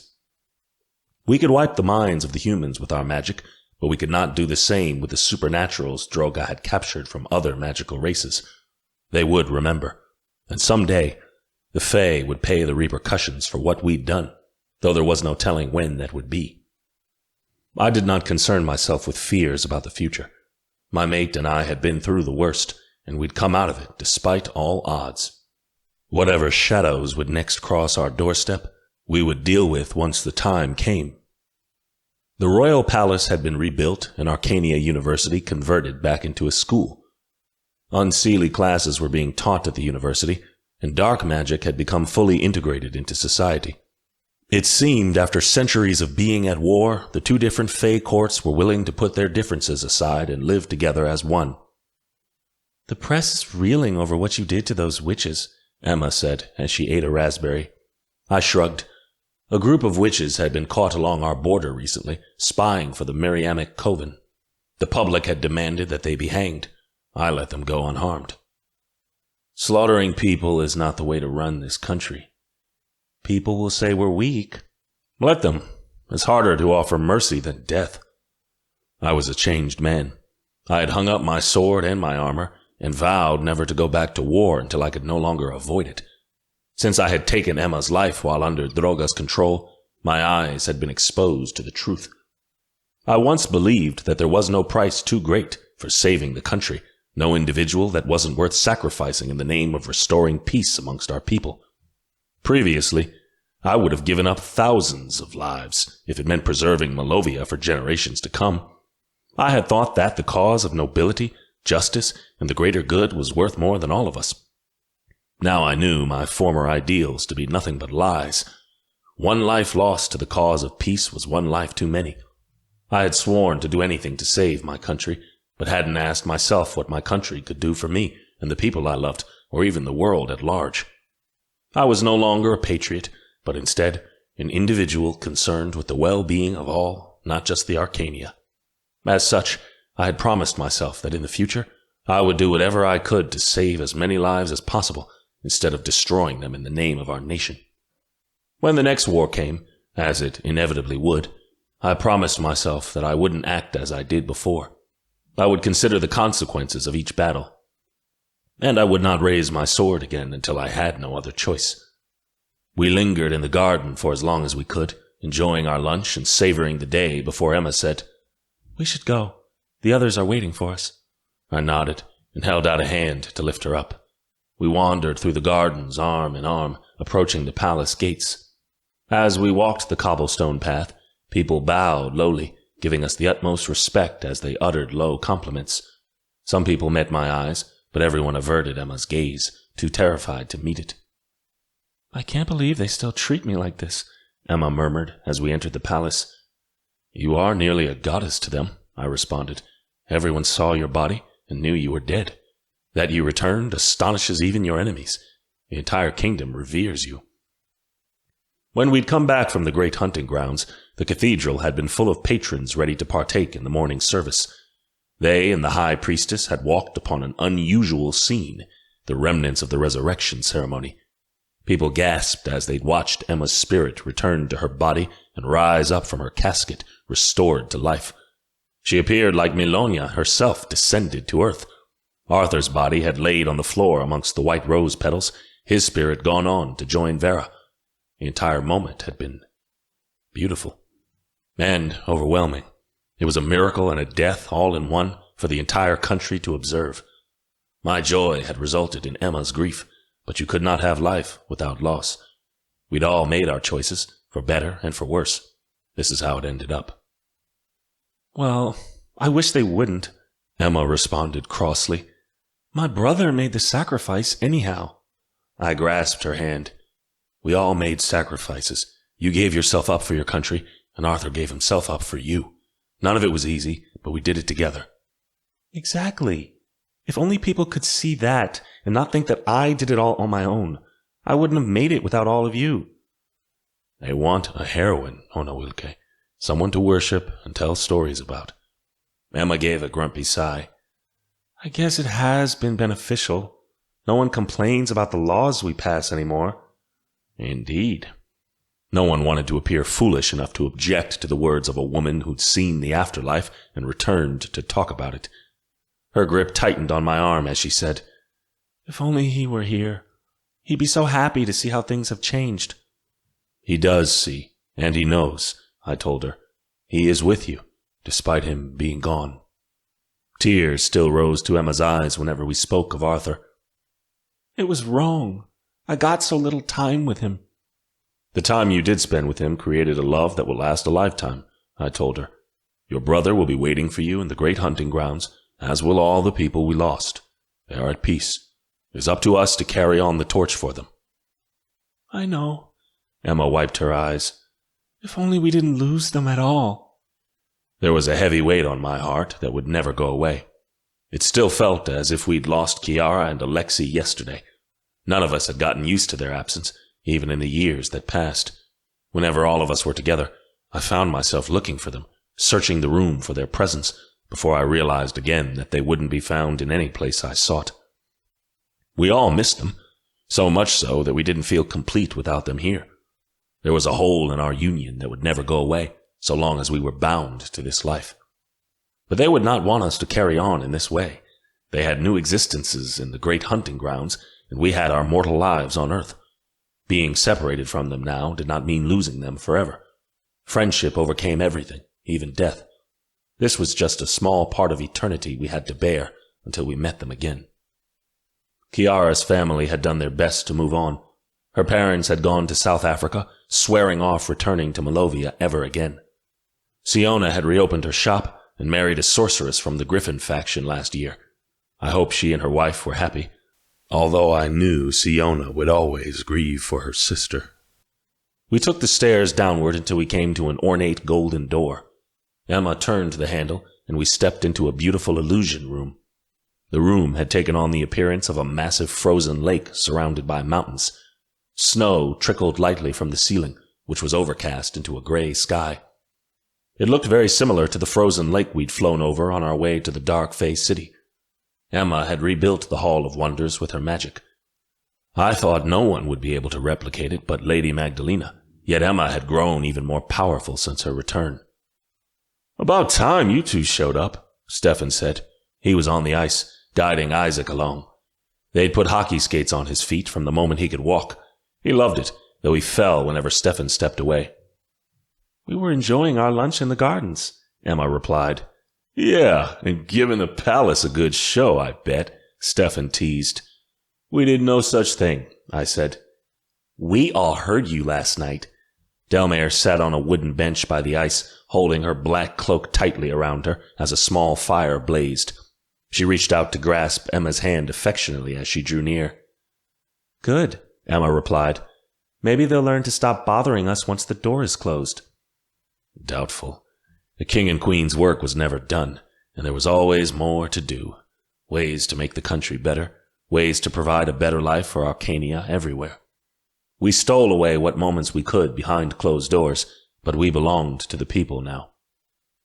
"I heard you've taken an interest in coaching hockey at the university," I said to Stefan. He reached out to catch Isaac before he tumbled over. "Hey, someone needed to take Lucian's place," Stefan said. "I figured I might give it a shot." I nodded grimly and didn't elaborate on the subject. "Besides, I need some time to get away from these bores at the palace," Stefan said. "Give me any excuse, I beg you." We'd rebuilt our circle and restored Stefan to his council place on it, along with his mate.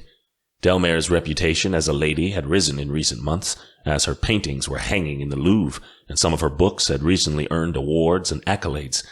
She'd become a famous artist, as she'd so desired, and we couldn't be prouder of her. She'd proven that coming from a peasant's background meant nothing in the light of the person you would become. Emma waved her hand, and our summer attire was replaced by winter gear, skates on our feet. We stepped onto the ice and skated around, hand in hand, taking in the gorgeous scenery. I enjoyed the privacy immensely, glad that down here there were no nobles or governors to bother us. In the Hall of Wonders, we had an escape where we could truly be ourselves. Across the ice, and at a great distance from us, were Finlay and Amantha. Finlay wobbled on his skates as he clung to Amantha like a cat, terrified he'd fall. Amantha laughed, coaxing him along as they moved at a snail's pace. Finlay had been elected as one of the Wolven Pack's leaders, and we'd given him his spot on the council back. The intolerable Pratt had saved our asses in the war, and was determined to help us build the country back better than it had been before. And, though I'd never say it aloud, he was my friend. I'm certain he wouldn't admit it either. Some things never changed. Amantha had done us all proud and gone on to be a champion in the figure skating world. She was quite reputable now, and somewhat of a sports icon in Malovia. We'd attended her last performance, and although Emma had cheered, I'd recognized the sadness in her eyes. Despite being happy for our friend, she wanted to be out there with her. It was a grief she'd never let go of. "How's your knee?" I asked Emma as we made another lap. She winced. "Sore. I think I'll be done soon." It still and always would continue to bother me whenever she was in pain. "If I could make it better." "My life is still a good life," she said. "I've come to terms with my illness and how my body works. I'm okay with how things are. And maybe, one day, I'll be well. There will be better treatments, more powerful magic." "We can only hope." "And if not," Emma pressed, "it'll still be worth it to be here with you. The gods chose me to go through this so I could teach and inspire others. In that way, even my greatest trial is a gift." She had such a different perspective on things now. Since Emma had returned from the great hunting grounds, things didn't bother her as much as they once did. Nothing shook her iron resolve. It was both inspiring and unsettling. I was in awe of her at all times, and sometimes thrown off by her attitude to be resigned to whatever circumstance. She'd seen what lay beyond, things she could try to explain to me, but that I couldn't understand. Because of it, she was at peace. While we skated, sprites that looked like snowflakes and pixies that were made of ice did pirouettes mid-air around us. The Fey-kin of Edinmyre had traveled to Earth to live here, and there was always a new species to discover. Fey zoologists and historians had a mountain of a task ahead of them, documenting and learning about them all. There was a giggling noise as others entered the Hall of Wonders. Theo's voice echoed off the mountains as he shouted, "Girls, don't get too carried away. Theodora! Theodora!" A little blonde 2-year-old was tossing snowballs at the pixies that flew around the room. The pixie whizzed out of the way of the snowballs, making indigent sounds as the toddler let out cries of glee. Theo hurried to grab her, carrying her away from the horde of misfortuned Feykin. "What have I said about being polite?" Theo scolded. Theodora laughed, then smashed a snowball she was holding against Theo's nose. The alicorn shifter huffed and blew snowflakes off his lips. Odette walked into the room carrying another child who was identical to Theodora. The girl was sucking her thumb and curled up against Odette's chest. "I think they're due for a nap. Odessa's all worn out." "So am I," Theo replied wearily. He rubbed his face before looking over his shoulder. "Kiara, hurry along." "Coming, Daddy." A third child toddled toward them, falling face first in the snow before she pushed herself up and hurried after her parents. Theo bent down to wipe the snow off her cheeks. Theo served as the Fey representative on the United Supernatural Unions Council. With the animosity of the other races toward the Fey, we needed someone level-headed and gentle to help make international decrees and treaties. I couldn't imagine a better choice. With his responsibilities on the council, alongside running a ballet studio with Odette, the man was very busy. Add to it the fact that he was raising triplet girls, and I don't know how he survived. "How was your trip to Budapest?" Emma asked as we came to the edge of the ice. Odette sighed, then set Odessa down. "Unsuccessful. The alicorn girl we met was untalented. I expect it was a ploy by her family to get her into royal favor, but she didn't have any special gifts that I could tell." Odette was attempting to rebuild the alicorn court, but so far she hadn't found any living prophets among the Fae to join. I worried she was the only one in our entire nation that had inherited her ancestors' talents for telling the future. "Don't lose hope," Emma encouraged. "There might be another prophet out there yet." Odette sighed. "Gods, I hope so. Doing this by myself is exhausting." Theo and Odette put their skates on, then came to join us. They waltzed around the ice while their triplets played in the snow nearby. Being ballet dancers, their skating was refined and natural. "Too bad you can't be out here, babe," Stefan said. He held Isaac's hand as they did little circles on the ice. "No thanks," Delmare said blandly. "The bruise I got on my ass the last time was all the skating I wanted to do." "She can barely walk as it is," Odette cracked as Theo spun her into a lift. "Tell me about it.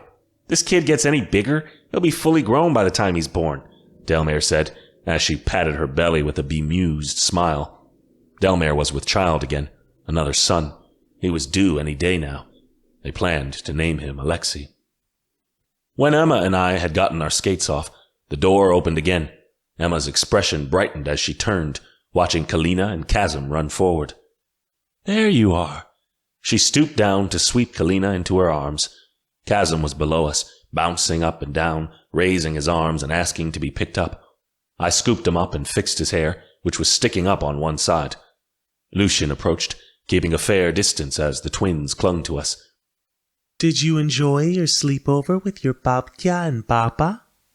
"Chasm slept soundly," Lucien replied, though Kalina stayed up nearly all night. She wanted to hear all my stories.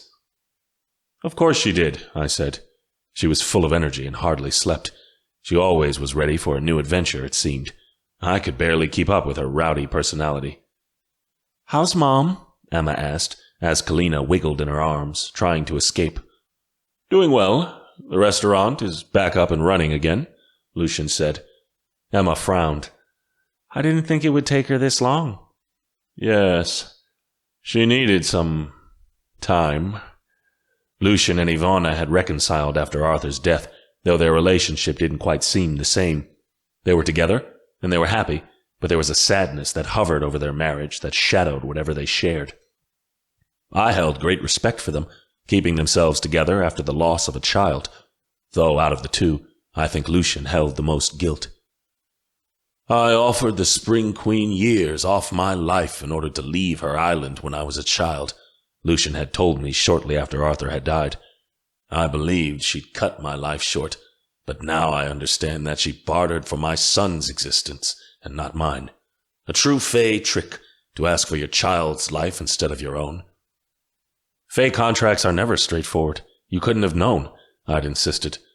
"All the same, it is my fault my son is gone, and none other." I hadn't managed to convince him otherwise. He'd stopped drinking and led somewhat of a productive life, but he'd refused teaching altogether and had retired from everything that ever mattered to him, despite Emma and I's protests. He was content to live out the rest of his days as a grandfather, although I privately thought he was much too young to do so. Some of us bore deeper scars from the war than others. "Do you think you two will have another baby?"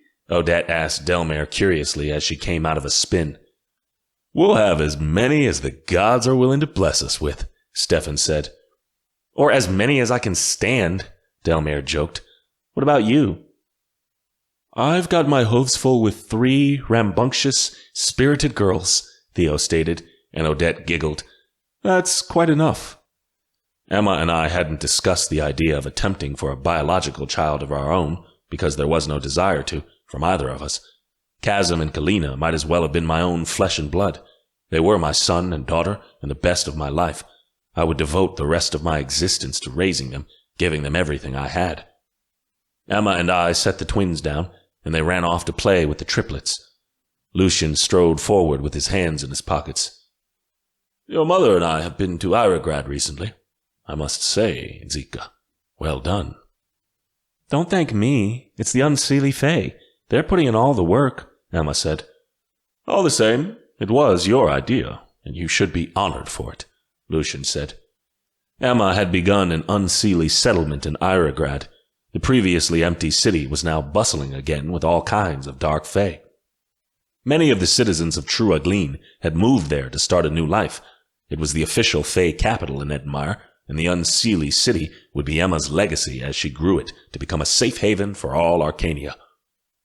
A quiet moment stretched on before Lucien said, "There have been sightings of a raven-haired child that resembles the former queen." I knew what he was getting at. After the final battle, Senya had gone missing. Gabby's daughter had vanished once we'd reclaimed Dolinska, and no one had any clue as to where she might have gone. It was presumed the child was dead, a casualty of the war, though there was no way to know for certain. And the sightings will continue as long as the Fae continue their love of rumors, Emma replied. They don't mean anything to us. We hadn't dispatched spies to search for Signé and refused to do so. An error, some would say, but we refused to fear an innocent. Perhaps Signé would pose a threat when she was grown, many years from now, or perhaps we'd never hear of her again. What would be, and there was no point in continuing to worry. Hunting her down would turn us, and possibly her, into the very monsters we feared, and we wouldn't be responsible for causing trauma to a child. We watched the children play, and had conversation by the fire as the afternoon stretched on. Just before Theo and Odette disembarked the ice, I caught something. Odette had been staring at the ice for too long, her eyes locked into the immersion of its depths. I knew that look so well, and I dreaded whatever came with it. She came to sit beside us. The others were off with the children, helping them build snow forts and chase after the ice pixies. In a low voice, she said, "The visions are getting worse. Nearly every day now." "What do they mean?" I pressed. "I don't know. I can't gather much, but I see Kalina in all of them," Odette replied. "Once I grasp onto something, it's gone just as quickly as it came. Something is coming, my friends. I don't know what it is, and I can't be sure of what it means for our kind. All I am certain of is that Kalina has a great destiny." Her proclamation caused me to shudder. In our world, it was expected that our children would grow to see battle, to shed blood, to fight. But this was a fate beyond anything we'd ever seen before. I didn't want Kalina to have any part of it, and at the same time, I couldn't stop what I knew was coming. The next great supernatural war. A horrid battle between all the supernatural races, the possible end of all magical kind. This was bigger than the Fae. It involved everyone. Somehow, this was Kalina's path and her journey. All we could do was prepare for it. Emma dug in her pocket, then handed something small to Odette, the powerful magical key she'd had for years. "I know you've looked at this before, but I really have to ask you to try again. I'm certain this has something to do with Kalina's quest. It only shows a reaction when it's around her. It has to mean something." Odette held the key in her palm and observed it keenly. "I couldn't sense the key's power before, but now that my abilities are more developed, it's unmistakable. Didn't Professor Calliope give this to you?" "Yes," Emma said. "Do you believe it wasn't a coincidence?" "No, she must have known what it meant," Odette insisted. "There's a reason why she gave you this key." "Then we need to ask her about it," I said firmly. "We have to find her." "Lucian might know where she is," Odette offered. "You should ask him." I was already rising to my feet to do just that. I roamed toward him. Kalina and Chasm dangled on each of his arms, and he chuckled as he swung them around. His head lifted as I approached. "Do you know where Professor Calliope may be?" I asked. "I have something to discuss with her." Lucian rubbed his chin. Calliope retired from teaching after the war. I believe she moved to the countryside to live out her days with her daughter. I have the address if you'd like to visit." "That would be wonderful." We left the twins with Lucian and said goodbye to our friends before we left the palace. We snuck off the grounds without alerting the guards. No one needed to come with us and potentially overhear whatever Calliope had to say. Once we were deep in the woods, I flew Emma out to the countryside, to the address that Lucian had given us. We landed outside a quaint cottage overlooking the hills. I shifted back, and Emma gave a knock. A young woman opened the door. I didn't recognize her. Her eyebrows shot up in surprise as she took us in. "My king and queen, we're here to visit a beloved old teacher," Emma said kindly. "If Professor Calliope is in, we'd love to see her." The woman's eyes saddened. "Yes, I suppose you've heard the news." I was about to ask what news she meant before she stepped aside, allowing us into the cottage. Once she did, the sour smell of cancer hit my nose, and it was strong, filling up the entire house. The woman led us through the cottage, dodging knickknacks that were placed alongside medical supplies and potion bottles. "I'm sorry for the mess. I wasn't aware you were coming." "We don't mind. You have enough to deal with," I said. I felt her sadness from here. This was a daughter carrying the weight of the world on her shoulders as she cared for Calliope in her last days. To remain strong at all was a great feat. My mother is very weak. She doesn't have much energy for visitors, but I'm sure she'd love to see you, the woman stated. I'd suggest asking whatever you need to quickly. She's not able to speak for long. Will only be a minute, Emma promised. The woman opened the door. My stomach sank as I witnessed the frail figure lying on the bed. Calliope was skin and bones, skin yellow and paper thin. She'd been an old professor, but now she appeared nearly as ancient as time itself. The smell of cancer here was so strong it nearly suffocated me. Was there really nothing that could be done? I'll give you some privacy, the woman said as she closed the door. Emma and I took a seat beside Calliope's bed. Calliope's eyes creaked open. The illusion teacher gave a slight smile as she took in the sight of us. I knew the two of you would come before the end. Emma's voice was tight. Professor Calliope, don't feel sympathy for me, Emma. My only regret is that I will die in this bed and not on the battlefield as a face should. You are dying a warrior's death, resisting against an illness even as it takes your life, Emma insisted. I spoke up. Indeed, a nobler death on the battlefield couldn't be had. I suppose you are right. Calliope gave a slight cough, and Emma reached out to help her take a drink from the cup on her bedside table. She smacked her lips together before she laid back on the pillows and said, I suppose you're here about Kalina. I was completely floored. How did she know? Calliope gave a soft laugh as she took in our bewildered expressions. I am a part of the demigod guardians, Calliope rasped. We are elders of the supernatural world who have sworn to protect demigod children so they may build a better world through their gifts. Many years ago, Emma, Lady Iris gave me a prophecy that your daughter would be a demigod, one who would use my family's key to save the magical world. Your family's key? Emma questioned. She reached into her pocket and withdrew the magical object. Calliope gave a weak nod as her eyes settled on the key. Yes, it's been passed down through my family for years. Centuries ago, a hag sent by Melonia herself came to my ancestor and gave her a very powerful key. She told her to keep it safe, relinquishing it only when a sorceress who gained the ability to shift roamed our world. Lady Iris foresaw a woman transform into a wolf in one of her visions long before Kalina was born.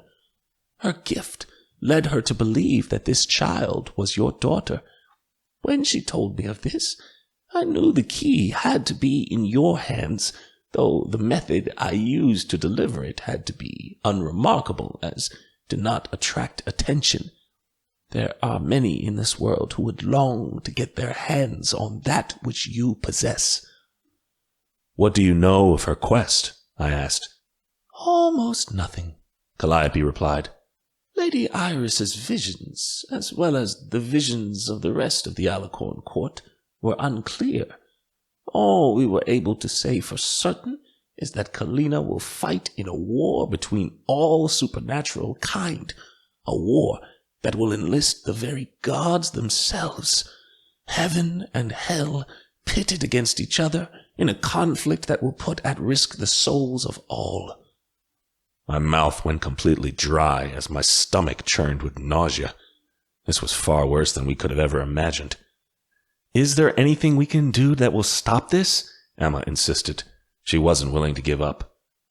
Train her, Calliope replied. Teach her the greatest magic you can. Give her strength beyond what any Fae has. And keep the key safe. She will need it in the days to come. Gods help us all. Calliope's head hit the pillows and her eyes closed. She wasn't able to answer anything more. We asked more questions, but Calliope had fallen into a sleep we could not wake her from. We gave our condolences to Calliope's daughter, then returned to the palace.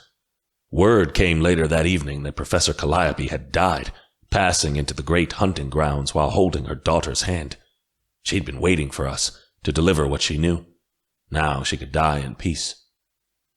Emma and I discussed things in our quarters, feeling like our backs were against the wall. I paced the room while Emma remained on the couch, sipping tea and remaining deep in thought. What can we do about this? I asked my wife, but more so myself. I was Kalina's father, and it was my duty to defend her from the world. Yet how did I spare her from such a dark fate when it was already written that she'd have to face it? Emma shrugged. There's no avoiding it. I think the best thing we can do is provide the twins with whatever protection our power and names provide until it becomes inadequate to defend them any longer. I nodded. We give Kalina and Chasm proper royal titles, I said, officially, on paper, make them our children, by forging the birth certificates and saying that they're biologically ours. We'd never explained to the public about Kalina and Chasm's sudden appearance. Everyone had assumed they were ours, but the two of us hadn't yet made a formal announcement. Royal children were always declared. They had to be, in order to gain the respect of the public and be given official titles. It was a big legal matter, not to mention it was a situation that required a lot of pomp and circumstance, similar to a coronation. We hadn't done so yet, hoping we could keep the twins as concealed and out of the public eye as possible. We couldn't do that anymore. We had to give the public the gossip they wanted, and in exchange, gain the safety that notoriety would provide. You want us to lie? Emma's mouth flattened. Yes, for their benefit. We'll finally acknowledge in a formal press conference that you gave birth to them, that they are my direct descendants. Ethan, they look nothing like you, Emma protested. But they look like you, I said firmly. Kalina and Chasm both take after Arthur, and you are his twin. They share your features. It'll help others to believe the ruse. Is anyone going to fall for this? Emma asked, tossing up a hand. You were gone for 9 months, I said. When you were lost in time, no one knew where you were. We'll tell them that you were pregnant and went into hiding until the twins were born. No one can prove otherwise.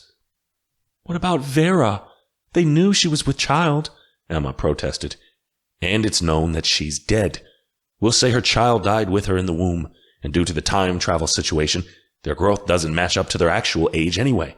No one will catch on, I stated. Emma drummed her fingers against her teacup. We'll have to falsify their birthday.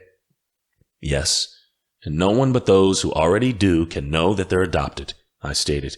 Not even Chasm and Kalina themselves. Ethan, no, Emma said immediately. We can't do that to them. It's the best way to keep them safe, I insisted. What will people do if they put together that Vera was a goddess and that Kalina and Chasm are her children? It'll put them in more danger than ever before. They have the right to know, Emma said harshly. Of course they do. When they're older. But until that time, we have to keep the adoption secret. It's the only way to ensure their safety. My mother hid everything from me growing up. I came into the magical world knowing nothing about who I was. It made my destiny as the World Weaver harder than it had to be, Emma protested. I won't do the same to Kalina. You're going to put this monstrosity of a prophecy on Kalina's shoulders at such a young age? She's a child. She would have no idea nor capability of how to handle this situation. Frankly, she shouldn't have to deal with it. It's borderline abuse to put such a heavy fate on a little girl. I crossed my arms. If I had known earlier that I was the World Weaver or even a Fae, I would have been better prepared. We can prepare her for her destiny without telling her, I insisted. We'll give her the best tutors, and she'll have the best education, magical and otherwise. Even though we don't know what she's capable of, we'll do everything in our power to instruct her in how to fulfill her destiny. That's bull, Emma spat. You want to prepare her for this without letting her know what she's going to be up against? It's cruel. Emma, I don't think you realize this is above our pay grade, I said flatly. We don't truly know what we're dealing with. If Kalina knows what she is, if we tell her, she's a danger to herself and others. People will find out she's a demigod. They'll come looking for her, and once they find her, they can either manipulate or force her to become a weapon or lock her in a bad contract that will use her powers to hurt others. We still have enemies that are a threat to us. The biggest threat we have is our daughter. If she gets out of control, her time powers could have grave consequences, Emma argued. Which is exactly why she must be kept in the dark, I said firmly. Kalina is stubborn, and she's a reckless child. That's wonderful, because it means she's brave and she's willing to explore the world. But that also makes her dangerous, because the moment she learns about her demigod blood, she'll want to experiment. You know she will. And if she experiments with her powers before we've learned more about them, or before we find a teacher who can instruct her on how to use them properly, she could ruin the entire country in one blow. It's too great a risk. What about the demigod guardians? Can we ask them for help? Emma asked. We can send spies to look for them, but that will make people start asking questions, and we don't want that, I stated. You and I can search for them privately, but if this group is as elusive as Calliope made it sound, these people might not appear until they want us to find them. Her powers are going to emerge anyway, Ethan. They did when she was a baby, and they could come back again, Emma said tiredly. Or they could not, I shrugged. I personally believe Kalina's powers were triggered that night by something extreme. What it was, I'm unsure. Emma bit her lip. Her mate? Possibly. Maybe he was born, or maybe something happened to him that forced her time magic to react. Possibly, and we can't be sure a rare event like that will happen again. Thus, my point still stands. Think about the crystals of harmony, how dangerous they were. Magic that gets out of hand destroys people. If Kalina harnesses her demigod powers before she's ready, and they prove uncontrollable, the consequences could be dire for us all. Emma fiddled with her teacup. We could compromise, she began. The king's contest is due to be held by the time Kalina comes of age. We can train her for the contest, specially prepare her to win. If she does, and ascends to the throne, we know that she's ready to be told everything and strong enough to keep her powers contained. We don't want to overwhelm her with this knowledge until we know she's strong enough to handle it. I agree, I said. It's the only way to know if she's ready.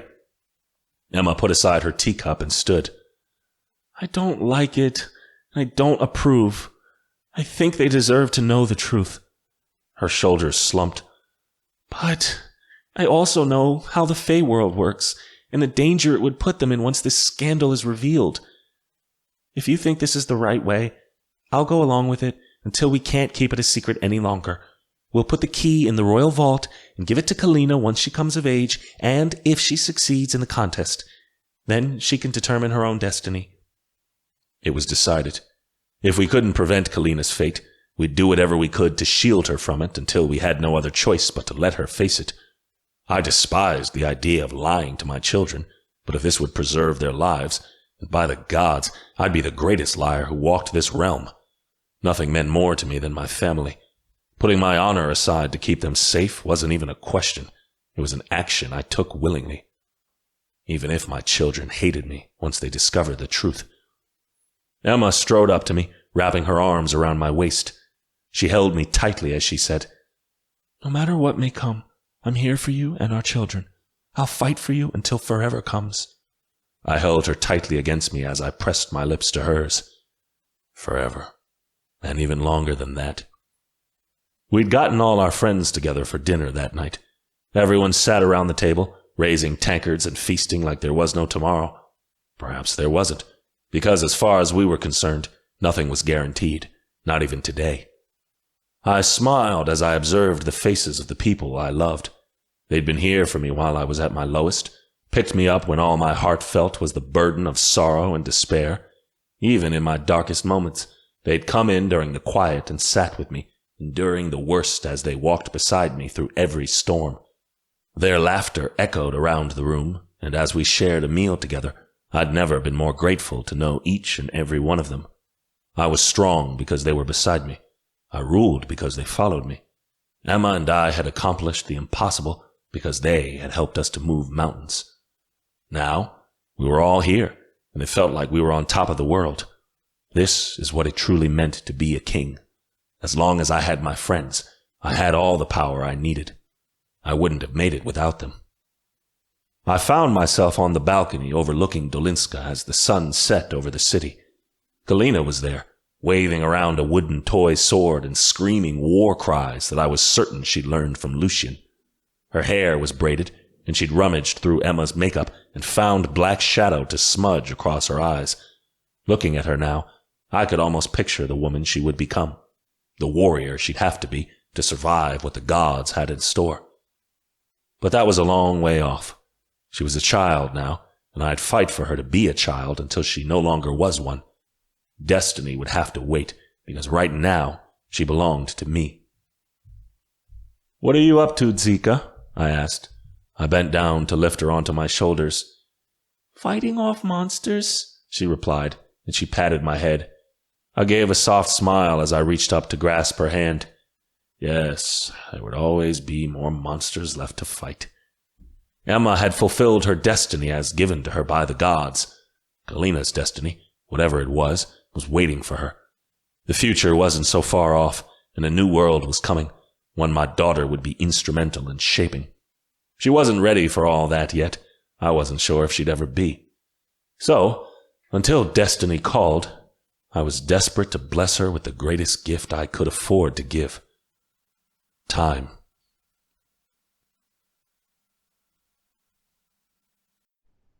Continue the story with Emma's daughter as Kalina begins her adventures in the Villain Institute, Hidden Legends, Prison for Supernatural Offenders, Book 1.